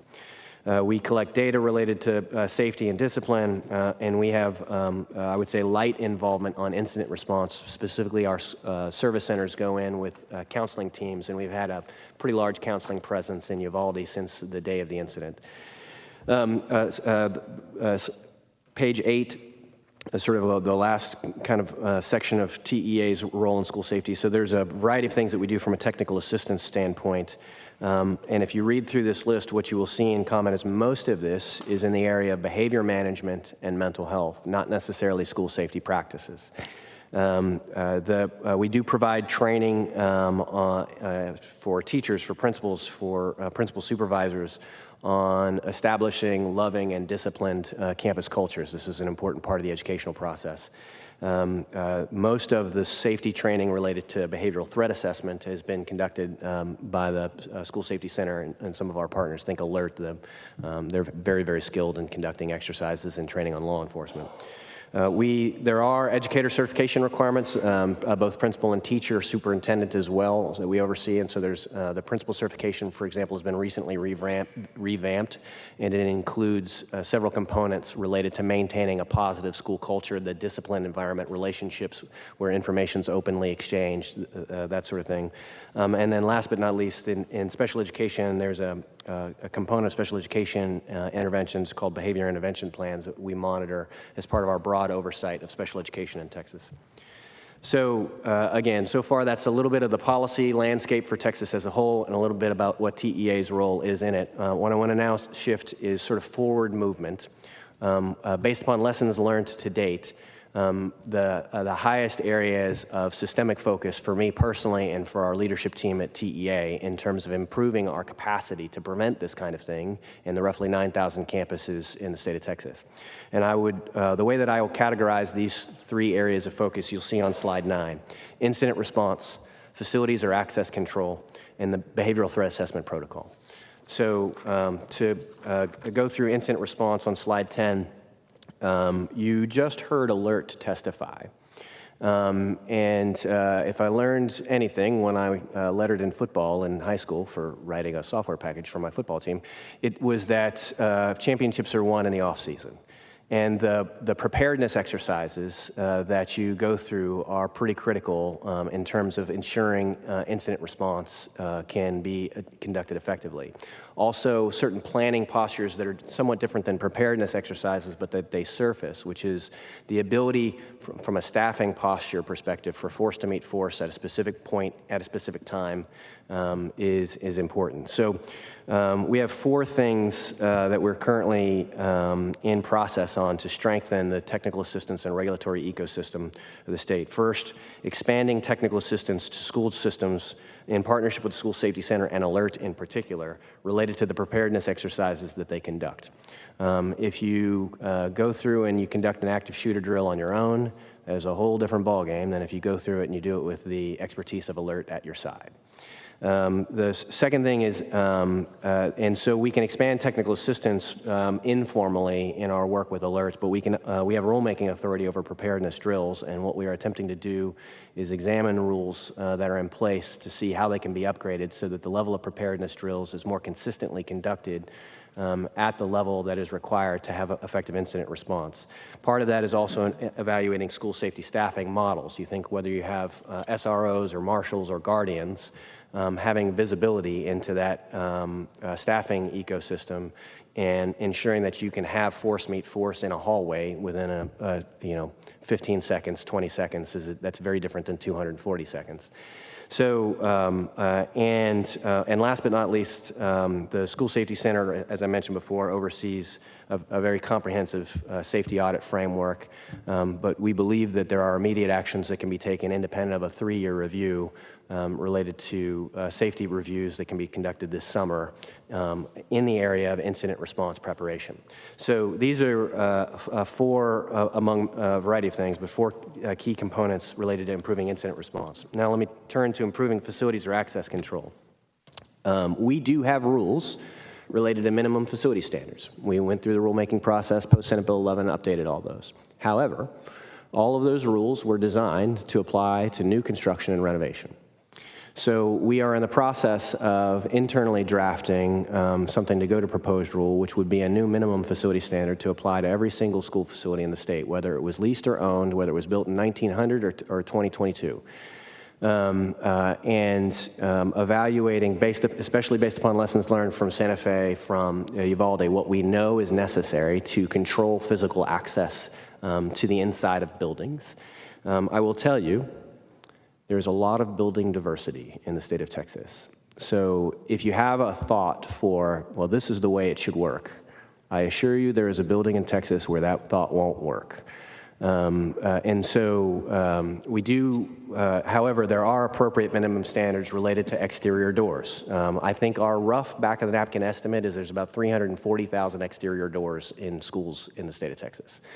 You also have ground level windows that could be large enough for anybody to walk through. There are issues related to perimeter fencing. There's issues related to front door access control. There's alarm systems. It's a variety of things that are under review. So we have begun looking at what is the appropriate minimum facility response. We, in fact, have, as part of the governor's request to us in the immediate response to the shooting, we'll be standing up a data collection related to this to find out the degree to which school districts will need some assistance to get into compliance with these minimum rules. There is, I would say, added complexity under leased facilities. If you're running a school out of a leased storefront in a strip mall, this is, again, a differing a kind of environment. The hardware itself can be improved, but you have to think about access control as a combination of hardware and human system. So you've got all the best hardware, and there's a rock that is put in front of the door to leave it open at any one time. Now you're talking about a human system. And so we are also looking at both procedural best practices recommendations and rules related to minimum facility posture to ensure a culture of safety and access control at schools. And there's a variety of performance management related behaviors that can ensure that doors can remain closed as intended and locked. I will say that there is likely to be a cost implication of upgrading hardware to meet minimum facility standards, so expect more communication from us when we have more information on that subject. We are moving with a great deal of speed on this, we're talking weeks and weeks, not months and months, for this kind of information to come back to y'all. Anyway, so that's, I would say, a broad set of activities related to improving facility and access control posture under the authority that's already been granted under Senate Bill 11. The last one is improvement in threat assessment practices. It is worth spending, 90 seconds just talking about what this is. Imagine a team. And the team might include, if you have a law enforcement person on staff, great, include campus principal, a teacher or two, perhaps a department head, counselor. That team comes together once a week to consider the state of students. And they have a whole bunch of inbound information coming to them. They have discipline reports. They have attendance data. They have verbal communication from teachers. They have self-reports from a system like iWatch from students. Somebody says, hey, Mike is in a really bad state. His parents are going through a divorce. This kind of information is intended to come in to this interdisciplinary team. When the threat assessment team is being conducted well, and when a broader safe and supportive schools team is conducted well, you have a large number of loving relationships between adults and students, and between students and each other, and an environment where people are accustomed to, if you see something, say something. When this is in place, then this group of people sort of reflect on that, and then they decide what is the appropriate action to take for student X, student Y, student Z, real time, right then and there. Maybe it's somebody give Mike a hug. Maybe it's somebody give Mike a talking to. Maybe it's Mike needs a regular appointment with our school counselor. Maybe it's Mike needs a referral to an exterior psychiatrist. Maybe it's Mike needs to be institutionalized right now. That is the discipline of threat assessment that is prescribed under state law under Senate Bill 11. What I just described is not easy to do. And so what we believe is likely necessary is the expansion of technical assistance, both through us and through the School Safety Center, to help increase the muscle in terms of how school systems can execute this. Think about activity that principals engage in every week and all of the things that you have to manage to make school run well. So we're looking at how to identify and very clearly delineate best practice models, how to using the resources of our service center, but potentially some supplemental resources, create additive job-embedded training supports to help districts do this well, campus leadership do this well. And then also we have a rulemaking authority in this area, so what should be appropriate minimum standards from a rulemaking perspective. I would leave you with a general broad observation I have, which is you can't regulate your way to excellence. You can regulate minimum compliance, but it's very hard to regulate excellence. So this investment in coaching is something that we think is likely necessary in order to pull this off effectively as the legislature intends. So members, with that, I'm happy to entertain any questions. Okay, before I recognize anybody for questions, I think everybody's going to have one. I want to recognize we've got Senator Larry Taylor over here, who's the author of 11. Good to have you here. Good to see you. Whose hand was up first? Senator Kokor's. I want to, the last part that you talked about, the interdisciplinary group, yes, and talking to superintendents and the need for more support. I know there have been a lot of behavioral issues post-COVID. I mentioned in my opening remarks, and they've all stressed that need. And so I think what we're going to talk about tomorrow, Mr. Chairman, is going to be very relevant to what some of your remarks were. But going back to a question I asked Director McCraw, the perpetrator in Uvalde, how long had it been since he had been in school? So I don't have the information. I don't have that information today.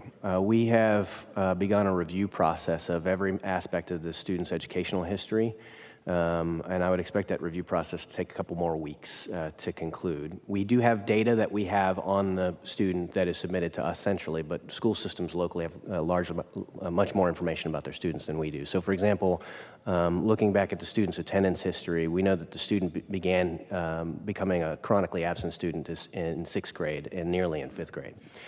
We know that as of the end of last year, the student, the only class the student passed last year was web design. All other classes were failed. Incidentally, normally I wouldn't be saying this in public, but there are no FERPA and student privacy rules that apply to the deceased. So so we have some information, but we are conducting essentially a behavioral threat assessment in chronological order. What did we know as of 6th grade, 7th grade, 8th grade, 9th grade, 10th grade, 11th grade, 12th grade, all of the information, sort of lessons learned, in order to improve the ability to train school systems around the state on recognizing and intervening. Yeah, I've done some reading and, you know, obviously research, and chronic absences is an indicator. For sure. You know, someone really troubled. Director McCraw testified that he was estranged from his parents, living with his grandparents. So we're not sure of oversight. Truancy laws. Where are we with truancy laws in the state of Texas? Yeah, the truancy laws, one, I will say I'm not necessarily an expert on that aspect of the education code. I can ask my general counsel to step up. But two, I will say that the reports that I get from our superintendents is there is some difficulty under a law at present to enforce truancy actions. And that has, there was some difficulty before COVID began. There has been gargantuan difficulty since COVID happened.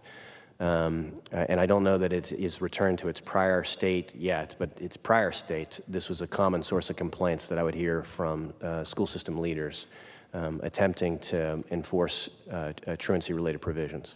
So you've consistently heard that? Yes, ma'am. And that's something that I've heard, you know, even before this tragedy. That's correct. I had been hearing from superintendents and the need for, I don't know, Commissioner, the need to understand where our children are post-COVID. There are a lot that are not back in the classroom. Now, some are being homeschooled, and that is absolutely the right of a parent to homeschool their child. And so there are others that I'm not sure we know, and you've testified, I think, in finance before about that issue. Yeah, that was I would say that was a larger problem before. Much of that problem, I think, is we're getting back to a slightly more normal picture of school attendance, although school enrollment is simply down. And so you have a large number of families that have chosen to leave public school and they're educating at homeschool or some other environment. Yeah. Well, thank you very much for your testimony today. Senator Zaffarini, excuse me. Senator. Thank you, Mr. Chairman. Commissioner, do you worry at all that some of our preparedness training could be traumatic for students? There was a little bit of an echo in the room. I think you asked if I was concerned whether some of this kind of training could be traumatic for students. Preparedness training. Yeah, so the nature of preparedness training has to be very thoughtfully done. So the exercises that they describe with flashbangs and simulations, those generally should be happening on Saturdays. They shouldn't be happening while students are in the building. You shouldn't do anything like that when students are around. Perhaps the only drills that you do that involve students being physically present in the school are lockdown drills. Even those, I think you can do those largely with staff without students, and you stick to fire drills and tornado drills for the kids. That's what you do, which again, this is not an argument against drills. It's just making sure you understand you use the right drill with the right group of folks to simulate the right kind of planning and preparedness. We are going to attempt to increase the level of clarity that we have related to the nature of drills schools districts should be engaging in, because it's really this progression of you got to walk before you run in terms of the kinds of, because if you can't manage lockdown, some of these interdisciplinary jurisdictional incident response drills are, let's worry about lockdown first. But yes, you have to be very thoughtful about how the drills work, students should only ever feel loved and supported at school. They should have no reason to ever feel fear while they're in a school building. Thank you. You talked about a culture of safety. What does a model safe school look like? So in that particular environment, that procedure in particular, I'm really talking about keeping doors closed. And I'm not talking about classroom doors, I'm talking exterior doors. So you can imagine an environment where there's no review regularly of whether the exterior doors are locked.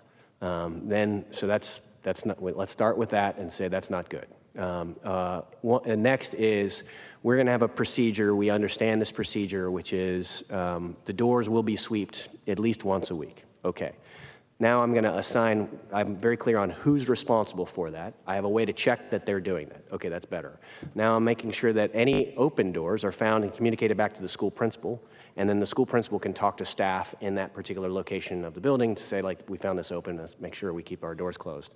And then last but not least, you could actually build a performance management system around this where you're logging, like, I found 5 open doors on this sweep. I found 10 open doors on this sweep. And what you want is that to sort of aggregate up to district leadership, and district leadership wants that number to be 0. So you have district leadership reinforcing this with continuous management meetings once a month, reviewing that.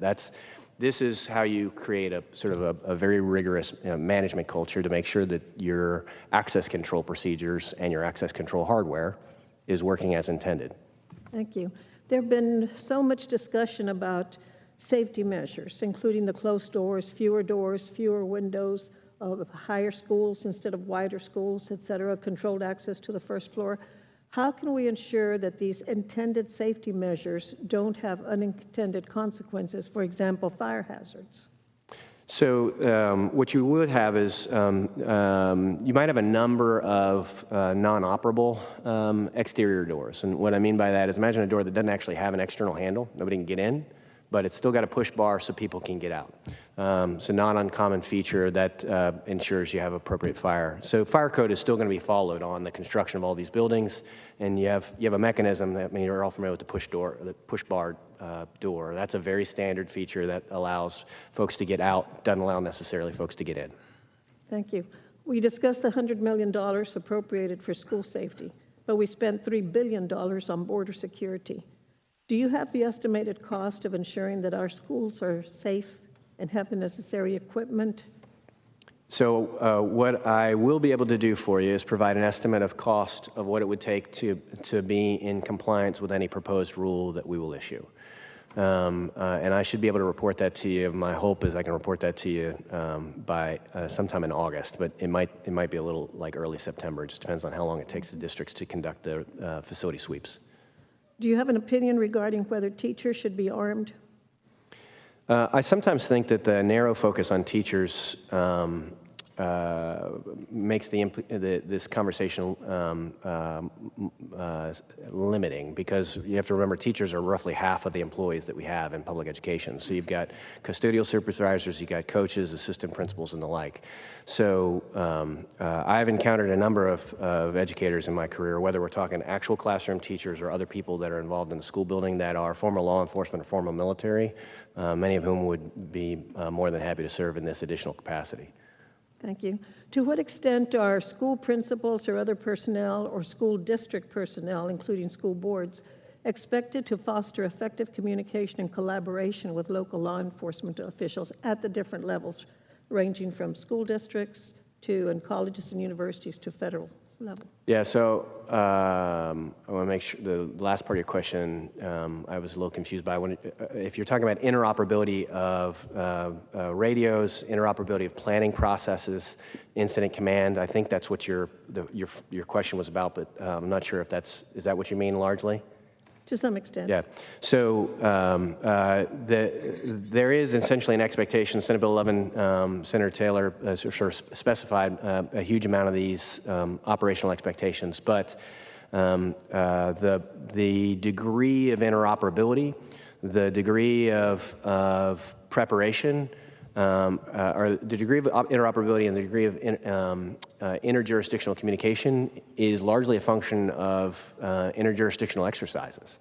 So if you've never conducted a very rigorous interjurisdictional exercise where you had to simulate what happens to your communication system when 50 extra officers self-deploy, you have no idea how it's going to work in that environment. So these are the things that you have to do in the off season, as it were, to make sure that everything's functional. So think, for example, if you have most classrooms have some kind of phone device. If you call 911 from that phone device, what shows up in dispatch at 911? Is it the central office address or is it the school address? So these are things that we have the technology to do, but somebody actually has to spend managerially the time to make sure all those systems are functional. And if you do it one time, you need to periodically test these things to make sure that they work. Your Director McCraw testified to the fact that they couldn't even use the radios inside the school building. So I have visited a lot of schools in Texas. I'm sure you are familiar with the schools that resemble a concrete bunker, right? They've got the cinder blocks. These things are built to last. They were not built for RF communication. And so there's I can't remember what this thing is called, like NCES or NCES. Anyways, there's RCES something. There's some repeater system that is a Homeland Security standard that you can deploy on a school district, and it might not give you, radio access in this little cranny, but it's going to give you radio access largely in a facility. So this should resolve if that is universally available. Then you have radios that can work in any school building in the state of Texas. But of course, the only way you know that is you got to turn the radios on and test them while you're walking through the building. So these are part of your preparedness exercises. Thank you. If you were writing this report for the committee, what legislative recommendations would you include regarding school safety? I do think that I would put them in these same three functional buckets that we're focused on, sort of the incident response improvements that can happen, the facilities and access control improvements that can happen, and behavioral threat assessment training and coaching systems that can be in place. I do think there's likely more lessons learned and to be learned from this that might highlight even additional aspects of legislative policy in terms of information sharing between agencies. Imagine students who transition from K-12 to higher ed, and if someone's been case managing a student in K-12, can they continue to case manage that student in higher ed? We have not finished our review of what we know, and I can assure you I will share everything that we find that we think is a substantive policy improvement. Thank you. Mr. Chairman, I have 2 questions for Senator Blanco. Would you like me to ask them at this time or come back to them after the committee members have asked questions? You have some questions from Senator Blanco? I have 2 questions that I'd like to ask on behalf of Senator Blanco. Okay, let's just hold up. Let's get the members of the committee first, and we'll come back. Thank you. So I've got Senator Hinojosa, then West, then Perry. Thank you, Mr. Chairman. You know, the 86 legislative session, we passed Senate Bill 11 with a list of components and requirements from multi-hazard emergency operations plan to security audits, facility standards, and you have a whole list. Do we know how many schools are actually in compliance with the requirements under Senate Bill 11? So I think with regard to the multi-hazard emergency operations plan, I think Director Prather might have more insight on that, as it's sort of their purview to review and approve those plans. So with regard to facility standards, again, our facility standards are proscriptive for new construction. I don't have any reason to believe any new construction is out of compliance. Well, who checks to see their compliance?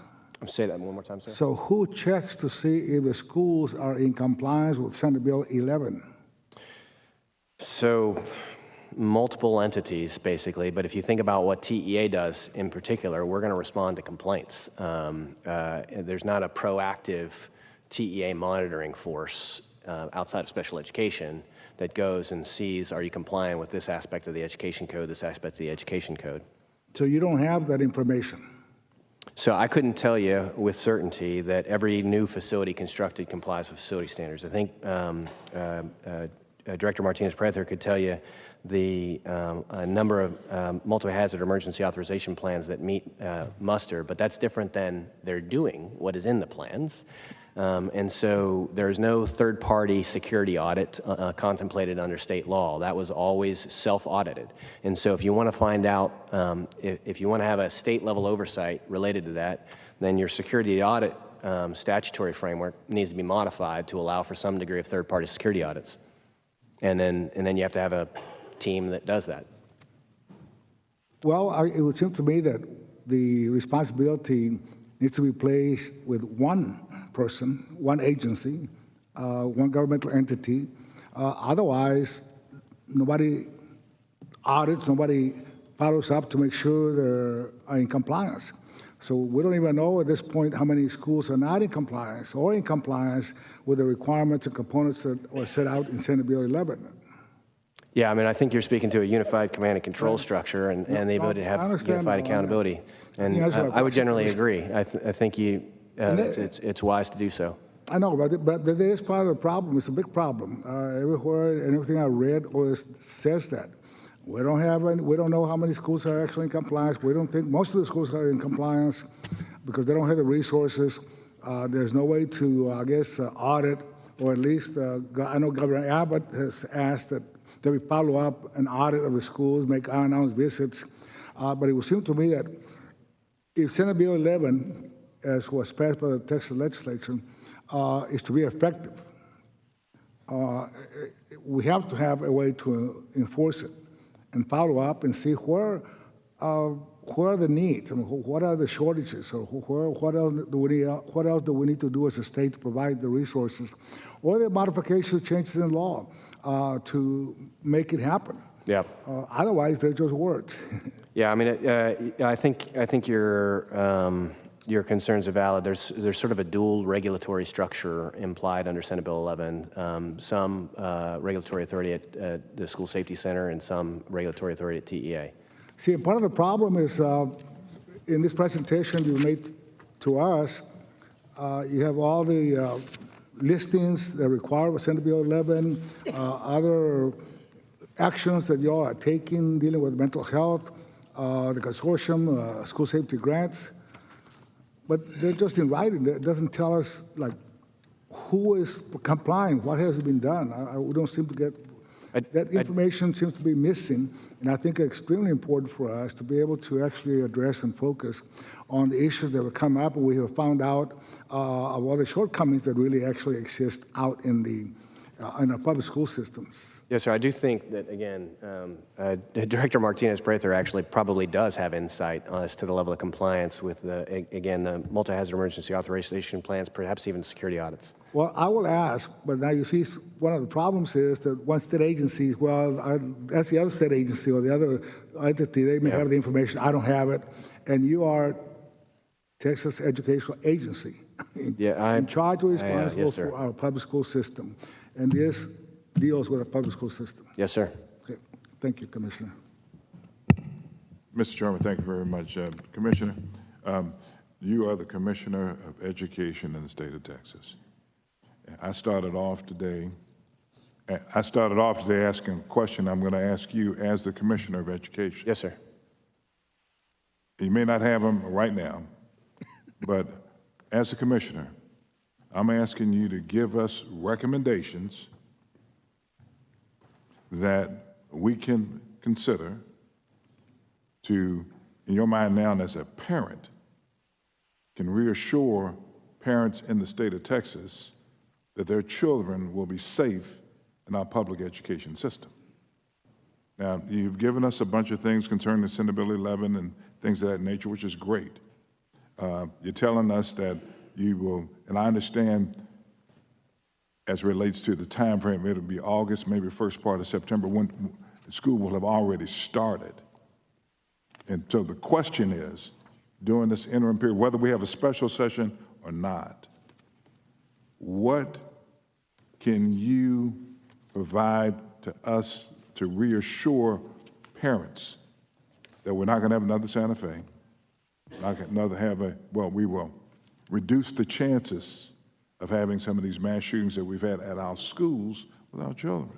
Yes, sir. And so you as the Commissioner of Education need to provide us some recommendations so we can take those back to our constituents. Yeah, well, I can tell you, as the executive in charge of the Texas Education Agency, there are, based upon, again, the governor's leadership in this area, there are several immediate action steps that are being taken to significantly improve the level of safety in the fall. So this includes a complete review of facility access points at essentially every school in the state of Texas. It includes an evaluation of and repair related to facilities issues that need to be repaired. It includes procedures related to ensuring doors are closed. It includes a review, comprehensive review, top to bottom, of safety procedures in each district. It includes a reflective meeting of that status with each school system's school safety committee. These are like immediate action steps that are being taken right now. As I'm sure you know, I'm not just a commissioner, I'm also a dad, and I've been reflecting on this. It's been a very emotional month. My oldest is in 3rd grade, and each morning after the incident, I get breakfast ready for my kids. And she's a little bit of a lazy bum in the morning, so I pick her out of bed and I take her downstairs and set her at the breakfast table. And there are 19 dads in Uvalde. They can't do this anymore. And that is a thought that I had literally every morning for the remainder of school. So we are absolutely dialed in on providing support to our school leaders around the state around the most effective evidence-based practices that we know can reduce risk in schools. I have spoken to all of the superintendents in the state of Texas about these actions, and they are, with their own facilities teams, their own safety teams, their own security teams, conducting these reviews. What we want to do is we want to make sure that that is done everywhere at all 9,000 campuses for all school systems, and it's done with a level of fidelity that we would expect in preparation for the start of this school year. So is there a date certain where these reviews have to be completed and reported back to the state? The facilities reviews will need to be completed in time for us to, the answer is yes, although I don't have the date for you today. I'm sorry? The answer is yes, there is a date certain, but I don't have the date for you today. Okay, but it's before the beginning of this fall? Yes, sir. Okay, and you'll report that back to? Yes, sir. The facilities standards, you noted that there is no review by the agency. Is that more of a resource issue than anything?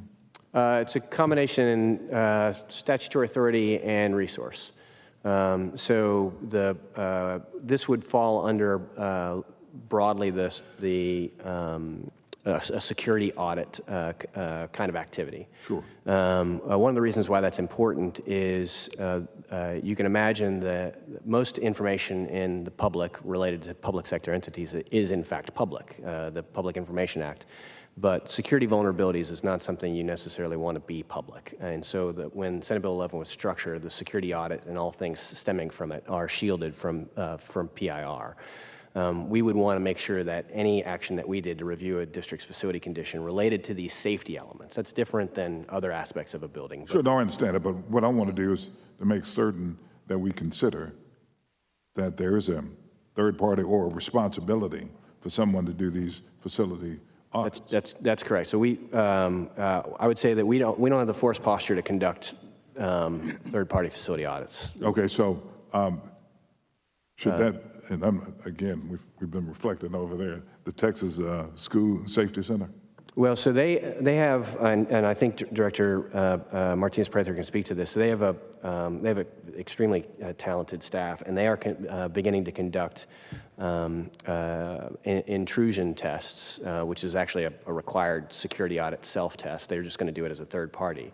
But they will largely be using labor through our service center ecosystem. And so if we were to conduct facility audits, the question is, where do we find the people to do this? They probably work for us today in our service centers, but they've got other duties, and so we would be sort of deflecting. So these are things that we're looking at, but again, we don't necessarily have the authority to conduct third-party security audits at present.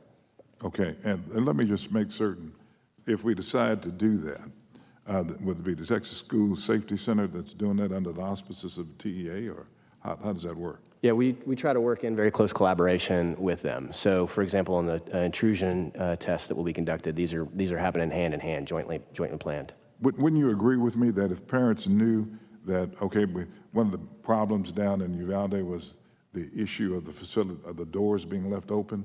That was definitely a problem. We had audits to make certain that every door, all 340,000 doors have been tested in the state and have been secured. Don't you think that would make parents a little bit more confident that we're taking the safety of their children and making it a priority? I do. That's why we're doing it. Okay. And so that's something that should be done before school starts this fall. Agree. And then secondly, of all of I had a chance to visit with all of my superintendents and chiefs of police, everyone else. And one of the things that the superintendents are talking about is, how do we pay for this on an ongoing basis? And I know that we have an allotment of $9.42. So $9.72. 72, something like that. Yeah. Of course, we can adjust that allotment in the future. But have you given any thoughts as it relates to the ongoing costs for school safety in the state of Texas? I have. I think you do need to be sensitive to one-time hardware costs. There will be some sort of ongoing maintenance costs associated with that hardware, and then what personnel costs might be necessary. So all three of those we are reviewing, and any recommendations we have related to each of the three you will hear. Okay. Now, in closing, I'm going back to the first question that I asked you. As a parent, as the education leader of the state, we need recommendations that will reassure our parents that their children are going to be safe in our public schools. Can I count on you to make sure we get those? Absolutely. Thank you. Thank you, Mr. Chairman. Commissioner, I'm sad we're having the conversation today, and while you're here, that said, I still admire and respect you wholeheartedly on your efforts in the education process altogether. We're fortunate to have you. That said, there's some hard conversation to be had, and some of them are directly under your purview. Some of them are not. But I'm going to start with, and this is not what I thought I'd talk about, but briefly. No, it's 2 minutes. Is it fair to say, let me just ask it this way. My fear is we paralyze process by inclusion of so many different opinions and experts to the point that we get inaction. Do you believe this is necessary, and do you believe that we are at risk of one, who's the blame sometimes, but more importantly, a lot of what we're talking about today is common sense. But this concerns me greatly when I see a chart that at best is confusing, but at worst is very ineffective. So as a commissioner, is this required to make my school assets inaccessible from bad people? I think there are likely alternative organizational structures. Is this too complicated, straight up? It might be. Thank you. Secondly, specifically, and this goes to policy specifically, and you should be able to answer these. In my district, if a grandmother was shot within 1/3 of a mile of a campus, it would be immediately locked down. Is that requirement? Is that part of a conversation, or is it up to the district to decide when a district is locked down with a area skirmish? I think the right answer to that question is that the district would have that as part of their procedural approach and their multi-hazard emergency operation. Let me ask this. Do all districts have that procedure? I'll let Dr. Martinez do it. Drive onto the campus, though, undeniable, adjacent to or on top of a campus, and shooting a gun while on campus, I would expect is a required, if not specificity, spelled out. But that is a grounds for lockdown of campus. I would assume nobody would even have to write that down, but yes, that should be. But I think we have to write it down in today's times. Yeah. This agency process throughout other committees, I'm finding we have to be very prescriptive. You made a comment, and I'm going to go back to those three here in a minute with something else. You made a comment that all new construction is secure, safety, access issues, ingress, egress from in and out of that building. You believe all new construction meets standards? So we have a set of rules that took effect for all new construction as of 2021. I believe there's some older rules that took effect for construction that was a little bit older than that. But yeah, all new constructions can comply with the minimum safety standards that we have in rules. Specifically, would I find locks inside of an interior of a school building that lock from the outside and not from the inside under new construction? If you're talking about the classroom doors? Yes. I don't know the answer to the question. I need to check that portion. I need to know that. That lock that was up here today, there's no excuse. That is probably universally on the old schools, the lock of choice. Yep. To have it where a teacher cannot secure it from the inside is unconscionable. And if a safety manager program, Dr. Martinez and crew, has looked at that and didn't see that as the obvious, even from my perspective as a bean counter, that's an obvious. Outside labeling of buildings and classrooms so that there is a consistent way to get to the shooter from a first responder on a multi-campus location. Is that in our new construction? I say the question one more time. Outside labeling of building and classroom association with campus building, Complex A, 110, Complex B, 120. Is that a requirement inside of new construction for our existing buildings? Because that's a problem when you have a multi-campus location. I think you're asking the locking mechanism between an inter-facility access? No, I'm asking when a first responder shows up on site and you walk in and nobody, and I should probably lead into it. There are districts that don't have contact personnel for when an event happens, and if that's the case, how does a first responder know what campus, where to go, and how to get there? So there is a requirement for new construction that there's a facility plan that's with all the rooms, all the doors are numbered, all the rooms are numbered, and that applies to new construction. We believe that should apply universally to all construction. This is more for Dr. Martinez, but I think you as Commissioner need to know this, and you may know this. Starting in 2020, Texas Safety Center conducted an overview of status of 122 K through 12 public schools emergency operating plans, or EOPs. The objective was to see whether there was one, and if it was it sufficient? The audit findings indicated that 986 districts reported having adopted an EOP.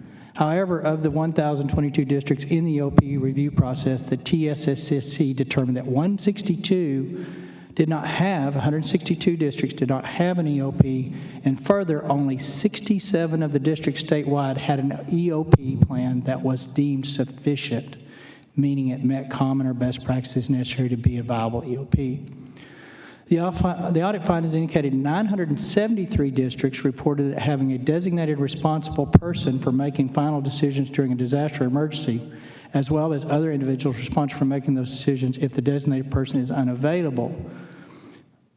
Of the 1,022 districts EOP reviewed, 304 did not have a designated person, and 126 did not have a sufficient designation or had an insufficient one. 939 districts reported that the EOP includes a policy responding to an active shooter emergency. However, the EOP review indicated that of the 1,022 districts, only 200 had a viable active shooter policy. The remaining 822 districts, 626 did not have a policy in place, and 196 districts had an insufficient policy. I say that to say you're somewhat responsible, and I'm not putting the blame on you, but that's unacceptable. And I understand the legislation in 19, but that's unacceptable. But number two, it shows on a district level the lack of seriousness that they're taking this issue. And I know that's going to be offensive. I'm going to get lots of hate mail over it. But if you're that guy that's in the camp, it's not going to happen to me, trust me, you're going to have the outcome Uvalde had. 200 of the districts had a viable active shooter policy. I don't know what we do with that, Mr. Chairman, because we have the rules in place, but if people choose not to play along and get along with the things that experts tell us we need to do, we're never going to win this. I'm going to move on to it's a broader conversation, but it's relevant. I don't disagree the interdisciplinary aspect of nurturing and loving on a kid that's in crises. I think that there's merits in that, and we have to try to achieve that. I'm also going to make a statement that's going to get me hate mail. Not all kids belong in the classroom anymore. Is that a fair statement? We have disciplinary removal processes to continue educating them, but potentially in an alternative environment. I hear those policies, and I see them practically not being successful. I also know that if a kid can't belong in the classroom and the alternative programs that exist are there and they go along, maybe, is there not a concern that if he's mad enough to do harm to someone inside of a school room that we remove him, but yet let him leave at 4 o'clock from those alternative programs, we're not paying any attention to him, what he's doing afterwards and where he comes back or not, because he's not required to show back up. Yeah, I think this is broadly an area of policy worth additional legislative. So let me lay out down to a specific. Local districts have DAP. DAEP is a way to handle trouble or disruptive kids and behaviors on a district level. Let's assume the kid is so bad that they've got to go to the next level of alternatives, which is JJAEP, I'm told. Yes, sir. So what I understand, and this may not be true, and if it's not, I'm staying corrected, but I've gotten this from multiple sources. A kid that has threatened to hurt students, teachers, and alike is probably grounds for removal to the JJAEP. But what I'm told when they get to the JJAEP, this is a student that's the future shooter of Uvalde conversation.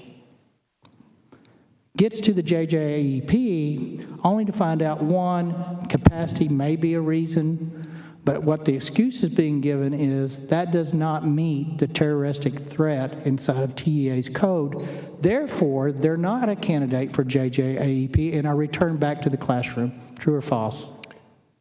I think you do have some areas of Chapter 37 in the Education Code where you define what is allowable for expulsion, what's allowable for a mandatory referral, and I am not currently convinced that the way that that is structured is ideal. So, like, I think the answer is probably true to your question in terms of the way it was phrased, but it is very clear that the degree of tools in the toolbox are, in some cases, limited statutorily. So here's the question, twofold. One, our truancy law reform that we did a few sessions back, along with a lot of other things, has allowed students to become disciplinary problems that in the past, under the broken windows theory I spoke to earlier, would have been disciplined and possibly more than normally would have been corrected.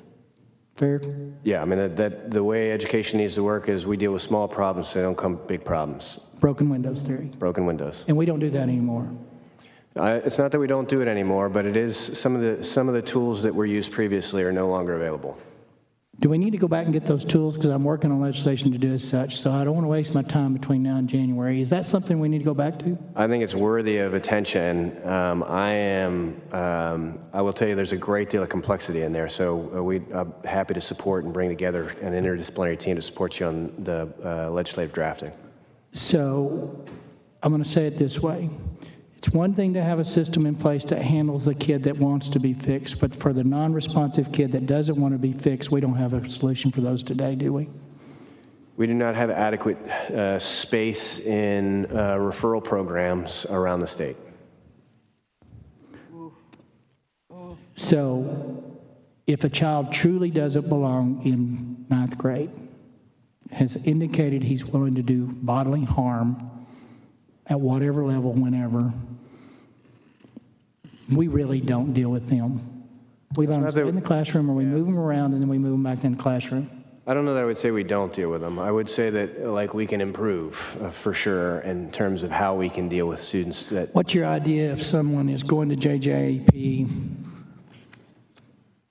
and then they basically can go home at 4 o'clock?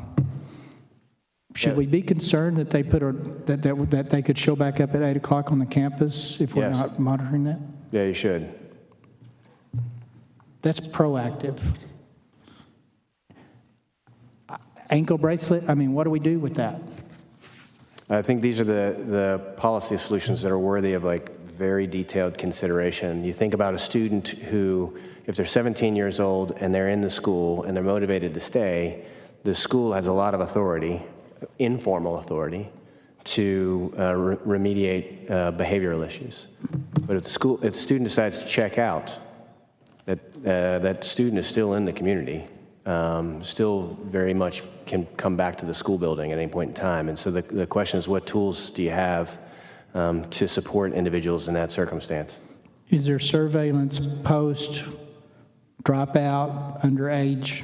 I understand adult transitions to a different deal. Not to my knowledge. 18 and under, or under 18, or 18 in school and under. Is there proper surveillance of those individuals that leave that school bitter at the world, mad at everybody that has threatened to go through with something like we saw in Uvalde? So what you're now speaking is no longer an education question, but a law enforcement question. If he's still in public education, is there adequate surveillance, whether he goes to JJAP or not? The process that is prescribed under law for that review and constant case management of students is essentially the threat assessment process and the Safe and Supportive Schools protocol. So here, let me tell you what I'm hearing. All kids are redeemable is what I'm hearing from you from a public education standpoint.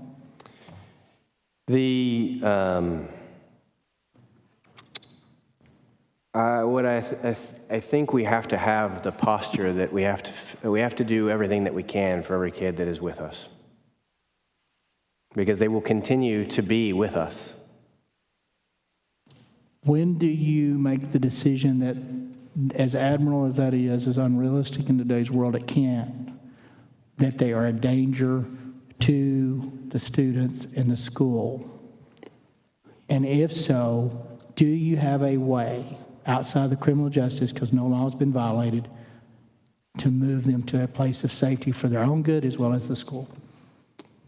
So you're asking me a question about an area of law that I am not an expert on. What I can tell you is No, I'm taking from a TEA perspective, is there anything you can do with the kid that doesn't need to be around other kids? if you're talking about a student still enrolled, you've got DAP and JJP. Those are your structures. That's it. And they need reform. And capacity support. I agree with the capacity. Thank you, Mr. Chairman. Senator Campbell. Thank you, Mr. Chairman. So, Texas School Safety Center, they collect the ISD self-reporting audits, right? Yes. And it's based on, they're looking at the audits based on their recommendations, but they don't have any enforcement power, right? So yeah, what they have is they have a few tools that connect to enforcement, and then they have me. So if there's a violation of the school law of the state, although I will tell you Chapter 37 doesn't actually fall in this category, but if there's a violation of the school law in the state, I have general investigative authority, special investigative authority to ensure that those laws are followed. If there's a multi-hazardous emergency authorization plan that is not followed, they can force a public hearing. They can eventually refer it over to us for a conservator appointment. For a safety audit finding, they can force a public hearing. I don't think it's specifically specified under statute that they can refer it over for a conservator appointment, but we do have, again, broad authority to enforce the education laws of the state. What is that public hearing? Where is that held, if you will? It's like a local school board meeting. I see, okay. And dollars are, well, now TEA has some mandatory safety measures, right? That's what The $9.72 per kid is passed out as part of the Foundation School Program funding. and the initiative they're supposed to be following for safety. Yeah, there's a list of 20 or so things that you can spend that money on. As long as you're doing And that, if they're found to be deficient, not have that, I mean, what can you do with that? I mean, can you claw back some of that $9.72 per student for those months they didn't provide? I don't think we have authority to do that, but I know we have authority to install a conservator, again, when there's violations, sustained violations of the school laws of the state, likewise a board of managers, or a monitor as a sort of a lower level sanction. Okay. The next is more probably of a comment, ask your opinion. I think we have to wonder, is it any wonder that our children are off track with years ago when they took prayer out of schools, pledges, they don't do the pledges anymore, put porn in the library, CRT, bullying, woke culture, and we have electronics in the classroom. I mean, that's such a different scenario than it was years and years ago before we had electronics.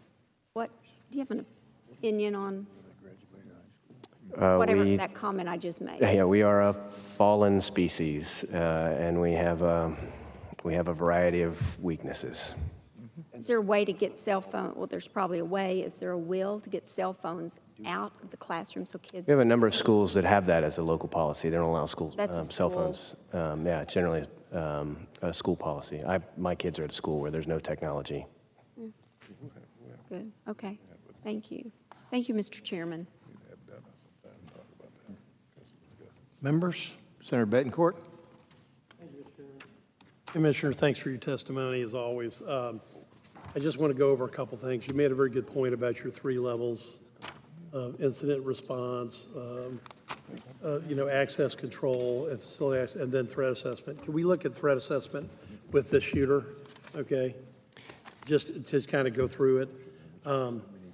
We know from testimony of Director McGraw that at least half a dozen people said they had already identified in their minds that he was a likely school shooter. He was clearly seriously truant. His absenteeism is probably off the charts, but you might want to comment on that. When I look back, he was in that classroom 8 years ago. So the question is did we lose him 8 years, 6 years, 4 years ago? But we probably lost him by that point in time. and he was literally dragging a bag of dead cats. His academic record is obviously abysmal, and tell me what a threat assessment protocol should have done with this shooter. So we'll just consider one of the more obvious things from a school context, which is absenteeism. Kid doesn't show up, you theoretically have systems to notice that, especially if the kid doesn't show up 2 or 3 times in the same week. So what you have, when that happens, some set of adults notice that, and some set of adults then take action based upon that. So the action could be phone calls to the parents. In this case, it's not going to be the parents, be likely grandparents. And that theoretically would begin a whole set of actions to try to support getting the student back on the right path. Do you have any information you want to share at this time? But, we've heard of arguments over grades at the household. We've heard he's clearly truant. He's an employee of a fast food operation. Don't tell me the teachers and the police and the business owner and you name it, everybody in the town of 17,000, some good chunk of this, of the folks there knew we had a problem. But obviously it didn't get reported or acted on. And, do we know if the absenteeism started in 4th grade? Do we know it started in 6th grade? Do we know it started in 9th grade? Yeah, we have his records that get reported through our average daily attendance system, and we have his course completion records. So a quick scan of his records would say that he met the definition of chronically absent in 6th grade, but he was absent in 5th for a good chunk of the time. 4th grade had much lower levels of absenteeism. Okay, which is odd because that's when he was actually in that classroom. Now, so we have a situation where absenteeism goes off the scale in what I would call, junior highs, but it's now middle school. So this person is promoted, though, year after year after year, up to at least a high school level. And so with that type of tremendous absenteeism, how could this pre-shooter Ramos be promoted ad infinitum? Yeah, so I think it's about 0.5% of students at the elementary level. It's slightly larger than the first few grade levels, so kindergarten, 1st grade, 2nd grade, 3rd grade. But after that, it's about 0.5% of kids are held back statewide. Wow. And it varies a little bit from grade to grade, but that's I think a decent working average. You are required to basically a student can't gain credit if they don't attend at least 75% of their school. It's a course requirement of state law. If you're under 90%, then you have to go through this planning process.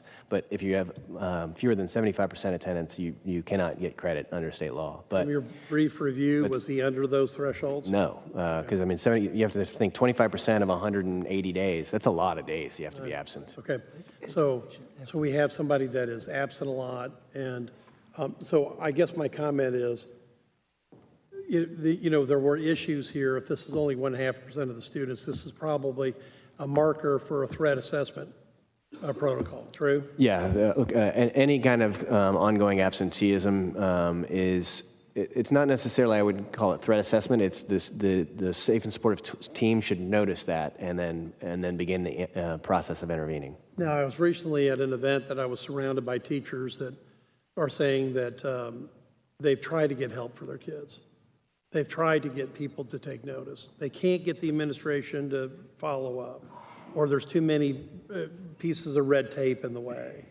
That's a very common frustration, at least in the group I was in just recently. Am I understating, overstating, or is that a fair point? Yeah, the way I think my observation of the system is you've got a wider range of capacity of how schools operate.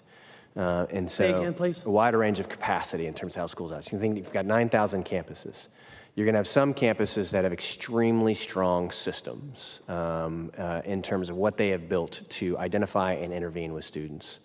Then you have a decent number of schools that are in the middle, and then some schools that have almost non-functioning systems to identify and intervene. There's a wide variety of approaches to implementation quality for this aspect of how school works. So how do we legislate leadership? I've never figured that out. So, I mean, I think you can, the capacity supports, coaching supports, these kinds of investments in our leaders, because I would say that the spirit is willing. We do not employ school leaders that don't want all their kids to be safe. Like, everybody wants their kids to be safe. But running school is hard. And so I think, again, a continued investment in our school leaders can help improve implementation quality in a whole host of environments in Texas. This goes to a point, should we be looking at from an organizational viewpoint as the school safety center as maybe a center of excellence, and then TA has to be the enforcement capability? Yeah, I mean, that might make sense. I think I would want to talk to Director Martinez-Prather more to sort of get a good view of that. But generally, you have vested most of your regulatory authority in me or the State Board of Education, State Board of Educator certification in some way. And so the question of how to synthesize a regulatory oversight while they continue to provide phenomenal technical assistance is probably worthy for us to just improve our collaboration. Well, I think that's important because somebody has to audit. Somebody has to be on the ground. I mean, we have to have subject matter experts, and we want those best practices propagated throughout the system. But what we're going to, and I think Senator Perry had some fantastic statistics about, you know, what the limited implementation is at this point in time. And then we've got a bandwidth problem as well. Now, speaking of limited participation, I can't remember, I believe it was Senator Birdwell, maybe and Senator Perry, expanded the number of marshals dramatically in the schools. And you made a great point that half of the school system is roughly teachers, the other half is administrative support personnel. Some other personnel. So you do have a pool of people that are not teachers, that are employees, that could be marshals. Now, would a program, would that help having a stipend so they could pay for all their initial expenses? Yeah, I think anything we do to create a capacity or investment to help school districts strengthen their force posture in this area is helpful. One thing to bear in mind is those are not going to be one-time expenditures. You got to be able to sustain that investment in your personnel. Okay, so I think that we need to look at that because this is the fastest way to put people into the system that are trained, that have the ability to protect students. And because they're there, and there may be some, barriers to that thought process, but I think we need to sweep that aside and get and put some money into that program. Now, I want to go back to a point that Senator West made: $340,000. That's a ballpark estimate. That's a lot of doors. That's exterior, not interior. Well, and we're prioritizing external doors over internal due to the number, as well as the fact that if the hard shell works, then the interior is a backup scenario. Well, and I mean, I'll tell you, I think the doors, in broad context, you've got mostly reinforced doors. The hardware, I mean, they might need to be maintained, but the hardware is there. That's a different story for windows, which might be right next to the doors, which somebody can walk through, if they break. And there's concepts that you've seen the doors that have or the windows that have that like kind of black wiring in the middle of it. Yeah, it's reinforced webbing. There's also an entry-resistant glaze. It's not bulletproof, but it's highly effective. So we have secure vestibules around the state are all built like that. Secure vestibules cost you about $1.2 million per. $1.2 million for a single entry. Yeah. Right. So the physical plant upgrades that we want our schools to engage in, those are fairly significant. Now, just to add all this up.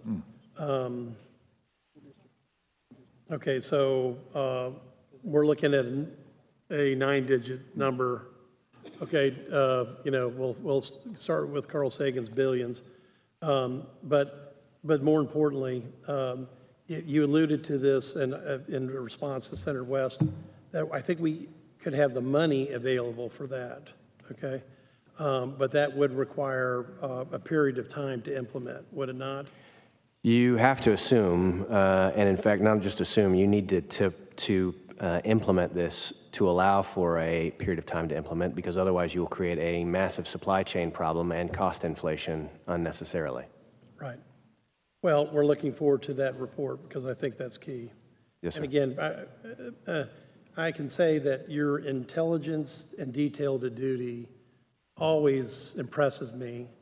But in the time like this, the fact that you've already got your staff working on such a plan is just a testament to you've already figured out what we need in Texas. So I'll be looking forward to supporting it. Yes, sir. Thank you. Thank you. Thank you. Okay, Senator Zaffarini, I think you had some questions from Senator Blunt. Yes, sir. I have 2 questions to Senator raise. West, did you have a question? Yes, just a couple of questions. Go ahead. Then we'll get to Blanco. In terms of school districts, what does it say about school districts that in the past few years at least a handful of schools have enumerated in their bond packages school security improvement, just a handful of them, and they have these bond packages, but we don't see anything in those packages about school security. Have you?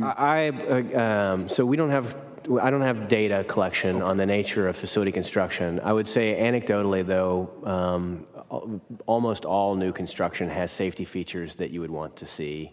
Many bond programs, even if they didn't have an enumerated component related to safety, do have safety investments in them. Okay, fair enough. Here's the other question I have. I think in SB 1, and I think this is, Chewy and I think Betancourt. Didn't we put something in Senate Bill 1 that requires DPS to do about 30,000 school safety checks? Do you recall that? I don't actually know the answer to that question. I'm sorry? I don't know the answer to that question. There's been a lot of actual operational cooperation between police generally and districts to have as many sort of... Right, I understand that, but I thought we put something specifically in the appropriations. That might be true, I just don't know. Okay, I think let me make sure I get my staff to check that, because, and you don't know about it, that's fine. But the question is, what's the status of that too, given that we put it in the appropriations bill? I do believe we put it in there. Okay, all right. Now, here's the other thing. It was a rider in it, exactly. And so the other thing, I need to go back to Senator Perry in terms of DAP programs. So we have some kids in our school system that are in disciplinary alternative education programs. Okay, fine. But when we begin to look at some of these mass shootings, do you know whether or not any of those kids in the DAP programs have been involved in mass shootings? We have not conducted the review of the Ramos situation, and I can't actually remember if the student related to Santa Fe had ever had a DAP issue. Referral, right. There's a lot of work related to profiling candidates that the Secret Service did, and the profile is basically there is no profile. It's been a long time since I read the detailed review of their threat assessment, but it's there are characteristics about people who have become completely socially disconnected, but sometimes they don't even appear to be socially disconnected. They are, and it manifests in different ways. Right, and that's exactly the point. And so any preoccupation on trying to harden the DAP programs, or I think that we need to tread cautiously on that. And so I just want to kind of put that marker down. Thank you, Mr. Chairman. Mr. Chairman. Senator Perry? Point of clarification again, I guess I'm not very clear. What I'm told from my teachers, and I have this conversation regularly, it wasn't about paychecks and other things that they leave the profession for. It's the lack of respect to themselves. It's lack of respect to the authority. It's the physical as well as vulgarity that goes on in our schools now that seem to have no place. They're not even DAP referrals. I'm told students actually can come up and cuss the teacher out in front of others and then have no home. So how does that relate to a shooter? It's an overall environment. It's a culture that we've cultivated by lack of what we used to do, which is deal with that kid at that point immediately. Again, broken windows kind of theory, no offensive worth, not worthy of some consideration. And so when a kid is watching that, whether he is under DAP or not, but he may be socially kind of detached or he may be whatever, it just breeds a culture of they're not getting in trouble for it. I'm not being mistreated, or I'm being mistreated, or I want to be disrespectful. So it goes to the heart of a lot of what we're seeing now. We have lightened the load of what I call soft skills, that schools used to be a reinforcement from home, and now they're the primary source. And kids that don't want to be around other kids watch that in action, and do they all become shooters? Definitely not. But by allowing that culture to exist, by allowing that disrespect to exist, by allowing that disrespect to authority, I have been under a boss all my life. I had my own business, and I still had bosses. 1,200 accounts were my bosses. I respected the authority I'm under, and that has been lost. And our DAP program has been watered down, and this is universally a discussion amongst teachers whether they'll feel free. So it may not be the next shooter, but it cannot be ignored as a potential, or let me rephrase that, an influence into the world that we live in today, that there's no respect for life, there's no respect for authority, there's no respect for culture, and there's no respect for the learning environment that 99% of the kids want to be a part of when we allow that to happen. And Mr. Chairman, just briefly. Sure. I agree with you wholeheartedly. And I look forward to working across party lines with the commissioner to put in place specific programs recommended by our educators and also our commissioner, because you're right, there's a disrespect that we've never, ever seen before, and we had better do something about it as opposed to just continuing to talk about it. So I'm with you 100%.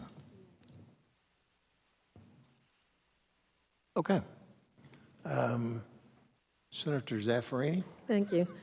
Commissioner, these are two questions I'm asking on behalf of Senator Blanco. First, can you give us an update on the rulemaking and implementation of Senate Bill 168 by Blanco that would require best practices be adopted and be trauma-informed for active shooter drills?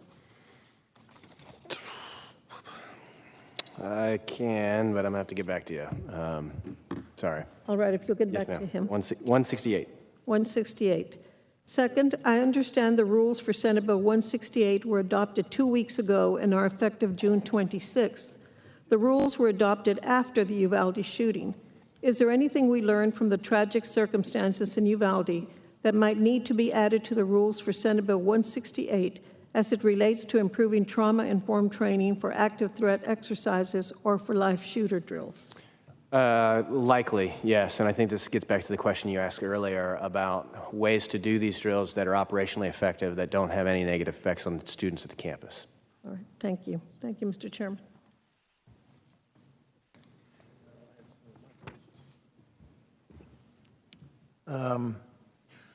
On the school facility standards for new construction, Yes, sir.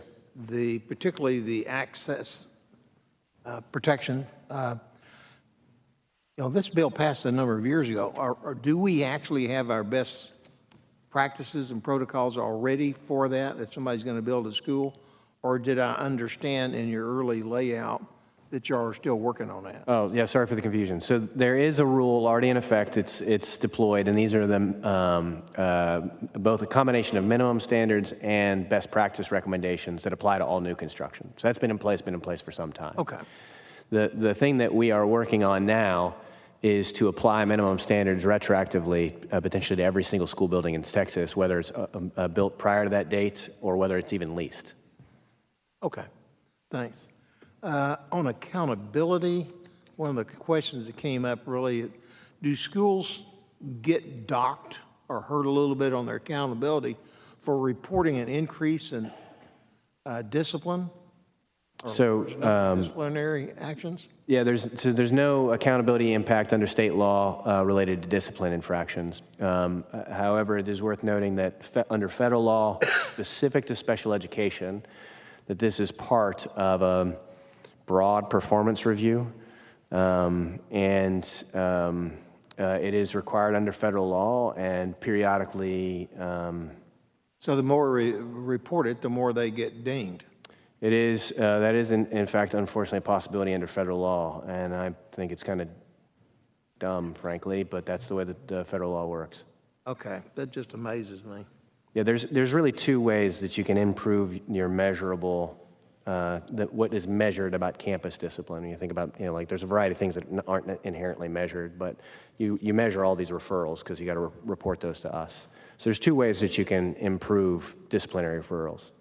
You can improve the status of disciplinary referrals by improving the support you provide to teachers, addressing these minimum expectations and say, like, we're not going to accept this so that they don't escalate.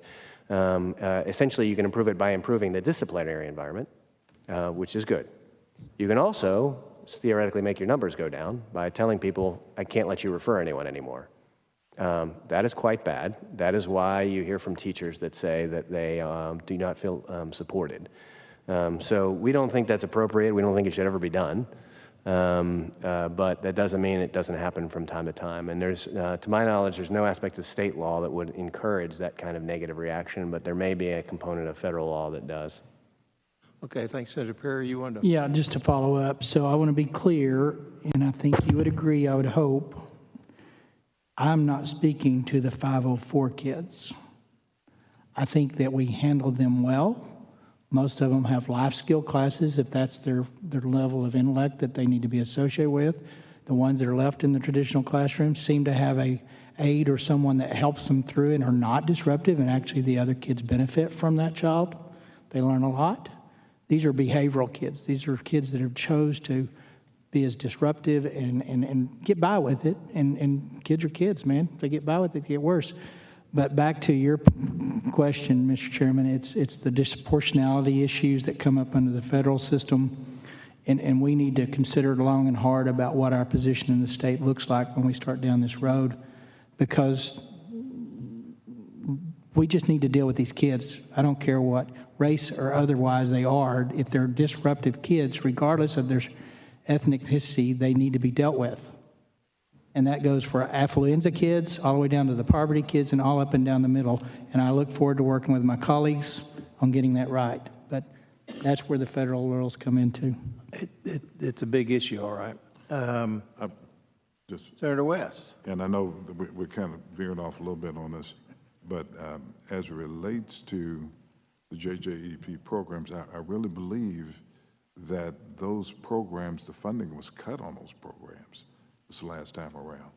And so obviously if you don't, correct me if I'm wrong. I don't know the answer to that question. I believe they were cut. I'm not sure about them cutting funding, but let me throw this statute. We only have JJEPs in counties of 125,000 or more. That's why I know a little bit. So there's a majority of counties that don't have any place to send the kid that doesn't belong inside the classroom. And the issue of disproportionality always has been an issue, okay? And so, and I agree with you, if a kid has some issues, we need to figure out how best to resolve them. The state can't do everything, okay? But I do know we're not doing enough. And I look forward to working with you to do better as it relates to them. Okay?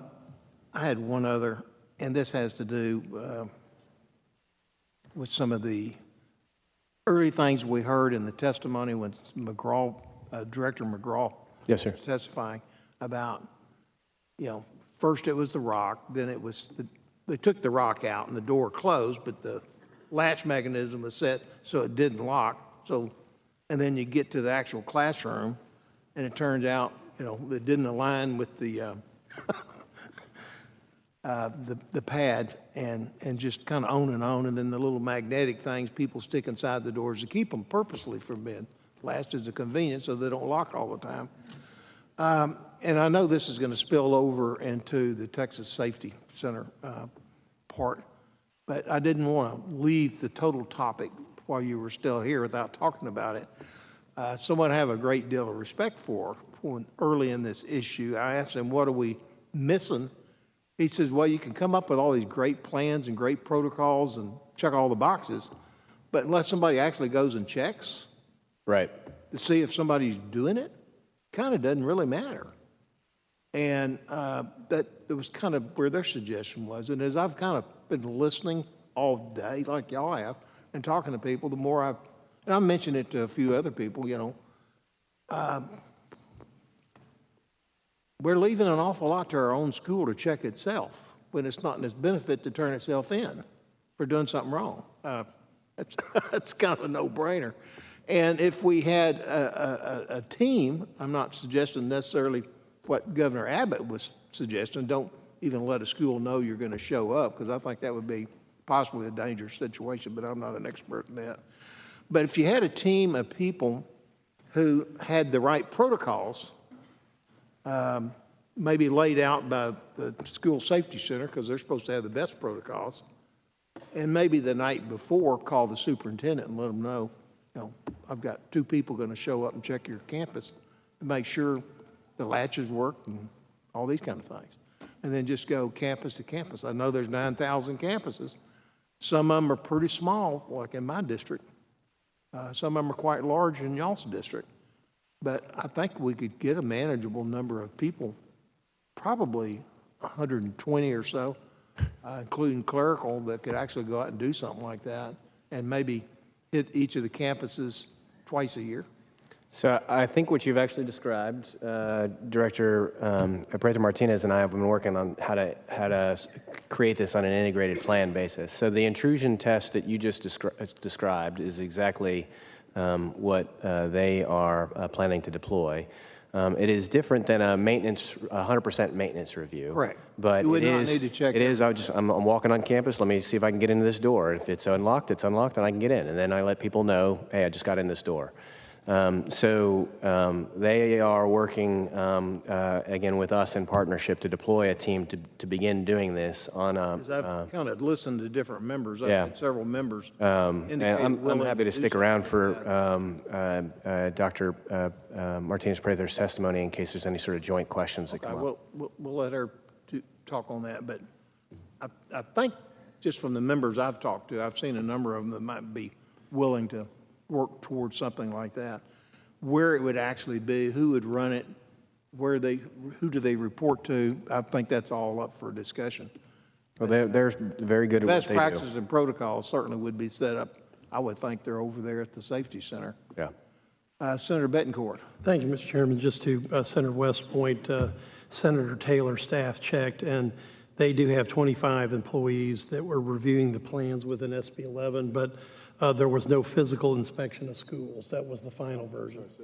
There are 25 employees that were reviewing plans within SB 11, but there was no physical inspection of schools in the bill.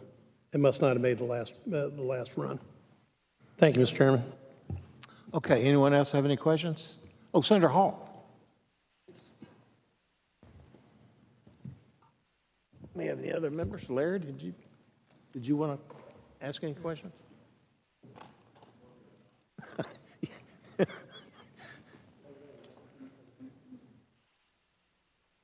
It might be on already. Cool. Here we go. I'll talk to the Houston mic here. This recent conversation, I think, is the best we've had of the day. I hope everybody listened carefully to what Senator Perry had to say and what Senator West had to say, because we've got an 800-pound gorilla in the room that we cannot ignore, because there are 2 aspects to what I think we can divide this thing into. There's protection, but then there is also prevention. The protection side of it, I think, is something that we can readily get our hands on. It's definable, it's tangible. Hardening of the facilities, resource officers, training, all those problems can be solved with money. I mean, that's basically but the prevention aspect is where I think we really need to come away from here with something meaningful to be done. I mean, there's no adage in medicine that an ounce of prevention is worth a pound to cure. And I think this last couple of years, we've seen that early prevention with COVID was a whole lot better than trying to cure it after you're almost dead. And the question we have to answer is why we have had this explosive growth in, I'll call it, mental issues with our kids. And I say that because I can't define mental illness, but it's what Senator Perry and Senator West were talking about. It's a behavior, it's an attitude. There is something that has happened different that's led to an increase of ADA, ADHA, anger management, anger, discipline, dysphoria, all of these things that used to be almost non-existent is almost a basic part of school now today. And while we put a big effort into doing something in prevention, the hardness side of it, I really think we have got to put an effort into determining why.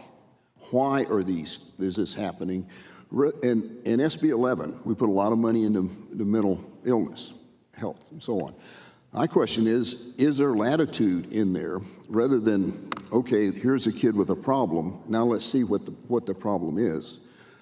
Figuring out what is it that's causing these problems. Get back ahead of this, of saying, okay, what are the circumstances, what is happening, no matter, and leave it wide open. Don't put any bounds on what would be to address, because I think we have to have an honest and complete answer to it, or we can't come up with a solution. But I think we have to understand, why are these kids behaving the way they are in ever-increasing numbers, and why are they, and it's more than just behavior. It is the other problems they're having in their learning abilities and dysphoria and all this. And so my question I have for you in that is there any latitude in SB 11 for what you're going to do in mental health for the kids to put some effort into looking at the root cause?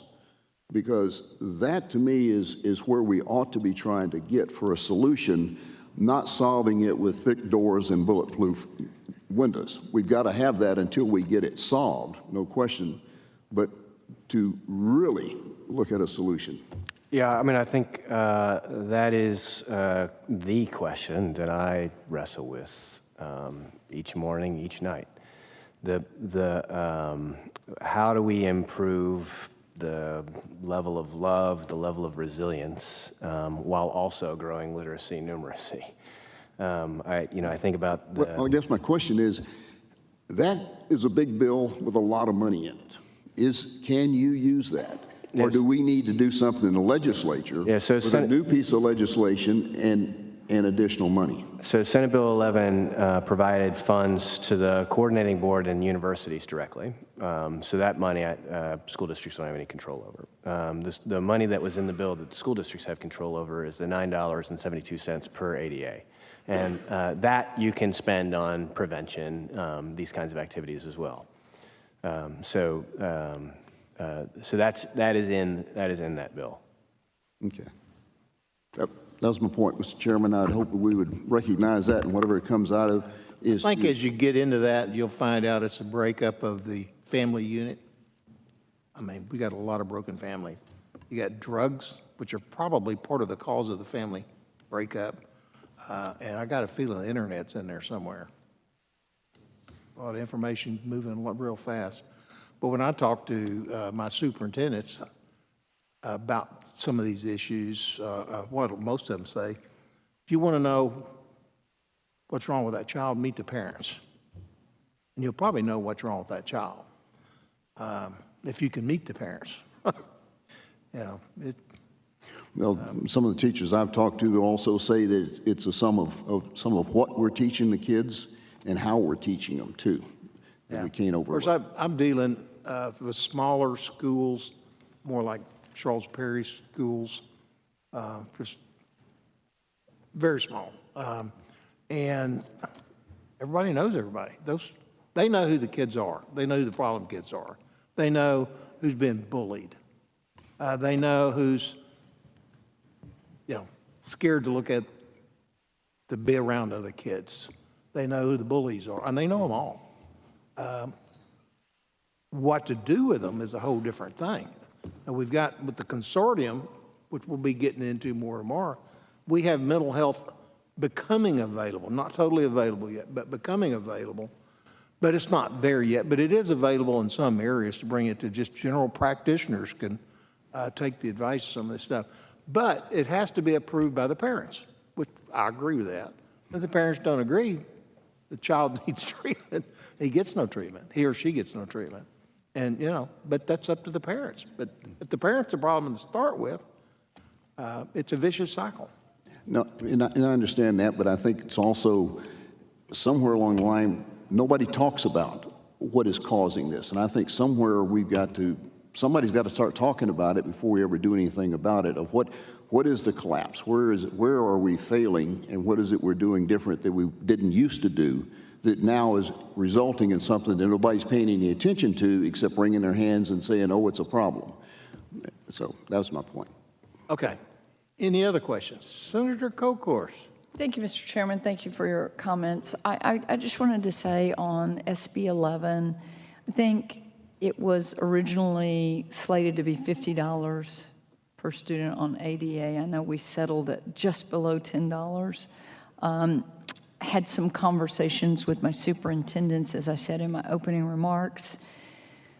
Whatever we do there, Commissioner and members, one of the things that one of my smaller school districts brought up to me, if we did it on a per-child basis, it's not scalable. Correct. A door, as you've described, or maybe an entry door that doesn't have windows that could be busted out, or alarms if a door is propped open, et cetera, is the same price for a small school as it is for a large school. And so I would encourage us, when we look at that, to do a floor. I thought it was an excellent conversation that I had with a smaller group of superintendents as a floor. Be it $50,000 for the smallest and everything above that on an ADA, or whatever that number is. I know y'all are going to be looking at some cost estimates.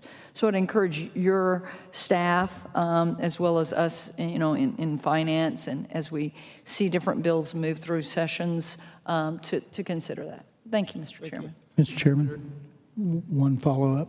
Yes. So, Commissioner Morath, I've got a data point here that in fiscal year 21, there were 167 terroristic threat conversations with kids statewide. There was an additional 151 that were expulsion offenses related to a threat or exhibit of a firearm. That's $89 a day, or a total cost of $5.5 million on the first part, and another 4.9, so close to $10 million if we were to lock up the kids that show aggression in a real way under the JJAEP system today.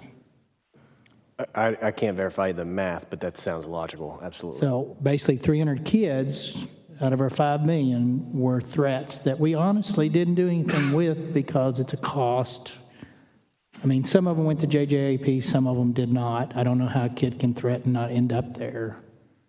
But, and then the district has a year up to year expulsion opportunity, or somewhere in between. Yeah, you would likely need to plan to spend a little bit more than that based on an issue you raised earlier, which is... So members, what I say to that is we had 300 kids that had threat of firearm or terroristic threat conversations in 21 in our classrooms that honestly, we've kind of got a path to put them somewhere else, but they don't stay there is my understanding. And it's $10 million if we did it the way we're supposed to do it. All right, good comment. Senator Larry Taylor, welcome. Thank you, Mr. Chairman, and thank you, members. Thank you, Mr. Chairman. Thank you, members. First of all, let me just start with I'm sorry that we're even here having this discussion. But what I think we've learned most recently is even great plans can fail with human failures. So I think it's imperative that all of our districts take this very seriously. This is not a freak deal. It can happen anywhere, as we've seen. First of all, happening in Santa Fe and Uvalde, these are places you would not have predicted if you were going to guess something like this. So I think it's very important. The more we're finding out things like doors not locking, these are things that should have been found by the people doing daily walk-arounds. If you've got a defective door lock, everyone there should know that. And frankly, everyone should know how doors open, lock, don't lock, and they should have keys to those things. So those are things I don't think the planning and the practices have been taken seriously. Frankly, for people to say they didn't know who was in charge. Senate Bill 11 required active shooter training, and it was supposed to be done when the students weren't there. So we don't, that was one of the concerns we had. We didn't want to be scaring our kids. But these were things they would do on weekends and things where they bring in multiple agencies, come in there. So they practice, how are we going to do this? So when everybody shows up, you do know who's in charge because somebody has to be in charge. As far as prevention goes, I think the more we're finding out, there were certainly signals along the way for this latest terrible tragedy. Some of these things predated Senate Bill 11 and some of the teacher training, so those things weren't happening. But we're supposed to be training our teachers today to be looking for those kinds of signs. Truancy is one, family issues at home is another, how they're dealing with their fellow students. You noted that his truancy dropped off from 4th grade to 5th grade. That's one of those signals that what's going on with Johnny or whoever, that all of a sudden their truancy is going up.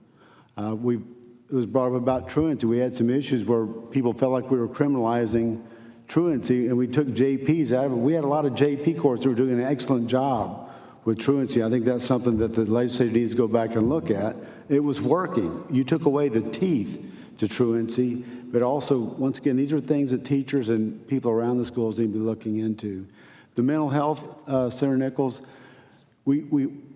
it's not everywhere, but we've got a lot of telehealth that's in there, and that's one of the things we set up so that everyone can have access to health, for mental health, particularly for our students. So if teachers and people will identify students, they can get them on telehealth very quickly and have those opportunities to visit and see exactly what's going on and try to find out what that is. So I encourage this. One of the things I will say, I think the idea of having someone looking over the shoulders of these local districts, whether it's a random audit, the beauty of a random audit is you don't know if you're going to be the one that's going to be randomly picked. And once they start hearing about people having those random audits and the results of those audits being published and publicized, guess what?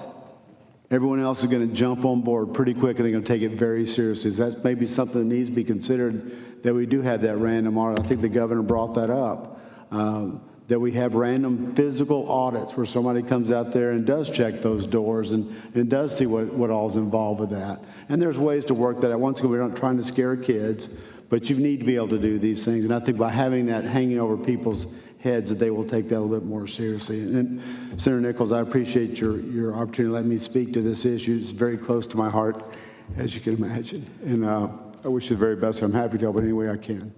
Thank you. We appreciate all the work you've done in this area. Else have any questions? Just Commissioner Morath. Okay. Senator Dafferini stepped out. So, okay. Thank you very much for all that you do for our students and for the state. We've greatly appreciate it. Appreciate you being here pretty much all day. I didn't mean to take your whole day, but taking our day too. Thank you. I'll stick around for a few minutes just in case there's any other questions as you talk through the school. Okay, so you want to stay while she comes up? Well, I was going to sit back there, if that's all right. Sure. You can come back up if you need me. So Dr. Prather? Yeah, Thank you. Come on. After Dr. Prather, it'll be Mike Matranga, Texas Police Chiefs Association. There's about 3 or 4 people there. And then the Sheriff's Association. Please state your name for the record and lay your case out, or your testimony. Good afternoon, Chairman Nichols, committee members. My name is Kathy Martinez-Prather, and I am the director of the Texas School Safety Center at Texas State University. The Texas School Safety Center was established in 1999, shortly after the Columbine school shooting. The center is legislatively charged to serve as the central clearinghouse for the dissemination of safety and security information, including training, technical assistance, and best practices for K-12 schools, charter schools, and junior community colleges. Since its inception, the role of the center has expanded significantly, along with increases in responsibility of schools to ensure a safe and secure educational setting for staff and students. The center has provided all Texas schools with training, resources, and technical assistance that is based on best practices to ensure safe and secure learning environments. The mission of the Texas School Safety Center is to serve schools and communities to create safe, secure, and healthy environments.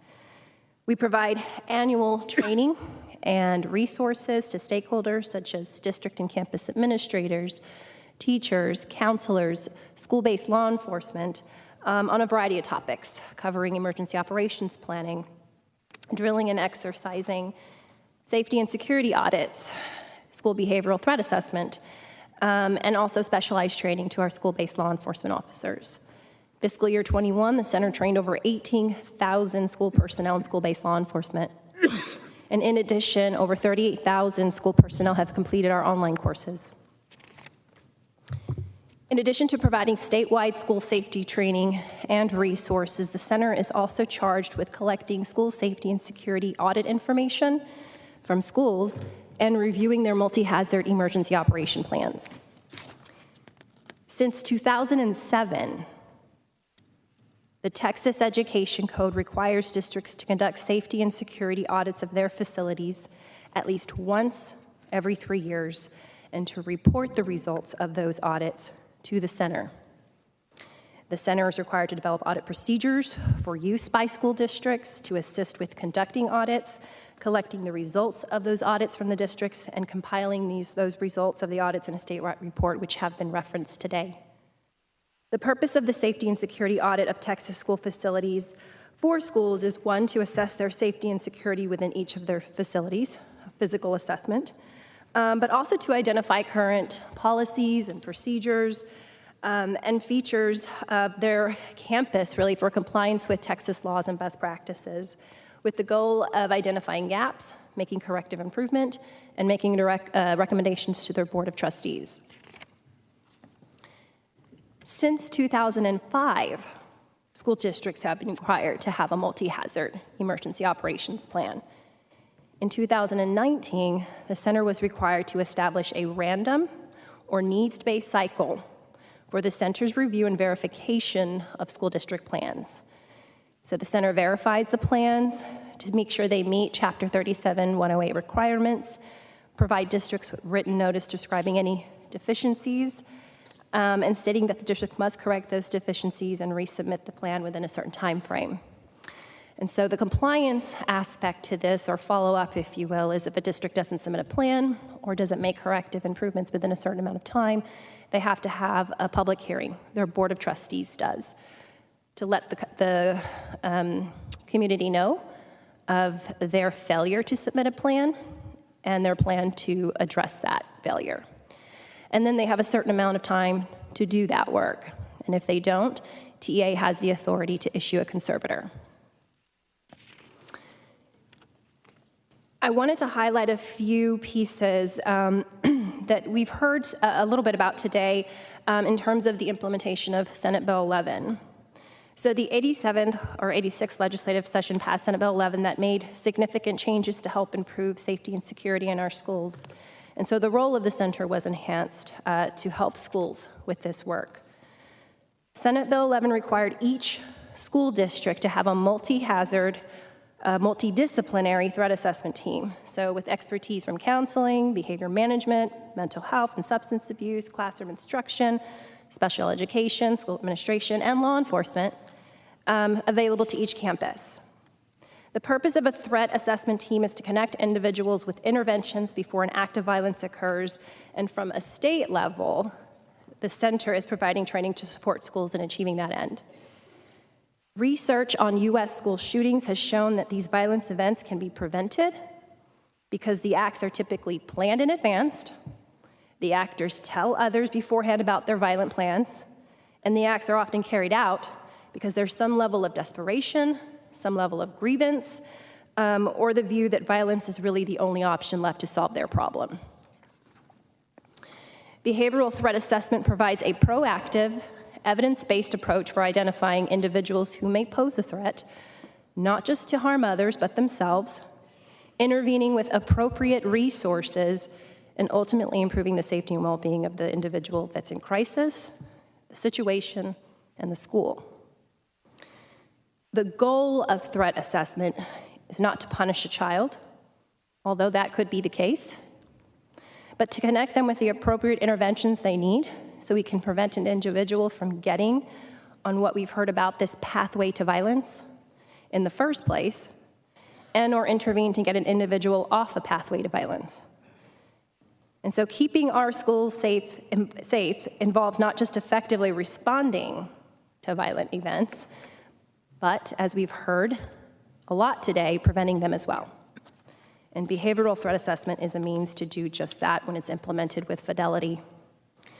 The center is required to provide that threat assessment training, which covers a 4-part process on how to, 1, identify students in situations that have raised some sort of behavioral concern, gather additional information about that individual, evaluate information gathered to determine if that individual poses an imminent danger to themselves or others, and then the most important piece is develop and implement a plan to manage the situation and reduce risk, get that individual off a pathway to violence if we believe that they pose a threat.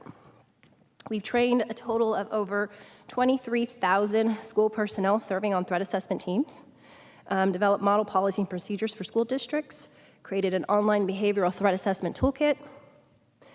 In addition to SB 11, school districts were now required to submit those plans, their multi-hazard emergency operation plans, to the Texas School Safety Center.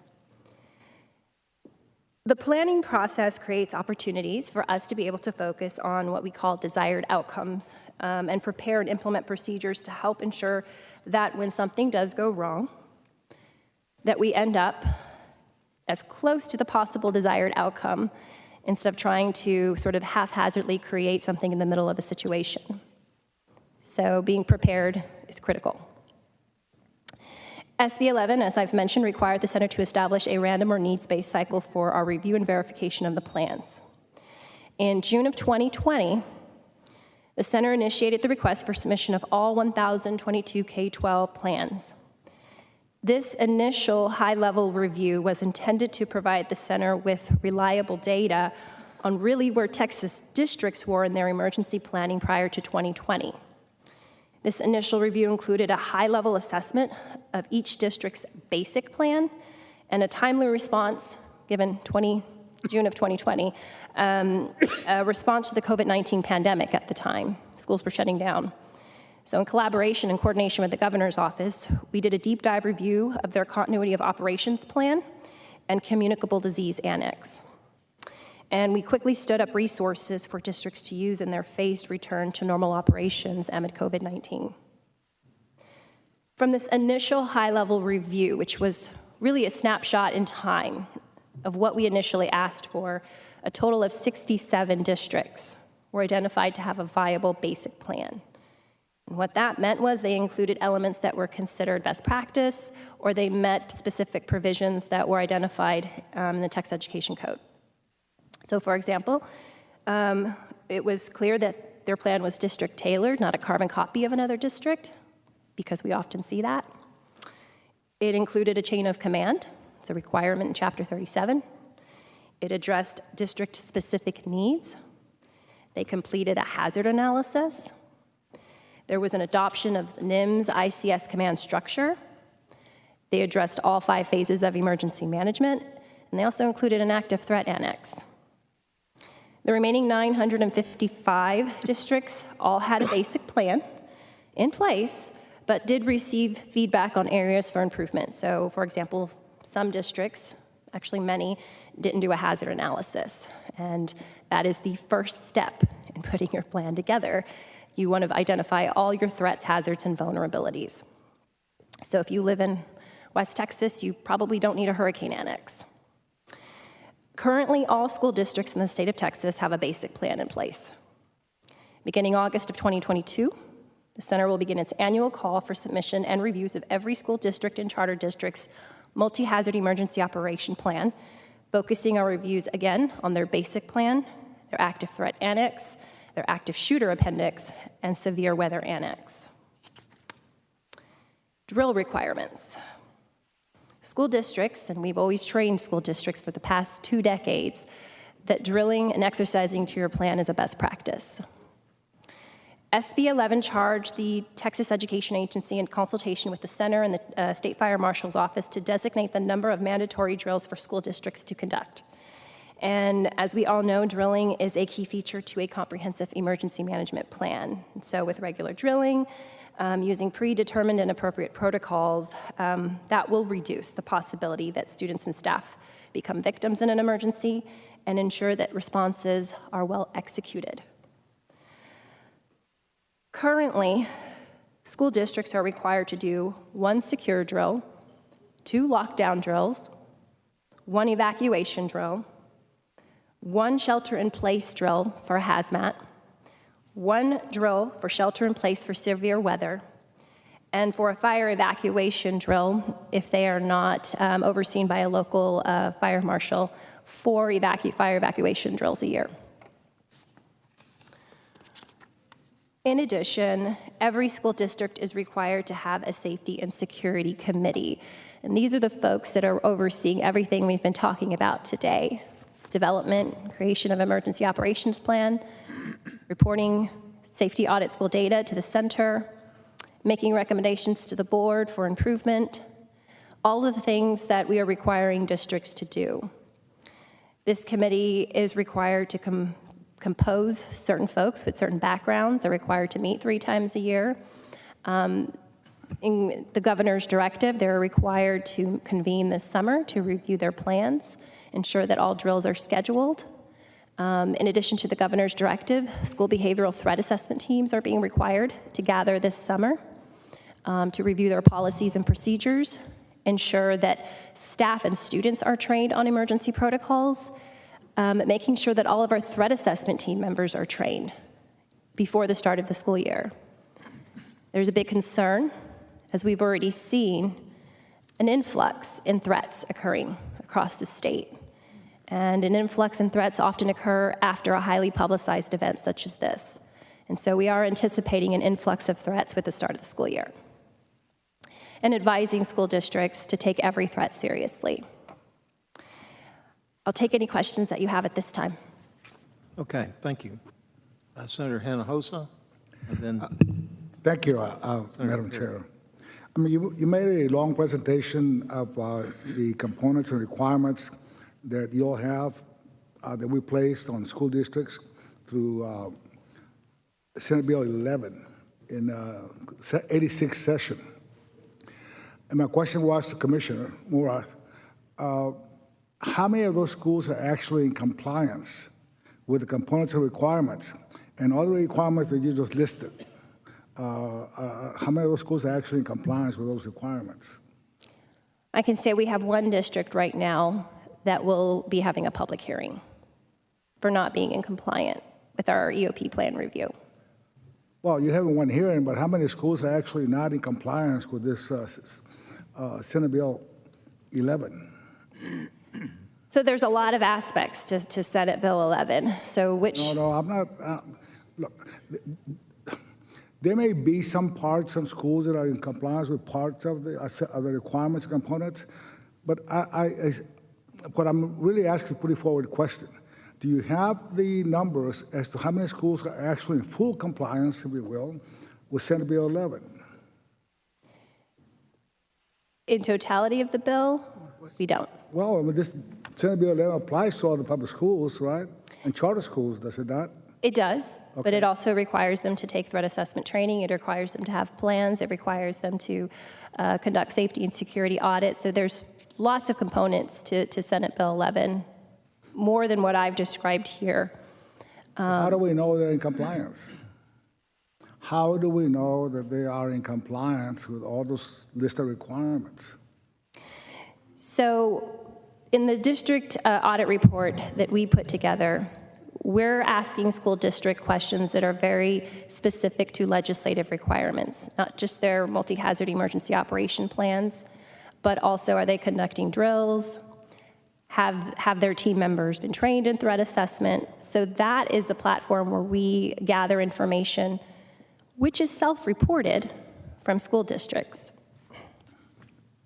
Well, I guess the numbers that I've seen, and I shared some with Senator Perry, or he shared those numbers with me, it shows that the majority of school districts are not in compliance with all the requirements in your presentation, including Senate Bill 11.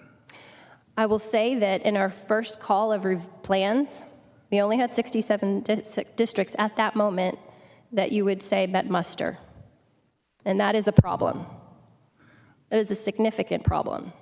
It is, and that's what we're trying to find out. What are the problems that we have in order to be able to correct them so that we can have at least the school districts and provide the resources or help or modifications of Senate Bill 11 to make sure they're in compliance to provide the proper protection and safety procedures for our school children. So I think with the legislation that was passed in SB 11, a lot of responsibility and trust was put in our school districts to do the work. And I think if we're going to move the needle on this and take it another step forward, we do need to follow up and ensure that they're doing the work that they say that they're doing, because a plan is only as effective as it's implemented. And that's key. The plan is only effective as implemented. Now, apparently, many of the school districts are not implementing the requirements in Senate Bill 11 and other requirements that are made by the state. For example, it was June 1st, 2022, where Governor Abbott sent a letter to the Texas School Safety Center trying to ensure that the School Public Safety and Security Committee review the emergency operations plan to ensure school behavioral threat assessment team is trained. I mean, all this requirements that are listed in his letter should have been complied back when the legislation was passed or soon thereafter. And it's pretty obvious then that there's been no compliance or lack of compliance with the requirements that were made by the state through TEA, Senate Bill 11, and through your center. And that is part of the issue and problem we're trying to correct and identify. I'm not criticizing you. I'm just trying to identify what is the problem and tell us why is that happening. I can certainly do that. We didn't put any enforcement mechanism. We didn't put any consequences or penalties, or we didn't provide the proper resources, or maybe a combination thereof. I think we're at a critical point, and I've said this many times before, that we really have to change hearts and minds, and that's a daily grind of work. Everyone's attention is on this issue right now, but I can't guarantee that schools' attention on this issue is going to be the same 6 months from now. They forget. Safety and security is inconvenient. It's easy to prop a door open. It's just the way it is.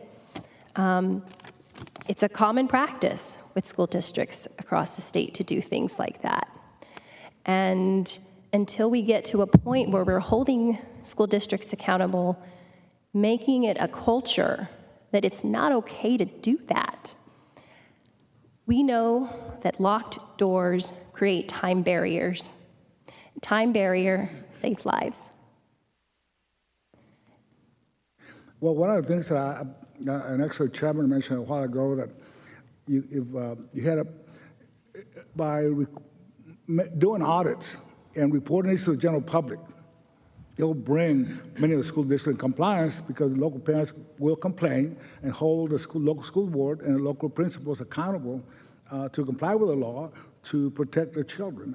So I'm just trying to figure out, what is it that we need to do. I know I guess my other follow-up question is, do you have the proper staff to be able to comply or audit all the schools?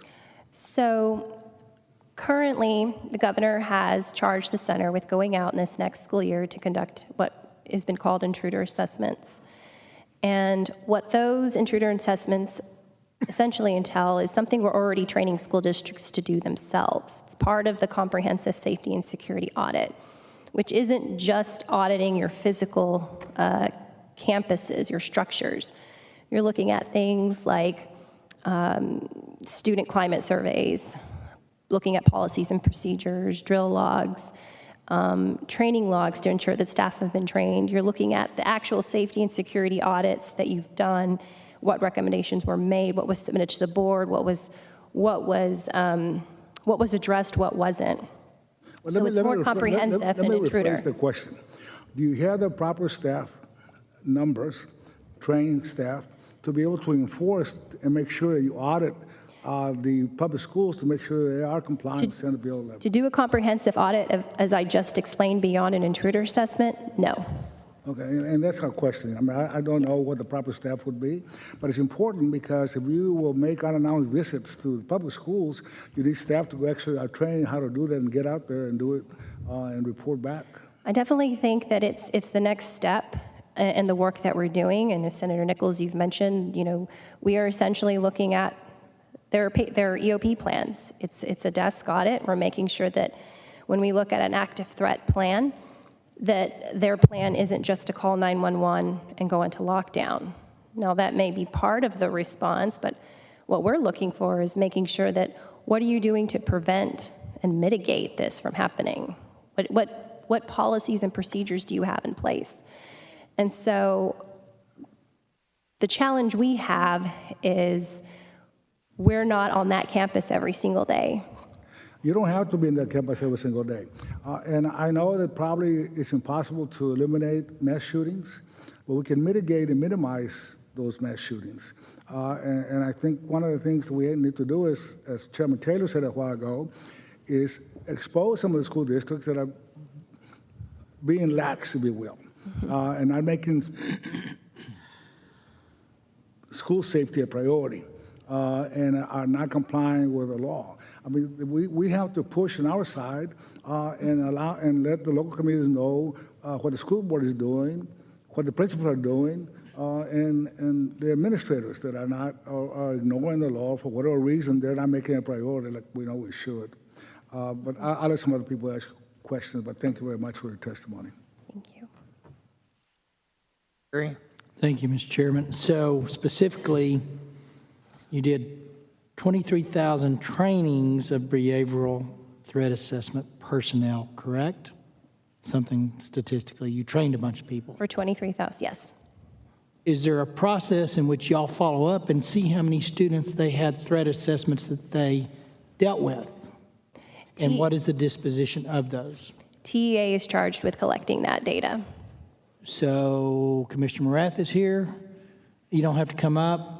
I would like to know how many threat assessments were made, and did the kid stay in the classroom? Did the kid graduate? Did the kid go into DAP? Did the kid go into JJAP, or did the kid drop out?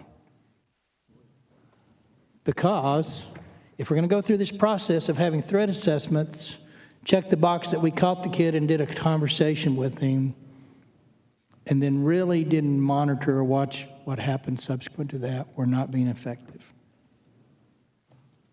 Are the 37 requirements, Chapter 37 requirements, comprehensive and most importantly specific enough to safeguard, harden a school? No. Thank you.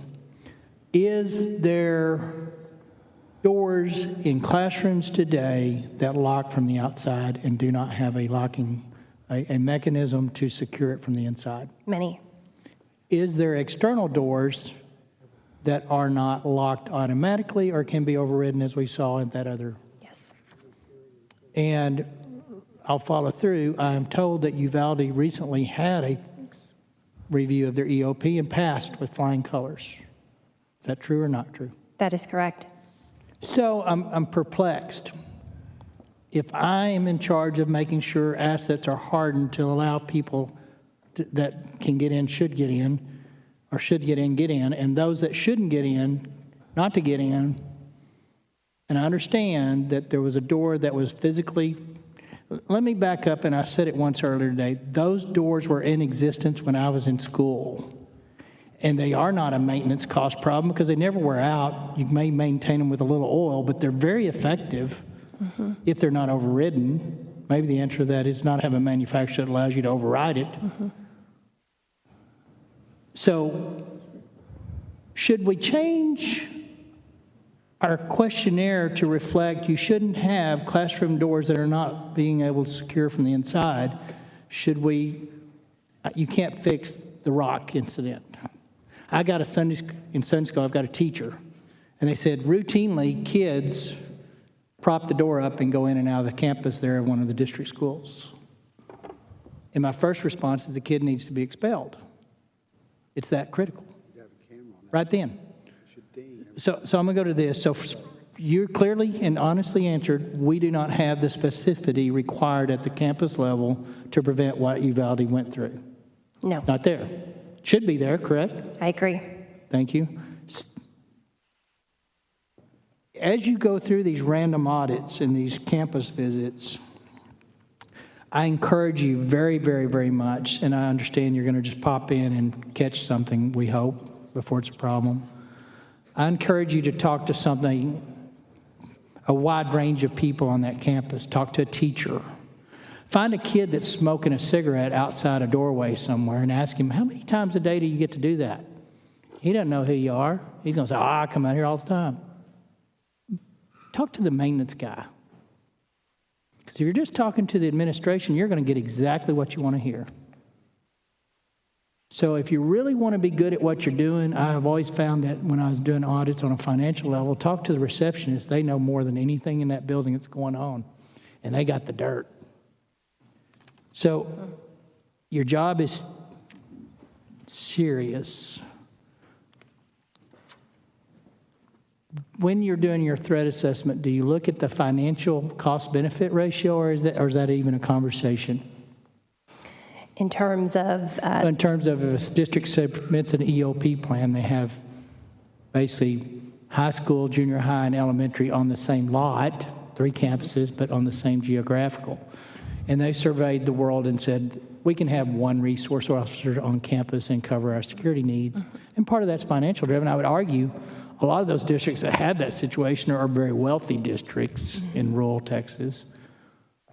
But do you feel pressure from a financial?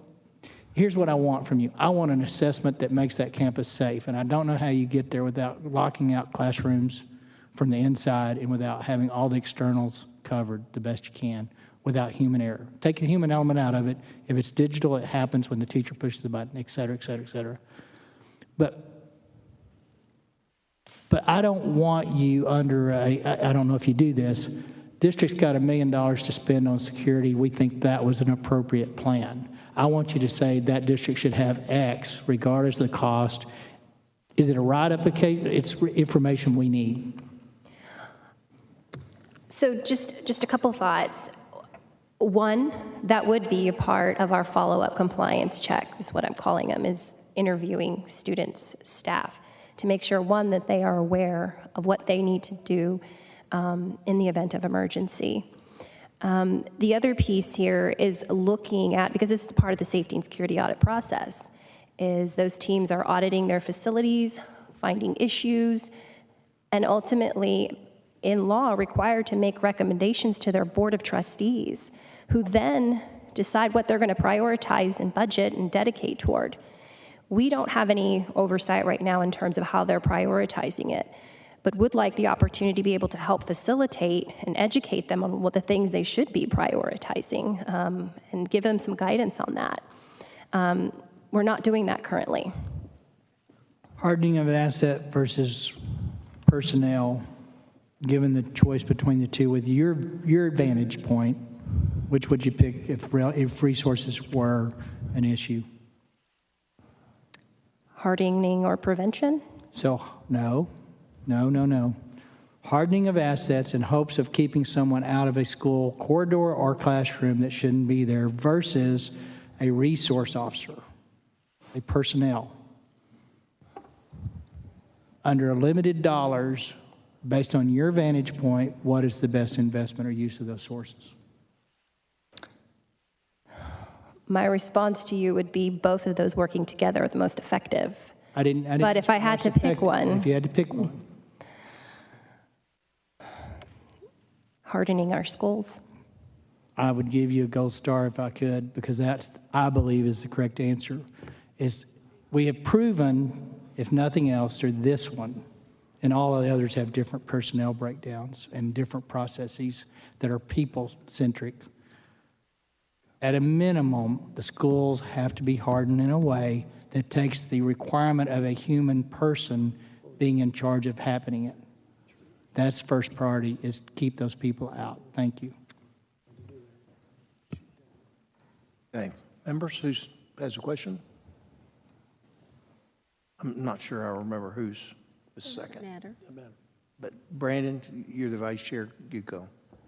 Yep, that's fine. Then we'll do Campbell and then Bettencourt. And then me.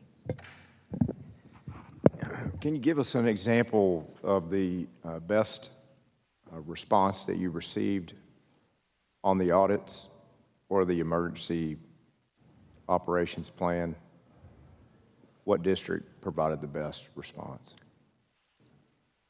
Well, I don't want to name Why not? any particular district. Why can't we talk about that? I'm talking about the best. Why can't we talk about the best? Well, one, I'd have to go back and confirm what the best one was, but I can tell you what we saw that we considered plans to be viable, if you will.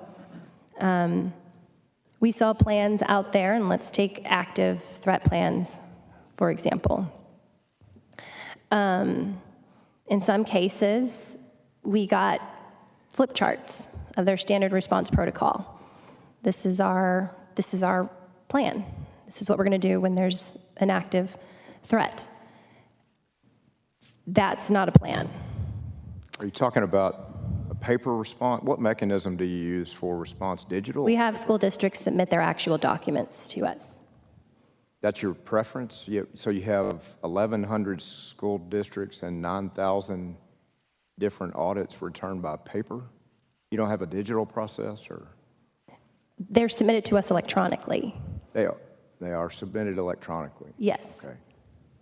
So when you get a deck that's submitted, and those are what was included in the charts for best practices that you were looking for, as far as just help the committee understand, how did you promulgate the expectations within the audit itself?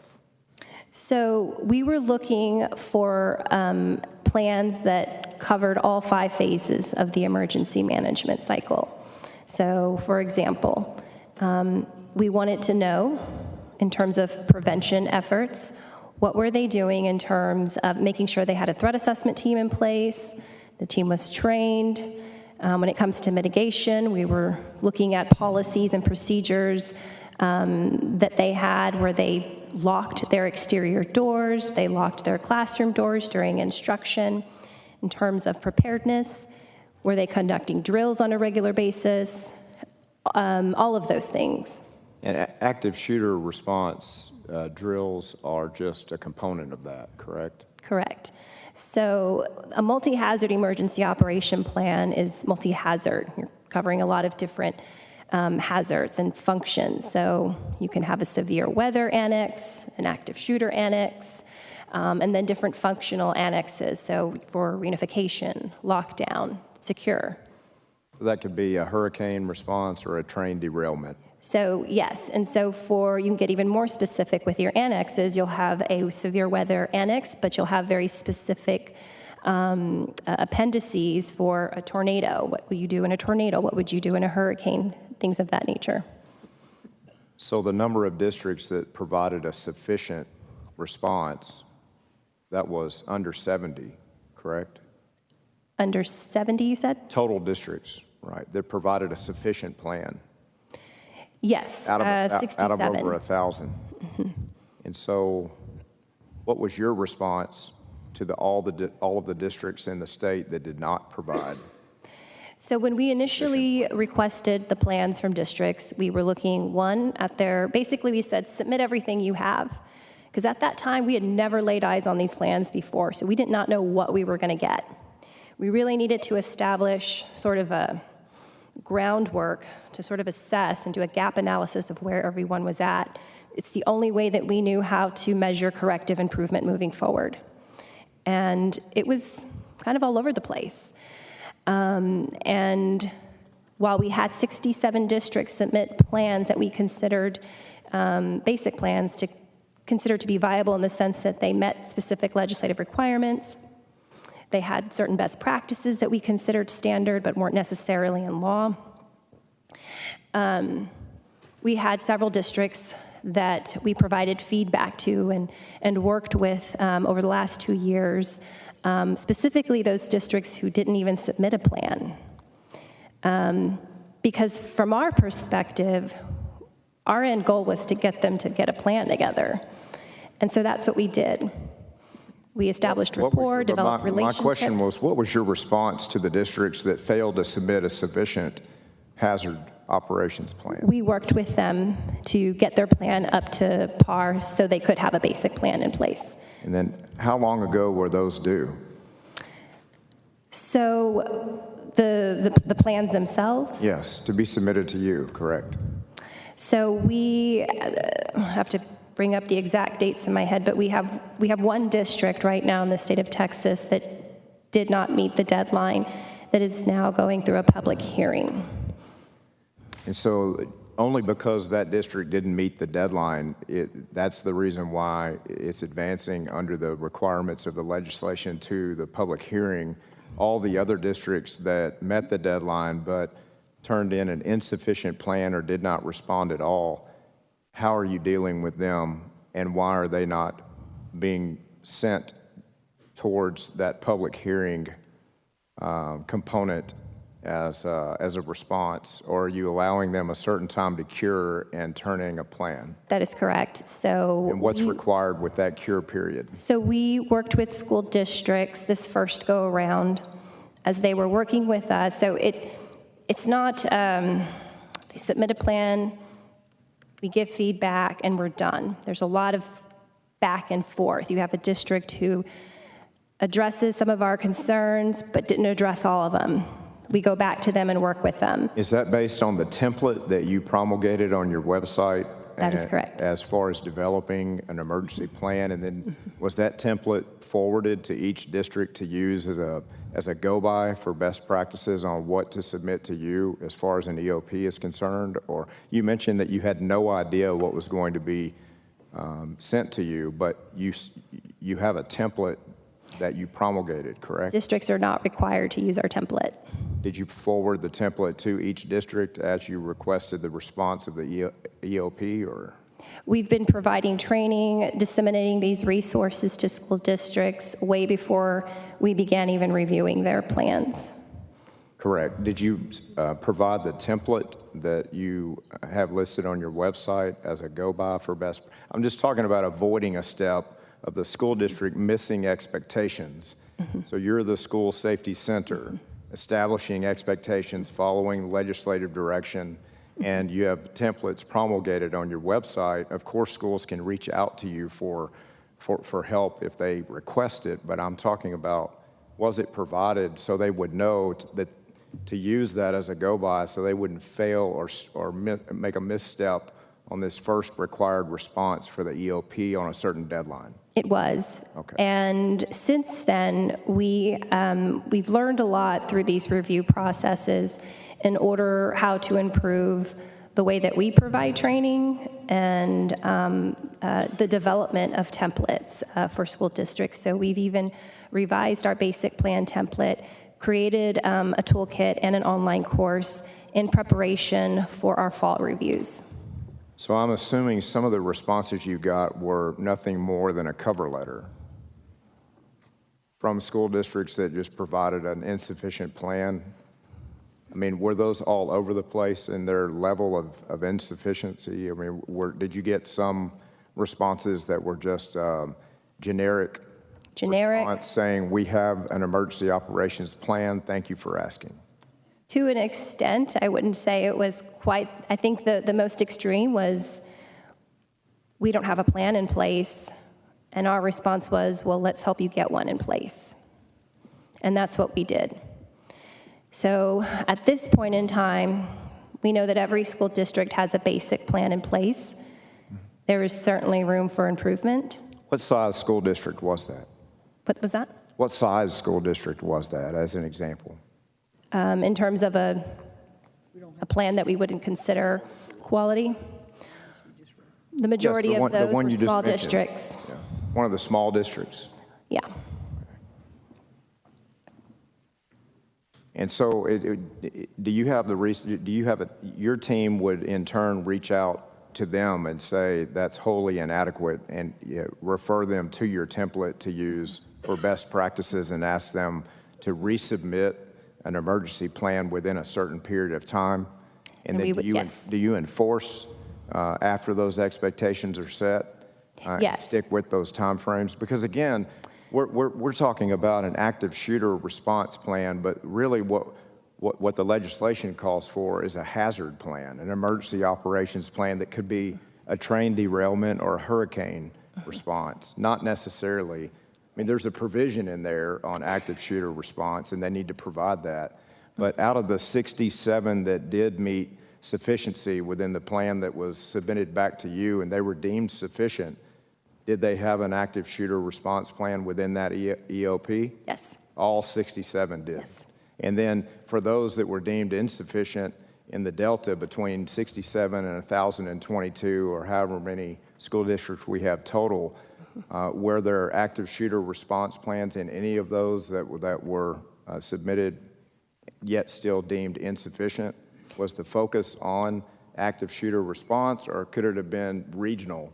You know, along the coast, maybe it's hurricane-based, or in other parts of the state, maybe wildfire-based, or you get where I'm going with that. I do. Yeah. So let me back up a little bit here in terms of what our initial approach in going into this first iteration of reviews. We took a high level, we wanted to review all plans. And so we knew to do that, we were going to have to do a very high level review of their basic plan, make sure they were addressing all of the provisions in Chapter 37 that I've mentioned, we've talked about. And because of the time and place of when we requested these plans and where we were at in terms of what was going on, we focused on their communicable disease annex. We did a deep dive into that. We had very specific criteria that we were checking against, and we looked at their continuity of operations plan. Knowing that we would come back in our second iteration to do a deep dive on active threat, severe weather, and basic plan again. And I'm assuming you're reviewing these EOPs during the years of COVID, and so you're looking at it from a health care perspective. We were. Well. Are you relying on medical professionals, first responders, and law enforcement when you're reviewing the sufficiency of these plans, or is it just subjective based on the criteria you established at the center? So our staff of reviewers make up a multitude of background and experience, from law enforcement to emergency management to public health, who are all providing expertise in terms of what needs to go into these plans. Do you feel like that stakeholder assembly is sufficient? I absolutely do. You have great confidence in those that you've assembled to review those EOPs? I do. And then when is the next round of those EOPs that were deemed insufficient? When are those due? The next review for those plans, we will do a call again, fall of this year.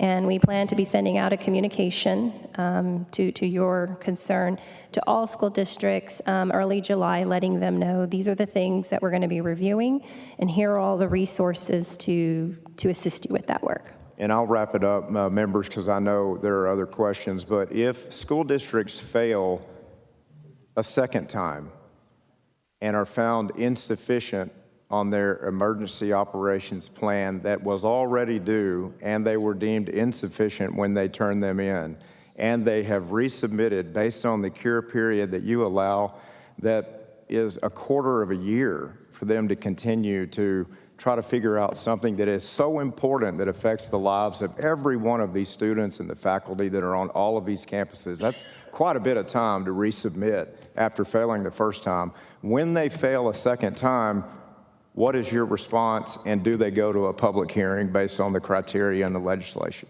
So after 6 months of no corrective action and also no response, it's a public hearing, following all the way up to the issuance of a conservator. I think the challenge here is the timeline, the lengthy timeline we're giving to get this information in place. And if we request a plan, we should just get it at this point.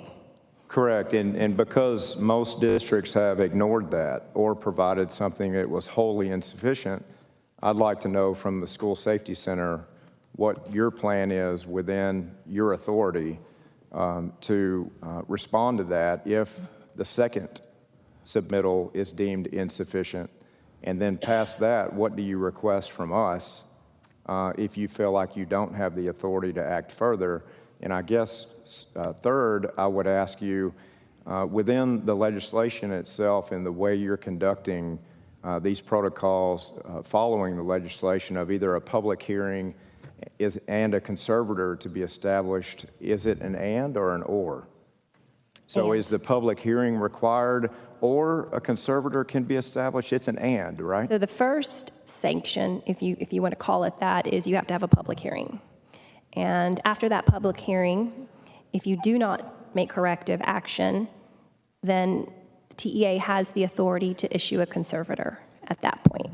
Is there an example of a second submittal that is deemed as insufficient that where you would not move towards a public hearing and follow the spirit and intent of the legislation?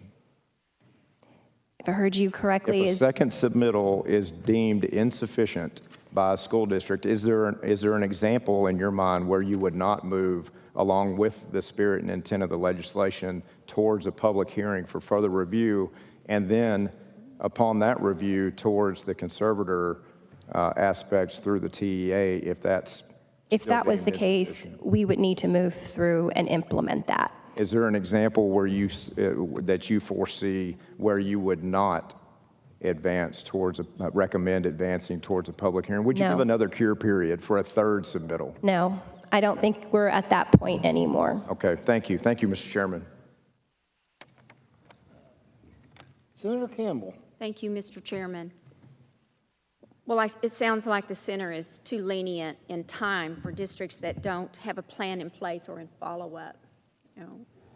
So folks that have submitted now, or they're going to submit in July, or they've got till the fall to come back with a plan? No. So the way that these reviews work, it's not just one time. What's the time frame? That's all I'm interested in. Right. So we plan to start again our second call for plans again in the fall. And we'd like to keep this on an annual process. Members, I think sometimes our witnesses are hesitant to name a bad actor or a school or a business, not just schools. And in this case, you didn't even want to name the good one. And I think that's part of transparency, and parents need to know, not hide it. If there's a school district that fails, or any time we have a witness, not just about education, they should be able to, or be willing to name who the actors are. There's nothing that can make them straighten up more than to think their name may be put out there in the public as somebody that didn't even have a plan. So now, do you have the audit report for Robb Elementary? Yes, we do. We have the safety and security audit report for Uvalde SCISD. Did you have it specifically broke out by campus for Robb Elementary? No, the plans are collected at district level. So how did Uvalde, how did they fare on their plan? So how do you rate them on an A through F? How do you rate them? So we're specifically looking at making sure that they've addressed every provision in the education code in their plan. But how do you decide whether it's sufficient, insufficient, excellent? as I mentioned, by ensuring that they're addressing all the provisions in law. So you only get an excellent if you get every provision addressed, not just checking the box, but you can see that they've done it, they've got the plan. So That's the only way to get an excellent. Correct. So in legislation, plans are required to address all 5 phases of emergency management. So those are the things that we're looking for. I understand what you're looking for. What I'm asking is, how do you grade them? Everybody is not all excellent, or others haven't sent something in. As you said once, some did some of it. So let's say they've done 50%. They answered 50%. What kind of grade do they get? What do they get? Our response would be to them to correct deficiencies, which we're required in law to do, and give them an opportunity to correct those deficiencies. Did you break out in any way? Did you give a report for all the districts in Texas? Their multi-hazard emergency operations plan? Yes. Yes. And how are they broken out? Just by the name of their school district? So we combined our EOP reviews and our district audit report, which we had never done before. So the safety and security audit report is data compiled aggregately of self-reported audits that the school districts send to us. But what we wanted to do was compare self-reported data in terms of what was actually submitted to us and what we saw. And there was a huge discrepancy in between what districts were reporting to us and what we saw in their plans. When you say what you saw, just what you read in their plan. Correct. Versus, because you didn't get around, did you do any physical, you've done some physical audits, or did you do no on-campus, on-site audits? We have not done on-site compliance checkups with school districts. Okay. I remember when I visited the center in 19, and I'd ask to follow up with Senator Hinojosa, ask if y'all were behind on audits or something. Behind on something, I said, is it because you don't have enough staff? And you'd said, I don't know if it was you or who was there, but there was not enough staff. So the way the law is written, school districts are charged to conduct audits of their district facilities and required to turn in that data to us, in which we provide in a public report. We don't go out there and do those audits for them. Okay. But do you have enough staff? You didn't have enough staff then to either follow up with them or to get everything they needed? No, we do not. Got enough staff, or you do not have enough staff? We do not. Right. And also not clear on our authority to be able to go and do compliance follow-up checks. Why would you not be clear on your authority? The law does not stipulate us to go and do that. Does it stipulate that you can't? It doesn't, but we will have districts question, what authority do you have to come on our campus? I think that we have a very smart commissioner of TEA, and you can ask him, because I think he would have authority to do an audit. Thank you, Mr. Chairman. Senator Zaffarini. Thank you, Mr. Chairman. Ma'am, we've been focusing on Senate Bill 11, which we passed in 2019, but in 2019, we also passed House Bill 2195. And that bill required school districts to include active shooter policies as part of the multi-hazard emergency plans. But of the survey conducted in 2020, of the 1,022 school districts, only 200 school districts had satisfactory active shooter policies, 626 districts did not have one, and 196 had insufficient ones. My first question is, do we have any more current data? We will, after this fall, we will be requesting that information. After this fall. And how can we ensure that that bill is implemented more effectively and timely? Do you have suggestions for that? I would suggest that we tighten up the time frame that we give districts to provide that information to us. I think there's too long of a gap for us to the back and forth that it creates. I think that we request a plan, they have 30 days to give it to us, and if they don't, we submit a letter of noncompliance, and at that point they have 2 weeks to conduct a public hearing. Do you have a report regarding the status of the implementation of this bill that we could look at? Of 2195? Of 2195. That's required active shooter training? Yes. That would probably fall under TCOL. We don't provide active shooter training at the School Safety Center. No, but you help with the survey, looking at the plans? The training is a bit different. We're asking if school district have an active threat plan. That bill is specifically addressing active shooter training for law enforcement. But my question is about satisfactory active shooter policies. So it's policies related to the training. But you look at the policies, do you not? So from the center's perspective, we're training schools on everything that they need to do in that first 1 to 3 minutes before those first responders arrive.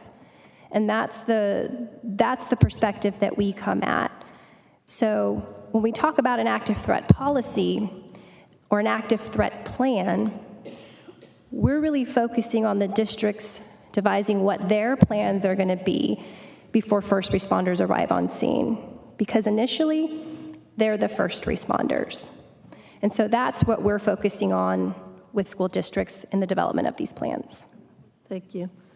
Another bill that was passed in 2019, House Bill 690, requires school board trustees to take a school safety course designed by the Texas School Safety Center and the State Board of Education. Do you have a report regarding the status of the implementation of that legislation? That particular course was developed and is now with State Board of Education.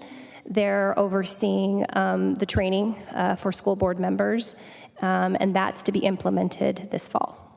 And do you have any recommendations regarding how we could implement that legislation more effectively?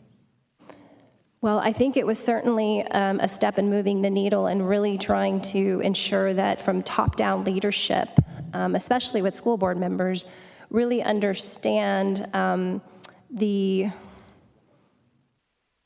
role that they have in ensuring the safety and security of their schools and prioritizing and budgeting recommendations that are put forward to them.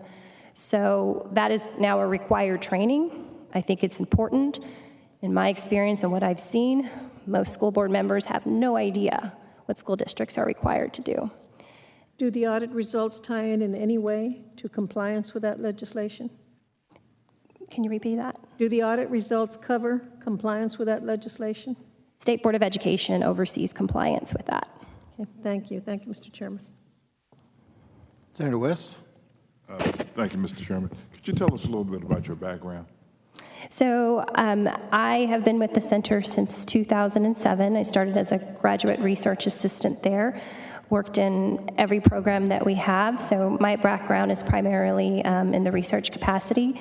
Done a lot of research on policing in schools.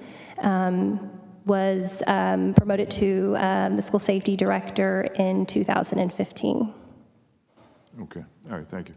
Now, if this is getting to be a long day right now, and you may have already talked about this. Now, your agency is responsible also in providing, as a part of the overall hazardous operation plan, the active shooter plan, you are also responsible for giving school districts, I guess you could say, the elements of a good active shooter plan. Is that correct? Providing them that information? Yes, yes. So we relied heavily on the provisions, as I stated in Chapter 37, making sure that they were looking at it from a multi-phase perspective. Since then, we've identified and developed an active threat template, a guidance document, along with a training course. Okay, and when you begin looking at those plans, you kind of look for whether or not they followed Chapter 37? Is that correct?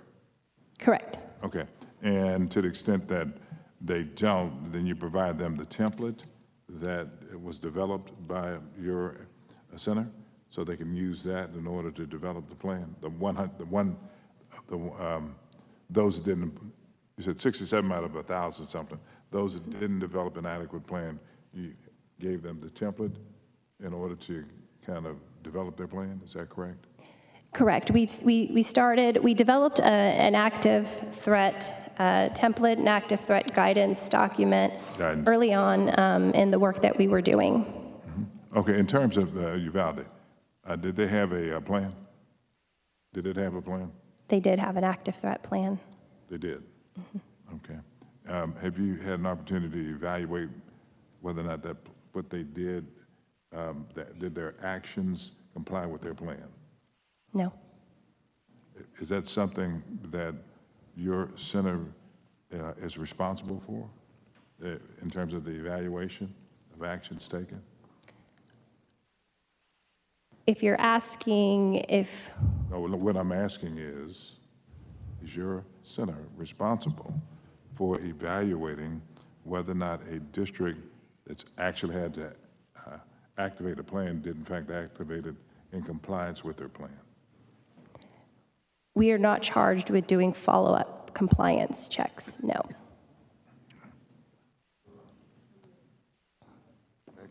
Wow. Yeah. Who is? Do you know?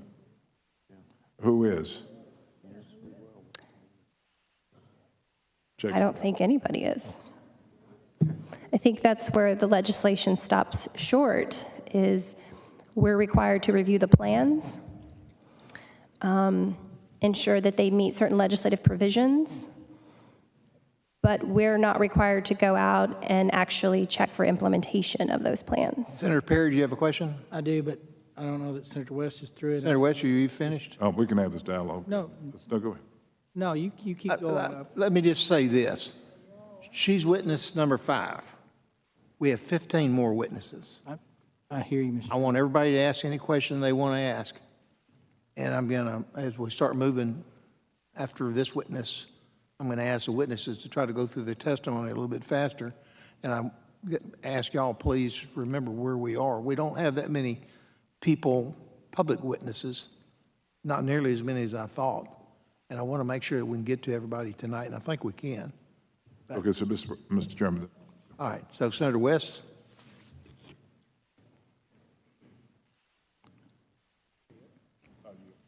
Oh, Senator Perry? Thank you, Mr. Chairman. And I think this group is probably our substantive. I'm hoping the rest of them should have limited, at least from my perspective. I want to reiterate what you said earlier.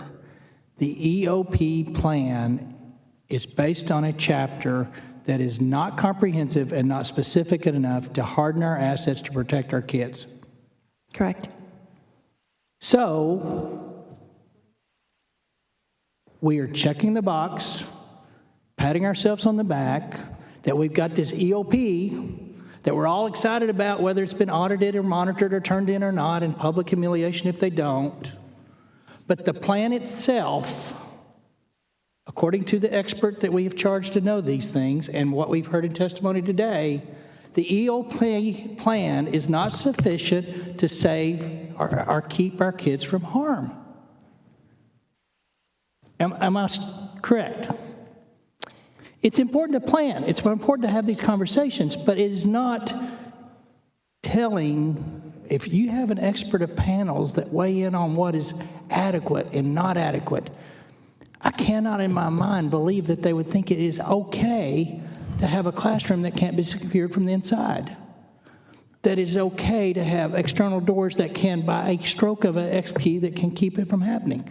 That it is okay for the point of contact, as spelled out in every safety protocol, who is in charge of reporting lockdown, was a teacher on a cell phone in a classroom. Who was the responsible party on that campus? Because your plan has to have someone specifically designated that in an event, I'm the contact, I will let people know we need to be locked down and what to do. It was a teacher on a cell phone. I don't know, I asked Marath and he referred it to you, so I'm going to let you have it. In my district, if there had been a grandmother shot 0.3 miles from the campus, it would have been an immediate lockdown. A drive up to the campus with a truck in the ditch in front of it would have been an immediate lockdown. A guy shooting on a campus with a gun is an immediate lockdown. do your people, your experts, when they look at these plans, go, what is qualifications for an immediate lockdown? Irregardless of whether the personnel follow through, are those protocols that are included in a very specific format what we require to have a school lockdown? Yes, there's 3 specific protocols. Give me specific protocols. Lock the doors, turn the lights out, get out of sight. No, that's what you do to achieve a lockdown. What is the event that in specificity creates the need for a lockdown? To conduct a lockdown drill. Not a drill. To conduct a lockdown, the threat is inside the school. Threat is inside the school. So a guy on campus with a gun, a guy basically running into the campus, and then in my area, if there's a skirmish in the extending neighborhoods, that's a cause for lockdown. It could be, depending on the threshold level, but it's certainly a call for a secure, which means a lockout, where we're ensuring that all of our exterior perimeter doors are locked. Because if there's an event going around the community, a car chase, a chase on foot that could go across the campus, that threat's not coming in. So let me ask you, are these experts that are on this panel reviewing these plans, do they have the conversation about securing a classroom? Or yes, absolutely. Specific to a door that has to be locked from the outside? The best practice is to instruct with the classroom door closed and locked. Okay.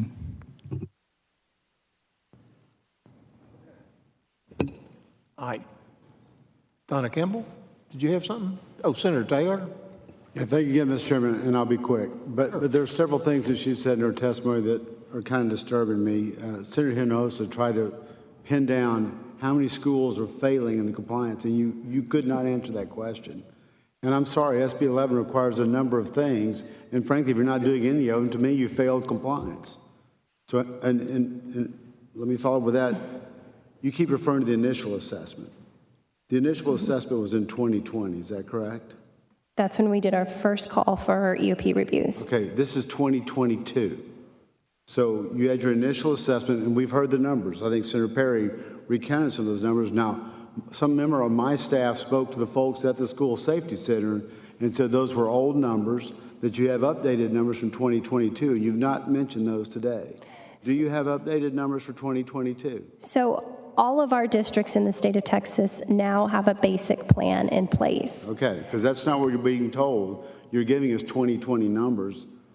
And that's why I just want to be clear. Are we up to speed now or better than we were in 2020? We are. Could you keep referring to 2020 numbers? So maybe I need to clarify this a little bit.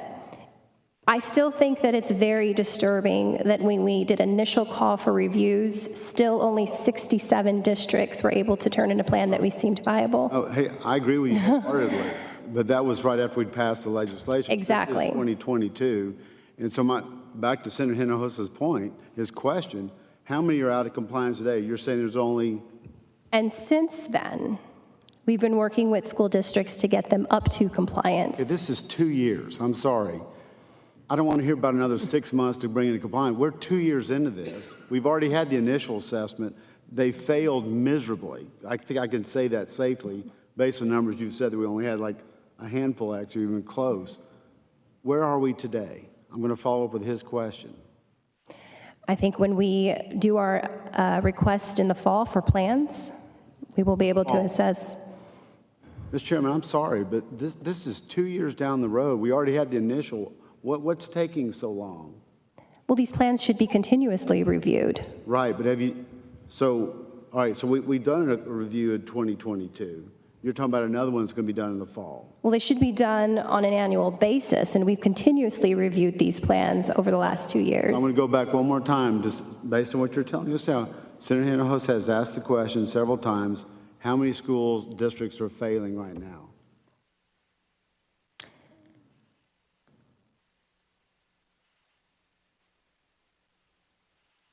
Based off our initial assessment? That's 2020, ma'am. I'm asking about today. You've already had an assessment for 2022. All of our school districts in the state of Texas have a basic plan in place. Except one. Is there room for improvement? Oh, there's always room. Absolutely.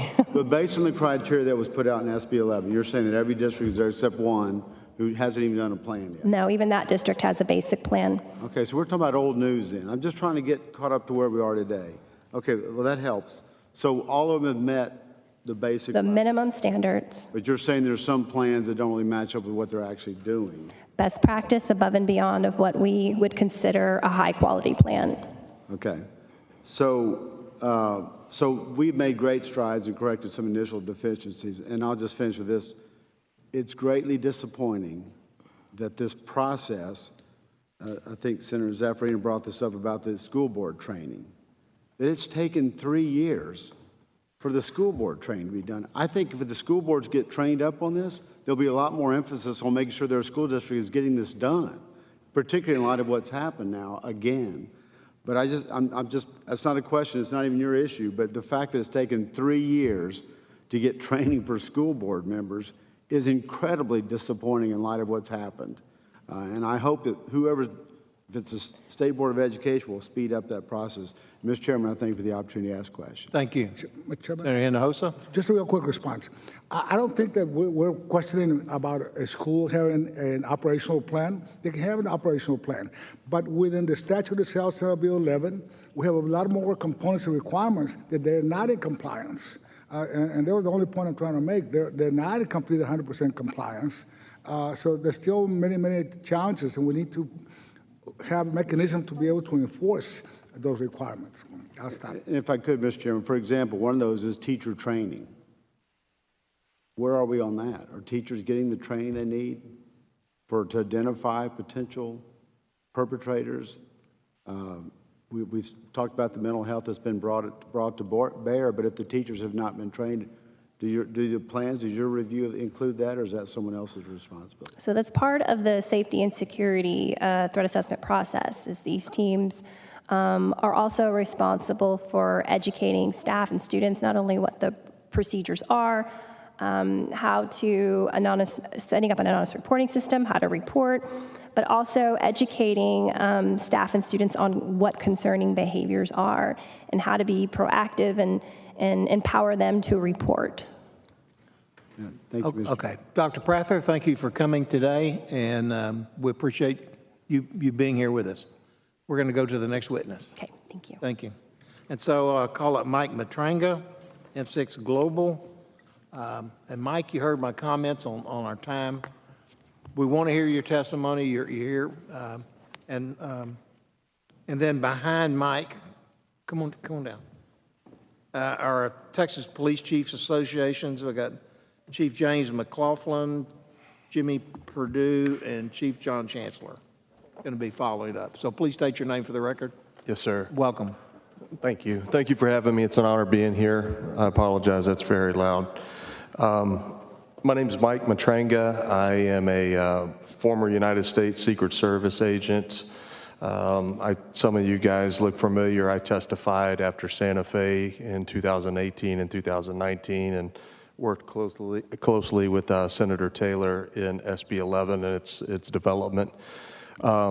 It's unfortunate that we're here today speaking again on yet another tragedy that I feel like we had a tremendous opportunity in 2018 and 2019 to rectify, and we're here today nevertheless. But so thank you for having me. Like I said, I'm a former United States Secret Service agent.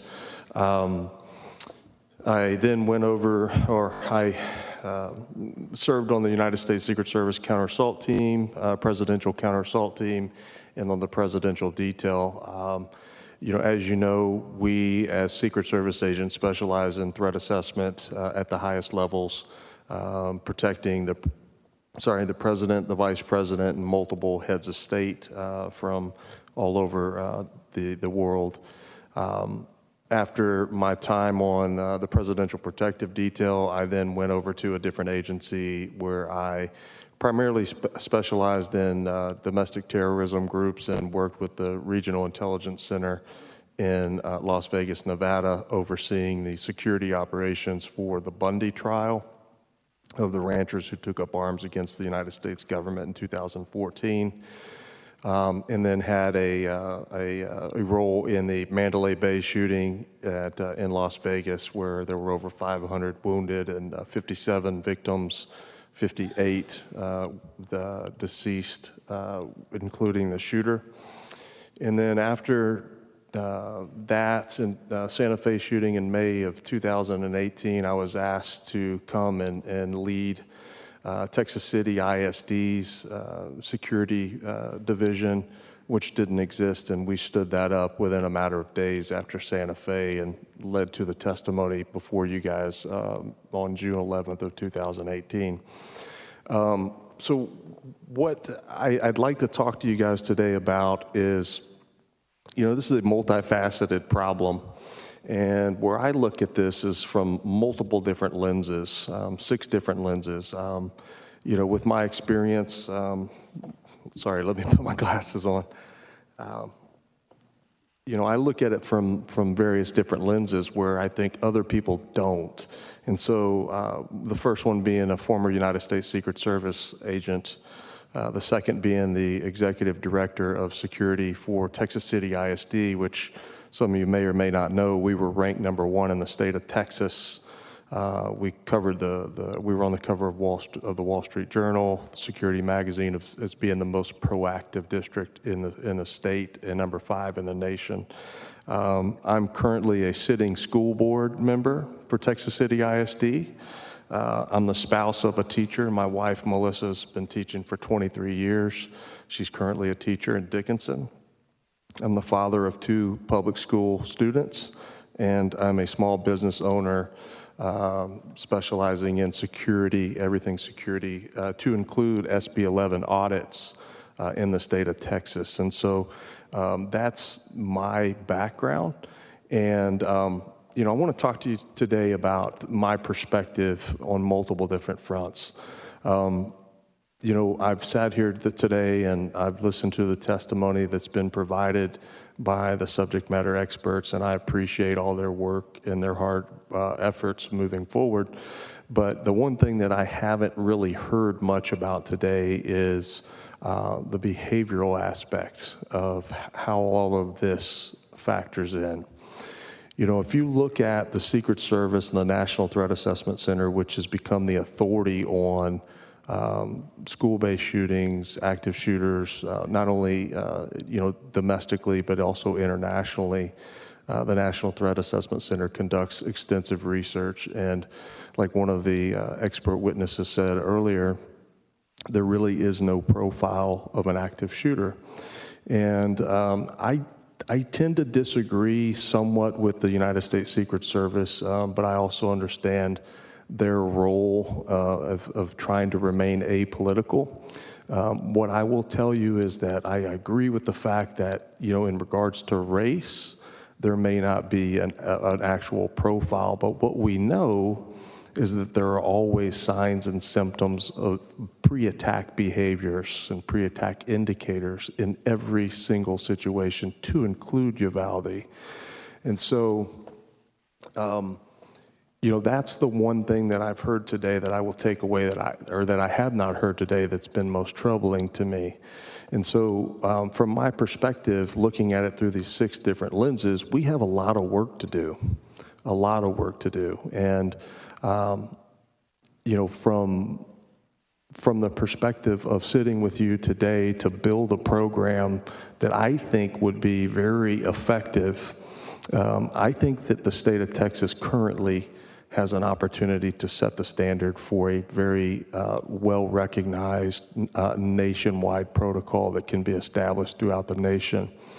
We just have to have the will and the ability and the authority to do that. And so, I've listened to you, Senator, today, and there's a lot of things that I agree with you on, but I believe that there's a lot of things that are in the way in regards to politics, in regards to authority, in regards to the will to allow professionals to do their job. And so, with that said, there's a multitude of things that we need to consider. We talk about emergency operations plans, and there's been a heck of a lot of emphasis put on emergency operations plans. And I will tell you, a plan means nothing without action.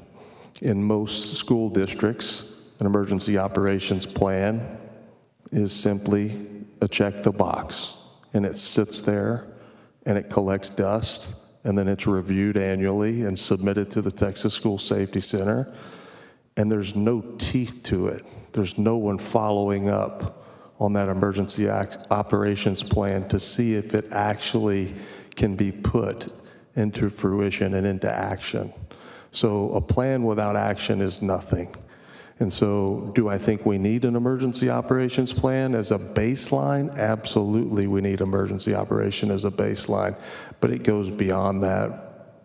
I can tell you from my perspective of being in the security industry for over 20 years at different levels, what we currently have is not sufficient.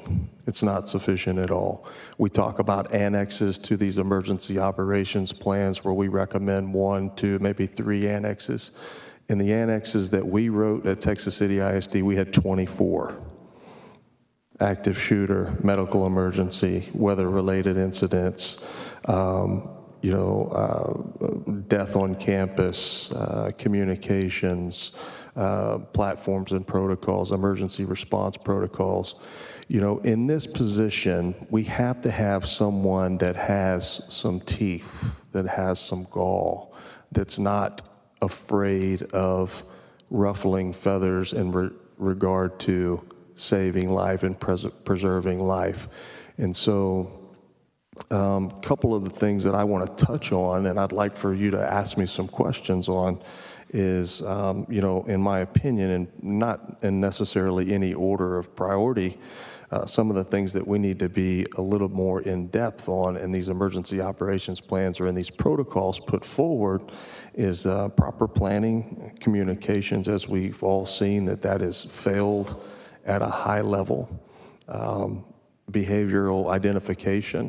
One of the things that I would like for you to consider is that when we discuss behavioral identification, the terminology or term always comes up that, so the question is, are you suggesting that we profile students? Or not even students, but individuals. And so everyone is afraid to talk about the term profile.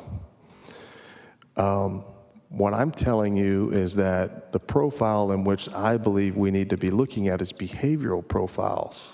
I don't care what any individual's race is, and we should not shy away from this conversation because we're afraid that we're going to categorize someone. But like the Secret Service says, there is no profile, but we do know that the behaviors exist. And we want to argue that we can't profile kids, but what we do is we have programs like Child Find, which is, guess what? Profiling kids based upon their behaviors. And so how would this be any different if it was done in an effort to preserve life? Why can't we do it in an effective way? And so, some of the things that I think are important to talk about today are the compliance piece, infrastructure design. At Texas City ISD, we had a $6.5 million budget. The first thing that we did was we hired 8 officers. We bought 23 AR-15s to outfit our deputies to conduct their job and to provide the right tools for them to do their job. We put access control readers on every classroom door so that we could lock an individual door, an entire campus, or the entire district with a push of a remote button. We built secure vestibules. We added access controls on all those vestibules. And one of the things that we don't talk about is that I and my team, we designed on every building that's being built currently, this is the 4th one, we were able to put ballistic walls in every classroom at a very low dollar amount. And so some may say, how did you do that? Well, we did it from the eyes of a true security professional. And the average cost of our new buildings were about $30 million. The average cost to put ballistic panels in those buildings was $375,000, including installation. So minimal, less than 1% of the total cost. So with that said, I'll turn it over to you, the committee, to ask questions. Okay, I appreciate that. Some of your thoughts of what you would suggest we do in some of these different categories, we would appreciate it if you put them in writing. Yes, sir. Get them to the committee, and we'll share them with all the members. Sure. Okay. Anybody? I have a quick question. Senator West, raised his hand first. Okay, in terms of emergency operation plans, it appears as though that you are working outside the state of Texas also. I'm sorry, sir? Are you working outside the state of Texas also? Not currently. Okay, are you aware of emergency operation plans in other states? Not in regards to schools. Okay. Thank you, Mr. Chairman. Yes, sir. Senator Kokors? You talked about, thank you, Mr. Chairman. You talked about behavioral profiles. Yes, ma'am. You know, I think you alluded to sensitivity about profiling, but behavioral profiles. And then you talked about the Secret Service said, well, there really isn't a profile, but you're saying there is. And so are there commonalities with people that have committed mass murders, mass shootings, toxicology reports, behavioral issues, things like that? Yes, ma'am. I think, not I think, but I know that there absolutely is commonalities between those. Give me some of those. Severe trauma as a child, whether it be sexual abuse, physical abuse, verbal abuse, early drug usage, lower socioeconomic status in some instances, not all instances, lower education. There is a link between truancy and those that want to harm students or kids in the K-12 or even university setting. There is a link between mental health, whether it be anxiety, depressions, paranoid schizophrenia, or other various mental health conditions, just to name a few.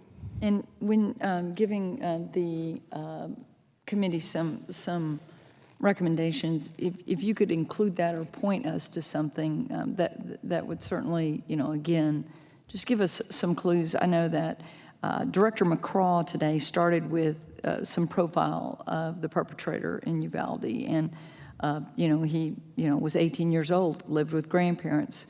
You know, I thought it was interesting that he was killed in the very classroom that he once attended. Very active on social media, a loner, animal cruelty. I'm just right. Yes. I'm literally, these are things that I wrote down as he spoke. It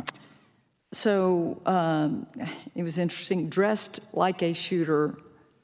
Not sure what dressed like a shooter meant. It was a long testimony, so I didn't want to go into those details, but I think it, you know, as we look at the commonalities and the markers, truancy, I've asked all day about truancy.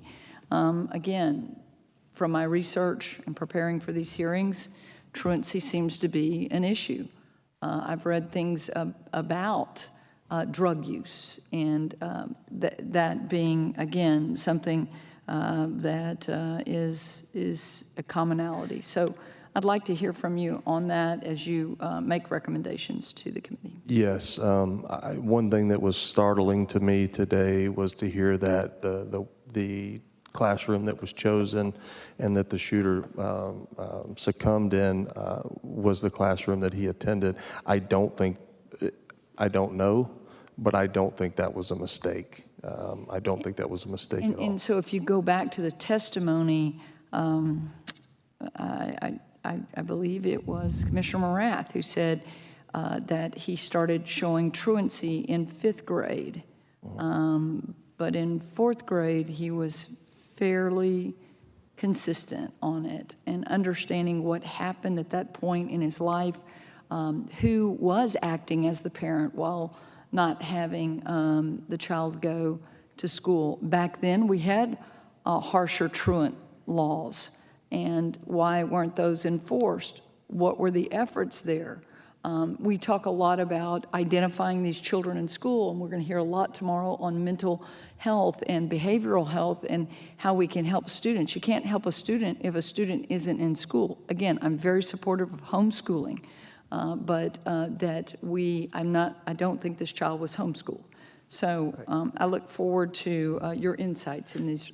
I would say, and I'm not speaking on behalf of the United States Secret Service, I'm speaking on behalf of Mike Matranga, who worked there for a long period of time and have had 20 years of experience. I would say that where I would start from my investigation is between that 4th and 5th grade year, something happened, okay, where we saw this decline in attendance at school. Something happened. It is very well documented that in every one of these instances, there is a triggering event. It could be a death of an individual. It could be a separation or a divorce of parents. That may be the trauma that might have caused that. So from my perspective and my experience and training, I would start looking there between that 4th and 5th grade year when you see that decline. Okay, and so to get to your question is how do we start examining or following these patterns of behaviors in students closer? I can only base my opinions on what I know, but also what I've experienced. And so having been the executive director of security for Texas City ISD for 3 years and leading a program that didn't exist to rank #1 in multiple different areas, I will tell you that we do have a serious problem in our schools. The senator's correct. Discipline is out of control. We've gotten to where we don't discipline students anymore. And this is why we're seeing a shortage of teachers wanting to leave the profession, is because they don't feel supportive. But let me get to my point, and I'll give you a scenario. I need you to try to wrap it up. Yes, sir, I apologize. In 2019, we had a student that was arrested for threatening a teacher. I used this in my testimony in 2019 as well, about Santa Fe. When we went to that school, student was in handcuffs. We walked in, he immediately told our deputy, who, by the way, happened to be the sheriff that arrested the Santa Fe shooter, to take his gun out and shoot him in the head. So we removed that student, or we removed everyone from the scenario, or from the room, and gave him some space. And then I started digging into his discipline record. And so I got into Skyward. That's the student database that we use and most districts use in the state. Once I got into his discipline record, there was 25 incidents of disciplinary issues with this student, and that's a low number. I've seen 80s and 90s within 1 year. Of those 25, there were 11 incidents that were, in my opinion, were assaultive. Only 2 were coded as assaultive. The other additional 9 were coded as code of conduct, okay? Those 9, once I started digging deeper and investigating further and reading the narratives, they were technically assaults, but they were coded as code of conducts. And my argument to the staff was, why are you coding these as a code of conduct? And the answer was because they felt that we would be dinged by the state, which we know is not the case. It's the federal government, and funds could monetarily be withheld if they were deemed an unsafe school. So this is something that I said in 18 and 19 that we in Texas have to fix. And so we're talking about patterns of behavior. Here we have 11 incidents of assaultive behavior, and this student is still on campus, and now he's in handcuffs. So we talk about, maybe the school to prison pipeline doesn't exist, does exist. I used to have a different perspective, but now having worked in the school, I see what that is. And that kid never should have been in handcuffs, because we should have been able to identify that behavior if we were actively pursuing it and not concealing it. I think you make my point when we talk about the behavioral aspects and some commonalities, because as you said, between 4th and 5th grade, something happened to this young man. And when we talk to personnel, teachers, even parents and administration. They're talking about those support systems that you can identify early and become, you know, kind of a wraparound service. Nothing substitutes the love of a family member and the support of a family member and the discipline of a family member at home. But it obviously is a coordinated effort. And so I look forward to your report, and I think that you're right when you made this statement, I believe, let me get to this, that it is multifaceted. But I think we've made many discoveries today, and there'll be more tomorrow. All right. Thank you very much, Mike, for being here. We appreciate your testimony. All right. Thank you, sir. Appreciate it. That's okay. You want to ask? Go ahead. Call up Texas Police Chiefs Association, Chief James McLaughlin, Jimmy Perdue, Chief Chancellor, and Chief Standridge. There are 4 of you? Just 2 of us, sir. Just 2? Just 2, yes, sir. We couldn't ever get the list right on Please there. state your name for the... Yes, sir. My name is Jimmy Perdue. I am the Chief of Police for the City of North Richland Hills, and for this conversation, I am the President of the Texas Police Chiefs Association. I appreciate the opportunity to talk to you for a few minutes, and I'm joined here at the table by Chief Stan Standridge of the San Marcos Police Department, and we're going to address the issues that y'all brought up in the charges. As the voice of professional policing in Texas, the Texas Police Chiefs Association, representing our 1,300 members from across the state, felt a special responsibility to come to you today to talk about our suggestions and recommendations on improving the tactics and procedures around school safety, training, and social media. In addition, we've been asked to go ahead and cover our mental health charges as well in today's presentation. There's no way in the time that we have allotted that we can cover all the information that we'd like to impart on you, so we provided you a short position paper that provides some greater detail on our thoughts. These topics are focused around the issue of prevention, preparedness, response, and review. While there are some specific recommendations, most of the topics are intended to be broad and allow for further discussion. Rather than go through all these points, I'll let you all absorb the information and ask any specific questions that you might have. Just one point of clarification is that of all the topics, social media is the one area that we have the least specific information, and we'll defer that to those that are more qualified. However, we do offer our support for enhanced social media monitoring and online investigation, and we do have some specific thoughts on the meaning of the management of this information, and would be glad to discuss this at your direction. I've also provided you 2 additional documents that we provided in 2020 for the House Committee looking at mass violence. While they have many recommendations, most were never implemented but are germane to this conversation. I know I've been a Texas police officer for 40 years, and I believe that this is one of the most critical issues that we're facing in my career. Law enforcement plays a special role in our society, and particularly in Texas, and we're blessed here to have an overwhelming support of our communities. Our testimony today and the information we provided will hopefully will seek to honor that relationship and support this legislative body in addressing this tragedy. I'm going to turn the microphone over to Chief Standridge and let him cover the topics that we have in his unique and exceptional skill level, and I'll look forward to answering your questions and providing some clarifications. One advantage of going near this late is listening to all the presentations all day today. There's some specific questions that you ask that I believe I can answer some of those and address some of those issues going forward. Thank you very much. Stan. My name is Stan Standridge. I serve as the police chief for the city of San Marcos. Additionally, I'm an 18-year adjunct instructor for Alert and Texas State University. So I've had the honor to travel all over the United States to prepare peace officers for active attack management. And I'm actually going to start with apology. Out of all the testimony today, I have yet to hear one person testify and say, I'm sorry. And I'll start by saying I'm sorry to those parents who have lost the unimaginable, to those spouses. Jim and I would submit to you that our profession failed on this day. So I begin with apology. Now, you all have asked for very specific action items. What can we do differently? I'll give you a very specific list. First and foremost, we must stop checkbox training. Checkbox training is the idea where a chief sends an officer to training and then 2 years later expects the officer still to be competent in what they were trained. Training has to be topical, but it has to be recurring.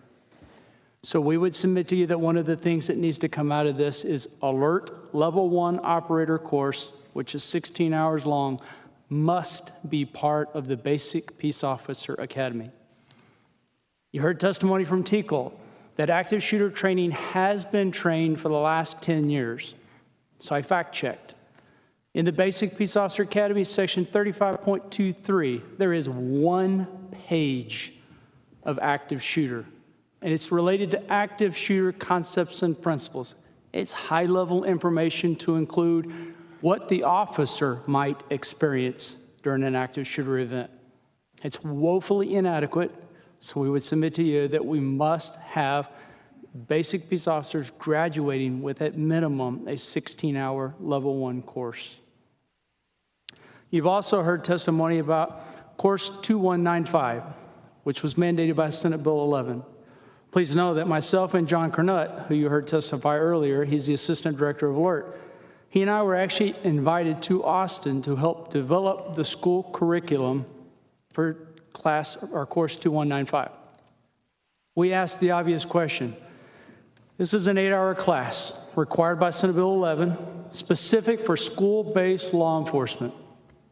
Why are we reinventing the wheel when we already have a 16-hour course taught by the gold standard in our state, that being Alert? Why are we doing this? John and I were both told this course could not be taught exclusively by Alert certified instructors, and Alert would not be recognized as a course equivalent. In fact, that decision was not reversed until last week. Alert is now finally recognized as a course equivalent for course 2195. You're asking what needs to change? Those things need to change. At our level, there is 0 requirement for command level officers to go to active shooter training. That needs to change. There should be a minimum of 8, ideally 16 hours required for chief executives as part of active shooter management. School marshals, there's not a requirement that they complete any type of alert training. School marshals are typically taught by local peace officers, whether they're deputies or officers, who believe they have the skills necessary. School marshals are not taught by Alert. Consequently, there's no consistency within the curriculum across the state of Texas. That has to change. You've already heard a lot about truancy. The school behavioral threat assessments, there's been a lot of testimony about those. So I asked at my level, I'm the retired chief from Abilene, I've been in San Marcos now 18 months. I asked, how is it actually done? The truth is there are so many threats that come across the school districts that they receive the written threat. They usually always visit with the student. Then they refer the student for discipline, remove the student for 3 days from campus without ever actually triggering the full behavioral advisory team. That has to change. Let's talk about mental health. There is it's called a CARES system. CARES stands for Client Assignment and Registration Entry. Anytime a Texas citizen receives inpatient treatment at a state hospital or they receive services from a local mental health authority, they are entered into the CARES system. CARES is administered through the Health and Human Services Commission and DPS. Your officers cannot run a query, what's called continuity of care query, a CCQ, in the field to know who is a mental health client at 2 o'clock in the morning who may or may not be in possession of a firearm. We don't have lawful access to the CARES system. Yet, when we make the arrest and we take them to the county jailer, jailers have access to the continuity of care query. You're asking what needs to be fixed? That needs to be remedied. Peace officers must be given access to the continuity of care query so we know when we are dealing with mental health clients so that we can identify the least harm solutions for those persons, which may include not incarcerating our mentally ill. We would respectfully ask that you consider grant funding for embedding mental health clinicians in your 911 PSAPs and within your mental health units. So Abilene became the second city in the state of Texas to embed mental health clinicians with patrol officers. I'm trying to replicate that success in San Marcos now using ARPA funds. We need grant funding to increase the number of clinicians in the field.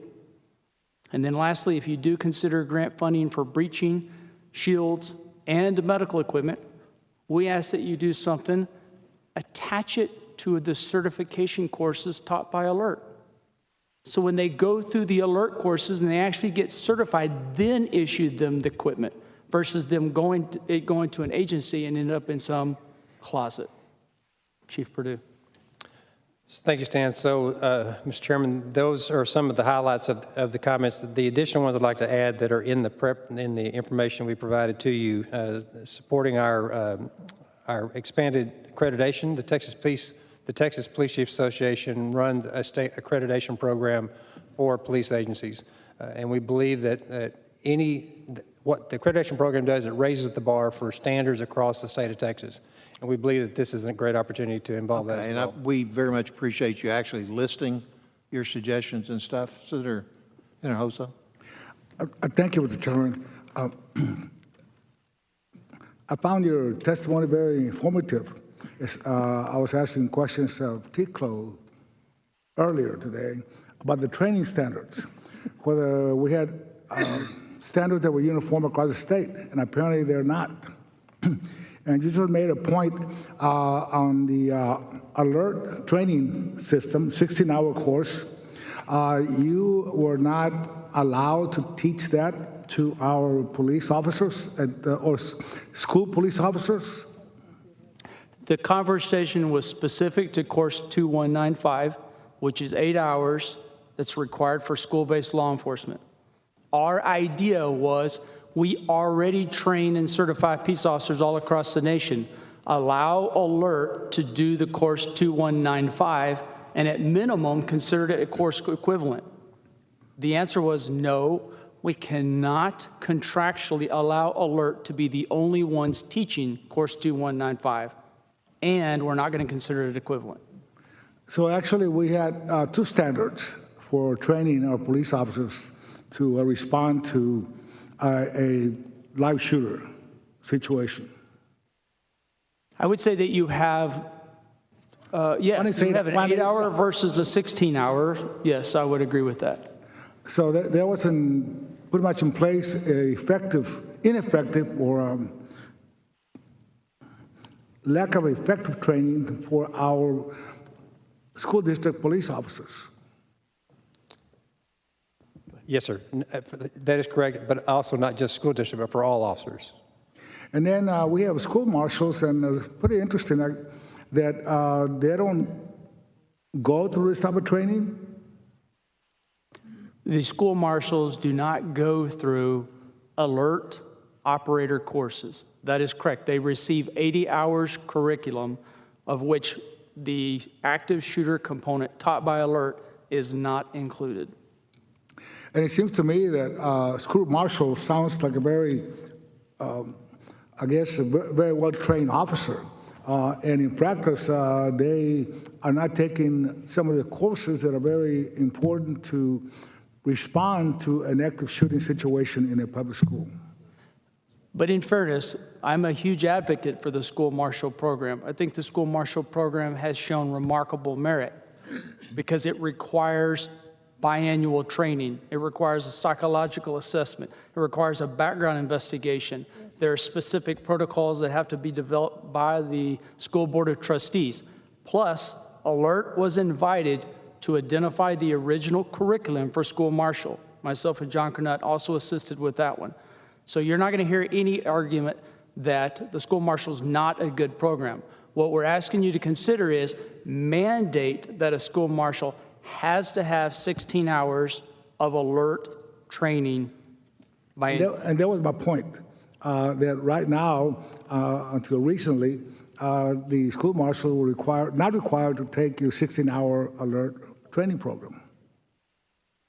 They are not. That's correct. They have to do 80 hours, but it's not specific to alert. Correct. But they are now required to do that?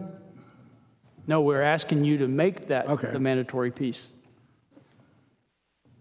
Okay, Senator Bedford. Thank you. Thank you all for your testimony. To follow up with Senator Hinojosa, I feel I'm hearing turf warfare here for some reason. I'm asking a direct question, okay? Why were you turned down? Do you know? Was the reason explained to you? And obviously the fact that it's been reversed a week ago is not coincidental. I'm just lay it out. All right, so T. Cole, and you heard him testify, Colum testified that they are responsible for licensing and credentialing. So I'm not sure why there's this lean on T. Cole also for the actual training and application. I don't know that that's necessarily their best arena. T. Cole may have a very good reason why they can't use a sole provider like Alert to deliver a course. But T. Cole's going to have to answer that. I can't for the life of me think of a good reason why Alert could not have been a course equivalent from the onset 2 years ago. Well, and Chief, quite frankly, what I'm hearing is that we got pushback on school marshals. We got pushback on Alert. I don't like what I'm hearing because these are solutions to problems. And I'm glad you're a proponent of the school marshal program because if they had this last piece, okay, then I think they would be as well trained as we could make them. I'd clarify one thing. T. Cole was never resistant with the school marshal. What we're saying is we want to add the required 16 hours also for school marshals, just to clarify the testimony. Well, I'm hearing that there may be some other dampening issues that are on total numbers and timing and training. But at this point in time, we need the right training with as many people as possible deployed into the classroom area or the campuses as soon as we can. And I'm just, when I hear what I consider to be a turf war, I'm just going to ask direct questions because it's got to end because we need to do the right things for the kids, which is get the right people in front of the bad guys as fast as we can with the right training. Thank you for your forthright testimony. Thank you, Mr. Chairman. Thank you for your testimony. We had some excellent suggestions, and I know that everybody was very impressed with the list that you provided. Could you tell us, please, to what extent there is communication and collaboration with school personnel in terms of being prepared for an active shooter and in responding to an active shooter? That is going to be a very locally based answer because they're very different. I know I can speak to my jurisdiction as well. We have a great relationship with my school district. We train in the school district, in the school buildings all the time. We have a great relationship with the superintendent. We call each other all the time, talk, so there's great communication. I also know, though, I've talked to several other chiefs that is not the case, that there is some, to use Senator Betancourt, some turf wars that are going on between the two jurisdictions. One specific question that came up from technology is we believe that cameras are a great tool, and cameras should be in all the schools, and the police department should have access to those cameras at all times. I had a chief that called me, emailed and said he can't get his superintendent to allow him access to see their cameras. Don't understand why, and so we're trying to work through those details. So it's not universal. It's a very unique and locally based issue. But the more that we can work together between ourselves, the TPCA, I know we have the ISD chiefs will be talking in a minute. Our relationship is great. We're trying to continue to push that down every day. Thank you very much. When the sheriffs testify, we're going to distribute to the committee members a letter from Sheriff Martin Cuellar from Webb County. And he specifically requested more active shooter emergency needed equipment, including ballistic helmets and breaching tools. And he says that one of the huge problems is technical difficulties related to radios. Would you agree with that need, and would you have anything to add to that? I'm going to let Stan talk about the breaching tools, but on the radios, I want to talk because y'all did cover that a lot earlier.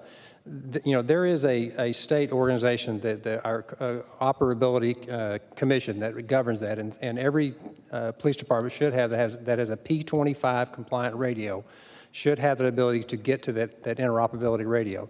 The problem is always that, in the middle of a battle, it's tough to remember which button to push and which one to go to, and it's just difficult to do so.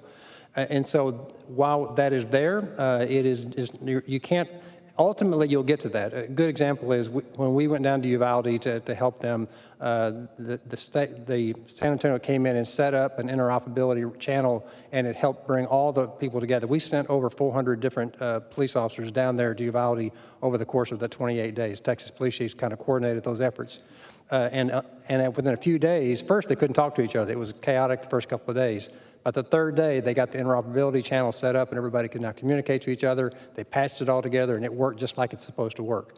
It's that initial foray when you're in the heat of the battle, it's difficult to do so. On the in-building, and I'll let Stan talk about it, just for clarification, the requirement that there be in-building radio coverage is an International Fire Code issue. It's Section 510 of the National Fire Code, and that is something that is governed by the local fire marshal. In my jurisdiction, we require our school district to comply with that 95% within the buildings, 99% in critical areas in all jurisdictions, in all buildings. School districts are a requirement. So we actually make the school district, when they construct a building, do a test to validate that that is the way. If not, they have to put in what is called a distributed antenna system, a DAS system.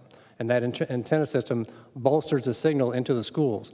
The problem that's going on right now with new construction, the windows that are being put in are great for knocking out the ultraviolet light, but it also is damaging to the radio signals. And so you have this confluence of construction that's improving that's also hampering the radios. And so the DAS systems are the only way they're going to solve that within the buildings themselves. So that's one clarification information I want to give to y'all from this conversation you had earlier. I'll let Stan talk about the tools. So you know where I'm located in San Marcos, sandwiched between two large metroplex cities. I will say this. My officers do not have helmets. My officers probably have access to a total of 12 shields for the entire patrol division. My officers probably have access to 10 sets of breaching tools. That is it. But you're not going to sit here, you're not going to hear me say that what transpired in Uvalde was because of a deficiency in equipment. It was a deficiency in commitment, not equipment. Yeah.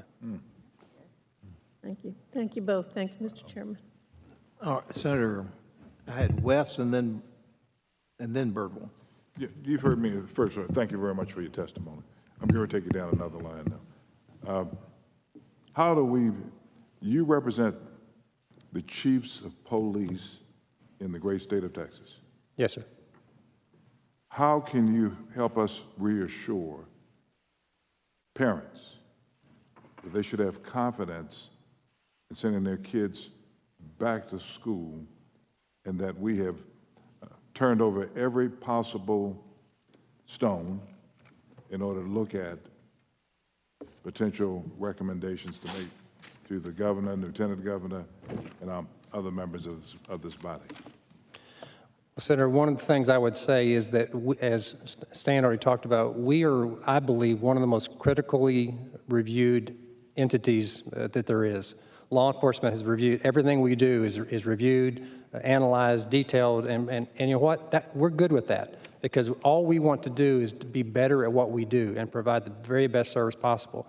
There is no one that was more upset about what happened up in Minnesota than every police chief around here. And we said so very loudly and clearly to our communities. That is not acceptable behavior. You're talking about George Floyd? What happened to George Floyd, yes, sir. That is not acceptable behavior. Sure. Likewise here, as Stan's already said, what happened in Uvalde is not acceptable behavior in the eyes of the law enforcement community in the state of Texas. That is not what we've trained for. I've had police chiefs cry on my shoulder because they don't understand how we can spend so much of our lives as police chiefs, stand for 20 years teaching this course, and yet we're still here. We're still repeating the mistakes of Columbine and all the others before. We don't understand how we can beat at that point, but we're committed to finding solutions to it, which is why we're here today. We want to make sure we give you tangible solutions that we believe are actionable things to be done. Not every one of our members agree with everything on there, but we believe that it's important that we take a stand on these issues. One of the other issues that I'll bring out there that I've already been publicly commenting about is I believe that there are reasonable measures and gun measures that we can do in the state of Texas. Raising the age from 18 to 21, I don't believe is an infringement. I believe there are other things on there that should be considered. We as police chiefs believe in the sanctity of life, and we believe in protecting our communities, and we also believe that sometimes that costs us our own lives. I'll just share a quick personal story. When the event happened in Uvalde and I went home that night, my wife, who's been married 37 years, I've been a cop now for 40 years, so that's all she's known. And she told me very clearly, she goes, I love you to death, but I would expected you to go in that door because that is what you're supposed to do. And that is what the commitment of 99.9% of the police officers in the state of Texas, I believe, have. And I assure you, and I assure the community, that that is what the police chiefs of this association, of this state, stand for every day. So in terms of turning over all stones possible to booster the confidence of parents, you would recommend that we kind of look at not doing away with Second Amendment type issues. Second Amendment, obviously can't do that, but also look at some reasonable regulations in terms of when someone can purchase a assault weapon?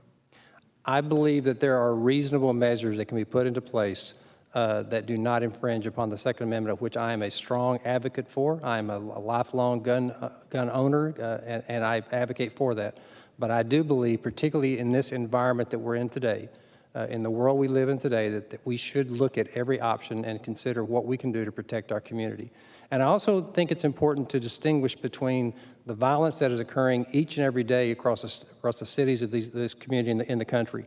What's happening in Chicago, New York, and everything else is not the same thing as what happened in Uvalde. Those are two same basic problem, but two different issues. And we need to make sure that we don't conflate the two and go after a solution that really is not going to have any impact. We're not going to probably solve the issues with gun violence in the streets of Chicago by whatever we recommend. But if we can keep an 18-year-old from going down and buying a weapon and going out and shooting a school, I believe that some reasonable measures are appropriate to do so. I would add to that, I think we need to consider expanding on a criminal penalty in Chapter 46 of the Texas Penal Code related to straw purchases. Yeah. If Jimmy is ineligible to purchase a firearm, but he comes to me as a friend and he tells me, I can't purchase the gun, would you purchase it for me? And as a friend, I purchase it for him. We believe that in the state of Texas, there should be a state penalty for that. There is not. There is a federal penalty, but it's prosecuted at about a 2% rate. So you need to give us the authority at the state level to look at those types of gun purchases to address those in state courts. What about red flag laws? I'm sorry, sir. What about red flag laws? Red flags. Red flag laws are something that is certainly it's more of a political issue than not, but I believe, and we as a TPCA have been supportive of the concept, but we've yet to see a operational method of which to accomplish that. If we can get together and find some operational measures to solve all those issues, conceptually, I think that there's good things about those things given certain criteria. I've just not seen one yet that accomplishes all the things that we would ask for it to do.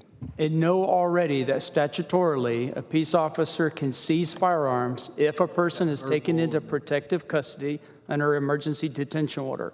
Pursuant to the Health and Safety Code, Chapter 573, we can already seize firearms if the person is detained for their own welfare.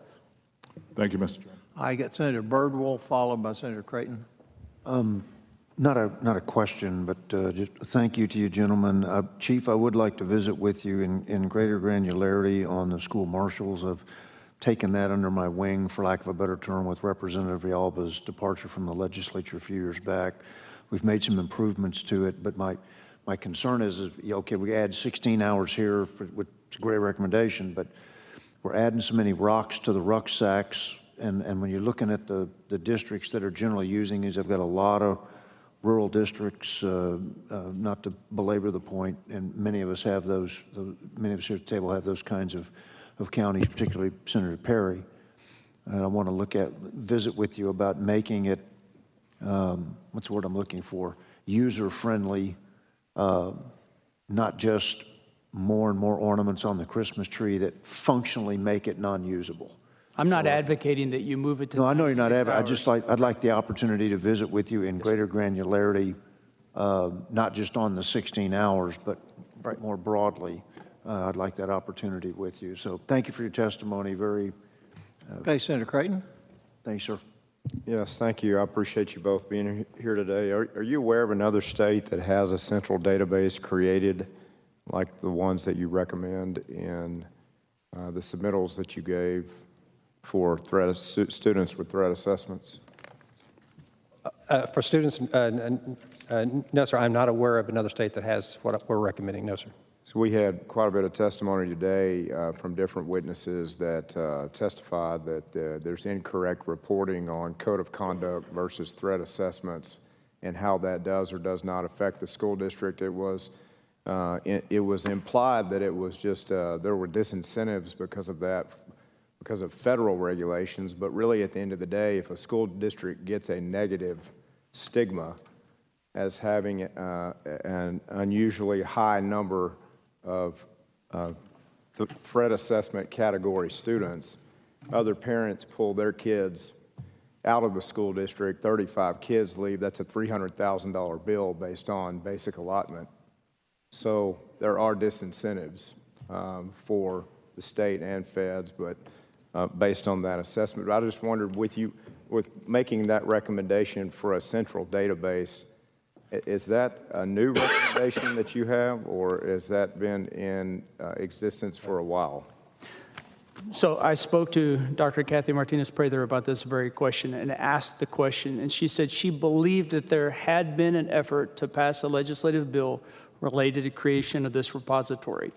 If there is not an independent repository, then it could lie with the TEA. The issue that we have as it relates to these threat assessments is if the parent disagrees with the actions of the school district, they simply take their child out, put them in another school district. The threat assessment does not follow them to the new school district. That's why you have to have it centralized where there's information sharing with the school districts to protect everybody else. Well, school districts don't really know where a lot of these students are when they leave the school district. In fact, the burden is placed on the school district by state law that unless they track the student and understand where they have actually landed as a destination, then there's a penalty for that. So, yes, I don't think the assessments move from district to district. That's because correct. A lot of times the district really doesn't know much at all about where these students end up, and their conduct doesn't travel if they do know. So I just wondered, how much thought and how much development and time had been put into that recommendation.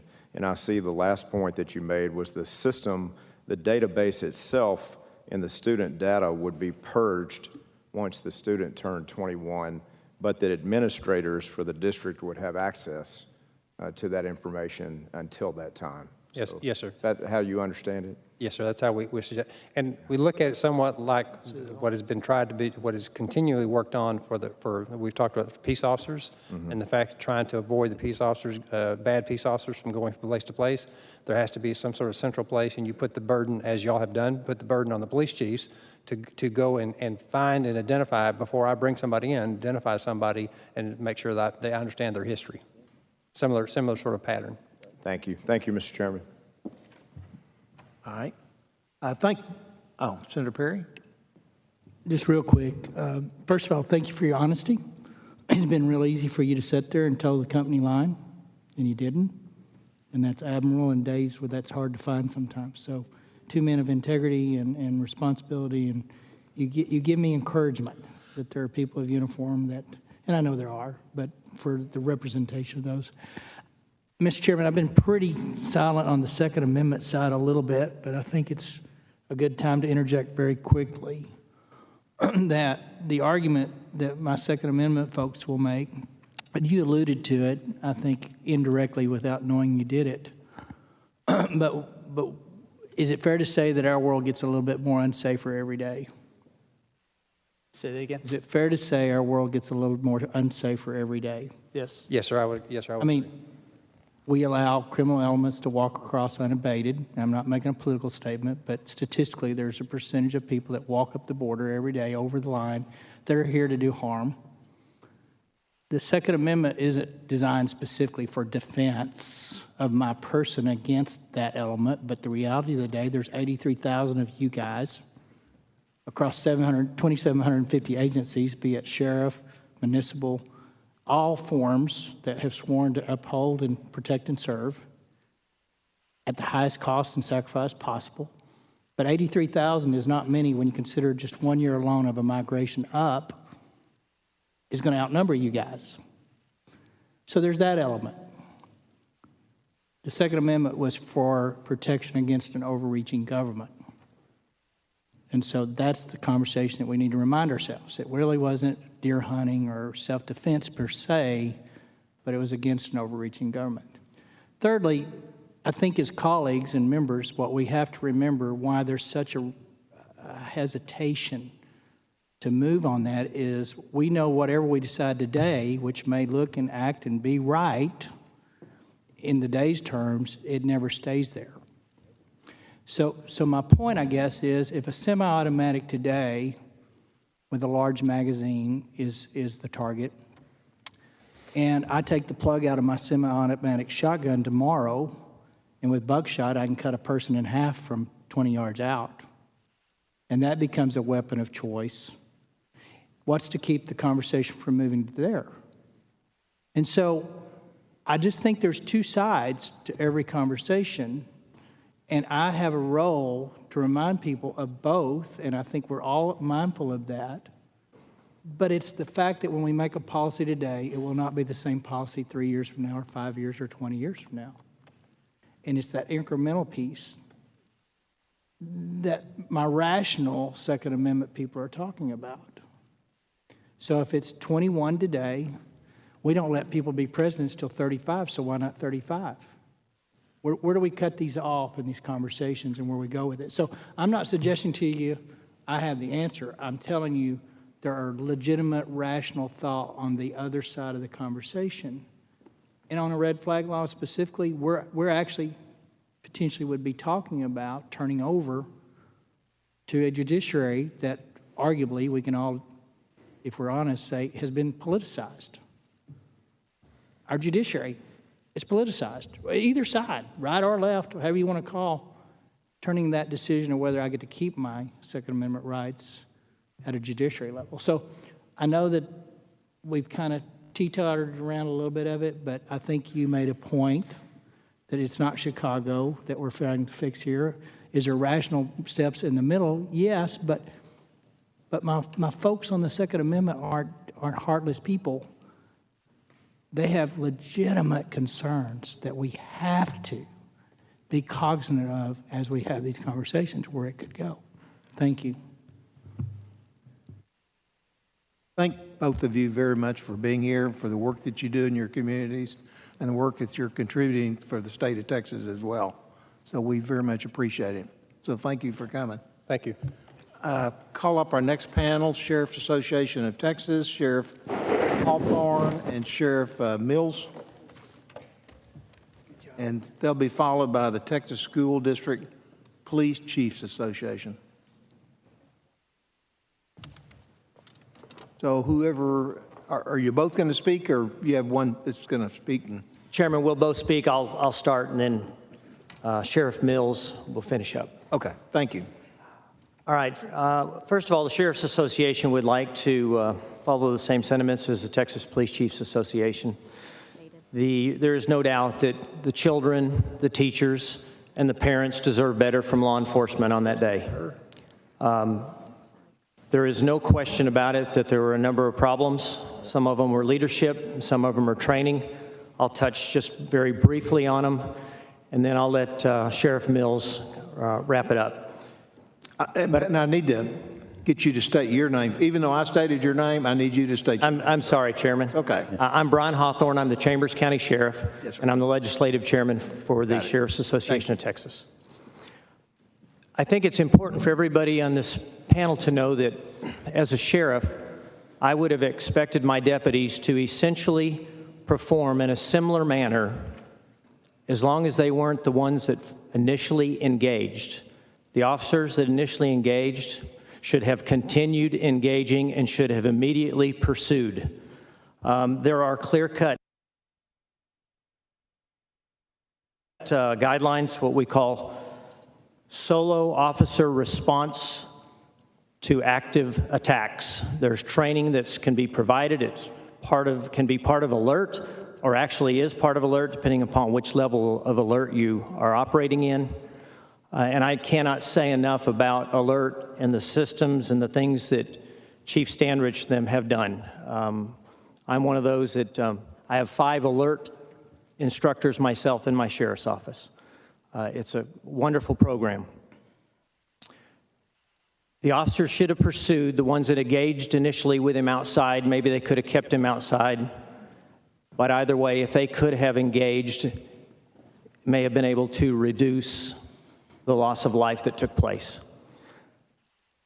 From a leadership perspective, from the deputies and the troopers and everybody that showed up upon the 911 call, we are trained. I'm retired from the Department of Public Safety. Many of you know that.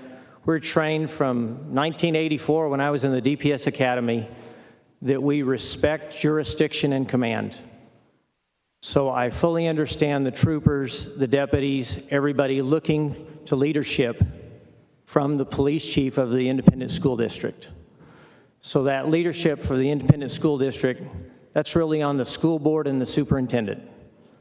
Bottom line is, I would think the voters would remove me from office if I don't show the leadership necessary to be a good sheriff and to keep the right people in my command to make sure that we have the training necessary for those men and women to engage. Multi-jurisdiction responses are very unorganized. They will always be unorganized.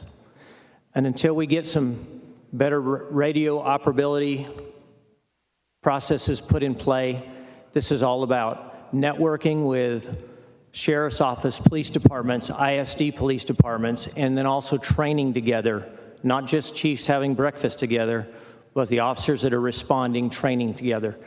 And that's a rare thing. We all know each other, but we rarely train together.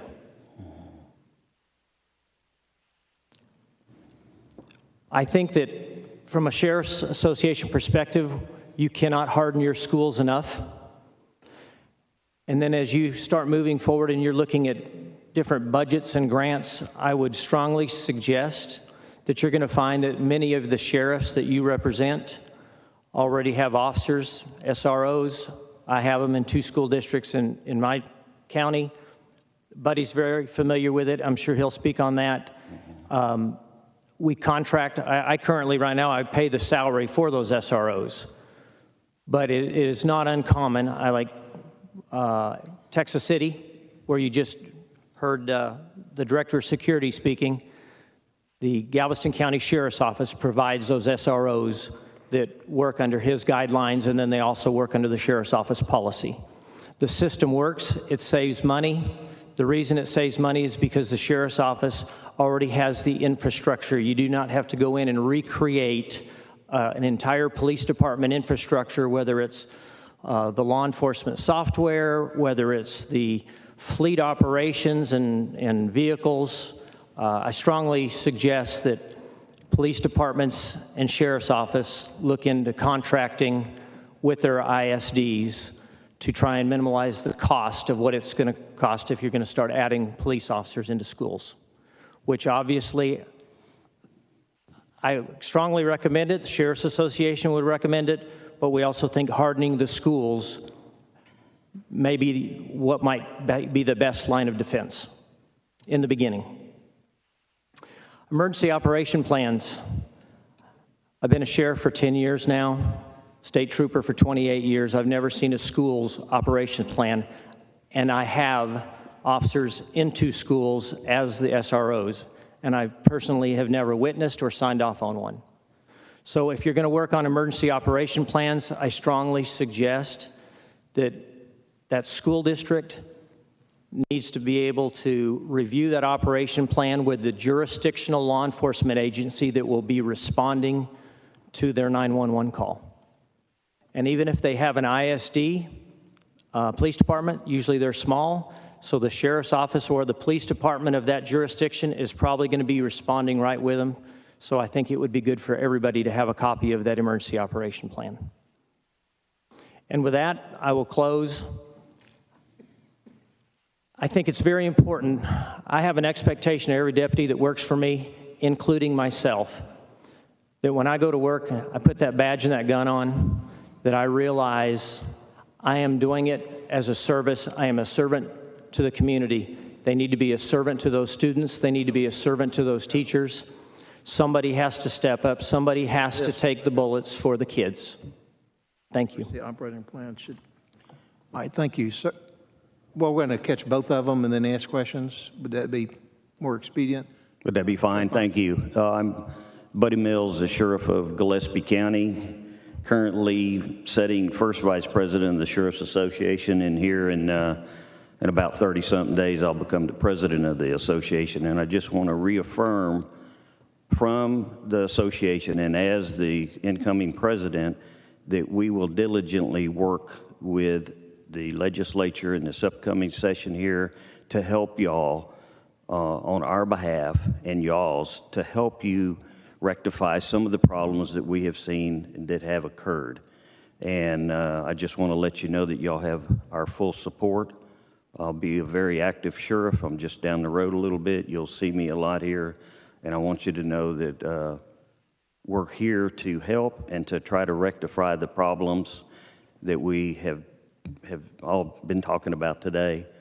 And I want you to know, like Brian said here, the hardening of the schools and the training that the officers get and the ability for everybody to work together, because there's not any difference when you all arrive at the scene except the color of your uniform. Other than that, we're all dedicated and sworn to protect and serve.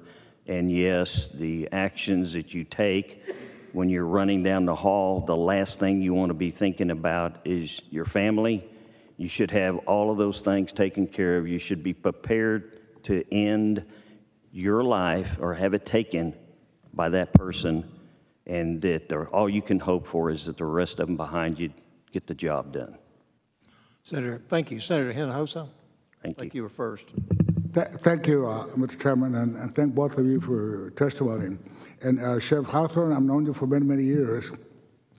Out of your testimony, I agree with you, except for one point. And I agree that when you come into a chaotic situation and there are 2, 3, 4 different officer departments, from DPS to local sheriff department to police department to school police, initially, yes, the people there on the scene and the site are in control. There's a police officer in command. But after you can't be there for an hour and a half and understand what's going on and not take any action to try to, again, rescue, especially children, they have nothing to fight back with but crayons. So with that portion of the testimony, I don't quite agree with it. I think initially you're right. Once you assess the situation, you got to take action. You can't wait for an hour or 15, 20 minutes while people are getting killed. And that's the only thing I would disagree in terms of. I do not disagree with exactly what you're saying, Senator. I mean, after a while, somebody has to take the action. And I think that some of the Department of Public Safety employees and some of the Border Patrol agents and others, I think, wanted to. Yes. From everything I'm understanding and I'm hearing and being briefed by people. But I want everybody to understand that from a sheriff's perspective, I would never want my deputy to take over the scene of a jurisdiction in which there is a chief of police, whether it's of the city or of the school district or of the hospital district or of the municipal. I mean, y'all have allowed a whole lot of police departments, and there's a lot of them. And the last thing I want is a sheriff's deputy that is working under my name and an extension of my arm to take over something unless it becomes, at this point, ludicrous. I fully understand. Yes, sir. Thank you for your testimony. You bet. Mr. Chairman, thank you. Just a quick question. In terms of the local threat assessment teams or security teams for school districts, I know they have a lot of different persons on those committees. And my question specifically in the multi-jurisdictional area, do the sheriffs and other law enforcement officials normally sit on those committees and have input into the security process? So the answer to that is yes, many of us do. And I will tell you that the 2 school districts that I personally have deputies assigned to, although we've never seen the plan, we regularly, every summer, we do alert training and we use our simunitions in the schools. Just so we understand the layout of the schools, we do our training and practicing there. So schools work very well with sheriffs and police chiefs. I just don't think there is probably enough memorandum of understanding and contractual agreements that are put together. So that would be something I would strongly suggest that I think the Sheriff's Association could truly endorse, and that is having a better network between superintendents and principals and the jurisdictions within that school, and then that outside jurisdiction like a sheriff's office that may be responding for that backup or to assist. Sure, and I understand it, but I would really think and would recommend highly that if sheriffs are sitting on that committee and developing security plans, safety security plans for our schools, that you see the plan itself before it's sent back to the center in San Marcos, because again, you need to know what all the moving parts are, because it's real clear that everyone didn't know what the moving parts were in Uvalde, and if everyone's not on the same page, unfortunately, these are some of the results that we get. Senator, could I answer that, please? I actually do sit on school board committees where they do the safety plans. The police chief in Fredericksburg takes care of that. We're a small county. We don't have a lot of officers there, and we support each other wholeheartedly in our endeavors. And so by setting on those, we do make, or I do, and listen to the recommendations that they make for fencing, for security, for access, and all that. I've got the ability to open any of the doors throughout the area. It would seem as though that before the plan is sent back to the safety center, that the board or the committee would have signed off on the plan, saying, we take a vote, saying this is what we're going to do, and then send it back to San Marcos to the safety center. Is that not the procedure? No, sir, I have not done that at this time. We're going to have another meeting here in August to be going over that, and I'll ask them at that time if there is a deal where we all sign off on it in agreement of that plan. It seems though that would happen before you send it back to Safety Center. Thank you, Mr. Chairman. Senator Kokorsz and then Senator Bettencourt. Thank you, Mr. Chairman. And along Center West line of questioning, when, again, I met with a lot of different personnel and superintendents, that was one of the questions I asked. Who is the incident commander? It was very interesting. Every school district kind of answered it differently. If you had a police chief, I mean, one of my larger school districts said absolutely the police chief is the incident commander.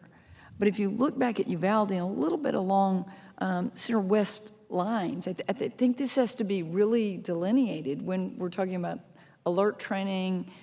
Sheriff Hawthorne, you talked about how we all know each other, but we don't always train together. So just if I could, the police chief from Uvalde, this is in a Tribune article, assumed that some other officer or official had taken control of the larger response. He took on the role of a frontline responder. He said he never considered himself the scene's incident commander and did not give any instruction that police should not attempt to breach the building. And so all of the conflicting reports, you heard Director McCraw today, one of the things that was chilling to me, when we know that one of the reporting law enforcement officers had a wife in the classroom, And I had asked myself, how did that spouse not go into that classroom? We learned today that he was disarmed when he attempted to do that. I believe my ears heard that correctly. And so I we talk about the 1 hour and 14 minutes. You've apologized. And we love our law enforcement, but I think preventing the repeat of this with some of our bravest heroes, which wear the badge, is the effort in these questioning center hands. Myself, each one of us have played around the edges on that. And I don't know, Mr. Chairman, if we need to put that in statute to say each school district must identify an incident commander, keeping in mind, and I'll ask this as a question, personnel change. Personnel change. It's part of your plan. It's a part of your plan, but as you say, you haven't seen the plan. So I think one of the things that personnel changes, like we have promotions or they go to another jurisdiction. I think it's complicated. So I think one of the things that makes that very complicated is you could very easily be a day that the chief of police of the ISD is on vacation or he's off to training somewhere. So it really drops back to kind of what Director McCraw said. It's really our indoctrination in law enforcement. We're paramilitary. Chain of command is extremely important. I mean, we terminate people for violating chain of command in law enforcement, right? And so it all boils down to that jurisdictional boundary. And what I will tell you is that I'm a sheriff's office of 135 personnel, 75 sworn. And when something is bigger than I can handle, I know to turn to Baytown Police Department or the Beaumont Police Department's tactical team to come in and relieve my tactical team. And I can honestly say that this ISD chief of police should have yielded his authority and said, I'm not prepared for this. Somebody else needs to take this over. Mm-hmm. This was a leadership problem, truly a leadership problem.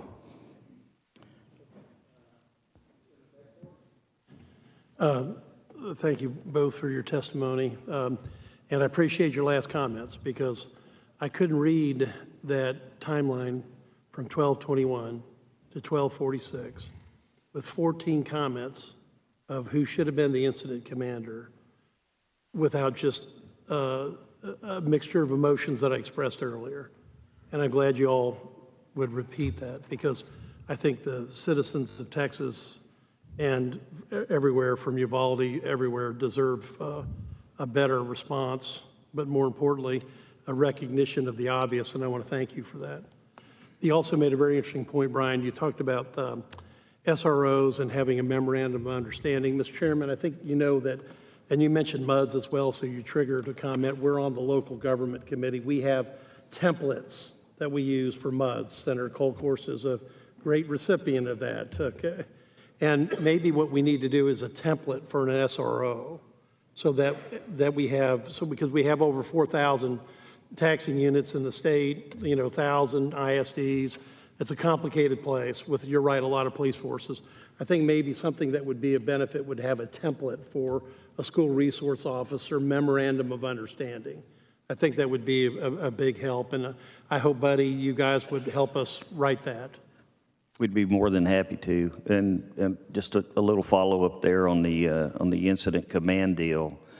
By the time, unless I'm right there around the block or Brian or somebody, we're going to be way behind on what actually happens and occurs. And as it was stated earlier today, the action has to be immediate. And I don't care if he's got 2 weeks on, 2 years on, or 27 years in active law enforcement, that in a threat situation like this, the action has to be immediate.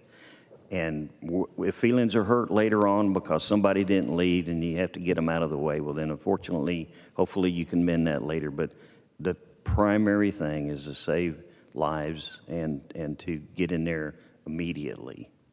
That's what you have to do. It's what we're sworn to do. And, and I'm glad to hear that's the leadership you all represent. want to thank you for your comments, but I think maybe a standardized memorandum would help, and it would also help with identify costs too. But more importantly, I appreciate y'all's leadership and your direct response to it. Thank you. Absolutely. Setting the example. Your comment about making sure the emergency operating plan for the school, they go over it with the local law enforcement, I wrote that one down. That does several things. One is it gets y'all understanding how the plan works, and it also assures we've actually got a plan, and the school understands how it works. Yes, sir. And most, I can speak for most sheriffs, and I think same for the police chiefs. They know their superintendents well, but the problem is we're probably not communicating with the most important things we need to, and that's the safety network of the children. Thank y'all very much for what you do and the service to your counties and to the state. We appreciate your testimony. Thank you, Mr. Chairman. Thank you. Okay, with that, I call up the Texas School District Police Chiefs Association, Chief Solomon Cook, Humboldt ISD, and Chief Bill Avera, Jacksonville ISD. And the next after them will be the Texas Association School Administrators. Whichever one of y'all wants to start out, please state your name for the record. Good evening. My name is Solomon Cook, Chief of Police for Humboldt ISD, and I have here Chief Bill Avera, Chief of Jacksonville ISD Police Department. I want to thank you all for allowing us to be here today representing the School District Police Chiefs Association and the officers, the ISDs. I really hate the reason that we're here, but I'm glad that we have an opportunity to talk to you. I have served as a Texas peace officer for the past 46 years. Out of that 46 years, the past 26 years has been mostly, almost 20 of it, as police chief of a school district police department. I want to read something to you real quick, please. First responders to the active shooter scene will usually be required to place themselves in harm's way and display uncommon acts of courage to save the innocent. First responders must undergo and accept the role of protector and be prepared to meet violence with controlled aggression.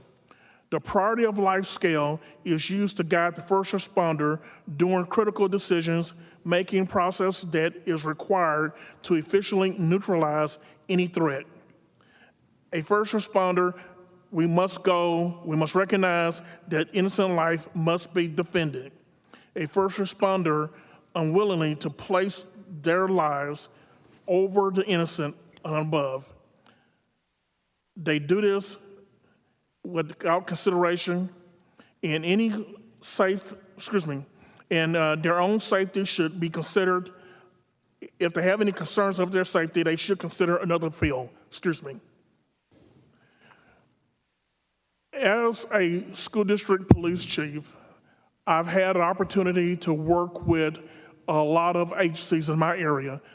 I'm in the Houston area, and I also serve as the Houston representative to the Texas Police Chiefs Association on the executive board. I work with this gentleman that just left previously. In our area, we have collaboration. We work together for the safety of our children and the staff in the Houston metropolitan area. My district covers 2 cities in Harris County and a tidbit of Montgomery County. We never have an issue over who's in control. We always work for the benefit of our citizens. I'll now turn it over to Chief Bill. Thank you very much. I'm Bill Avera, Chief of Police and Emergency Manager for Jacksonville ISD, and also First Vice President of the Texas Police Chiefs Association. And I too want to add my profound sorrow and say I'm sorry, as well as the TPCA, for what transpired in Uvalde. This has been very difficult for all of us. It's been difficult for me personally because Uvalde looks a lot like Jacksonville. There's about 15,000 people. There's 8 school campuses. There's about 4,000 students. So it looks a whole lot like what I do every day. This is my 46th year in law enforcement too, and I have had the pleasure of knowing the distinguished chair of this committee for over 40 years. And it's sad that we have to come here and have these conversations, but we will get better. I would agree with everything that's been said today in the last almost 10 hours for all of us, and for y'all especially, to have to sit here and listen to us sometimes ramble a little bit. But this is important work. And I'd like to just address some of the things I've heard today and maybe make a couple of new points as we go along. Questions were asked a little earlier about a bill that has a database for following threat assessments.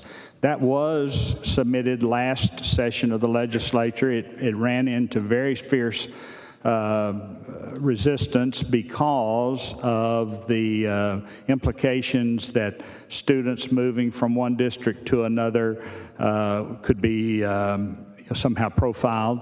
That also would help us when they come into our district to know that they have had issues.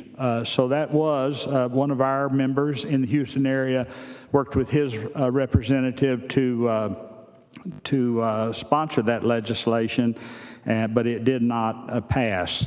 And so that would be very helpful. In terms of school marshals, I'm an ISD police guy. I like police officers. I'd rather have police officers, but I understand that I've got to do what I've got to do to protect my school, my 4,700 students, and my 1,000 staff members, of which one is my wife. And there's no way in the world that I wouldn't do anything humanly possible to protect her in her classroom. And I'll tell you straight up, for a 24-year educator, she said, "Honey, please don't make me carry a gun in my classroom." And I said, "I'm going to do everything I can do, dear, to make sure you don't ever have to carry a gun in your classroom." But school marshals, I love the idea of adding alert. Should have been there all along. It's an 80-hour curriculum. It needs to be added to. But here's the issue with the marshals. TCOLE has controlled who can teach that course since its inception. There are 2 providers in this state that can offer the marshal training. That has to change. I've had 4 police academies in East Texas call me in the last 4 weeks wanting to know how they can get their hands on a copy of the marshal curriculum. I visited with Superintendent Craig Besant of the Abilene Wiley ISD, who is the state school marshal guru, if you will. And he reminded me about the issue with the availability of that curriculum. So that is, I think, a statutory thing that needs to be addressed, and I hope that you will encourage them, TCOLE, to relax those licensing provisions. Another area where we could get immediate help is retired peace officers. Retired peace officers are out in our communities, whether they're from cities, counties, municipal, ISDs or DPS or others. The process to get their license renewed through TCOLE is onerous, to say the least. It takes forever. And so, I understand that they need to be current in training. They need to have a current psychological, and we're happy to do that. But we do have those people. Talking about, we had a lot of talk about social media and a lot of talk about threats earlier today. I'm going to tell you the biggest problem I see is the breakdown in the family. We don't have 2-parent. I grew up in a 2-parent household. If I got in trouble at school, the little birdie called my house, and I was in trouble when I got home. Yeah. I was a young police officer when I finally figured out who the little birdie was. I called a friend of mine and said, "Sir, your son is doing some very, very dangerous things that's going to cost him his life." And he thanked me for that. And it ultimately did cost the young man his life. But Dad knew about it, and he at least had an opportunity to correct it. So we don't have those things going on anymore. Well, we do have a lot of trauma amongst our students. I'll tell you an instance of what happened in Jacksonville recently. We had a young male in our middle school, very hard time in life, going through puberty. I understand that, going from childhood to adolescence. This young man had had several referrals. The school administration kept telling me, Chief, we're having trouble getting a hold of that student's parents. You know what we learned? Senators, the parents the child had blocked the cell phone numbers in their cell phones of the schools. So mom couldn't get a call from the school to even be able to address that. So that's something we need to have addressed. Social media is the scourge of the world, I'm convinced. I like to keep up with my friends and family's pictures on Facebook as much as anybody, but I'm going to tell you this. These young people, I've seen those kids have 6 or 8 or 10 accounts with different names, and they're doing all kinds of things on social media, and they have it blocked down to their very specific realm of friends. So unless someone sees something and says something, we can't do something about it. Because if you start looking at that stuff and trying to take screenshots and doing that, it lets the person know. And I don't think either one of my district judges wants to be woke up at 3 o'clock in the morning to sign an evidentiary search warrant to make TikTok or Instagram or Snapchat happy so that they can release that information to me. We have to have some additional help there. I've heard a lot of talk about access to buildings. Every police officer in the Jacksonville Police Department has a key fob that opens every exterior door on our campuses. I spoke to my maintenance director and superintendent while I was here today, and I told them, we are going to make sure by the time school starts that every door on our campuses is opened by one key. That has happened for the most part. We do have an older building that has to be rekeyed, but you know what? That can get done, and we will do that. The firemen also have fobs. They can come in. I've heard a lot of talk about cameras. The police would like to have access to cameras. The biggest issue to access to cameras in my district is we had to get everything converted to video over IP or internet-based. Hardwired, like many of our buildings are hardwired from the camera to the DVR to a monitor. No, they cannot be monitored by outside agencies. And when the IT people tells them, well, we can't do that, it's because they haven't converted over to the modern technology. We are, and we are continuing to make that access available. Now, mental health and behavioral threat assessments. The teams exist, they work, they need to be strengthened, I think. All of us can have more training to those kind of things. But there's a lot going on in our kids' lives that we're, the school, I watched a gentleman make a presentation yesterday, and he says the definition of in loco parentis has changed in our society. Because used to the school district was in loco parentis. They took care of we took care of their children for 8 or 10 hours a day. In this picture that the gentleman showed were, police officer, paramedic, firefighter, doctor, nurse, school, teacher. So in loco parentis looks a lot different. Do we need more mental health counselors and professionals in school? Absolutely. Absolutely we do. We could follow those kids better if we were able to do that, if we had that support. I live in a county, in Cherokee County, where I share a mental health authority with Anderson County. And since 1976, the state of Texas, unfortunately, hasn't adequately funded mental health services in this state. That was when we started moving people out of mental hospitals, out of the state hospitals, into community-based mental health. And we didn't adequately fund it then, and we've not adequately funded it for many years until the recent infusion of the $100 million for creation of the Mental Health Consortium. So hopefully we'll be able to have more mental health professionals that will be able to serve our schools. Now, I'm going to mention two other things, and then I'm going to stop. I've heard a lot about radio interoperability. It would be nice if all school districts had access to P25, but unfortunately, at the time that P25 came out, many districts had gone a different direction, not knowing what the standard was going to be. And all of a sudden, some of us end up with DMR and some other radio platforms that are not compatible with P25. And to convert ours over to P25, we're going to need some help, because I just put $25,500 in adding repeaters and antennas and things to ensure my radios work in all my buildings, that now I've got to pull all out and replace with P25 because the local agency just upgraded a few weeks ago. So that's going to be, there are going to be a lot of small school districts in rural East Texas and rural West Texas. Senator Perry, I've worked in Brownfield for a while, so I'm familiar with your part of the world. Love it out there. And Senator West was, I spent 12 and a half years in Dallas ISD, so I get it. I get all this. Finally, about truancy.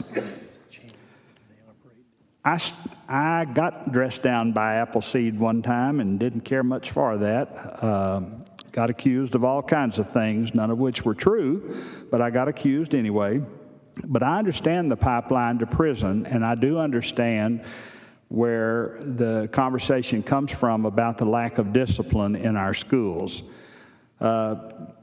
The school district police used to be more actively involved in discipline, and we passed a couple of laws a few years back, Senate Bill 393 and 1114, that pretty much decriminalized all school offenses. To a certain extent, we can still do school offenses, and my agency does, but it's a more onerous process. We have to write an offense report, we have to take witness statements, and we have to go file the report with the city prosecutor or the JP or whoever it is. We can no longer just write that citation. But I watched a lot of people ring up $500 citation in Dallas, and they couldn't pay it. And it didn't change. Writing 6,000 tickets in a year didn't change a lot of behaviors. So if you ask me, am I in favor of going back to writing tickets in the classroom? Not really, because I've seen it where we wrote 6,000 a year, and I've seen it where we've written 0. And so we do have to have some more interventions, though. We've got to figure out ways to make discipline work better. Truancy doesn't get filed because most judges don't want to take it. We have kids that miss 30, 40, 50 days in a year. Our administration prepares packets. I carry it to the judge to be reviewed. That's the last I hear of it. We can't hold the students accountable for truancy until they're 17. I didn't count them. So we're at a catch-22 about what it costs the school district money for them not to come to school. So we don't know. We have our hands tied. We really don't know what to do about truancy. We have 311 ISD police departments in Texas that comprise almost, I think it's 3,500 officers, 3,456 officers. We teach our officers that you may be the only person going in. You're a single person on a campus, you've got to go in until the next officer gets to you. We got to get 3 to 5 minutes. That's how long we got to keep them out. Statistics have shown that's how long we have to keep them out. That's all. We can take care of it after that. I will close with this. 90% of the people that are going to shoot up our schools, we know. They're internal. They're either students, former students, or someone connected to a student or former student. We know them. We know them very well. And we've got to figure out a way, even in rural Texas, where money may not be as plentiful as it is in some of the major metropolitan areas, to get that trauma-informed care all the way from pre-kindergarten through the 12th grade. And then we have an opportunity with school psychologists, behavioral specialists to know and learn what was the trauma that, and when did that happen? Was it between grades 4 and 5? Was it between, did someone die? Was there a breakup of the family? So we support our ISD police departments. We support the TPCA and the Sheriff's Association of Texas. I'll tell you about my Safety and Security Committee. All those people are on it. They show up every time we meet. They are part of our plan and part of our response, and I couldn't operate without them. We're about to host 5 days of alert training put on by the DPS in one of our buildings, and the local police department SWAT team just practiced in another one of our buildings before I came down here last Thursday. All right, thank you for your presentation. Senator Campbell has a question. Yes, ma'am. Thank you, Mr. Chairman. So we have a lot of highly trained veterans. What do you think about putting them on campuses to? Well, that's, volunteers present some, it would depend on, I wouldn't have a problem with it as long as they can pass a psychological and either get, the marshal, they're still going to have some training and have some authority. Otherwise, you're going to have a huge liability issue. So I have no issue with retired military.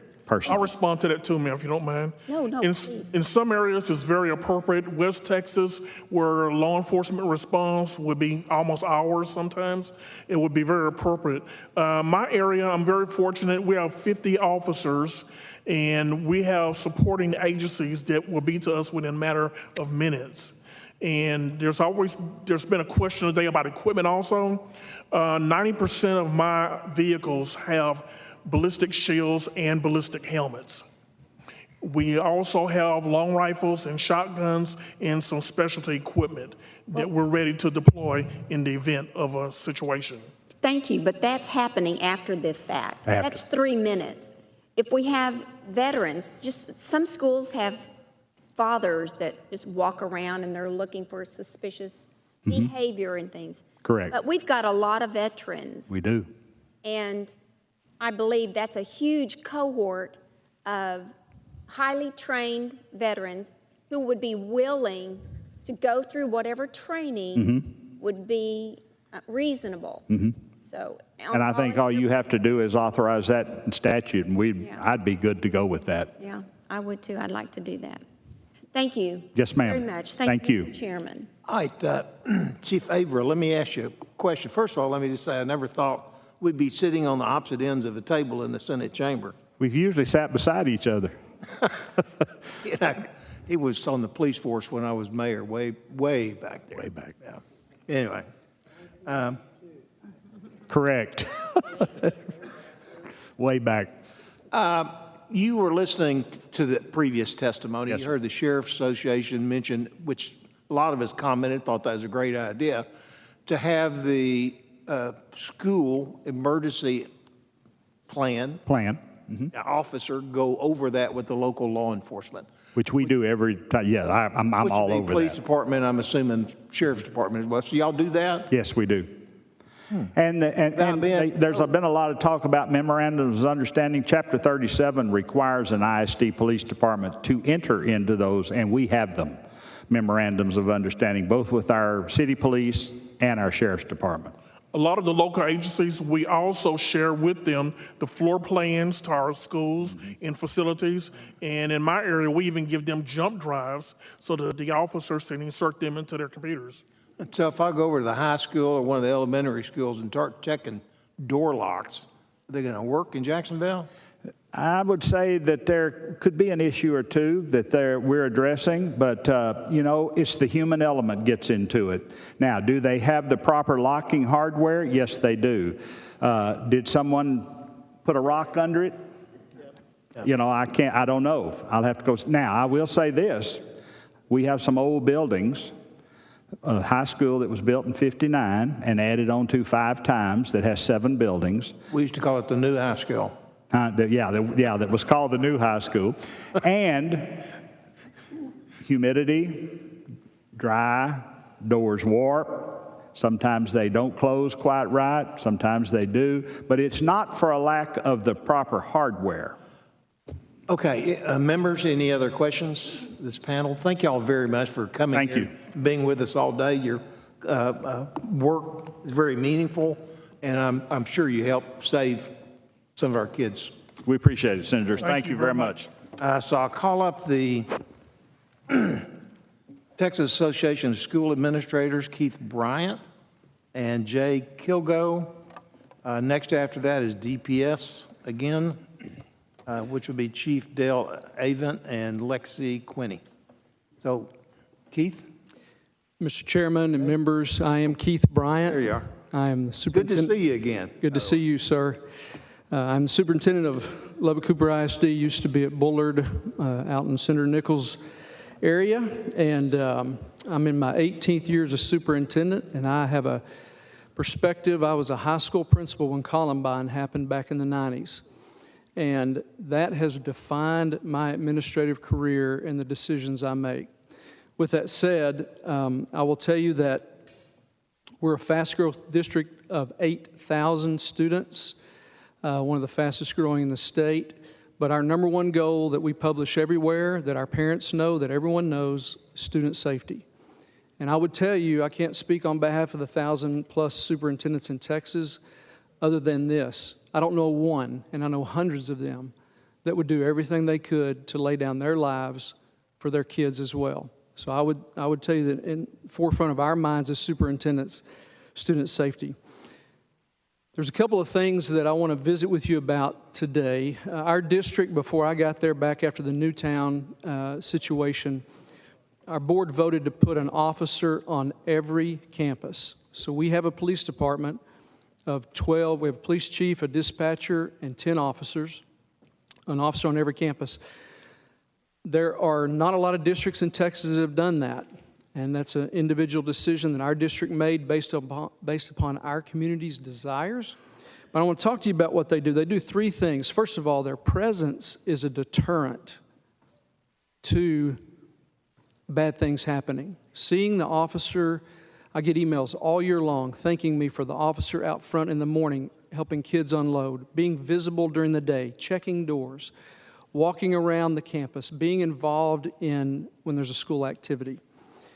So their main duty, and they know this, and I'm sure these gentlemen that have spoken previously mentioned this, but within 30 seconds is to engage a bad guy and take the bad guy down. That is their job, within 30 seconds on that campus. The second thing they do is to build relationships with students. And the reason I bring that up is because I'm going to talk about something in a minute called the human factor component. It's so important for our law enforcement on our campuses, as well as our school administrators, to know our kids. The school shooters in the 30+ schools that have happened in the last 20 years have all been kids that fit a certain behavioral profile. They're unconventional and they're fearful, and they meet that profile. And our officers, along with our administrators, can identify those kids, can build relationships with other kids. We get so much information from our students about other students that is irreplaceable. And so not only are our officers enforcing the law, they're building relationships. And thirdly, anytime our facility is open for any after-hours use, doesn't matter what the event is, school-related or non-school related, we have an officer there for safety and security. So our district PD is pretty important to us. Hardening. Certainly, you've talked a lot about that today, and I share the same belief that you do in that our classrooms should be locked at all times. Our exterior doors are all fobbed.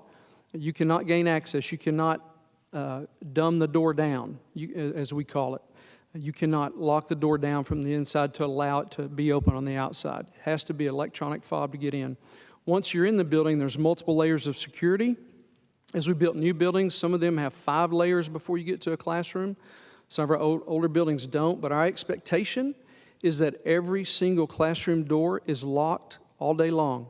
It's a challenge because kids come and go for dyslexia, speech therapy, the nurse, kindergarten kids got to go to the bathroom about every hour. Multiple things happen inside and outside of a classroom, but that is the expectation. We have, every teacher has an app on their phone. Every one of our kids and teachers have an iPad. They have an app. They punch a button. It gives a GPS coordinate. It notifies all of our law enforcement.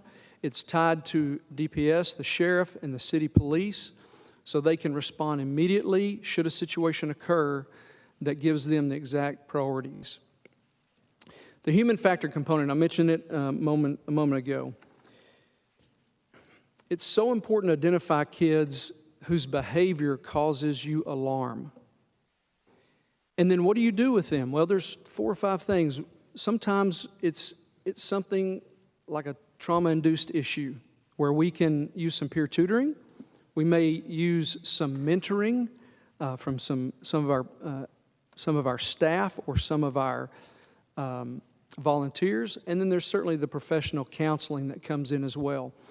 But we've got to focus on that. The hardening, the police presence, all those things are important, but please remember that the things that we can do to make sure that we are engaging with our kids and walking them through their issues to help them get through those problems may prevent issues from happening in the future. There's a point I want to make as well as we go through this, and certainly you have a right to know everything you're discovering, and our parents have a right to know everything, but we've got to balance that with some confidentiality so that we are not exposed when we have a weakness to a bad guy seeing that. For instance, we don't need to publish our floor plans of our buildings. We give those to law enforcement, but the general public doesn't need to know where every nook and cranny is. And the reason I bring that up as an example, that may be a dumb example, but there's things you're going to have to do and we have to do in our community to be accountable, but there should be a measure of confidentiality we're allowed to keep as well in order to protect our kids. Finally, the only other thing I want to mention is the school safety allotment. Fully supportive of Senate Bill 11 in 19. I know a lot of work went into that. Really good bill. Have no problem with it being a separate allotment. You do need to know that it's, as you know, it's $9.72. We have 8,000 kids, we get $73,000. My police department, all in, salaries, vehicles, benefits, equipment, training, $810,000 a year. Our district has made that a priority, but there would be a benefit to increase that allotment. I think the original discussion, if I remember correctly, was somewhere between 125 to 150 per kid. We've had those discussions in previous weeks as well with some members of the legislature. Every district is different. I have districts near me that have guardian programs and marshal programs because they have no ability to hire school police, and they're 30 minutes from a sheriff's deputy responding. There needs to be some flexibility based on size and location to be able to do some different things. But overall, the ability to handle these bad guys in multiple different ways is of great importance to your schools. And I want you to hear that on behalf of a superintendent. Sir, Jay Kilgo, Superintendent at Vidor ISD. Thank you all for having us this evening. I've been in Vidor for 15 years, 5 as high school principal, 10 as superintendent.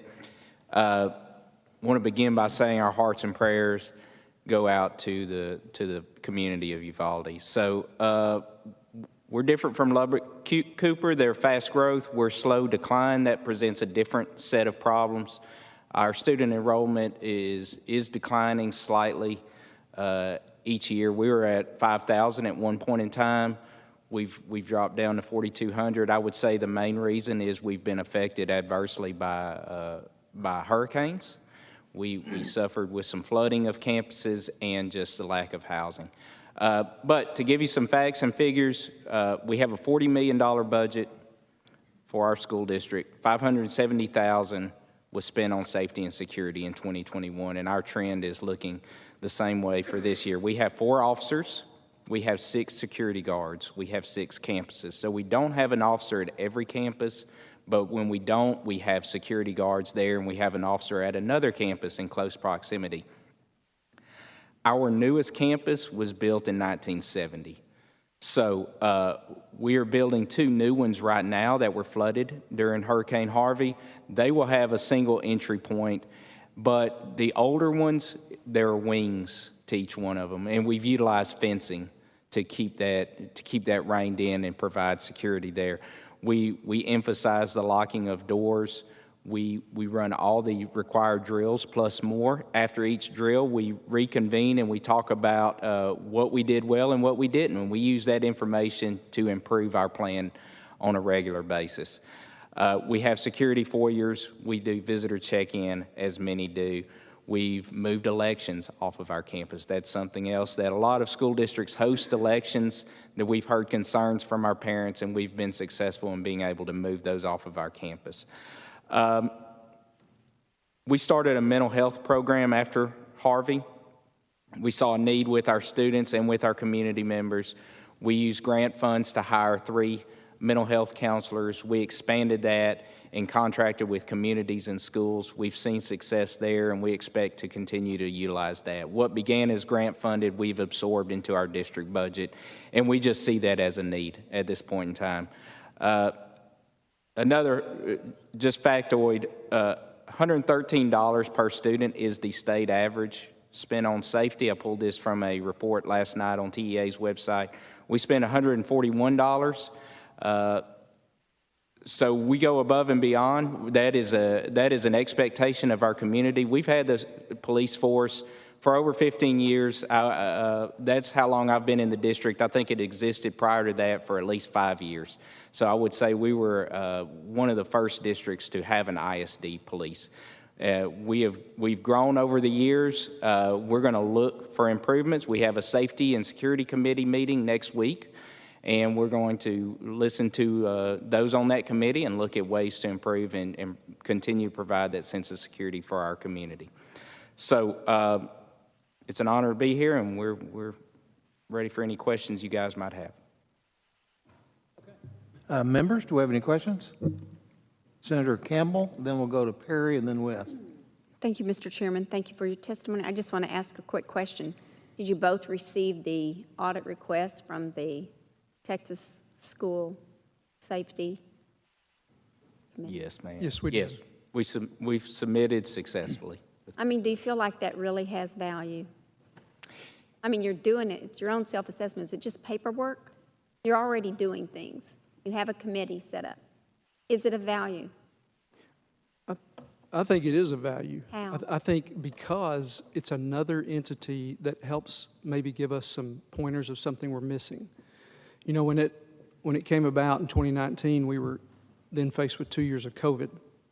And during that time, we probably got off the charge of making sure everything was in line. But since we're hopefully past the COVID issues, anything that they can suggest that would be helpful to us, why not look at it, is the way I see it. Feel like that needs an audit? Do I feel like it needs If an that audit? really needs an audit, not something you can do, or just your safety committee couldn't figure out? As far as an audit such as the governor's proposing? No, or just what we have right now with the Texas School Safety Center. I think it's okay to turn something in and see if there's any holes in it, but we truly feel like with what we've explained is way ahead of Yeah, I of think the it game. sounds like it's ahead of the Yes, game, ma'am. too. I think there's value in another set of eyes, always. And so we're doing it. We're going to submit it, and we're going to listen to suggestions. So we have no problem with it, and the process has value, absolutely. Okay, thank you. Yes, ma'am. Thank you, Mr. Chairman. Senator Perry? Thank you, Mr. Chairman. It's good to see Superintendent. I'm privileged to have him in my district, and he's quality, and he's a good person, and has a great background. And I think it can be an example in a lot of ways. I'm going to ask specifically the 30 seconds response time of meeting and engaging the bad guy. Is that something that's tested, or is that on paper we think we can get there, but from the furthest part of a building to the end, you can meet that from the access points? With the exception of one building, we can, and it's been tested during our drills, but that building has 2 officers in it, which is our high school. So you've accommodated, you believe it is a realistic goal? We really do, yes, sir. I know we talked a lot about hardening classrooms, and I know that you have a lot of new construction. And so y'all have picked one to where the magnetic strips are available so that the teacher's not constantly interrupted with kids going back and forth to bathrooms and things. So I would just ask, as you go through new buildings, because you're a growing district, housetops out there, I can leave town for a week and go back and there's a whole new development. It's just crazy. And he's responsible for making sure they got a place to go. I used the example today, I can lock my door from the inside in the restroom and nobody can get in. I can open that door from the inside with little effort to get out. I don't know why the magnetic strip route is picked, and it's picked in several districts. It's not just y'all, but I would reevaluate the type of door so that there's not an opportunity for it not to be accessible from inside, preferably digital panic button, like some conversation we've had. Sure. But most importantly, so that there's not an opportunity for complacency, apathy of it's not going to happen to me, sets in and we have an event. Because I will argue today, we were going to have another incident. Our success or failure in keeping that from being successful shooters is going to be contingent upon, did we keep him out of the facility first? And if he gets in the facility, did we keep him out of the doors of the classrooms? So it gives me a little concern that there's a magnetic strip that allows that. But that said, we'll move forward on it. Final question, you and I have had multiple conversations. In your tenure as a superintendent, have you come across kids that, no fault of their own, maybe environmental, maybe trauma, maybe they just are antisocial, don't belong in a classroom? Senator, as you know, my heart is that all kids can learn and succeed, but we have definitely come across students that the traditional public school setting is not working for them, and there needs to be a place for a kid that is perceived to be a danger to go outside of our school. And I'll just ask this open-ended, and you don't have to answer it, but I know we have a requirement, a compulsory education that kids are in school through 18. Is it fair to say that you've come across kids that out of sheer frustration of being in some environment they don't want to be in would be better served to let them move on in life?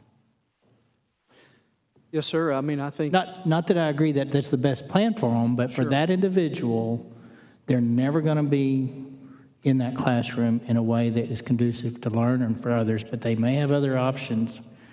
Are we being a little short-sighted in requiring that to be an 18-year-old event? Or is there times when that kid don't even need to go to alternatives? Sure. They're just not made for public school for other reasons. Should we consider letting them go? Well, I've said all along, we don't have a kid problem, we have a parenting problem. Kids are kids, they make dumb decisions, but some of the environments that they're coming out of now would probably be better served were they not in our schools, just to protect the safety of other students. Thank you, sir. Appreciate you. Always look forward to hearing from you.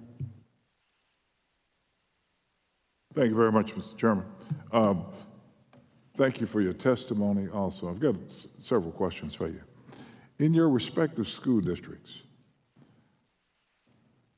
when asked questions about increasing the age that a person has to be in order to purchase a assault weapon, what is the overwhelming consensus?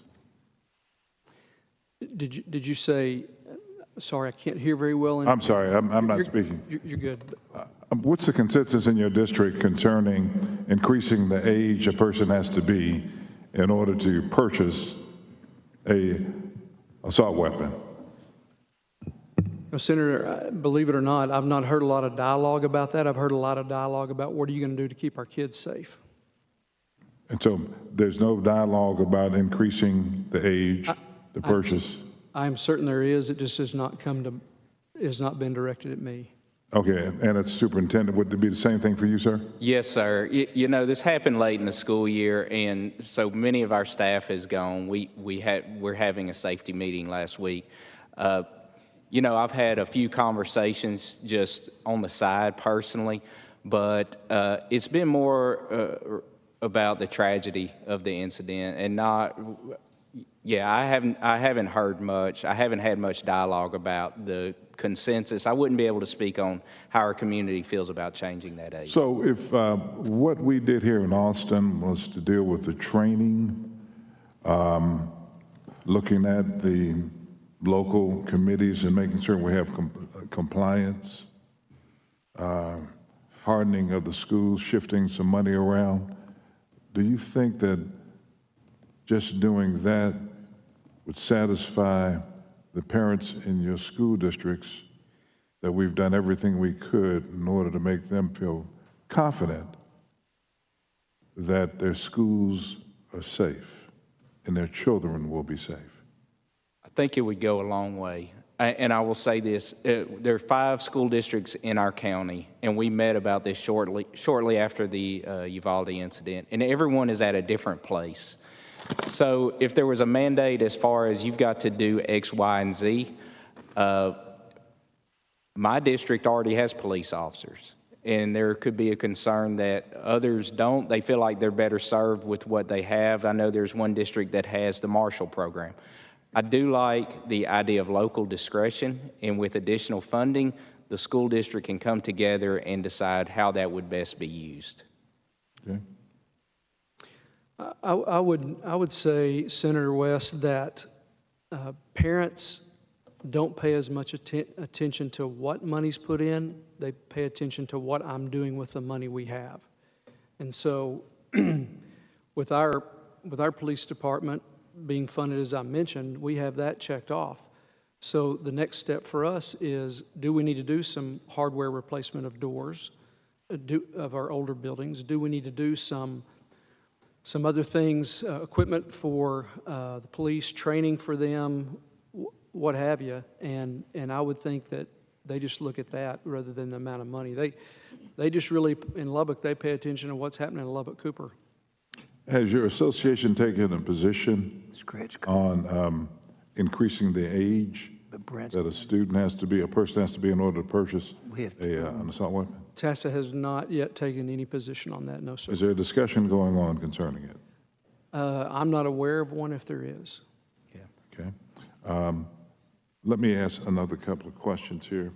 As it relates to the emergency operating plan, in the various school districts that you represent, to the extent that you know, are the multi-district law enforcement agencies a part of the local safety committee?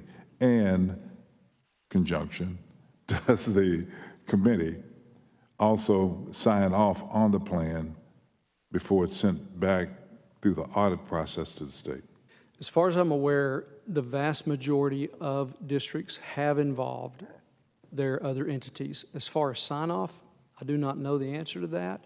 In our district, we actually have them vote to move forward with a plan. So there is sign-off in our regard. But you don't know whether that is a uniform practice? I do not know that, no, sir. Okay. There are certain, with the district safety committee, there are certain personnel that must be represented on that committee, and local law enforcement is a required membership of that committee. So we do the same thing. There is local law enforcement involved. There's also counseling. There's, board officers have to be on that also, yes, sir. Well, and I understand that, but in terms of local law enforcement, is that like, can it just be one entity, i.e. the Uvalde Police Department, or is it the Sheriff's Department and the Police Department? Yes, it's just one, and that's how we have followed protocol with that. But, I can certainly see value in including more and involving other entities more in that process. Okay. All right. Thank you, Mr. Chairman. Thank you, Mr. Chairman. How can we hold school districts accountable if they don't adopt or don't implement active shooter policies and plans? Well, Senator, with all due respect, I think every school board in the state is going to hold their superintendent responsible if they don't do that. Unfortunately, because of Uvalde and what has happened and what happened in Santa Fe a couple of years ago, I would imagine local communities and local boards are going to hold us responsible for not doing that. But what if the school boards don't adopt a plan as part of the emergency operations plan? And I think that's where the school safety audit, the school safety center comes in. And how do we hold them accountable if we find that they have not done that? I don't have an answer to that. I think that's something you as a body would have to figure out. Well, speaking of what we as a body need to figure out, what recommendations would you like to see this committee adopt and include in our report that would help parents feel that we are doing our best to keep their children safe in our schools? You know, there's, when you go on TEA's website, you can pull up district reports, and I certainly wouldn't say to publish the safety audit, but maybe check off certain things that are required that parents could search and find out, was this properly addressed, yes or no, would be a good place. And that's, you know, there are reports similar to that with academics on TEA's website, and that could possibly be incorporated into TEA's or even with this Texas School Safety Center. Sir, do you have something to add to that?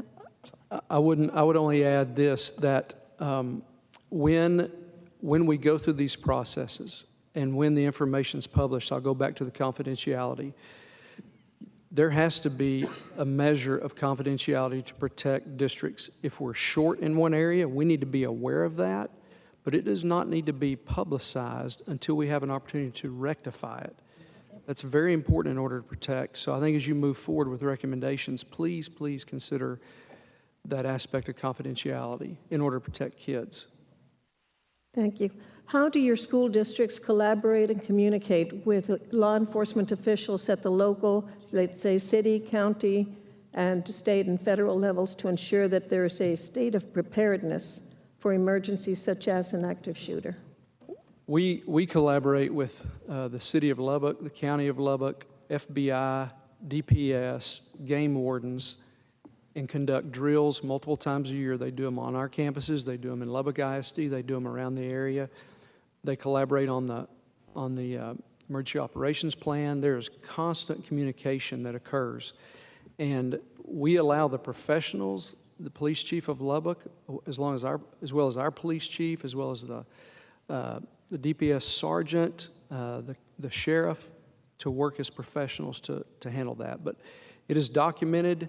It is well known. It was all over recently the Lubbock News about a drill that took place in Lubbock ISD. So they really handle that themselves. The expectation from the superintendent, which is me and the other superintendents, is that they do that.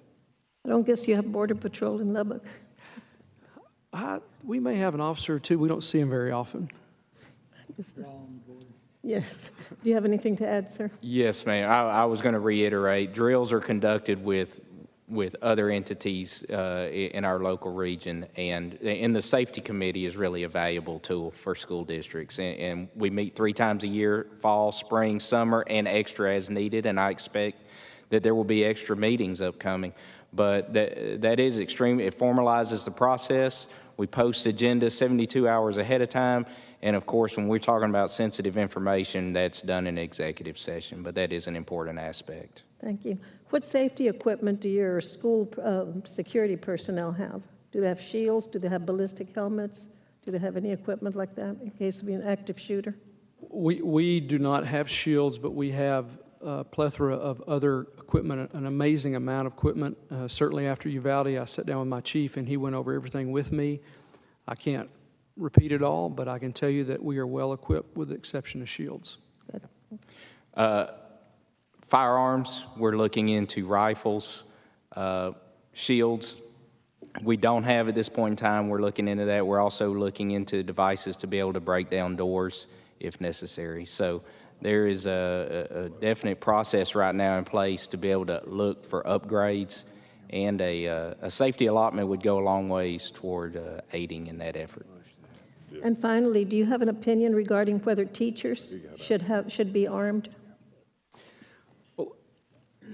With a district that has a police force, the answer in our district is no, because we want the trained officers to be the ones carrying. But I certainly could see the benefit of that if you're in a more rural area. Thank you. Yeah, my opinion is no, and that's me speaking. So I would certainly talk to my committee about that. We have looked at arming other employees. We look at security guards. We look at administrators. I have heard the concern from teachers when this happened that they were concerned and I'm not talking committees or anything. I'm just talking just individual conversations about their concern about that. So, we would look in other directions before we did that. Okay, thank you both. Thank you, Mr. Chairman. Okay, members, any other questions? Just one other question, Mr. Senator West? In terms of making certain that parents feel comfortable that we're doing everything that we can do in order to make our schools safe, would you support a grading system, A, B, C, F, for our school districts, school safety plans? And so by doing that, parents would know whether you're a gold star or whether you're failing. Senator, it would take a lot of convincing for me to support that, and here's why. If we're deficient in an area, give me a chance to correct it before you put a label on me that would give a bad guy an opportunity. Okay, so if given a chance to correct it and you didn't correct it, would you support it? Given a chance to correct it and it was not corrected, would you support such a grading system to give parents an idea of what the school safety programs thought of the state as relates to the school safety program? I don't think I would support a public record of a grade for school safety, because I think that opens you up to a lot of issues. Certainly communication with your board president, things of that nature, absolutely. I worry about, I certainly want parents to feel comfortable. I worry about the complexity that would be involved in developing a system like that, because districts have such a diverse set of needs and situations. So that's... Well, and my colleague just said what I was going to ask you. It comes down to whether the district is safe or not, and parents should have some third party here at the state, preferably our school safety center, to be able to take into consideration some of the issues that you're raising, but ultimately, just like TEA does, give you a grade in terms of what you have as it relates to accountability. Parents have a right to know. That would certainly push us further. Yeah, so, and so I don't deny that. That would create a sense of urgency. Yes, sir. Sorry. Thank you, Mr. Chairman. Senator Bettencourt. Gentlemen, let me request that you reconsider that answer.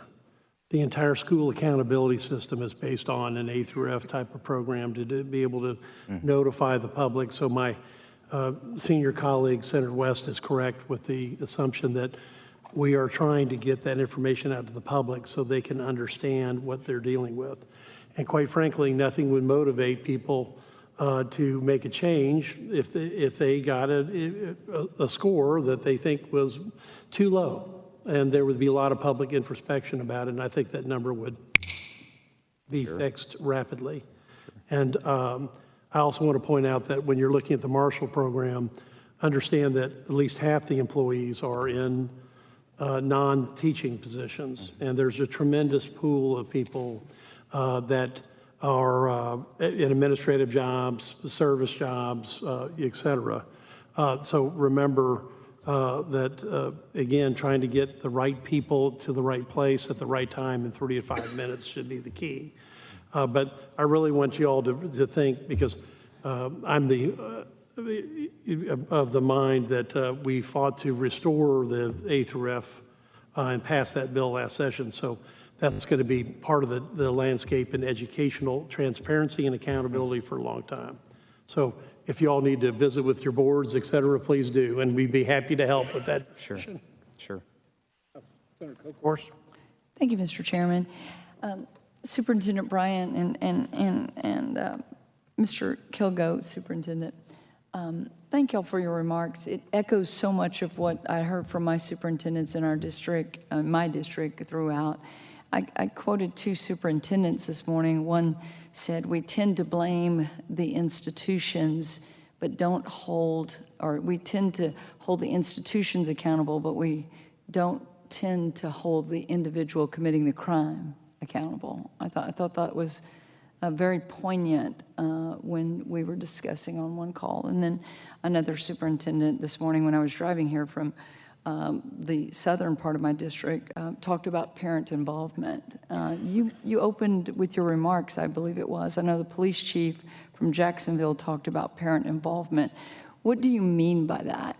Parents being involved in their children's lives and this, social construct that we're dealing with. Senator Perry talked about a more dangerous world that we deal with. What did you mean by that? We have parents that are very involved in their kids' lives. They know exactly what's going on. They know what they're posting on social media. They know what activities they're involved in. Then you have some parents that aren't involved to that degree, but they're aware of where their kids are. And then you have another group of parents that it's almost like the latchkey kids of my generation, that the parents aren't there, they're checked out. And it's all over the state of Texas we're dealing with that.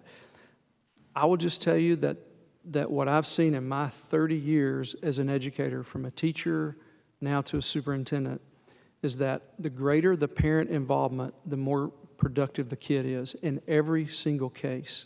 Doesn't mean kids don't make dumb mistakes if they have both parents involved, or it doesn't mean that someone with an absent parent can't do great things.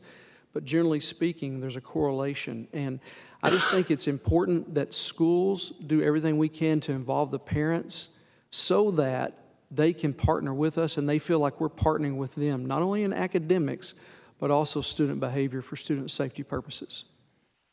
Well said.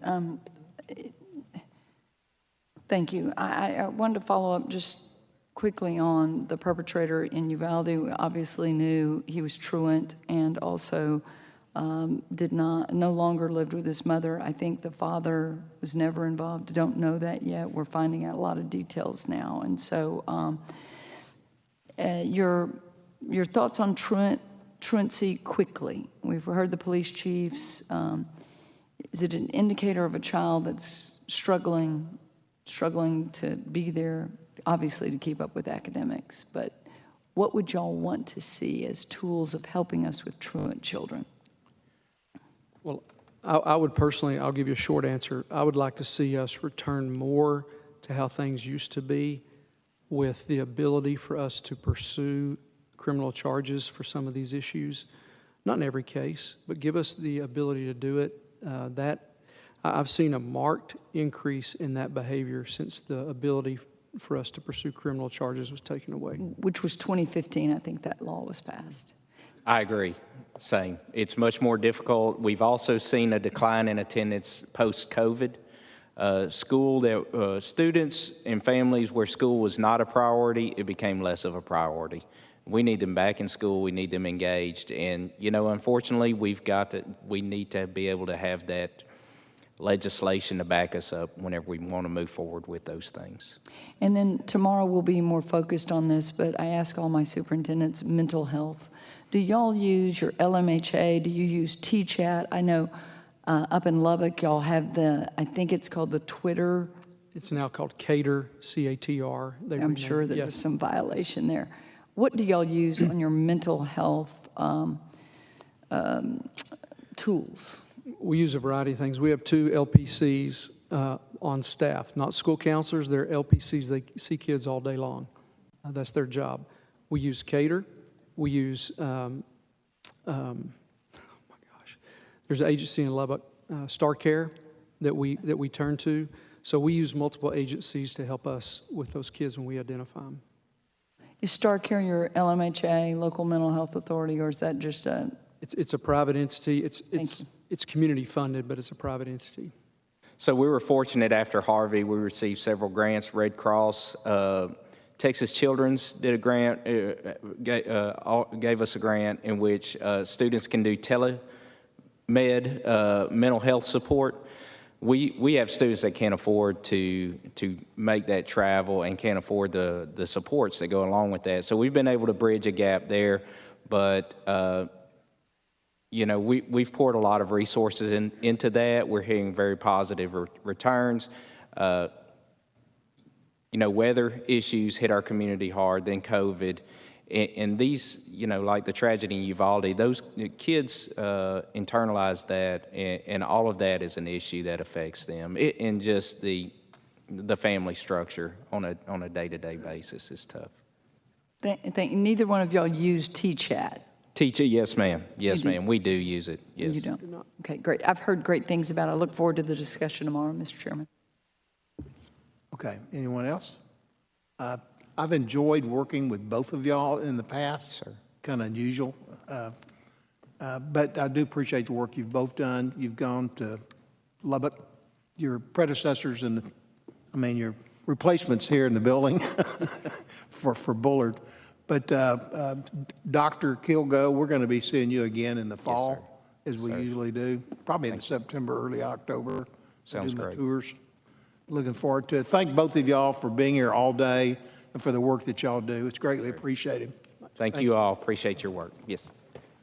Now call up Texas Department of Public Safety, Chief Dale Avant, Intelligence Counterterrorism Division. That's going to talk about the Fusion Center, and then Lexi Quinney. There she is. I watch support. So however y'all have it set up, whoever wants to go first.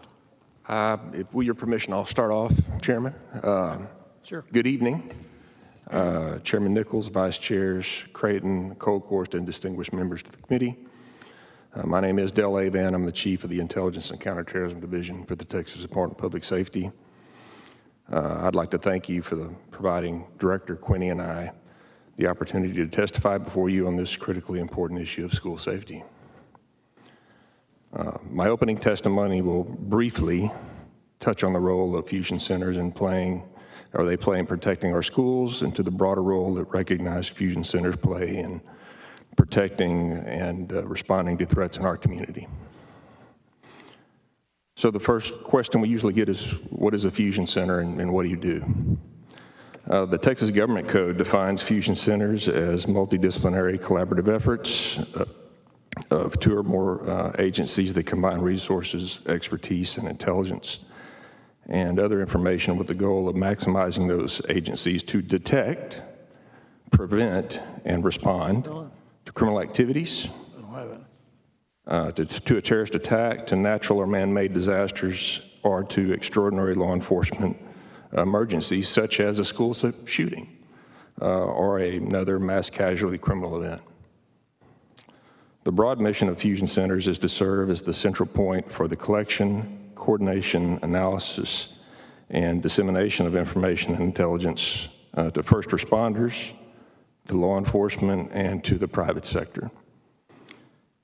Fusion centers bring together personnel from multiple disciplines and multiple jurisdictions to understand local implications of national intelligence and to add state and local information and context to federal intelligence, thus enabling local, state, and federal officials to better protect our communities.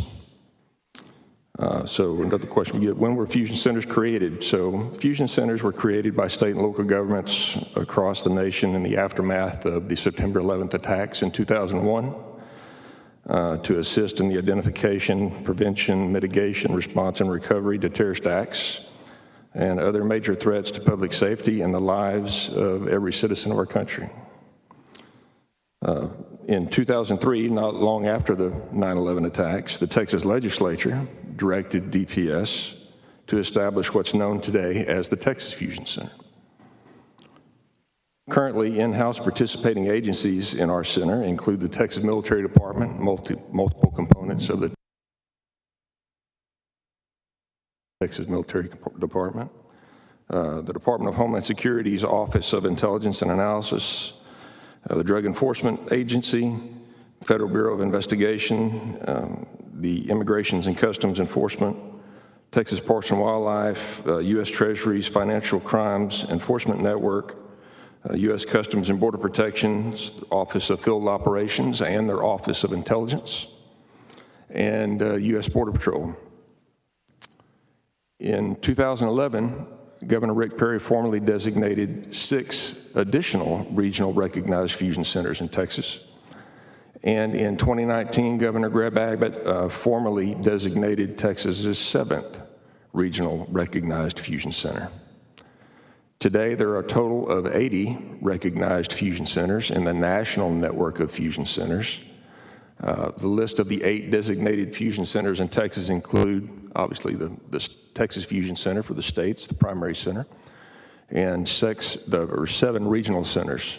There's one in Austin, the Austin Regional Intelligence Center, that's managed by Austin Police Department, the Dallas Fusion Center, that's managed by the Dallas Police Department, El Paso Metrics Fusion Center, that's managed by the El Paso PD, Fort Worth Intelligence Exchange, managed by Fort Worth PD, the Houston Regional Intelligence Service Center, managed by the Houston Police Department, the North Texas Fusion Center, managed by the Collin County Sheriff's Office, and the Southwest Texas Fusion Center, managed by the San Antonio Police Department. So what has Texas Fusion Center done specifically to address school safety? Following the Santa Fe High School mass attack in 2018 and the domestic terrorist attack in El Paso and active shooter attack in Midland, Odessa in 2019, the Texas Department of Public Safety expanded a team of analysts and supervisors in the Texas Fusion Center that is responsible for conducting enhanced online proactive threat monitoring in support of the department's counterterrorism mission. These analysts are responsible for proactively seeking, assessing, and monitoring domestic terrorism and other mass casualty threats, coordinating with their counterparts who conduct similar analytic tasks focused on international terrorism, and coordinating with partners from federal, state, and local agencies to counter these threats. Their work also includes monitoring of criminal or threatening posts and behavior as documented on social media, and deep web platforms for potential terrorism and mass casualty threats. This team's efforts were recently recognized by the National Fusion Center Association for stopping acts of mass violence, including their crucial role in preventing a school shooting last September in Ingleside, Texas. A brief paragraph kind of outlining those events. On September 15th of 2021, the Texas Fusion Center received a suspicious activity report, which is essentially a tip and lead, related to an online post by an individual threatening to kill his family and himself. The social media user also posted photos of what appeared to be his deceased family members, apparently shot to death, and posted online. Texas Fusion Center analysts conducted open source intelligence research and collaborated with multiple law enforcement agencies to help local authorities positively identify and locate the suspect at his home in Ingleside, Texas. And when I say that was no small feat, there were quite a few things that had to happen for that to occur. Some legal process that had to be served on some social media providers, much coordination, both within our own agency and with local agencies in the region, to actually get officers to this individual's door and make contact with him.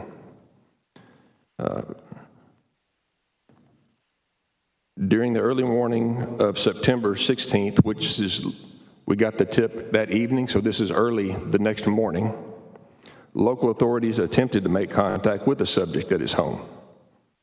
The subject refused to surrender and killed himself inside his trailer house. Upon entering the suspect's home, the local authority discovered the suspect had shot and killed his mother, his father, sister, and family dogs. A search of the subject's vehicle revealed a large quantity of firearms and ammunition, as well as other evidence that indicated the suspect was likely planning a school shooting attack that day. And those are the things that don't make the news, like obviously the catastrophes that we've recently experienced in Uvalde, but they're important events that happen behind the scenes, I won't say every day, but more than you might think, that show there is a way to mitigate the likelihood that these events happen in the first place.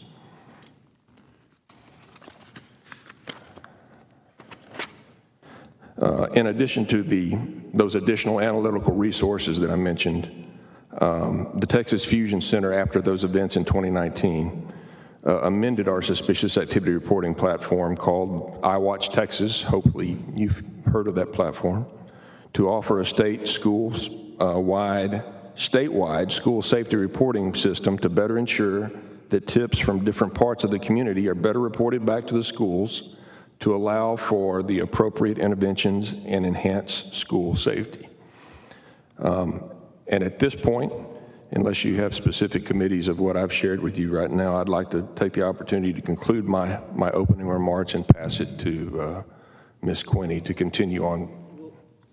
We'll do that. I usually like to try to finish all of it and then ask questions, but Senator Hinojosa has got a question he wants to ask. No, I'll wait till they finish. Okay. I was just wondering what we have on the list of, long list of events. But I'll ask my... Okay, go ahead. Okay. Good evening, Chairman Nichols, Vice Chairs Creighton and Colhorst, and distinguished members of the committee. My name is Lexi Quinney. I am the Director of the Support Directorate for the Intelligence and Counterterrorism Division within the Texas Department of Public Safety. I would also like to thank you for this opportunity to testify to you today on the critically important issue of school safety. My prepared testimony will focus on the Texas Suspicious Activity Reporting Network, also known as iWatch Texas. Suspicious Activity Reporting, or SAR, programs have been identified nationally as an important tool for detecting threats, pre-operational planning and preparations for attacks, or other criminal activity. SAR programs are most valuable when networked, allowing for real-time information sharing that can identify threat patterns between distinct reports of suspicious activity that came from more than one source or location. The use of a single statewide reporting system ensures that tips from different parts of the community are all integrated to link critical data. The Texas Fusion Center began using a technology platform and solution designed by a company called Trapwire for our suspicious activity reporting program in January 2013 with the launch of iWatch Texas. The program has an all crimes reporting and threat detection capability, as well as the capability to export reporting directly to the FBI eGuardian system. Each of the 7 recognized regional fusion centers have their own site on the Trapwire platform, creating the Texas Suspicious Activity Reporting Network. The Texas Suspicious Activity Reporting Network is designed to create a comprehensive collection, analysis, and response to terrorism and crime-related activity, which assists law enforcement efforts to detect, deter, and disrupt criminal activities. The collection of suspicious activity reports is guided by the Texas Fusion Center privacy policy and the Information Sharing Environment SAR functional standards approved by the Office of the Director of National Intelligence. This means that suspicious activity reporting is done through a behavior-focused approach. Following the Santa Fe High School mass attack in 2018, a school safety capability was added to iWatch Texas. A list of schools was used to create a site for each of those individual school campuses on the Texas School Safety Network. There were still schools missing from iWatch Texas, but TEA has provided a comprehensive list, or what we believe is a comprehensive list, of public and charter schools in Texas, and Trapwire is currently comparing the current sites on iWatch Texas to ensure that our list is as comprehensive as possible. New campuses are being added daily. School safety activities on the School Safety Network include bullying, cyberbullying, self-harm, suicidal ideation, and planned school attack, as well as others. iWatch Texas has a unified reporting capability through the website, apps, and 24/7 phone line monitored by the State Fusion Center.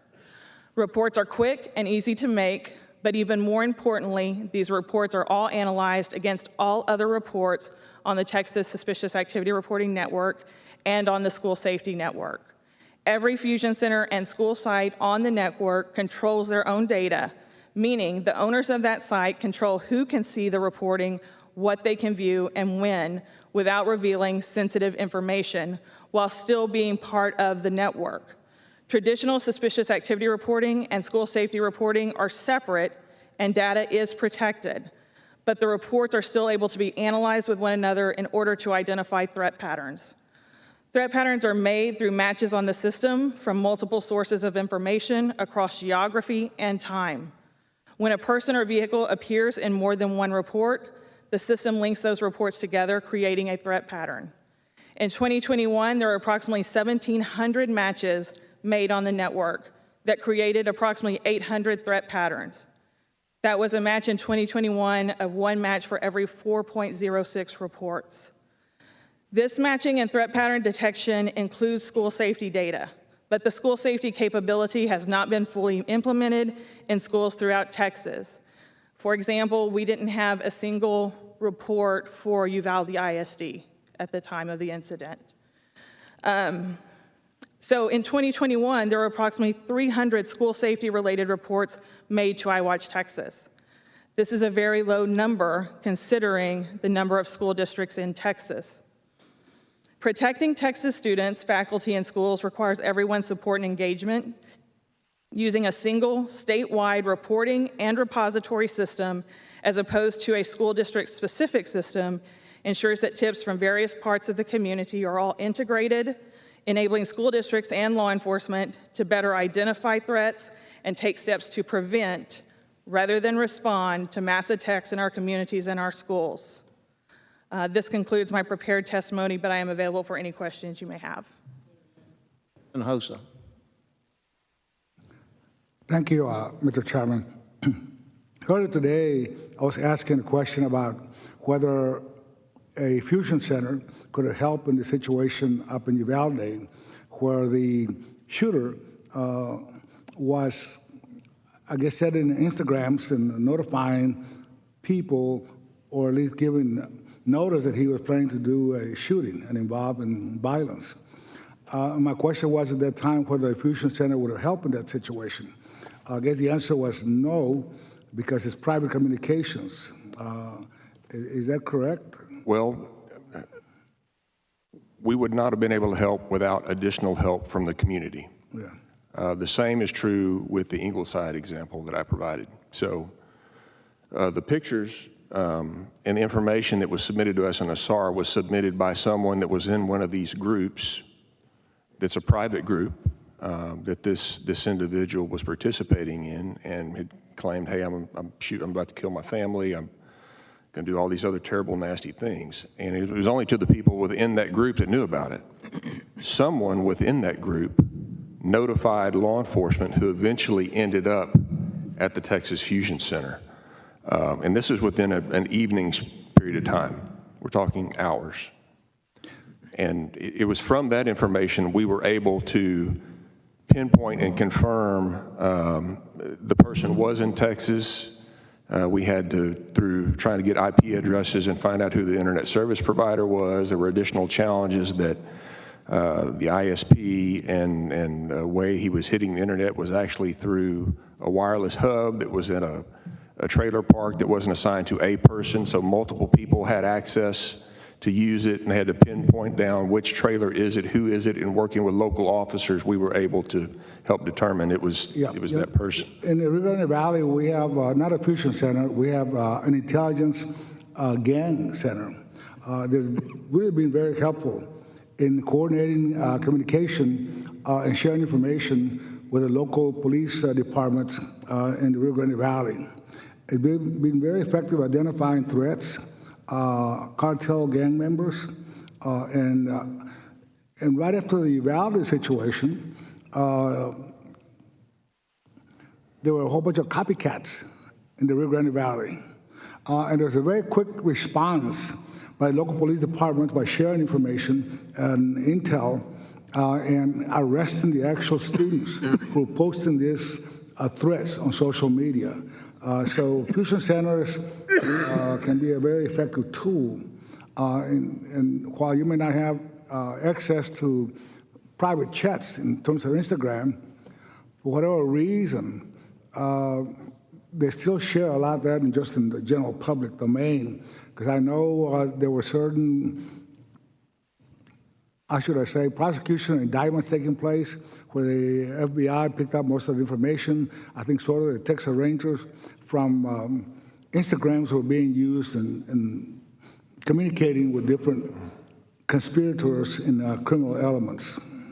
Essentially, it's all information and intelligence sharing. It's not a new concept. It wasn't something new that was really identified when they created fusion centers after 9/11. What was new was how state and locals interacted with federal agencies and how we opened up those communication lines in both directions.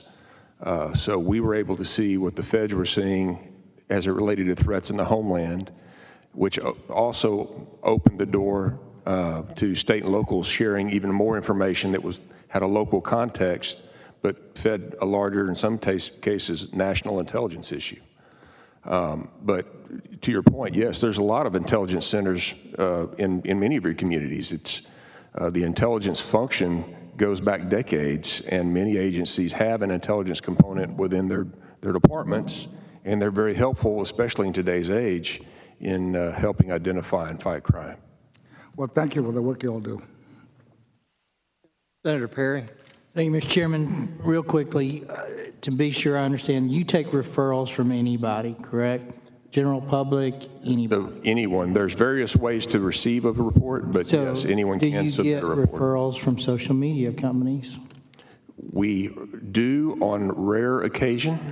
What usually is unique in the quality of, or the issue when we get notification from a social media company is it is interpreted to be an imminent threat. Not they're thinking about doing it, sure. Not they've seen a gun, not that they've done anything. Safe to say you don't have a fairly active. We do not, no. They have 40,000 people, I'm told, in one social media platform that their job is to root out problems like this. But you would think you would be getting more. Along the same lines, you said there was 300 basically reports through IWatch from districts. Now, would you take, and I know this Pandora's box, but would you take a referral from a district that says, Johnny is someone we're very concerned about, would you monitor Johnny's Facebook postings? Would you put a tag effectively on that individual going forward? In other words, we just have this feeling based on behavioral, based on counselors, based on attitudes, we think this guy. So if this guy is raised to your awareness level, do you have the capacity to kind of track that guy through the system? If there's a predicate to some type of criminal behavior that is consistent with what law enforcement has historically done with criminal intelligence, there are things that we could do to make sure that we don't continue to observe what is potentially criminal behavior, but we don't per se monitor. I know you don't chase, but it would be an option if someone said, I have a concern, this guy may do something. Here's what we know about his social media platforms. You can, with that information, legally or whatever that is, make that. If the behavior itself met the appropriate threshold for us to, one, maintain that report, yes, we could continue to determine if that behavior continues. But I will say that if they're saying something along those lines, there's been some behaviors that are pointing to that would probably fall in the threshold of a school safety report. And you could do it. Which could then go into... There's a way. There's a path. This system. Specifically, I hate to say it, I've heard of IWatch. I'm not familiar with IWatch. How do you get the word out to the district specifically, and just as important to the general public, that platform exists? In a recent letter, both TEA, the Texas Higher Education Coordinating Board and DPS received from the governor. We received a charge just to do that very thing, to market iWatch Texas as a platform that should be used and verbalized, communicated, shared within Pre-K through 12 and higher ed, because higher ed coordinating board is higher education. So you get the directive for pre-K through 12 awareness also? Yes. Have you contacted the 1,200 districts and said, here is a platform you can use when you have a problem? We've been directed, DPS has been directed, TEA has been directed. Okay. The Higher Education Coordinating Board has been directed in the same letter to do that very thing and take on that effort in a very recent letter we received from the governor's office. Okay, other questions? Senator Coker? Just to follow up, and I like the line of questioning. My staff and I were kind of working about, like, when when you find troubling information, where do you report that other than just Facebook? We feel like that kind of goes off into the abyss, it's not acted upon. So is iWatch where you should report that? And like Senator Perry was saying, do we market that? And are y'all beefed up enough to handle that? Well, the unknown, of course, is scale and scope. So right. I have quite a few analysts. I have a number of analysts that are dedicated to this purpose. But what I've also committed to the governor's office is that whatever the volume of reporting ends up being, we will initially retask analysts that are doing other things to ensure that we don't get receives that sit in this box for more than 24 hours. Well, and I think to this particular Uvalde tragedy, there was warning signs, and I think Director McCraw spoke of that today. Some people went ahead and blocked him so that they would not receive that, but when 10 days and counting, different things. So if the public is listening tonight, is iWatch where they report that? That's where we would request and recommend that they report that. Thank you. Thank you, Mr. Chairman. All right, and that was not yesterday, it was this morning. It seems like yesterday. Yeah, okay. What opportunities do you all recommend that how we can maximize the effectiveness of what you're doing? Following the questions that you've just posed to us about, how to get the word out, how to increase the reporting, the system is very capable.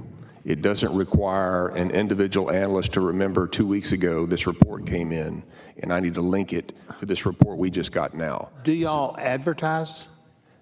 We have done some advertising on social media, but I also know that they are looking at other aggressive ways to do that, especially given the governor's recent. I would think you're going to have to advertise. Yeah. Part of the kinds of other products out there. We have received some feedback that I'll call challenges from school districts. Lexi may be able to elaborate some on what those were. I know I've heard concerns about other school districts, other entities having ideas or knowledge of problems that exist within the district. I bet if you work with the school districts, they would probably, they're in a position to help you quite a bit on that. Those are examples, an example of things that we've taken away from with the amount of reporting that you do have, although we hope to maybe expand that. Is that mainly coming from students, from parents, or from faculty? I would say that we don't get a lot from students or even faculty. It's more community member reporting, just the general public, and then through the threat monitoring that our analysts are doing and identifying those threats online. Now, it's a lot to search through, so we're not finding all the threats. So reporting from social media would be beneficial, companies, but not a lot from, a lot of school districts have their own in-house reporting systems. I talked about like the school district specific reporting systems. So we don't really know how many reports that internal system is getting. Well, if y'all can come up with some recommendations to this committee on how to expand that, we certainly are open to ideas. Anyone else have a question? If not, thank y'all both very much for being here today, all day. Senator West? Are there similar systems in other states? Like I, Texas?